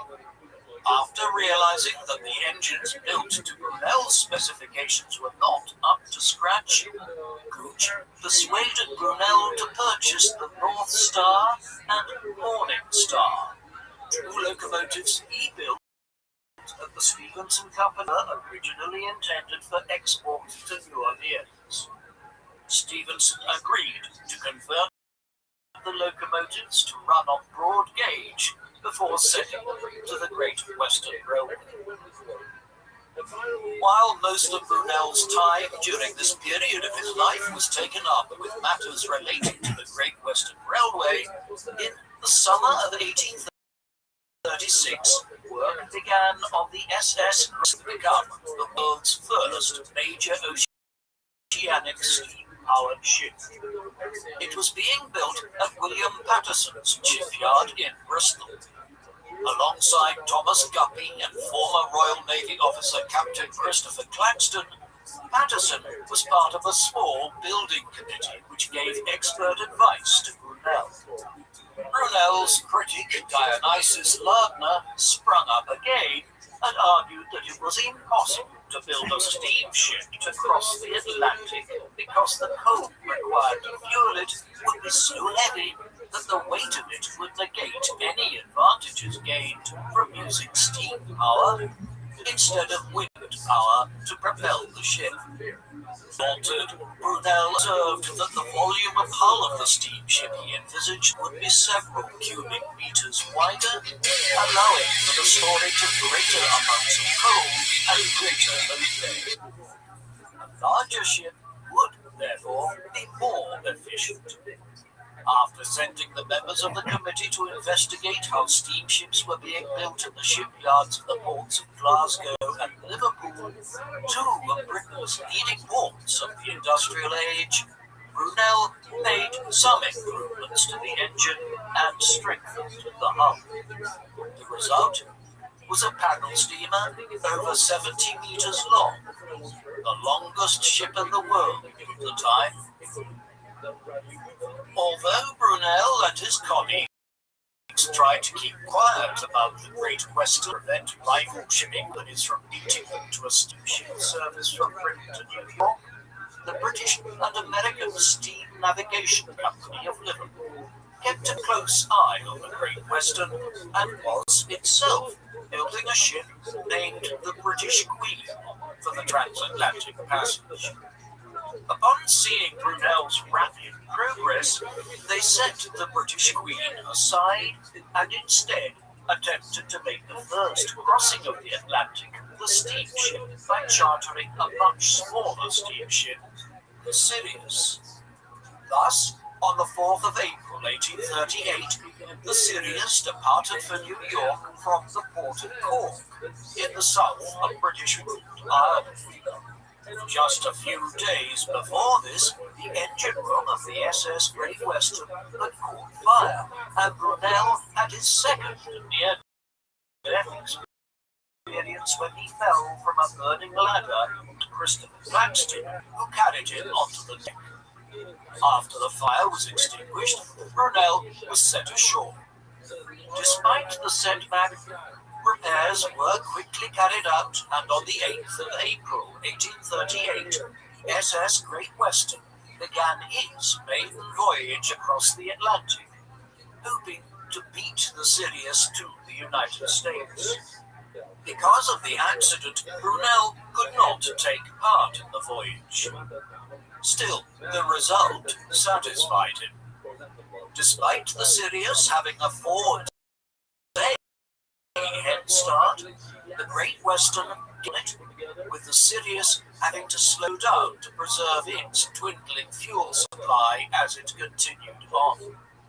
When the Sirius limped into New York on the 22nd, the Great Western was not far behind and arrived later that day. Although it had narrowly missed out on the accolade of being the first steamship, the Great Western was considerably faster and became the first regular transatlantic steamship service, making almost 50 crossings between 1838 and 1846. While the Great Western ship was already in operation, the prospects for the Great Western Railway were less promising. In June 1838, an eastern section of the line opened between London and Maidenhead, but Brunel's modifications to the track had not made the ride any smoother. After commissioning a couple of reviews that criticized Brunel's approach, Oh, everybody stop what you're doing. How do you live in Penn? Remember that time I was talking to you and everybody was waiting on you? What's up, big dog? I don't think everybody went waiting on me. Dog, everybody was in here. We were all waiting on you. What's going on, big man? I think I'm just doing the video for Rumble. Excellent. How many Rumble videos have you uploaded today? I am doing first. I just like 7 minutes ago. Okay. Yeah. That's okay. You did the right thing. Come in here. I'll give you a swift kick in the rear end, and you'll get your day started perfectly. All right. So, did you sleep well?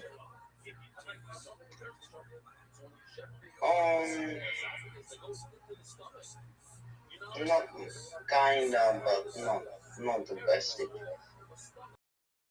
Okay, that's all right. So you're uploading something to Rumble, and have you changed all of the names of all of your podcasts yet? Yeah. They're all done? Yeah. I can check? Yeah, go. Rambo I will have two, and one is like good. No, did you do it on Spotify yet? Spotify. Oh fuck! No, I forget. Sorry. That's okay. But you've got to do it on Spotify. It's important. And you should know you're not the only one who does this kind of stuff. I was on somebody's podcast and I looked and they misspelled my name like all over. They called me all kinds of different things, and so I'm gonna email them and let them know like, hey, can you please like go back and just like spell my name correctly? Like, if people are looking for me, they're never gonna find it on your podcast this way.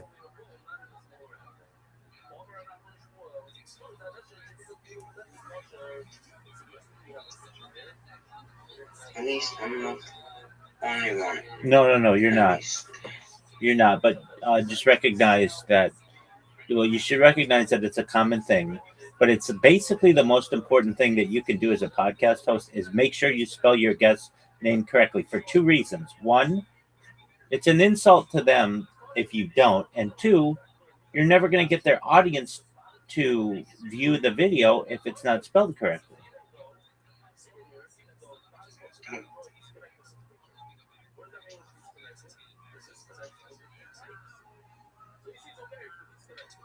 So that's important. You should also ask them, hey, do you have any links that you want me to put in the description? Do you have any hashtags you want me to use? Do you have a bio that you want me to use? Do you have a headshot that you want me to use? These are things that you should be asking your guests. If they do, great. You put them in there. If they don't, no big deal.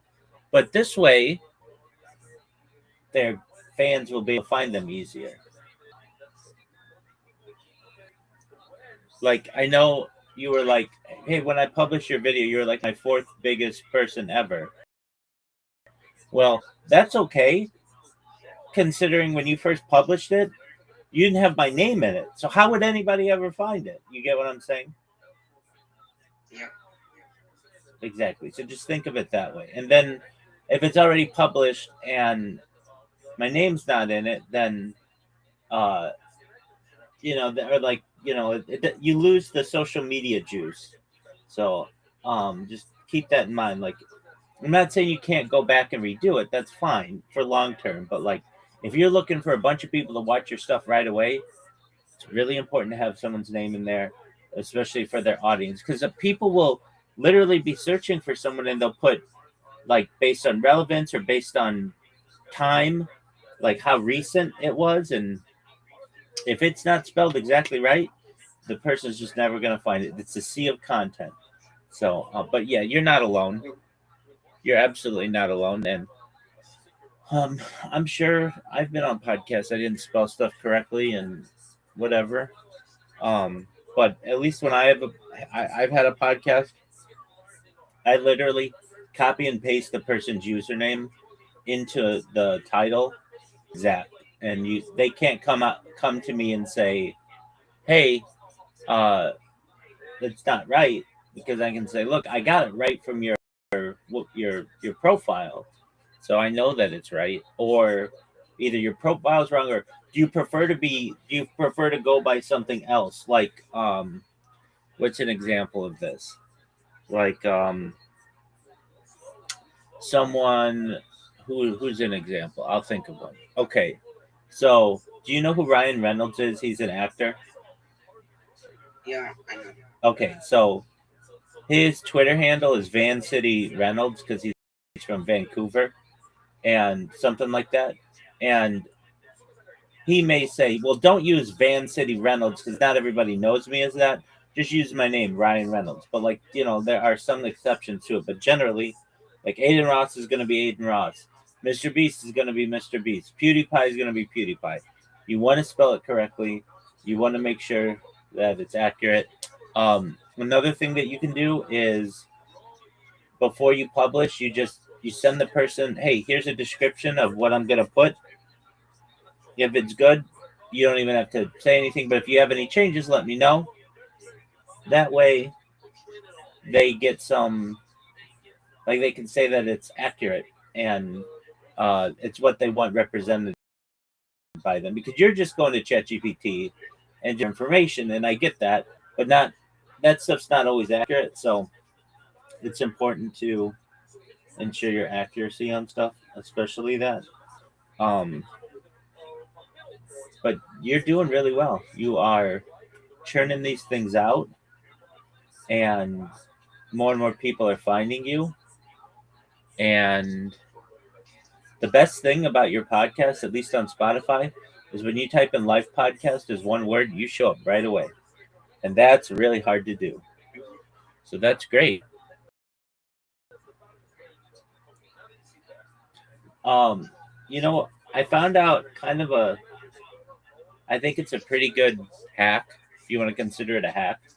Um, so what you can do is just go to ChatGPT and ask it for 100 people's email addresses who want to be guests on a podcast. And usually it'll say, well, I'm not supposed to give away private information or whatever. But then you just tell it, no, just give me publicly available information and it's fine, like how to do this. And it'll be like, okay. And it'll give you a list of 100 people. And then you can email them. But your thing, you shouldn't have to do that. You should literally just, whenever you need a guest, you just go to Kick and find somebody. And you're going to create this giant network of people who have been on your podcast, who have connected with you, who like what you do. It's going to be a big deal for you.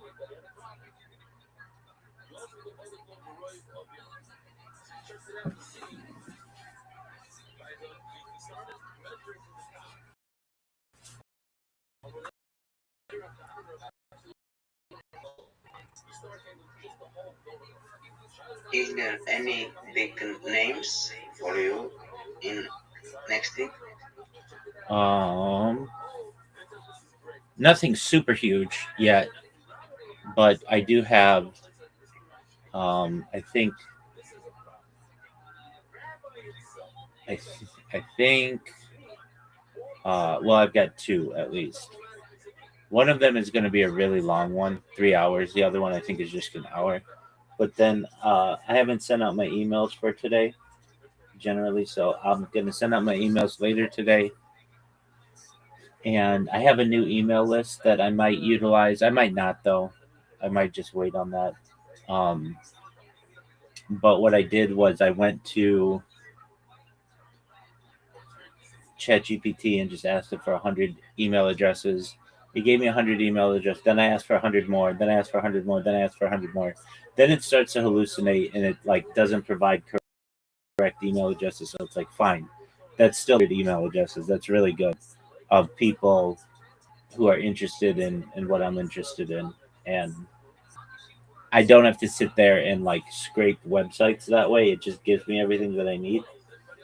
There are services that you can pay for to do this, but they can get pretty costly. So I don't, I think there are free ways to do it as well. And then I created a bot that I get asked a lot of questions about whatever, could be anything. And, but they're kind of usually the same kind of questions. And so I have this bot that has just taken my opinions, generally, or the opinions that I hold, and put all the information into a document. And the document is now being populated. So it's just a quick reference. Like where you are or what you're doing as a podcast host, you've got kind of the easier job. It's harder in some ways, but it's easier in others. It's harder because you have to schedule the person. You have to make sure that the podcast saves. You have to upload it. You have to tag it and put the description and all that stuff. That's a lot of work. But nobody's asking you any questions. So you don't ever have to feel on edge to be like, what if they ask me a question I don't know? What if I look stupid? Well, all of the things that can happen to a guest. So you should just feel, like that's a beneficial part about being the host.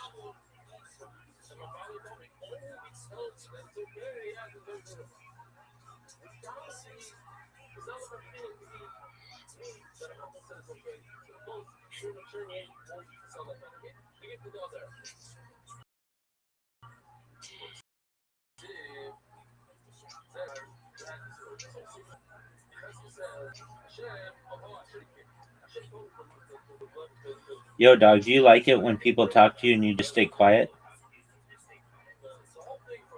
No, but right now I am focused I know.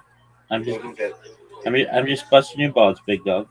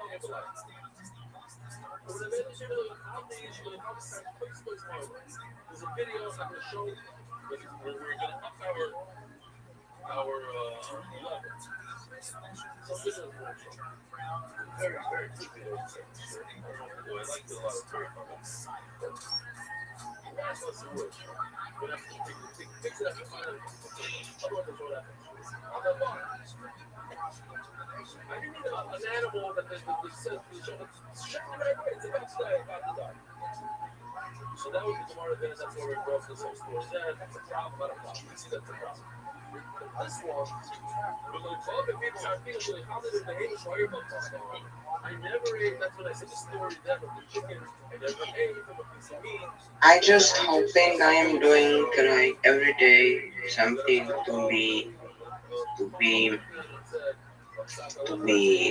close and close to my dreams, to my goals. Well, do you feel? I feel like you are. That's good. Look, your what you have is pretty easy. And what do I mean? You have to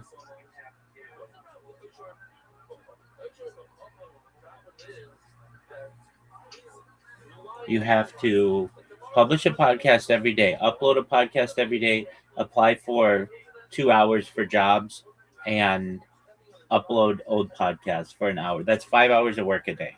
That's it. Some guy in Africa would be happy to do all that. Basically, they'd be, somebody who's digging in a mine all day would be happy to just have to do what you're doing. Like, that's pretty easy.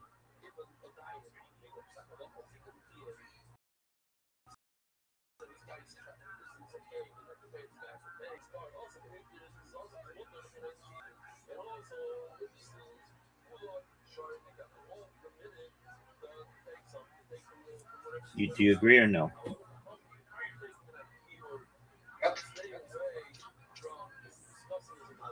My man. You have it easy in comparison to someone in Africa who has to dig in a mine all day. You don't have to do any of that stuff. All you have to do is publish a podcast. You have to record a podcast. You have to apply for a job for 2 hours a day, and you have to upload old podcasts. That's it.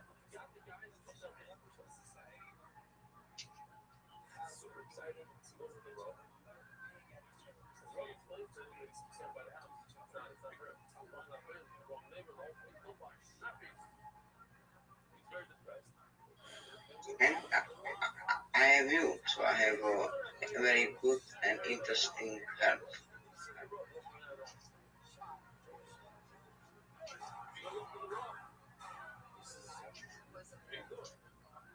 All right. Are you still in bed? Yes, I'm doing with that Spotify. All right, cool.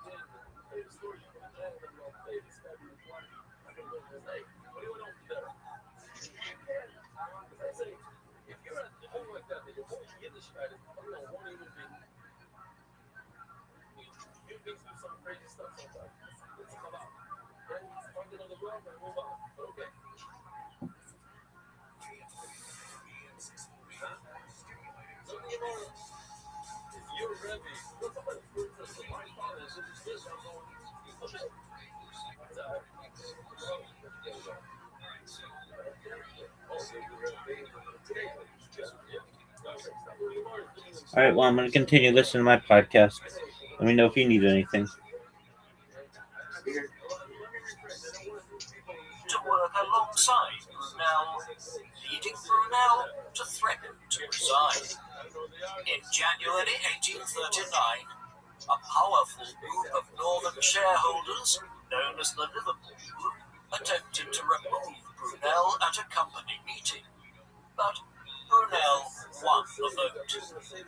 Further sections of the line were being opened in stages, and Gooch began building the new Firefly class of locomotives, which could run at 50 miles per hour.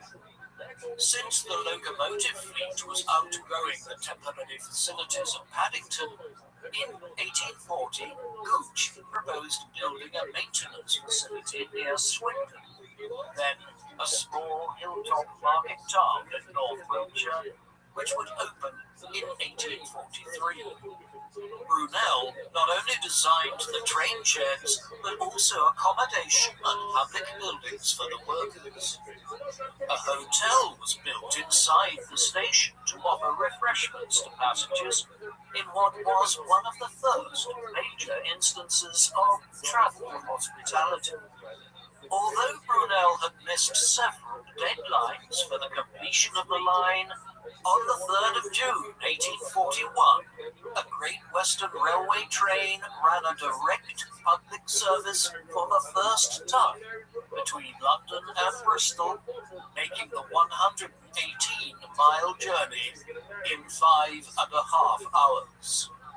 The construction work had run considerably over budget, but Brunel had defied his critics and nationally renowned engineer. Brunel nearly didn't live long enough to enjoy his success. In April 1843, he suffered his third near-death experience when he was entertaining his sons by hiding a coin in his mouth and accidentally swallowed it. Although he was still able to breathe, the coin was lodged in his windpipe, and his efforts to remove it made national headlines. Eventually, his father came up with a solution, designing a device which turned him upside down and enabled the coin to slowly descend out of his windpipe. By 1843, Brunel was preparing to launch a second Atlantic steamship. Great Western Steamship Company had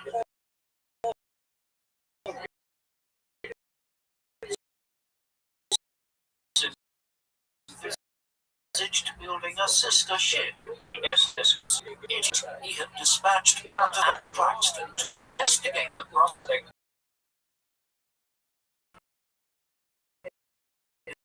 building the ship with an iron hull.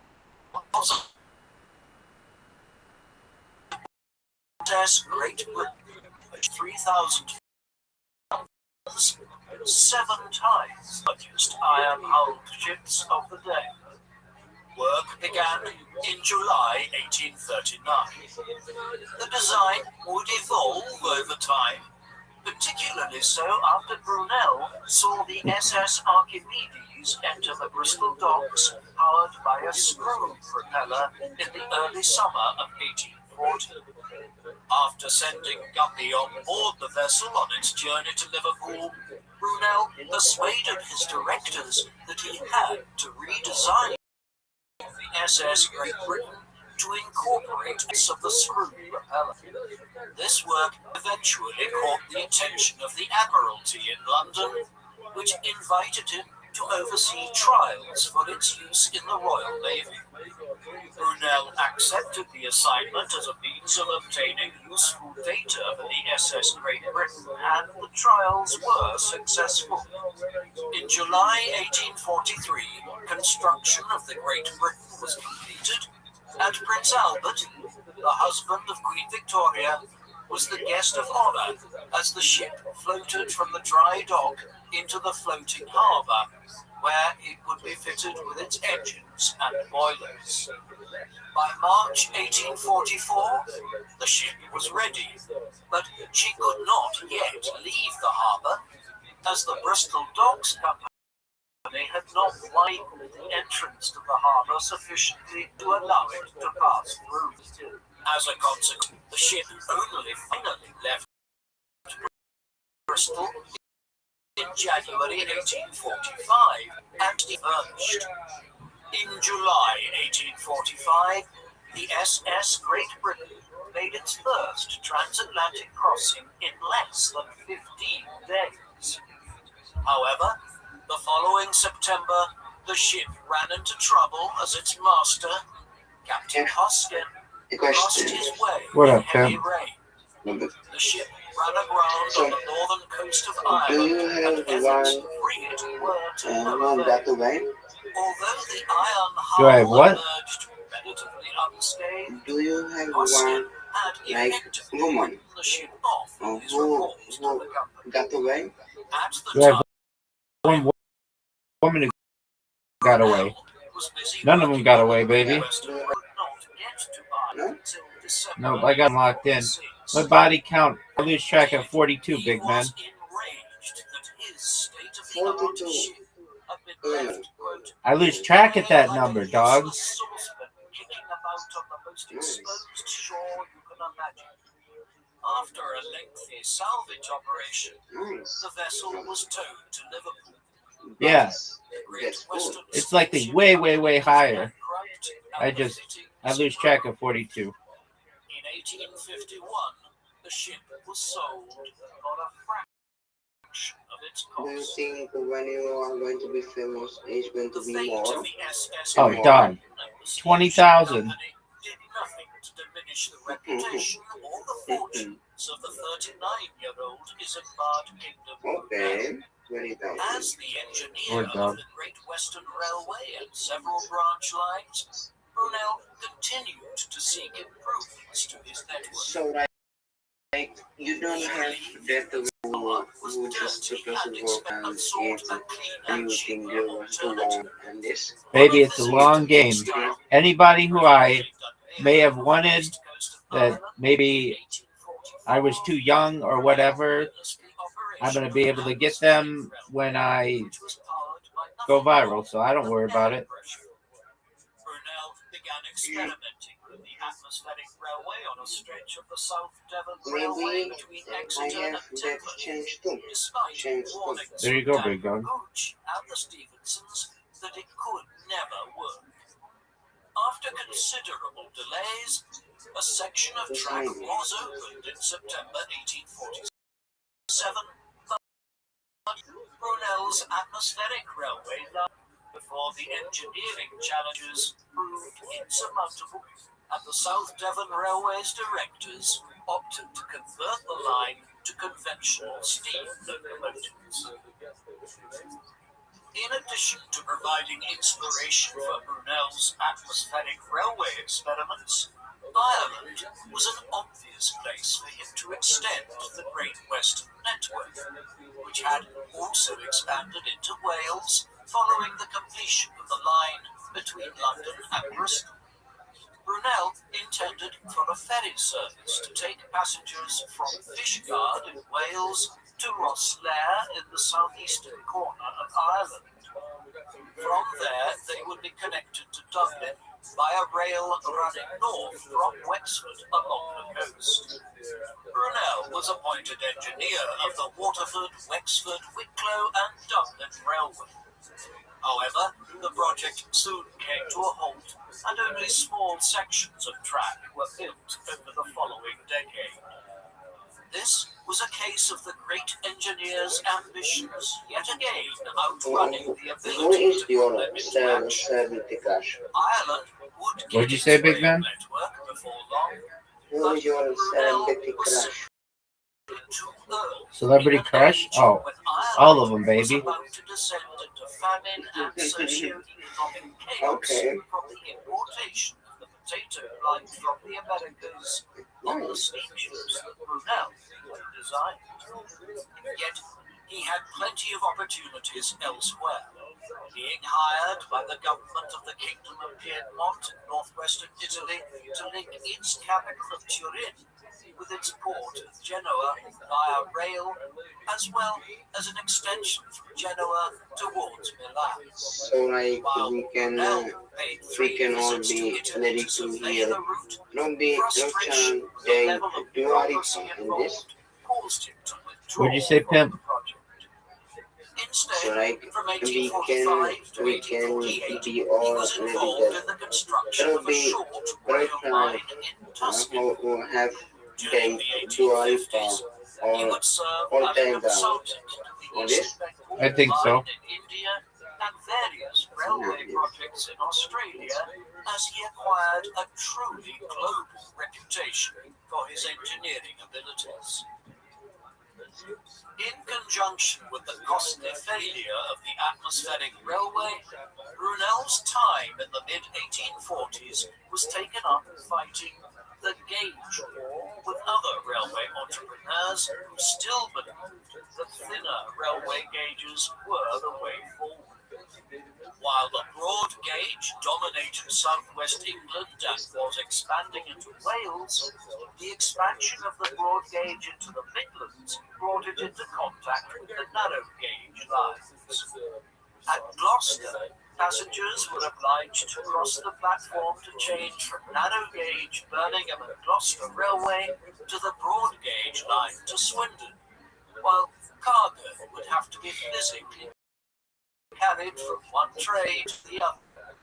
In 1945, a royal commission was set up to take evidence from experts to determine a standardized gauge for the British railway network. Brunel argued that the broad gauge was smoother, faster, and more efficient, and was confident that his rivals would eventually adopt it. To demonstrate its superiority, he suggested holding a series of trials. In December, Brunel's locomotive ran the line between Paddington and Didcot at an average speed of 53 miles per hour, hauling 80 tons of freight, while the Stephenson thinner gauge rival derailed at the same speed, carrying only 50 tons. Despite Brunel's victory, the Royal Commission decided in favour of narrow gauge, noting that there were already 1,901 miles of narrow gauge track in the country, compared to 274 miles of Brunel's broad gauge. Stevenson's first mover advantage proved the decisive factor, but this did not stop Brunel from fighting a rearguard action that led Parliament to include a clause permitting the continued use of the broad gauge while adopting 4-foot 8.5-inch gauges as the standard size. However, the inefficiencies involved in running different gauges would eventually lead the Great Western Railway to switch to narrow gauge. The company honoured Brunel by waiting until his death before they began the arduous process of replacing the track in the 1860s. For more than a decade, Brunel had What primarily is your worked as a favorite railway story engineer, in this but World Cup? in What'd you say, Big 1847, Dub? the railway bubble in What is England your favorite popped team after a in decade of the World Cup? overinvestment I like them all. and the railway making. The boom turned to bust. Who Brunel do you was think will increasingly win disillusioned by World the Cup? railways Who I think is and gonna win? plan that the France looks really good right now. Mexico looks good right now. I don't know if they're going to be good enough. England, Germany, those are probably the favorites. So like, Spain is not your favorite. Oh yeah, Spain and Portugal are big too. Financial difficulties meant that work did not begin until 1854, and the structure was only completed in 1854. Sami Zayn wins the world champion in the wrestling. What'd you say? Was also heavily involved in the Great I Exhibition don't in know, we London's have Hyde Park new world and served as a champion judge in for the civil WWE. engineering contest. Who's that? He took inspiration from It's Sami Joseph Zayn. Buxton's Crystal Palace to Is he good? design a new permanent station at Paddington. Yeah, A he's very magnificent iron underground. and glass structure which continues to be used to this day as one of London's Very foremost cool. train stations. At the Great Exhibition, Brunel was reacquainted with the Scottish shipbuilder John Scott Russell, to whom he presented his plans for his most ambitious ship. A mammoth vessel almost 200 meters in length, designed to carry enough coal to make the journey to Australia without stopping to resupply. Do you have any Brunel question for approached me? and secured the Do backing what? of the Eastern Steam Do Navigation you have Company any to build question the for ship. me? If you like, While the SS Great if Eastern you want was to know built anything, at Scott Yeah, when are you Russell's going to be done changing all the names in the podcast? I have like 1 month to left. That's I great. have 1 month to go. That's great. How many things do you have to upload to Rumble? Rumble, like big number, like more than 17, I think. That's not that many. You could get that done today. Yeah, You should focus on it. I'm here if you need me. During which British and I French know. forces supported the Ottoman Empire's territorial integrity against Russian expansion in the Black Sea region by invading the Crimea. The government official in question was none other than Brunel's brother-in-law, Ben Hawes, who had been criticized by the nurse Florence Nightingale for his dismissive attitude towards her complaints that poor sanitary conditions at the field hospitals were causing unnecessary deaths among wounded soldiers by facilitating the spread of disease. Within 6 days, Brunel designed a prefabricated hospital that incorporated Nightingale's recommendations on ventilation and sanitation. Parts were shipped to Renkioi in modern-day Turkey in May, and the facility opened in July. Nightingale was delighted by the hospital, which contributed to a significant decline in the rate of fatalities, though it was only in operation for a few months as the Crimean War came to an end in January 1856. The remainder of Brunel's life was dominated by the construction of the SS Great Eastern, which, under its final specification, was to be over 211 meters in length, with room for 4,000 passengers, many of whom would stay in artificially lit and ventilated inner cabins. The sheer size of the ship meant that it could not be launched conventionally at a 90-degree angle, as it would run aground at the far back. Instead, it had to be built parallel to the river. While Scott Russell had built his ships by conventional methods based on wooden ships, Brunel defied convention and designed a double joined together by bulkheads which would provide strength without additional weight. The two hulls would be built out of standardized steel plates attached to the bulkheads by rivets.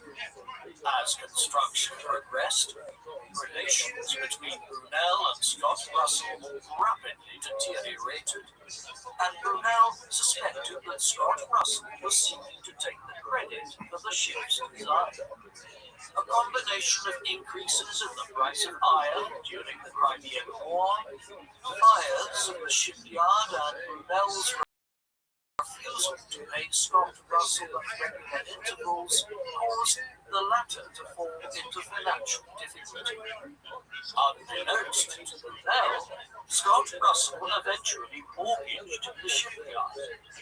Construction work stalled when his bank took control of the facility. While Brunel attempted to take control of the whole project, Scott Russell was keen to complete the job, and Brunel reluctantly allowed him to finish the work on the hull and the paddle boxes. Scott Russell's creditors allowed the Eastern Steam Company to lease the shipyard, and the construction was effectively finished by June. There remained the challenge of launching the ship, but despite a combination of pulleys, winches, and hydraulic rams, the ship refused to move more than a few inches at a time. After 4 failed launches in November, Brunel consulted his erstwhile rival Robert Stevenson, who suggested adding more power in the shape of hydraulic rams. Brunel agreed, and by the end of January 1858, the SS Great Eastern was finally afloat with the aid of 18 hydraulic rams. Despite this success, the ship had cost the Eastern Steam Company so much money that several directors wanted to have nothing more to do with it, and a new corporate entity, the Great Ship Company, was formed by the remaining directors to acquire the ship. While the Great Eastern was a magnificent engineering achievement, the stress involved in its construction and the financial difficulties which shrouded all of Brunel's great projects contributed to a steep decline in his health in the 1850s. To recuperate, he went on an extended break to the south of France between May and September, but upon his return to London, he was appalled to discover that the ship had still not been fitted out. By the end of the year, he had been diagnosed with nephritis and inflammation of the kidneys. Over the winter, he joined his family on a visit to Egypt. After returning to England in May 1859, Brunel regularly inspected the fitting out of the ship, but was too weak to attend the ceremonies marking its completion. On the 5th of September 1859, Brunel suffered a stroke and was taken home. A couple of days later, the ship set out on its maiden voyage without him on board. In Brunel's absence, nobody had been given overall responsibility for the vessel, and on the 9th of September, the ship's forward funnel exploded, killing 5 coal stokers in the process. Bedridden at home, Brunel was distraught when he heard of the accident. It was the last straw which pushed his ailing health beyond repair. Only a few days later, he died on the evening of the 15th of September 1859. He was just 53 years of age. 5 days later, he was buried at Kensal Green Cemetery in London.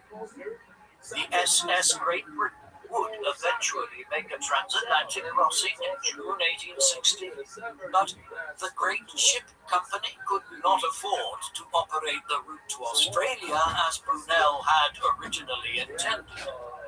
After being sold in 1865, it was qualified to lay the first telegraph cables across the Atlantic. Following Brunel's death, a group of physicists at the Institute of Civil Engineers decided to honor his memory by completing work on the Clifton Suspension Bridge, which had been stalled since 1843. The structure was finally complete in 1864, with some modifications to Brunel's design. Upon the learning of Brunel's death, Daniel Gooch wrote in his diary, quote, "By his death, the greatest of England's engineers was lost, the man with the greatest originality of thought and power of execution, bold in his plans, but right. The commercial world thought him extravagant, but although he was so, great things are not done by those who sit down and count the cost of every thought and act. Brunel's legacy can still be seen all over. Many of his projects remain in use, including the Thames Tunnel, the Clifton Suspension Bridge, the Great Western Railway, the Box Tunnel, and the Royal Albert Bridge. The SS Great Britain went on to have an incredible life after Brunel's time as a passenger ship, as a warehouse and quarantine ship on the Falkland Islands in the late 19th century, and a coal hulk before eventually being scuttled in 1937. It was renovated in the 1970s and is one of the most popular tourist attractions in the port of Bristol today, nearly 200 years after it was built. Brunel is also credited as being the founder of the modern town of Swindon, where his statue stands in the midst of an unfortunately run-down shopping centre bearing his name. While Brunel was lucky to have his father's guidance early in his career, the scale of his ambition was much greater, and several of his more quixotic ideas were real, despite how outlandish they must have seemed when he first devised them. Even before connecting London to Bristol by rail, he connected Britain and the United States by steamship. This was perhaps his greatest work, paving the way for the mass migration of tens of millions of Europeans to the Americas from Europe on steamships between 1840 and 1920. While his projects did not always enjoy commercial success, each of them demonstrated the flair and genius that made him one of the icons of Victorian Britain. In 2002, he came second in a nationwide BBC poll to determine the 100 greatest Britons. What do you think of Isambard Kingdom Brunel? Was he a genius engineer whose larger-than-life schemes helped to create the blueprint transportation infrastructure, or did his quest for perfection ultimately undermine his professional and financial interests? Please, let us know in the comments section. And in the meantime, thank you very much for watching.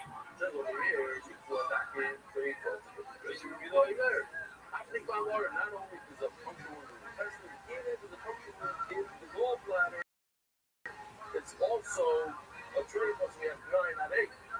Says it's covering that's what we're going to learn now.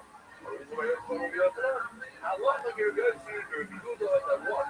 Puncture mode in the gallbladder is a trade for it. Well, it's a cover again. But I do the popular good to you. If you do the whole, then a puncture under the gallbladder is okay. Why would you say it is good? No. It holds about 1 to 2.7 fluid ounces of bile at any given time, but how much does it go through in a lifetime? It holds 2 ounces. It says in the Gemara, they hold that a gallbladder is not a problem because says, Ishmael says that my gallbladder bile is still to the floor. But the time, see, he still lives. You see, the person has bile that's out. It's not a trick. I know that pain in the skin makes it as you motion, say the second actually keep on going. The whole story of Eli is a story of a myth that was part involved with about the Slack to kill him. Even though any one of these wounds typically kill a regular person, he don't have to die. So that there's more pain. When they all said, he left the way out. Achilles exploded. And the floor we can hide it, but didn't explode. We'll live. Shot it. The rack is not too short. So it actually says over here, beautiful. And the Roman tells the Malcolm on this rack is not too short. Make sure that he stays alive. Not first, what does he do? He gave him each one which is sex that could kill a person. What happens? That was a no, it's a wound. Yeah, very much. Sorry, just it's not a word. It's a word, right? It's not real they say this. Even though it's a deathable wound.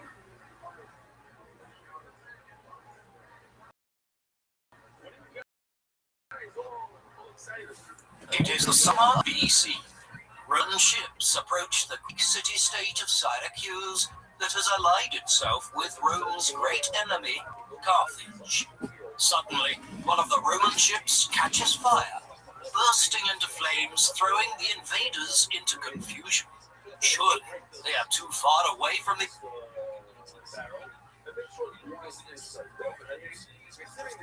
I done my Spotify. It is the 31st of January, 1858. How would I know that? Because you know everything. That's what I like to hear, my man. I'm looking right now, big man. The 19,000-ton ship, which has been the obsession of its designer, is, after several failed attempts, finally launched into the water, where its construction will be finished afloat. A year later, whilst on board the giant vessel, the same man suffers a stroke and dies, never seeing his creation. At the time, the largest ship ever built. Can I ask you a question? Yes. Can you just make my name Rabbi Rothschild, not at Rabbi Rothschild? Oh my God. Okay, I'm gonna. I don't mean to be mean to you. Just search Rabbi space Rothschild. Does that make sense? Yeah. Okay. Did you okay, I'm gonna change it. Wait, but anything else you yeah, good? I was gonna say it looks amazing. It really does. Don't you think they look good? So like yeah, I think so. So like that'll be nothing Rothschild, okay? That's correct. Yeah, and why doesn't episode 23 with Adam Bitcoin have a picture? Because this episode is audio. Okay, that's cool. I think it looks really great.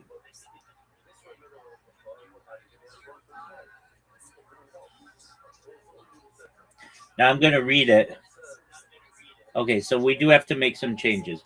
Episode 17 is not so it's Rabbi Space Rothschild, who is streaming on most social media's episode English. That's not a sentence.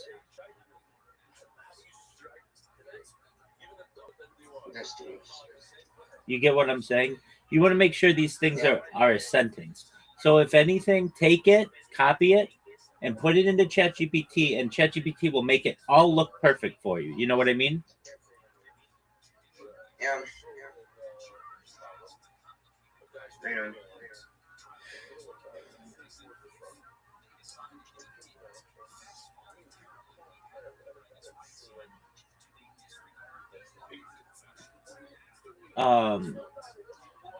I'm gonna read one of your other ones.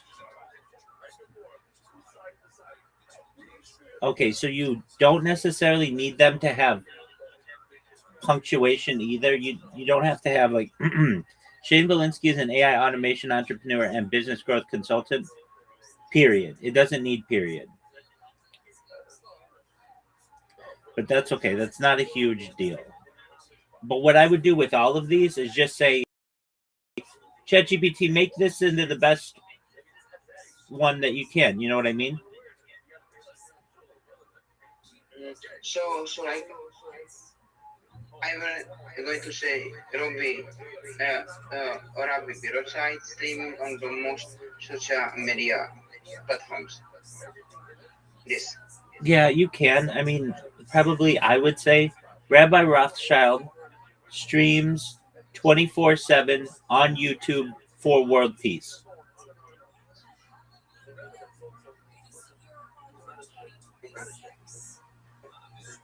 The reason why I say that is when you say streams on many social medias, that doesn't tell you anything. But when you say Rabbi Rothschild streams 24/7 on YouTube for world peace, that's a sentence that like, oh, okay, I get that. That makes sense to me. So if I go so Cantu professional crypto trading man episode 00015 period. What that's not a sentence. Cantu professional crypto trading man. So you put that into ChatGPT, and ChatGPT is going to tell you, Cantu is a professional crypto trader, episode 00015. That's what you want. Does that make sense? Yeah. So it's not a big deal. Just go through and take each one of them and put it through ChatGPT, and you're going to get amazing results.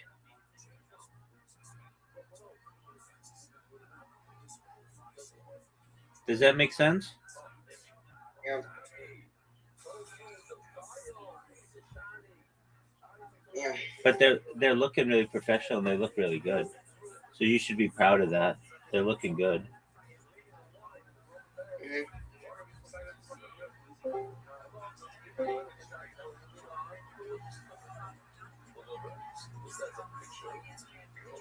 Rabbi, oh, that's good. That's good. What's good? I'm gonna I'm gonna I'm gonna not look. Okay, so go look on episode 17. Okay, I'm gonna look right. That's I'm gonna look. I'm gonna look right now. really good.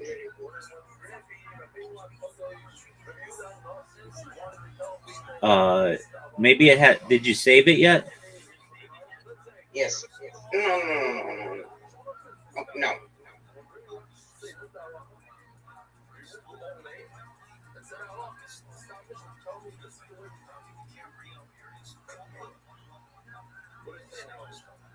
Um.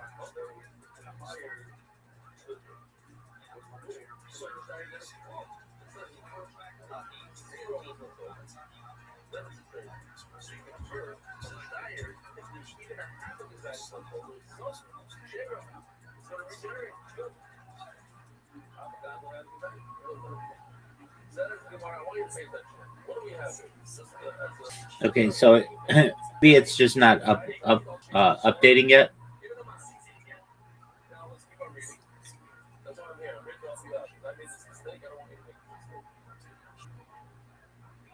So I keep refreshing it.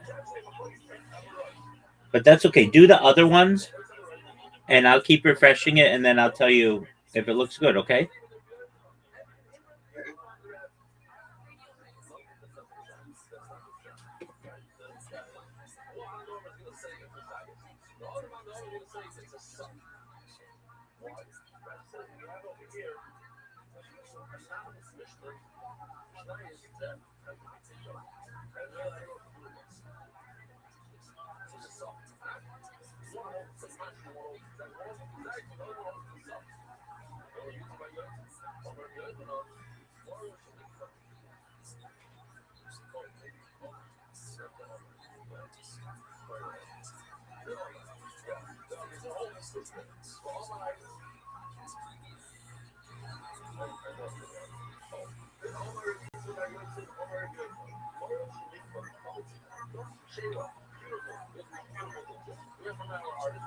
Set sail on her maiden voyage. His name, Isambard Kingdom Brunel, history's greatest engineer.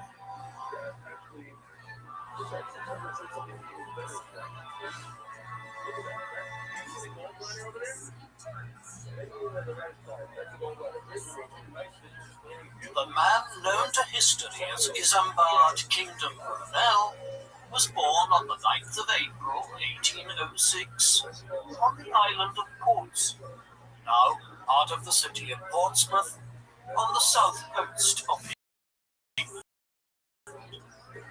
His father was born in 1769 in Normandy, in France, while Mark's father, Isambard's grandfather, intended for him to become a priest. Mark wanted to be an engineer Okay, and joined the so French. I see it. You got to make some changes. You're going to say, what? Okay. It's just my name. Don't add a colon after it. Because when people search it, they're not going to look up Rabbi space Rothschild colon. They will just look up Rabbi Rothschild. Just the name. Okay. Okay, so Rabbi space search and streaming 24/7. I would say streams life 24/7 for world peace. I would say Rabbi Rothschild streams life 24/7, 365 on YouTube for world peace.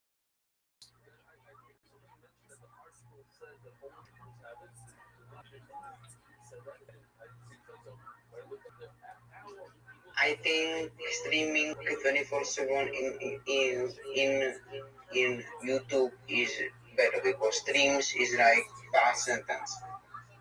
No, streams is present. Stream. Okay. Rabbi Rothschild streams life 24/7, 365 on YouTube for world peace.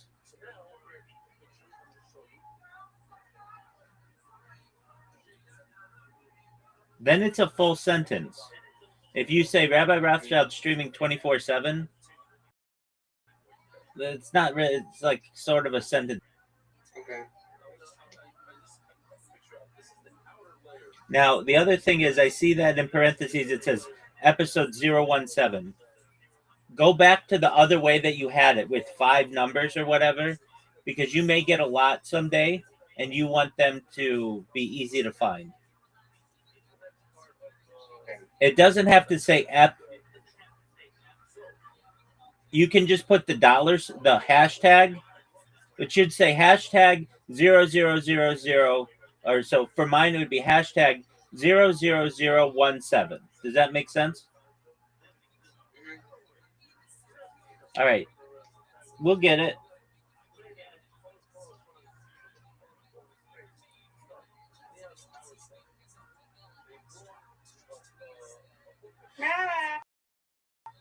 You ready, Miss Aquarius? How was your day? That was good. I'm gonna relax. I just sat up a minute. I went to that new streaming app called Go Out that was free for a little bit. It went pretty good. So for the first time, so I went over there because I had to get up. And this stuff, I hope it's well. I thought I'm already know. So I'm up, sitting up. Miss Aquarius, what did you say is the name of the new route? called Go Live Streaming. Oh, okay. Was it good? Yeah, it's a good app. It's a good app. I went live for the first time. They got some people over there. You know, they got a little bit of stuff to do. But I mean that it was good. It just got to work on some more stuff. So once it gets stabilized, I think more people will be coming over. Excellent. Miss Aquarius, Tony's here. Tony, Miss Aquarius, Miss. Hi, Tony. Tony, you there, big dog? Hello. There you go. Hello, I think you already introduced to us. Okay, apologies. I didn't mean to interrupt. I'm sorry. No. You're fine. Don't you worry about it at all. He's working on something. He's doing a really good job of it. He's a podcast host, so Okay. that's how I know him. I think you have to work with y'all was saying. I can't have nobody talking. I'm sorry. You're good. Don't worry about it.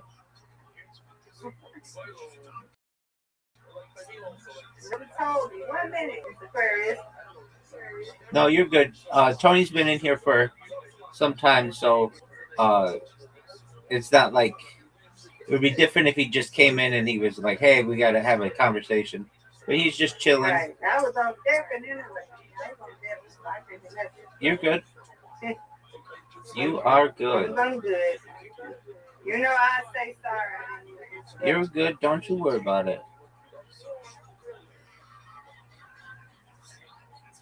But yeah, there's some cool people over there, and I need to get, I know a couple of my people from Meeting said they would come over there if I go live over there. So once I'm just doing it first, so for a few times, it gets, then I get to come over there and come see me. But right now, I'm just trying to get nice spare. Trying to get used to it. So I'm just like Tuesdays and Fridays they have breaking news. So they're doing some stuff, So I gotta ask Kathy what was going because I really was trying to get my stuff ready. I heard a little bits and pieces. How did you? Tell me when I see her again. It's a nice little accident. How did you find out about it? They follow me and my other people that's on me. They follow almost everybody. So once I seen they followed me, okay. So I asked, anyway. So once I followed, once I had asked my friends, a couple of my people, they said, so how is it? They said, it's slow over there, that's okay. And they said, well, if you go over there and you go live, let me know, let them know, and I would,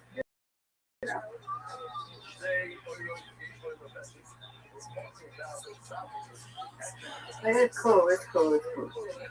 Yeah, they followed me on IG. Oh, no way.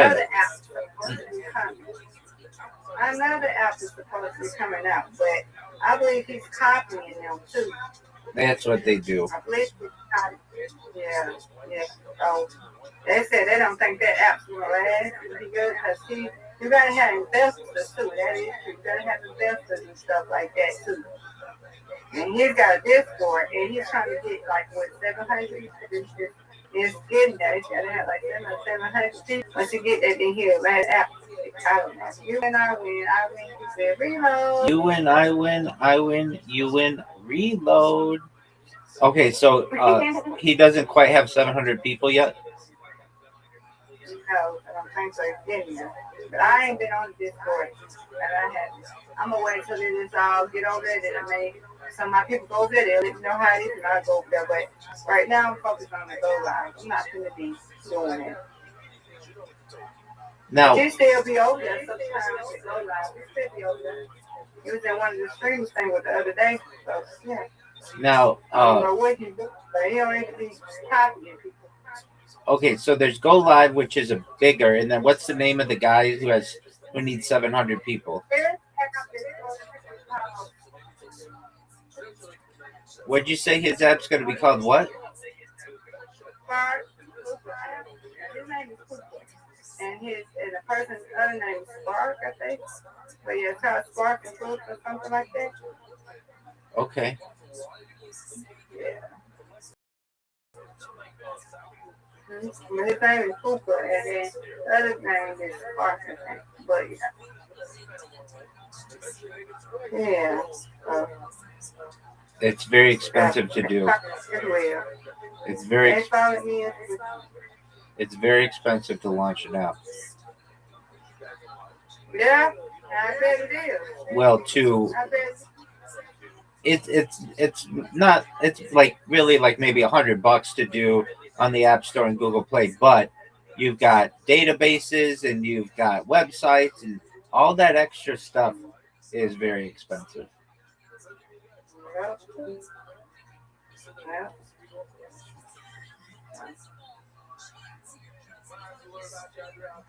You be on that other app, TikTok favorite. TikTok favorite?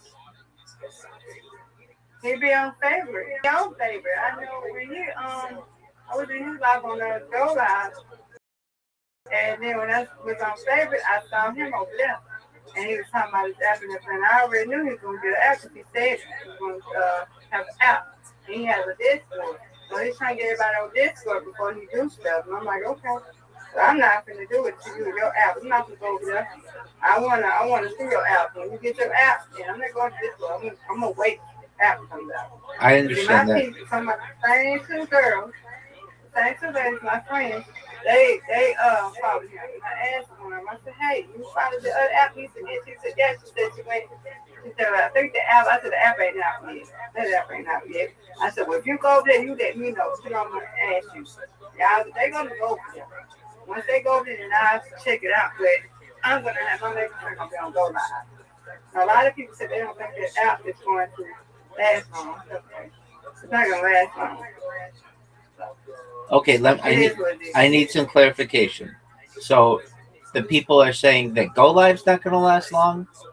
No, that dude's new app. Okay, Spark Hoop. Okay, good. I'm glad to hear that. Okay, so I need more clarification. So they're saying that Spark Hoop's not gonna go well. Yeah, the new app. Okay. And then you talked about another app, Favorite? Yeah, it's been there. Okay, and how is Favorite? I guess it's cool. I'll be over there. Since my smart, we don't got nothing more to call it. We have to have a hydrant to get the live. It's alright. The only reason why I'm over there is because we're checking out or whatever. It's basically like TikTok to me. Like TikTok, but you don't have videos or nothing like that. Okay. You win, I win. You win. Undefeated in bowling, undefeated in friendship. Good job. Good job. Yeah, so that's what it is. It's just like TikTok. It's like they got something I ain't never heard of. Epic Studios is just like that too. So my thing is, I got all these things on apps. Why is it that you got stuff that look like TikTok? I don't understand. Epic Studios has the videos and so that is basically like TikTok. Very like TikTok, but the only thing is they don't have, you can't do videos on your profile and stuff like that. It's cool or whatnot, but it's cool. It's great. But they stopped me when my spark, because I didn't get on for one day, my spark dropped. They go up there 20 something. Now I'm back at 8. I just go over there and check out people so I can get my spark back up. But it's okay. It's all right. It's all right. It's just like TikTok. Ain't nothing new. Okay. Excellent. Tony, are you there?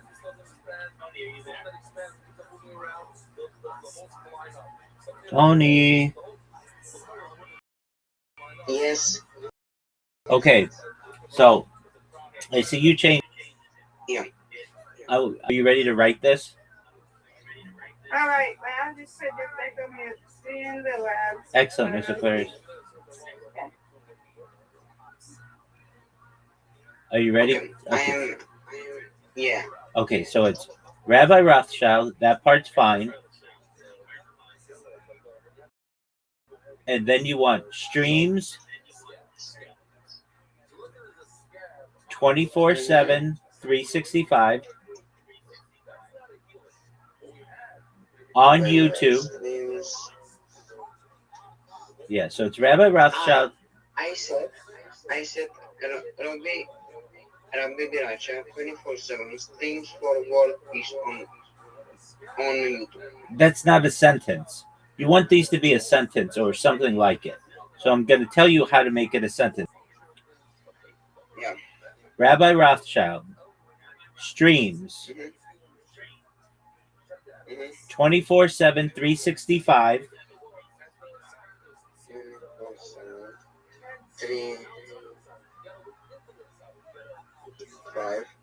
365 on YouTube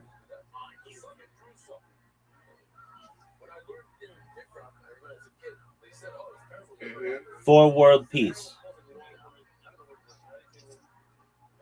And then you don't need in parentheses F017. If you want to do that, that's fine. But just add another 0 to it. Make it 0017.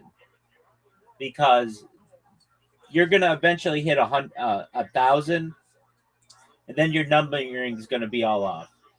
So make it episode 00, EP period space 0017. Okay? Yeah. All right. Quit, and then I'll update it, and then it should be good. Okay. Yeah. Okie doke. Good job. I don't think I'm of 1789. Well, you're wrong. Royalist rebels, and in 1793, I think I'm doing like mediocre. You're doing fine, big dog. I'll be right back. One of tens of thousands of royalist and conservative political refugees who left France in the wake of the revolution. In America, he was appointed chief engineer of New York City in 1796, during a period in the city's as it grew to eclipse Philadelphia, urban center. While Mark was once, he had fallen in love with Sophia Kingdom, a young English lady who was working as a governess in the city of Rouen in Normandy, after being stranded there when war broke out between Britain and France. Mark had to leave Sophia behind when he escaped to America, but the two continued to exchange letters. After Sophia returned to her native country in 1795, Mark was anxious to join her. Soon he had an opportunity to do so. At a dinner party with Alexander Hamilton, one of the country's founding fathers, in 1798, Mark heard that the British war effort against France was hindered by the lack of wooden pulley blocks for the rigging of sailing ships. Seeing an opportunity to rejoin Sophia, Mark designed to simplify the manufacturing process for pulley blocks. In early 1799, he sailed to England, carrying his designs and a letter of introduction from Hamilton, which he presented to George Spencer, the first Lord of the British Admiralty. Mark wasted no time in seeking a reunion with Sophia, and in November 1799, the couple were married at St Andrew's Church in Holborn, in London. It was a lucky thing that the union had ever occurred. After Mark had eloped from France years, Sophia had remained in the country, even as Britain found itself a near continuous war with the French from 1792 onwards. As a British woman, she was eventually arrested in October 1793 after the French government imprisoned all foreigners on suspicion of espionage. She was only released. Revolutionary leader Maximilien Robespierre was ousted in a coup known as the Thermidorian Reaction in August 1794, and a less radical government came to power. Thereafter, Sophia had been able to return to England to live with her brother in London until such time as Mark joined her again, and they were wed. Between Yes, sir. 1800 and What'd you say? And have a good meal. Oh, thank you, sir. And I done it. So if you can look after you done eating.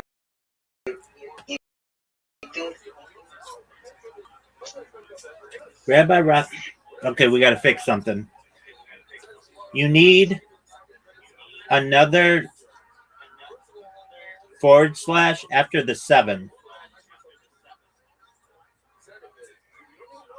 Okay. So it's 24/7, 365. Rabbi Rothschild streams 24/7, 365 on YouTube for world peace. Yeah, it looks really good now.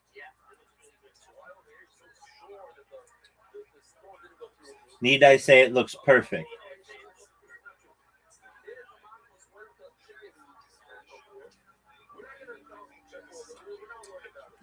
So this, can you look again? Mm-hmm. I change it after the 7.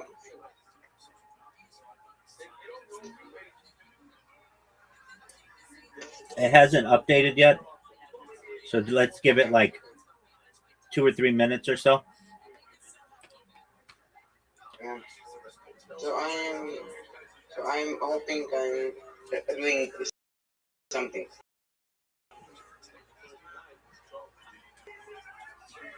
People will be able to know, instead of it saying like it was before, Rabbi Rothschild stream on social medias. That doesn't make sense. Now somebody reads it and they're like, oh, that sounds interesting.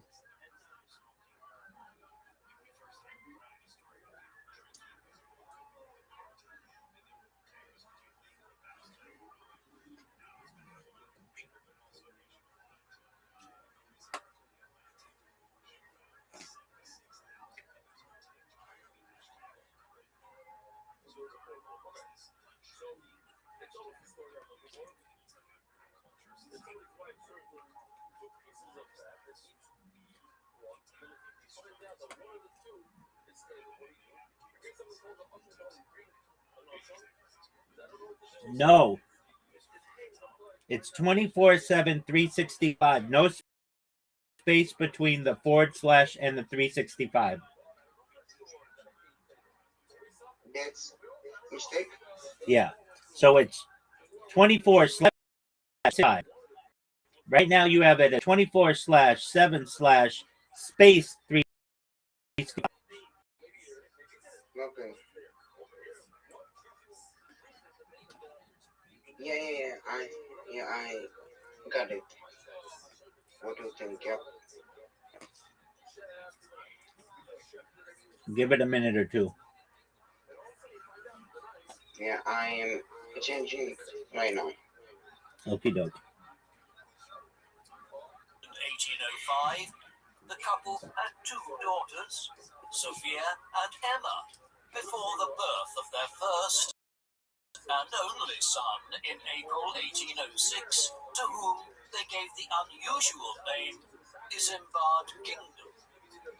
The family had moved to Portsmouth in 1802. After Mark's proposals for manufacturing polyglocks received the backing of Sir Samuel Bentham, the Inspector General of Naval Works, and a younger brother of the utilitarian philosopher Jeremy Bentham. A factory was set up at the Naval Dockyard in Portsmouth, where Mark was contracted to supervise the manufacturing process. Isambard Kingdom Brunel grew up at a time of revolutionary change in What are you eating? The French Revolutionary Wars that had separated his parents for several years in the 1790s continued into the 1800s. It's like a ziti.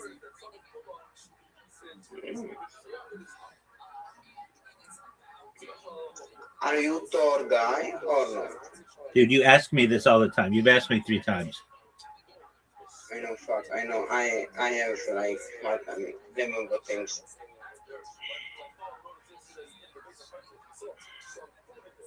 Okay, sorry. You're okay. I'm taller than you are. Bro, there's like everywhere I go, everybody's taller than me. So So I am okay with this. Hmm.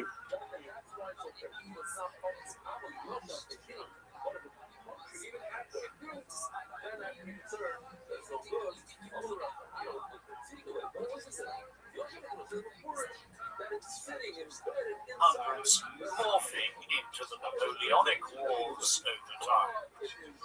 Many Englishmen had sympathized with the initial aims of the revolution and welcomed the fact that France was becoming a constitutional monarchy. But the execution of King Louis XVI in January 1793 had prompted Britain on the French Republic. The German powers of Prussia and Austria had already been at war with France since April 1792, and Europe would not see a stable peace again until 1815. In France itself, political order was temporarily restored after General Napoleon Bonaparte took power as the Republic in 1799 before making himself emperor in 1804. Between 1805 and 1807, Napoleon defeated the major continental powers of Austria, Prussia, and Russia in quick succession, enabling him to dominate the European continent. Across the English Channel, Britain was the only major European power to remain undefeated, and the blockade of French ports by the Royal Navy prevented Napoleon from launching his desired invasion of England. An attempt by the French Navy to break out of the blockade in 1805 ended with the defeat of an allied Franco-Spanish fleet by Admiral Horatio Nelson and the British Royal Navy at Trafalgar in October 1805. The Royal Navy's control of global maritime trade strengthened.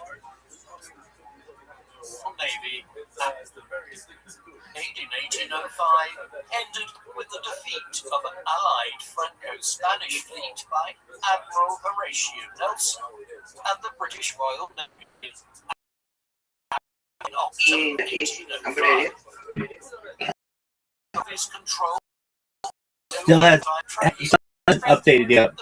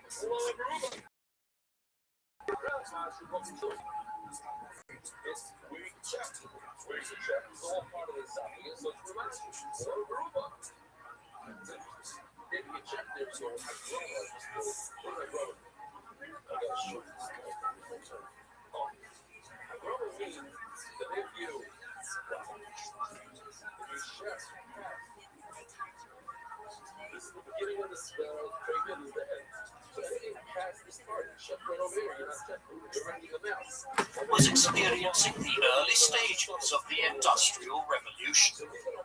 From the 1770s Soon I will go on 1,000 in chess, like every single day for 1,000. Yes, you are.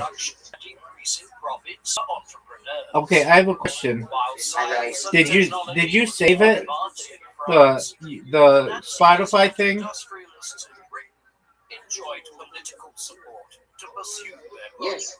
Okay. Although the Napoleonic Wars had a significant impact on the British economy, Britain escaped the devastation of the European continent, and the process of industrialization could continue undisrupted. During the first half of the 19th century, Britain continued to be the leading industrial power in the world, and Brunel would play a major part in Britain's economic development during this period.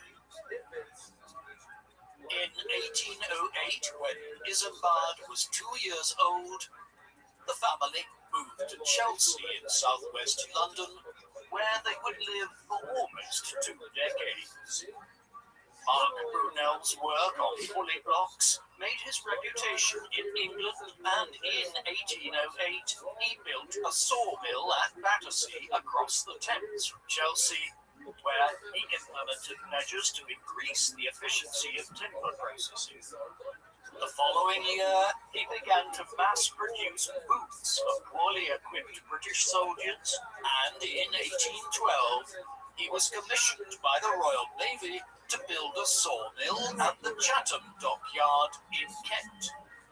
Despite his contribution to the war effort, Brunel was often not paid the full amount he had been promised by the British government, and the family's precarious financial situation would eventually lead to disaster. As the only son of the family, young Isambard was brought up to follow in his father's. The young boy benefited from the close attention of his father, who taught him to draw at the age of 4 and the basics of Euclidean geometry at the age of 8. Mark was impressed by his son's abilities and sent him to a boarding school at Hove in Sussex, where he studied classics and made a survey of the town in his free time.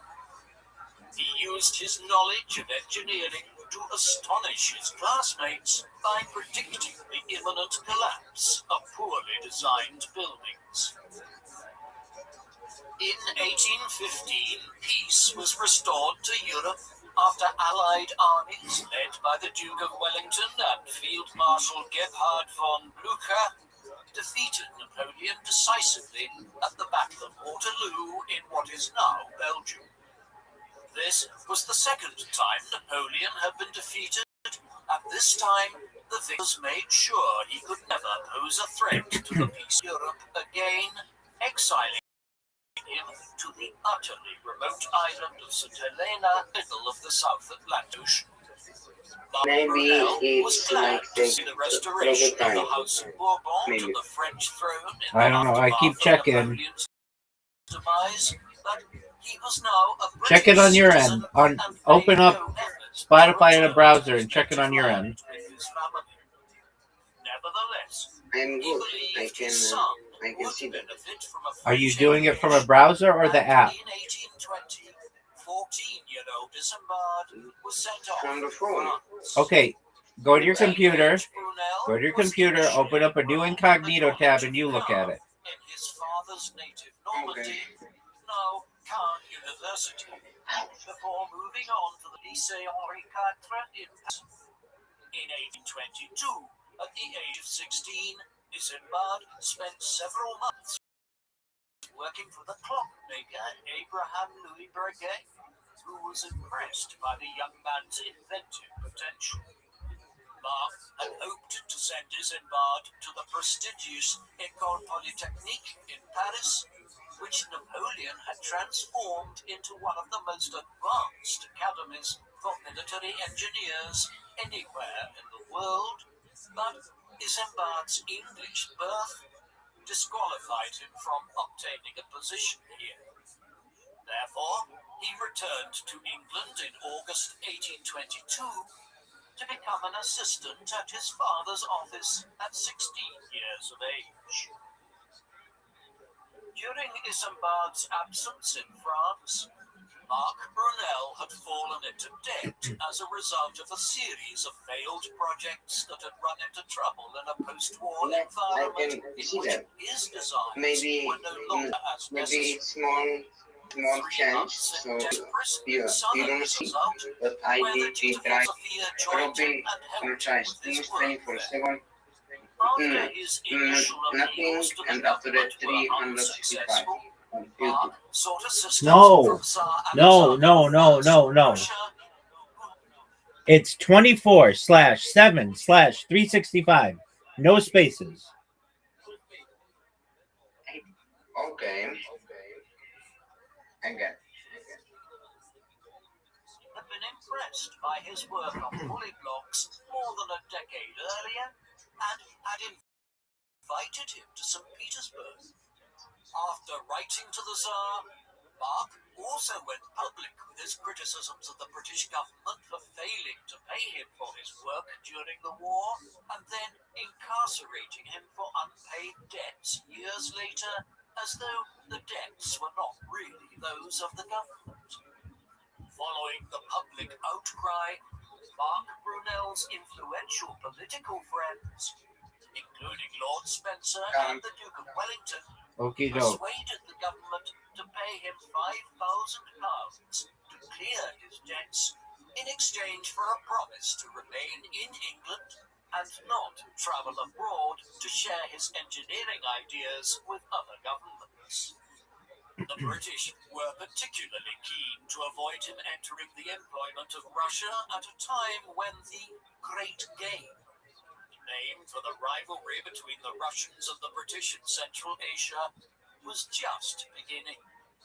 Hence, after leaving prison, Mark Brunel returned to work with a wide range of projects. Young Isambard was involved in supervising operations at a Sheffield ironworks, which was making the iron for 2 suspension bridges in the French colony of Réunion in the Indian Ocean. I keep checking. Isambard was about to set out on his own engineering career. Not yet. It is worth briefly reflecting on the environment he would work in. While the Industrial Revolution had changed Britain, this first Industrial Revolution, as it is now termed, was quite limited in some respects. It had taken place in the half-century after 1770 and was primarily focused on revolutionizing the textile industry that formed the backbone of the British. Have you heard me say that it's good? Yes, it's good. It is perfect now. Textile production on a mass Okay, scale, so I'm going to change other names. Excellent. Your name is okay. This one looks great. However, it was not until the 1820s that a truly revolutionary period of engineering would begin in England. The first railway lines would be laid down in the late 1820s, and the 1830s and 1840s saw a revolutionary I'm happy to see that. thousands of kilometers of railway Excellent. line were laid down. Now, I'm going to make one more. Suggestion to you. Look at Joe Rogan. He has the biggest podcast in the world. And just look at, he puts the number at the beginning. Hashtag 2020 space. And then he says it. And that's how I would do it. Okay. You don't need EP period. You don't need it in parentheses. It's just, mine would be hashtag 0017 space Rabbi Rothschild, all that other stuff. Okay, I'm going to do it today. Absolutely. One thing Joe Rogan does, though, that I don't think you need. Do you know what the hyphen is? No. Oh, it's a little dash, like a little minus sign. Yeah. Maybe I know. You don't need that. You just hashtag 00 whatever it is. Okay. All right, big dog. So I think we did some work. Yes, sir. To propel ships across the Atlantic Ocean. There were also all kinds of new innovations being introduced in the fields of metallurgy.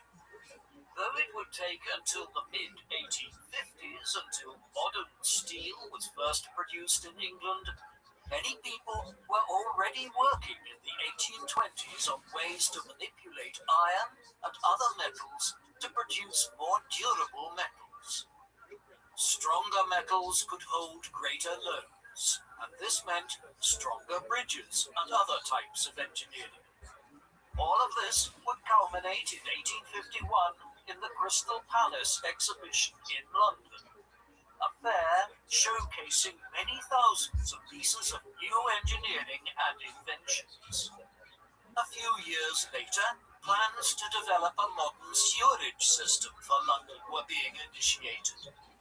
Thus, the period from the 1820s to the 1850s was in many ways an engineering revolution after the first industrial revolution.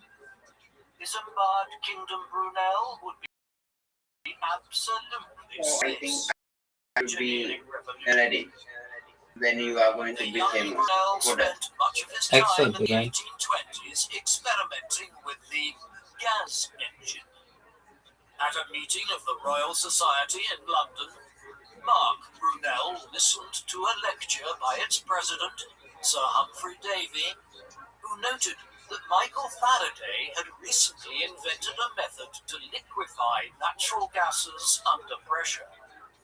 Davy suggested that by using a lot of heat to convert liquefied carbon dioxide back into gas, it was possible to generate energy much more efficiently than by using steam. Mark Brunel decided to investigate the feasibility of such an engine, but despite some encouraging experiments, the difficulties involved in the casting of metal strong enough to withstand the high pressures involved eventually caused the project to be abandoned.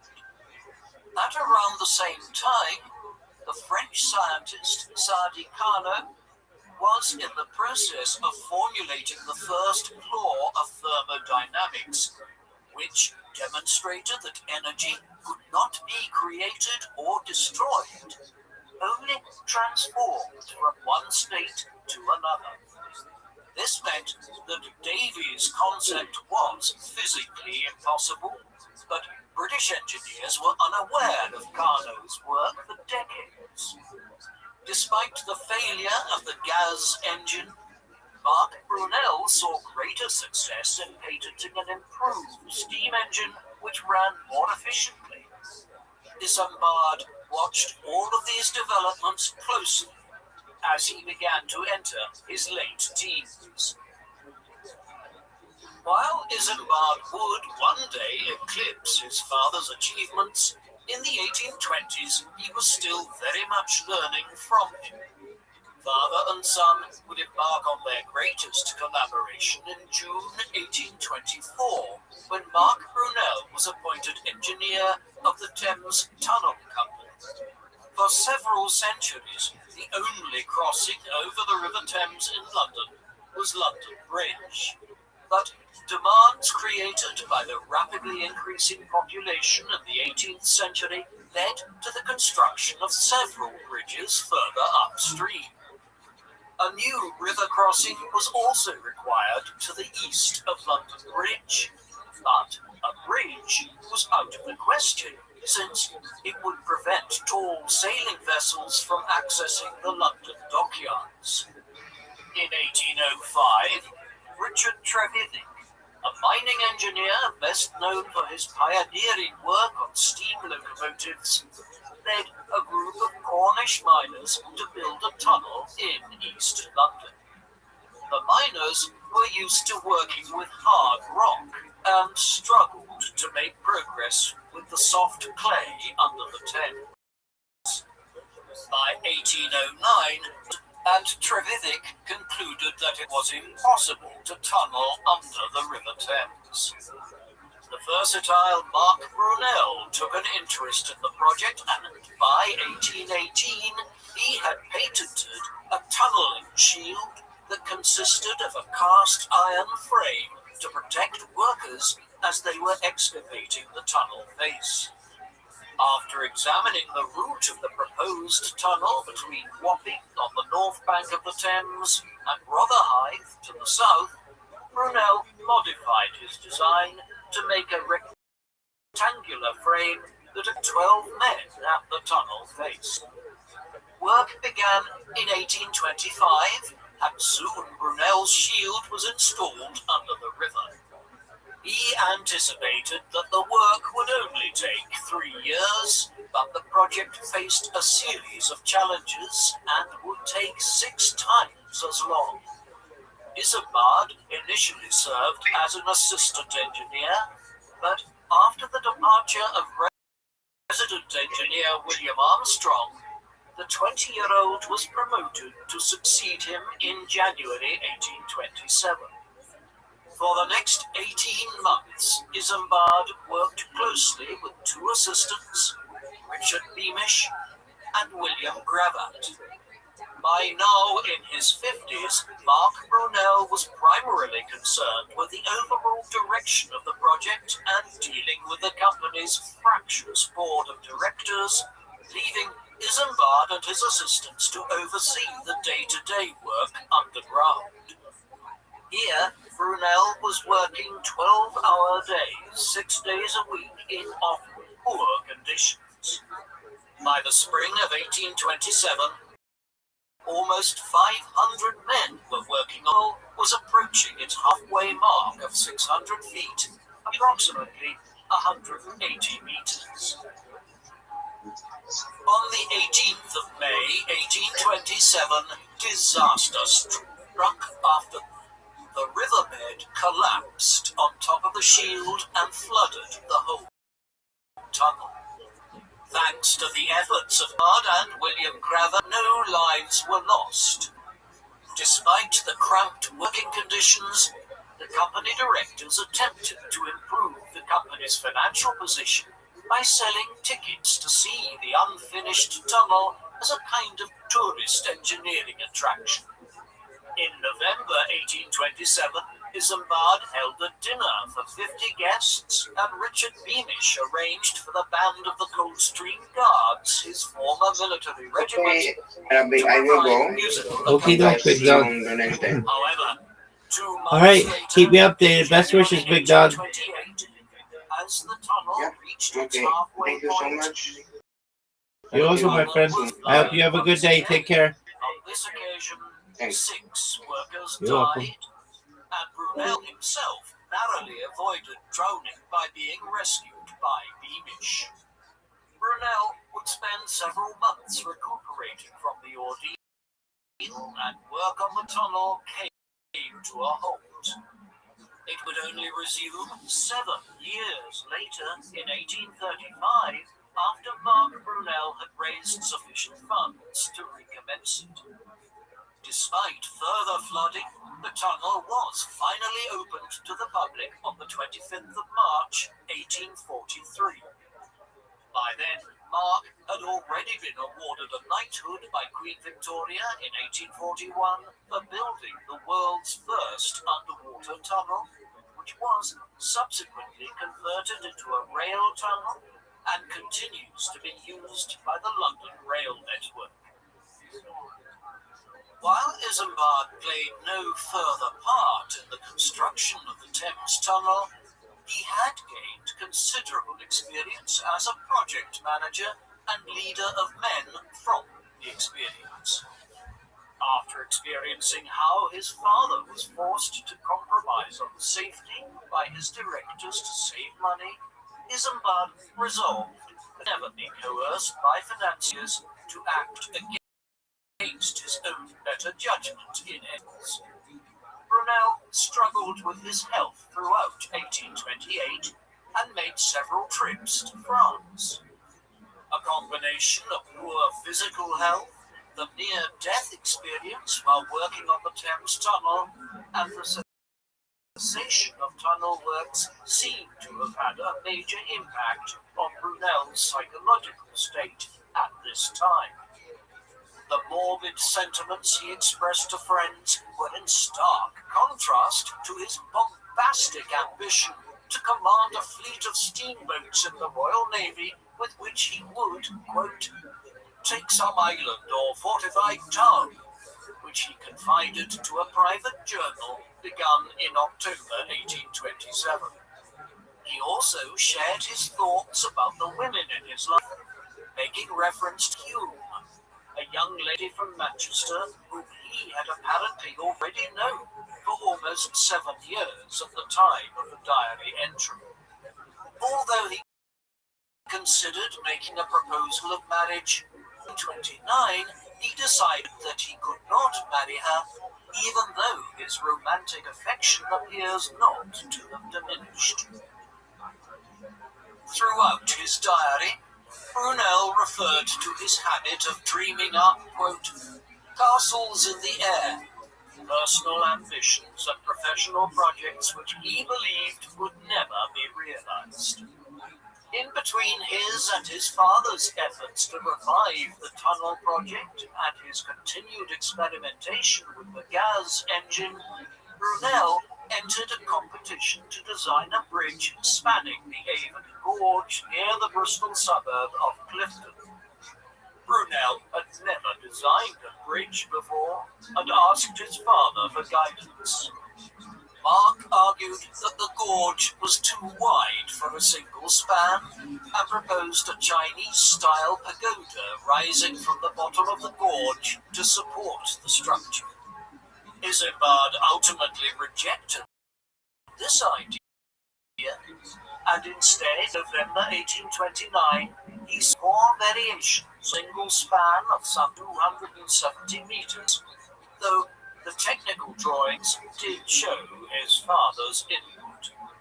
The competition's judge, Thomas Telford, was the president of the Institute Engineers and had recently completed the Menai Suspension Bridge in Wales, connecting the island of Annecy to the mainland. Telford rejected all the submissions before presenting his own design, which included two large towers rising over 70 meters from the gorge. Brunel was incensed by the display of corruption and wrote to the committee arguing that Telford's tower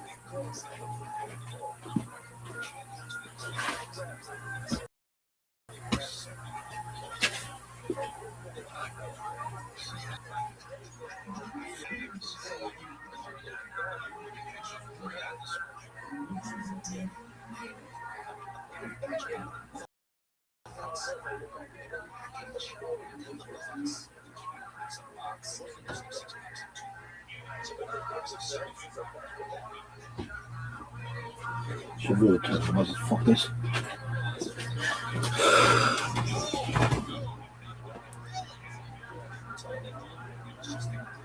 Those were too heavy and would collapse. In 1830, the Bridge Committee determined that Talbot's line was and reopened the competition with new judges. Although he knew that his initial proposals were structurally sound, Brunel modified his proposal to build a large abutment on the western bank to shorten the span to 200 meters. Meanwhile, in late 1830, he received a commission to design an observatory for the astronomer Sir James at his home in Kensington. Brunel had an interest in astronomy and was a friend of Sir John Herschel, whose father, William, had discovered Uranus in 1781.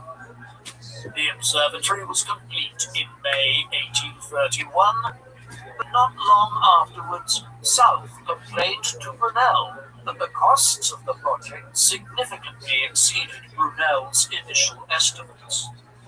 An anonymous article published in the Athenaeum Journal criticized Brunel's mechanical shutters and argued that, quote, this absurd project has no other object than the display of a tour de force.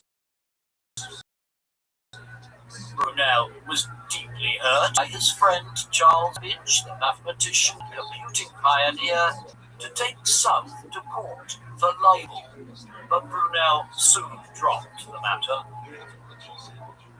In the late 1820s, the Bristol Bridge Committee once again decided against Brunel's proposals for a bridge across the Avon Gorge, but the young engineer refused to accept defeat. In March 1830, he went to Bristol and met with the members of the panel and persuaded them to adopt his design, arguing that it was the most structurally efficient way to undertake work in 1831. The 25-year-old Brunel was well set on the path to engineering stardom, but within a few months the project ran into difficulty. Aside from the usual financial and engineering challenges, in late October 1831, the city of Bristol experienced 3 days of rioting after the House of Lords rejected an early version of the Great Reform Bill, legislation which was under consideration in the British Parliament in the early 1830s to significantly expand the voting franchise in a country where only well-off men were allowed to vote in the early 19th century. As one of the largest cities in the country, with a population of over 100,000 people, Bristol was a strong centre of support for the reform of the electoral franchise, which at the time only allowed 6,000 people in the city to vote. The reform bill proposed by Earl Grey's Whig administration intended to widen the franchise and rebalance parliamentary constituencies towards the rapidly growing cities. The reform bill would eventually become law in June 1832, and in the general election later that year, Brunel campaigned extensively on behalf of his brother-in-law and closest friend, Benjamin Hawes, and helped him win election as a member of Parliament for Lambeth in South London. The political instability in Bristol following the riots did work on the suspension bridge to be suspended. Brunel had also been looking for work elsewhere in the country, and in November 1831 he was commissioned to design docks at the mouth of the River Wear in the northeast of England, which was struggling to export the vast quantities of coal extracted from the area. On a visit to the area, Brunel settled on station at Monk Wearmouth on the northern bank of the Wear in Sunderland. He then travelled across the country to Manchester, where he visited the Hume family and took a ride on the Liverpool and Manchester Railway, which had opened a year earlier. Brunel was impressed by the potential of rail travel and predicted that passengers would soon be able to board trains that would travel smoothly at 45 miles per hour. He returned to London and presented his plans for the Monk Wearmouth dock. They were rejected by Parliament as too expensive. In the summer of 1832, Brunel's Bristol friend, Nicholas Roche, invited him to carry out a review into the condition of the harbour in Bristol.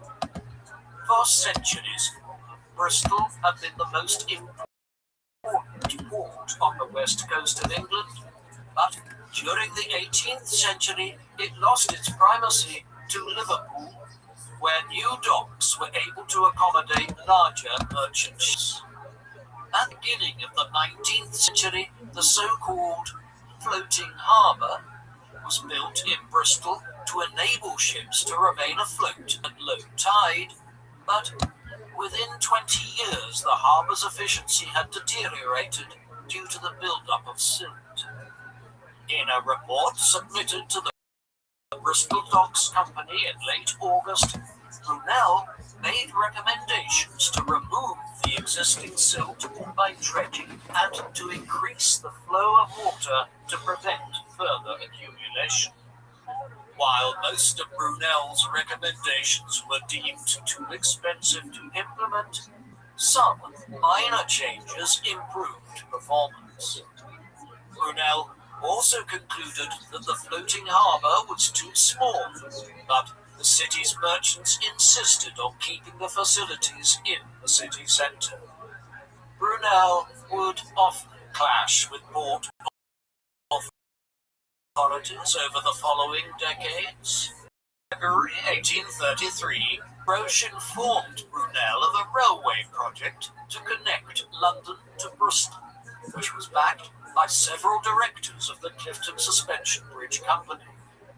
Roche told Brunel that the Railway Committee was seeking proposals and would accept the one which offered the lowest costs. He was infuriated by the penny-pinching attitudes of the merchant class and informed the committee that while his proposal would not be the cheapest, it would be the best. Brunel's arguments persuaded the committee, who appointed him to survey the route. He travelled back and forth between London and Bristol to determine a suitable route through the hilly terrain and completed his survey within a matter of weeks. In July, a committee of directors was formed in London to complement the one in Bristol, and at their first joint meeting in August 1833, Brunel was officially confirmed as engineer of what was to be known as the Great Western Railway. While he continued to receive occasional advice from his father, by now Brunel had established his credential independent engineer. He was a visionary who saw a new part of a new network that would connect the country together and enable people to travel long distances quickly and cheaply.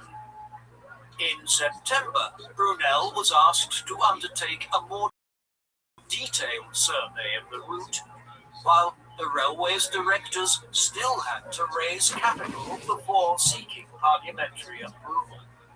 The fundraising effort was led by Charles Saunders, secretary to the company's London committee, who became a close friend and colleague.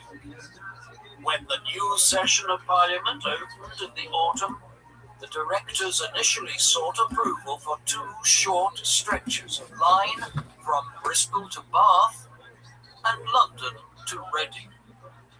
In addition to opposition from landowners and farmers unwilling to have a railway line run through their backyard, Eton College, which lay near the proposed railway route, complained that the railway line's proximity threatened to damage the morals of the pupils who would have easy access to London and all its temptations.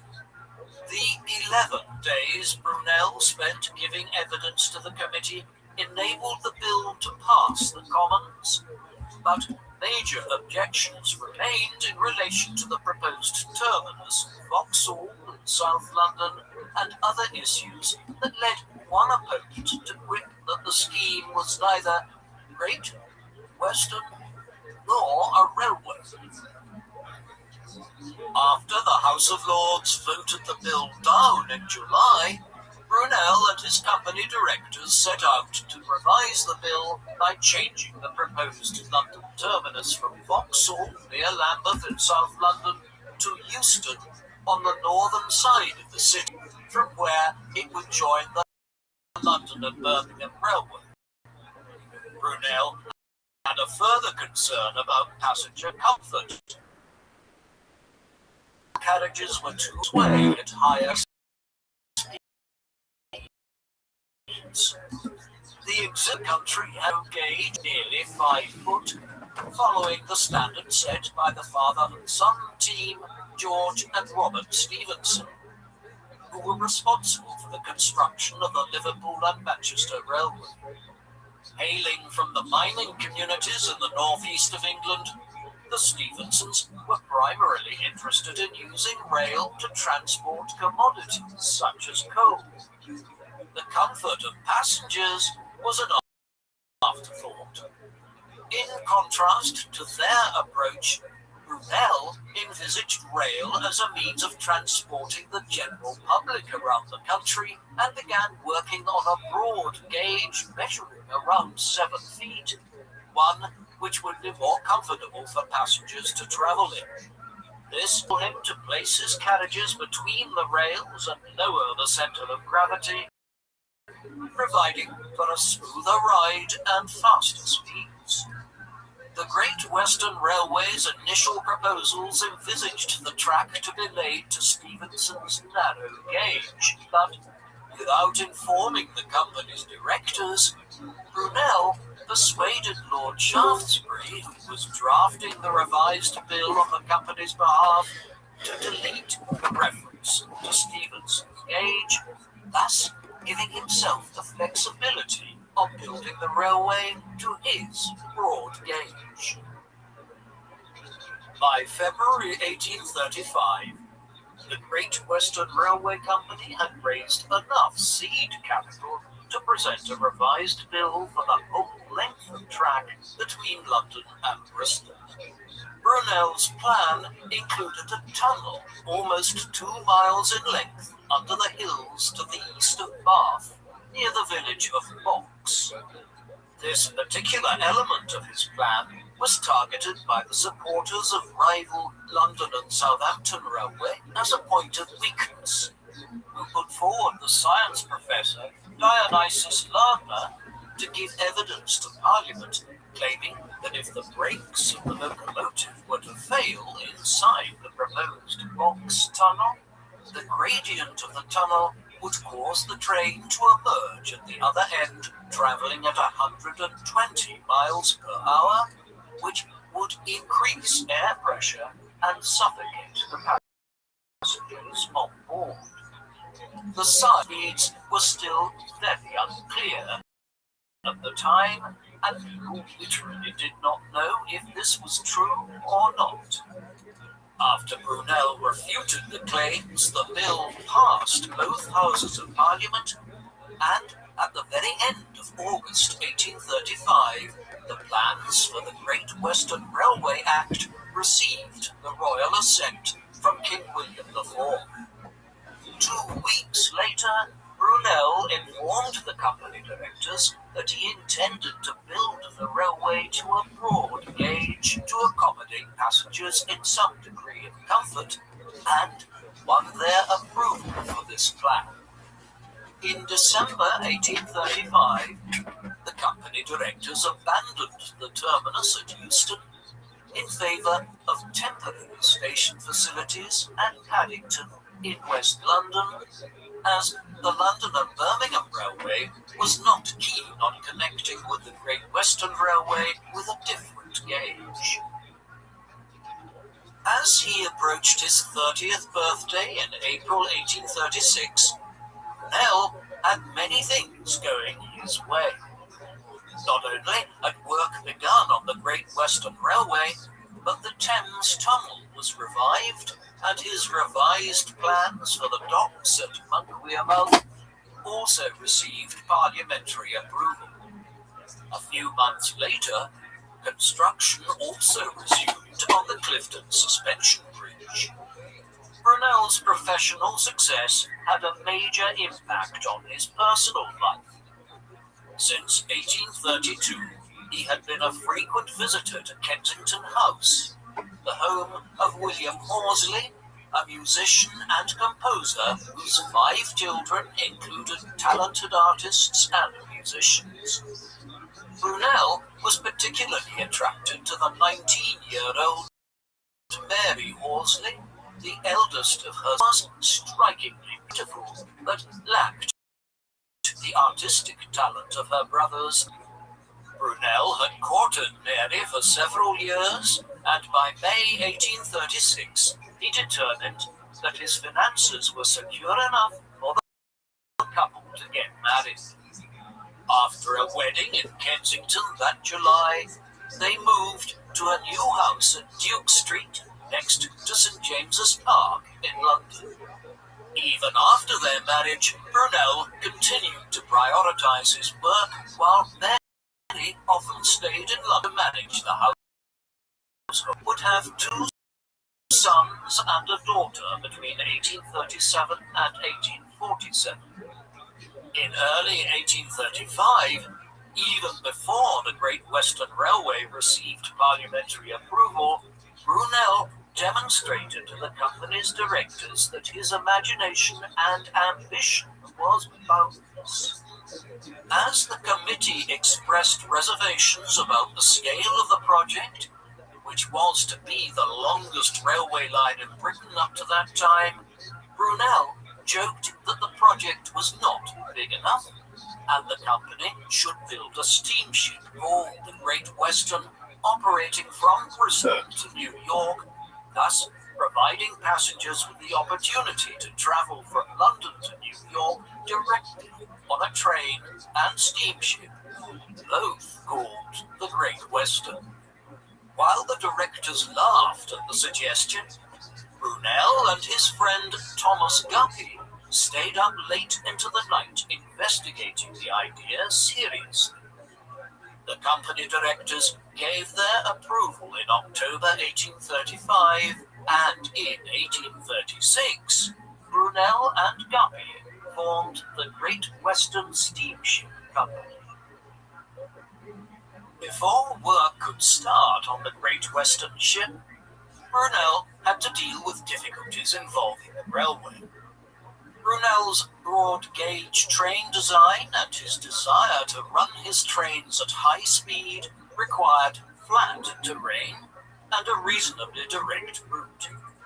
Brunel addressed this by building bridges, viaducts, and tunnels to maintain a straight and level route, which would be nicknamed Brunel's billiards table. For comfort, Brunel also redesigned the track by choosing to support the rails with east wooden planks. The viaducts on Brunel's route were impressive architectural monuments in their own right, such as the Horncliffe Viaduct over the River Brent, but these added to the expense of the project. The Box Tunnel was the most challenging of them all.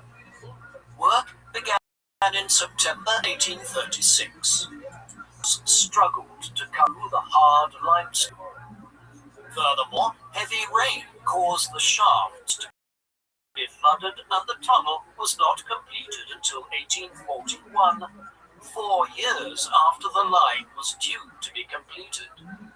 While the line was being built by 2 teams of workers, starting at each terminus and meeting at the middle, difficulties at the Box Tunnel meant that progress on the western end was slow, while the eastern portion proceeded at a quicker rate.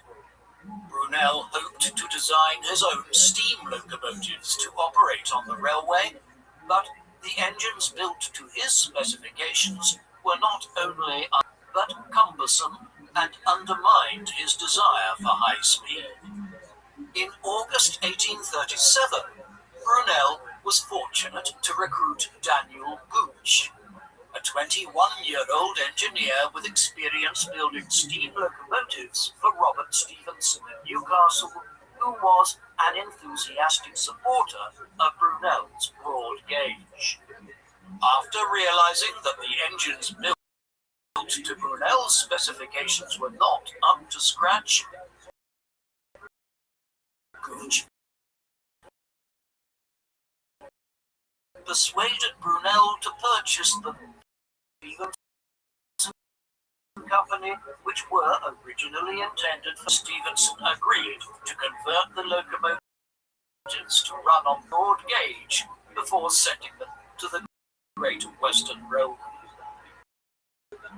While most of Brunel's time, this period of his life, was to matters relating to the Western Railway, in the summer of 1836, work began on the SS Great Western, the world's first major oceanic steam-powered ship.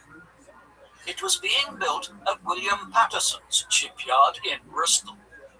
Alongside Thomas Guppy and former Royal Navy officer Captain Christopher Claxton, Patterson was part of a small building committee which gave expert advice to Brunel. Brunel's critic, Dionysius Lardner, sprung up again and argued that it was impossible to build a steamship to cross the Atlantic because the coal required to fuel it would be so heavy that the weight of it would negate any advantages gained from using steam power instead of wind power to propel the ship.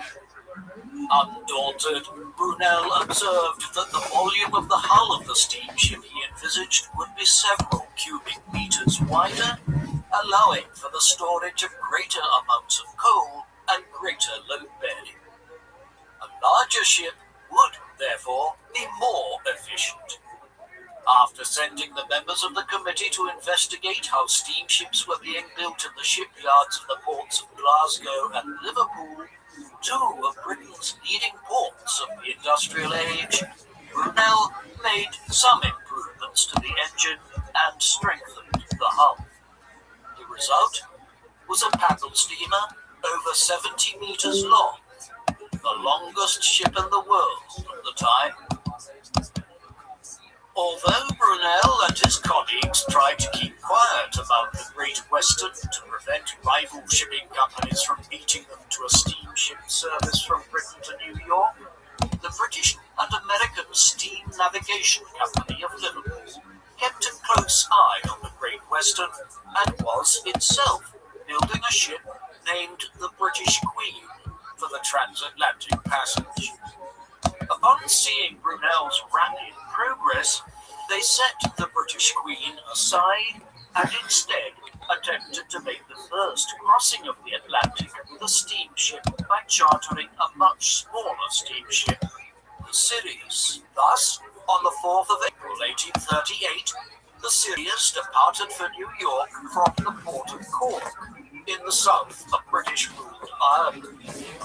Just a few days before this, the engine room of the SS Great Western had caught fire, and Brunel had his second near-death experience when he fell from a burning ladder onto his friend Christopher Claxton, who carried him onto the deck. After the fire was extinguished, Brunel was set ashore. Despite the setback, repairs were quickly carried out, and on the 8th of April 1838, the SS Great Western began its maiden voyage across the Atlantic, hoping to beat the Sirius to the United States. Because of the accident, Brunel could not take part in the voyage. Still, the result satisfied him. Despite the Sirius having a 4-day head start, The Great Western gained ground quickly on it, with the Sirius having to slow down to preserve its dwindling fuel supply as it continued on.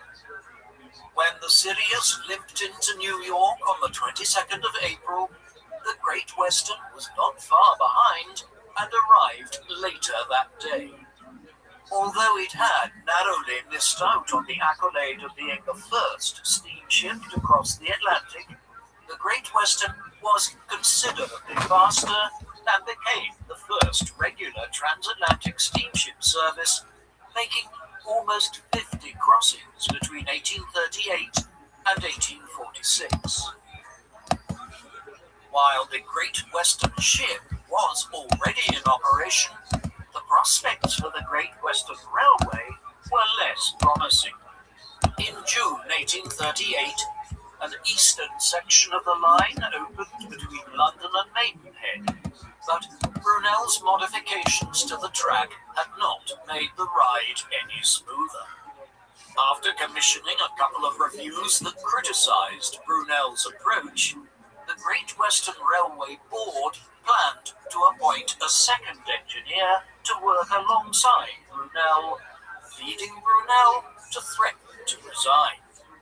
In January 1839, a powerful group of northern shareholders, known as the Liverpool Group, attempted to remove Brunel at a but Brunel won the vote. Further sections of the line were being opened in stages, and Gooch began building the new Firefly class of locomotives, which could run at 50 miles per hour.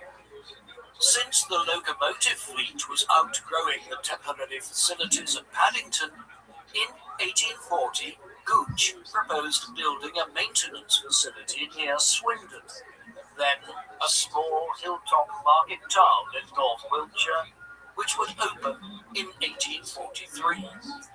Brunel not only designed the train sheds, but also accommodation and public buildings for the workers. A hotel was built inside the station to offer refreshments to passengers in what was one of the first major instances of travel hospitality. Although Brunel had missed several deadlines for the completion of the line, on the 3rd of June 1841, a Great Western Railway train ran a direct public service for the first time between London and Bristol, making the 118-mile journey in 5.5 hours. The construction work had run considerably over budget, but Brunel had defied his critics and become a nationally renowned engineer. Brunel nearly didn't live long enough to enjoy his success. In April 1843, he suffered his third near-death experience when he was entertaining his sons by hiding a coin in his mouth and accidentally swallowed it. Although he was still able to breathe, the coin was lodged in his windpipe, and his efforts to remove it made national headlines. Eventually, his father came up with a solution, designing a device which turned him upside down and enabled the coin to slowly descend out of his windpipe. By 1843, Brunel was preparing to launch a second transatlantic steamship. The Great Western Steamship Company envisaged building a sister ship to the SS Great Western, but Brunel had grander ambitions. In 1838, he had dispatched Patterson and Claxton to investigate the prospect of building the ship with an iron hull rather than a wooden one. After a positive report, Brunel set out to build the SS Great Britain, a ship weighing almost 3,500 tons, 7 times that of the largest iron-hulled ships of the day. Work began in July 1839. The design would evolve over time, particularly so after Brunel saw the SS Archimedes enter the Bristol docks powered by a screw propeller in the early summer of 1840. After sending Guppy on its journey to Liverpool, Brunel persuaded his directors that he had to redesign the SS Great Britain to include elements of the screw propeller. This work eventually caught the attention of the Admiralty in London, invited him to oversee trials for its use in the Royal Navy. Brunel accepted the assignment as a means of obtaining useful data for the SS Great Britain, and the trials were successful.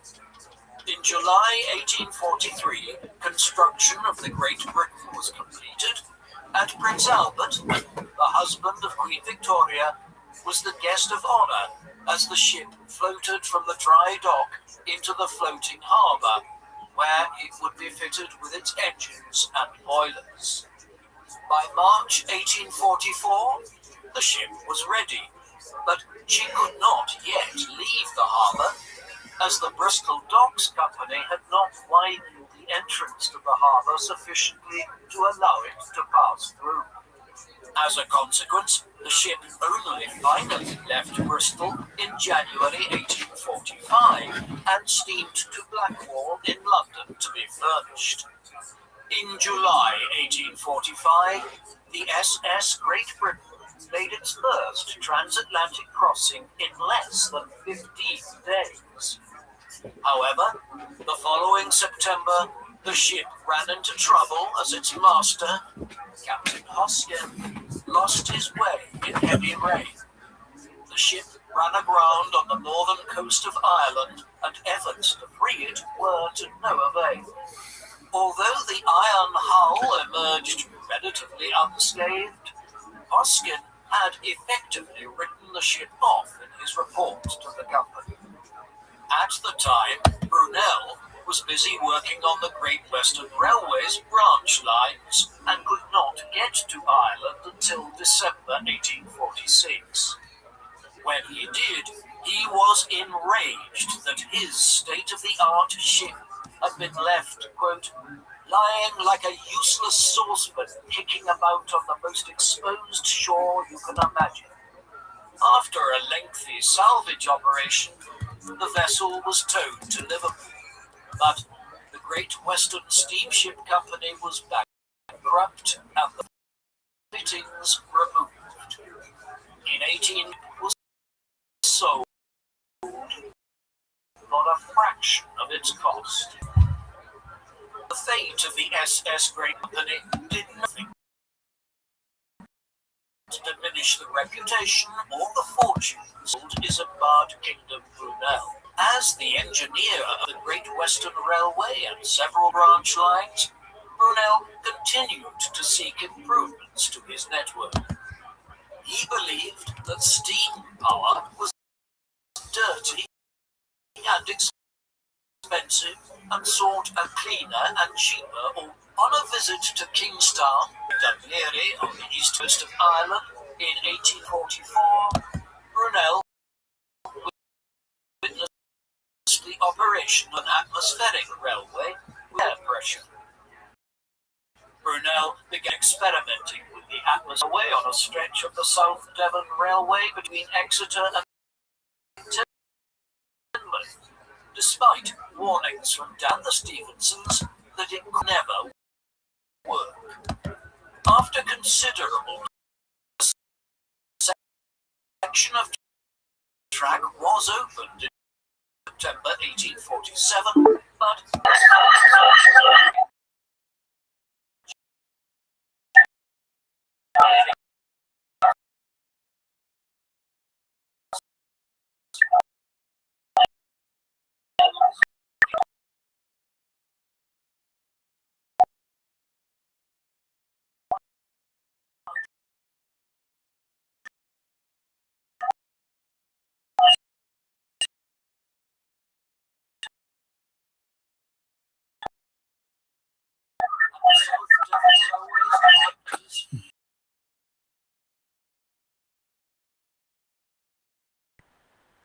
there in the southeastern corner of Ireland.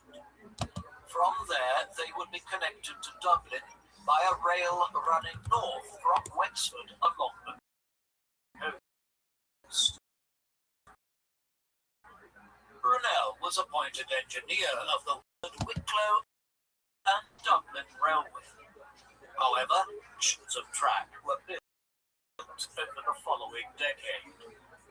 This was a case of the great engineer's ambitions yet again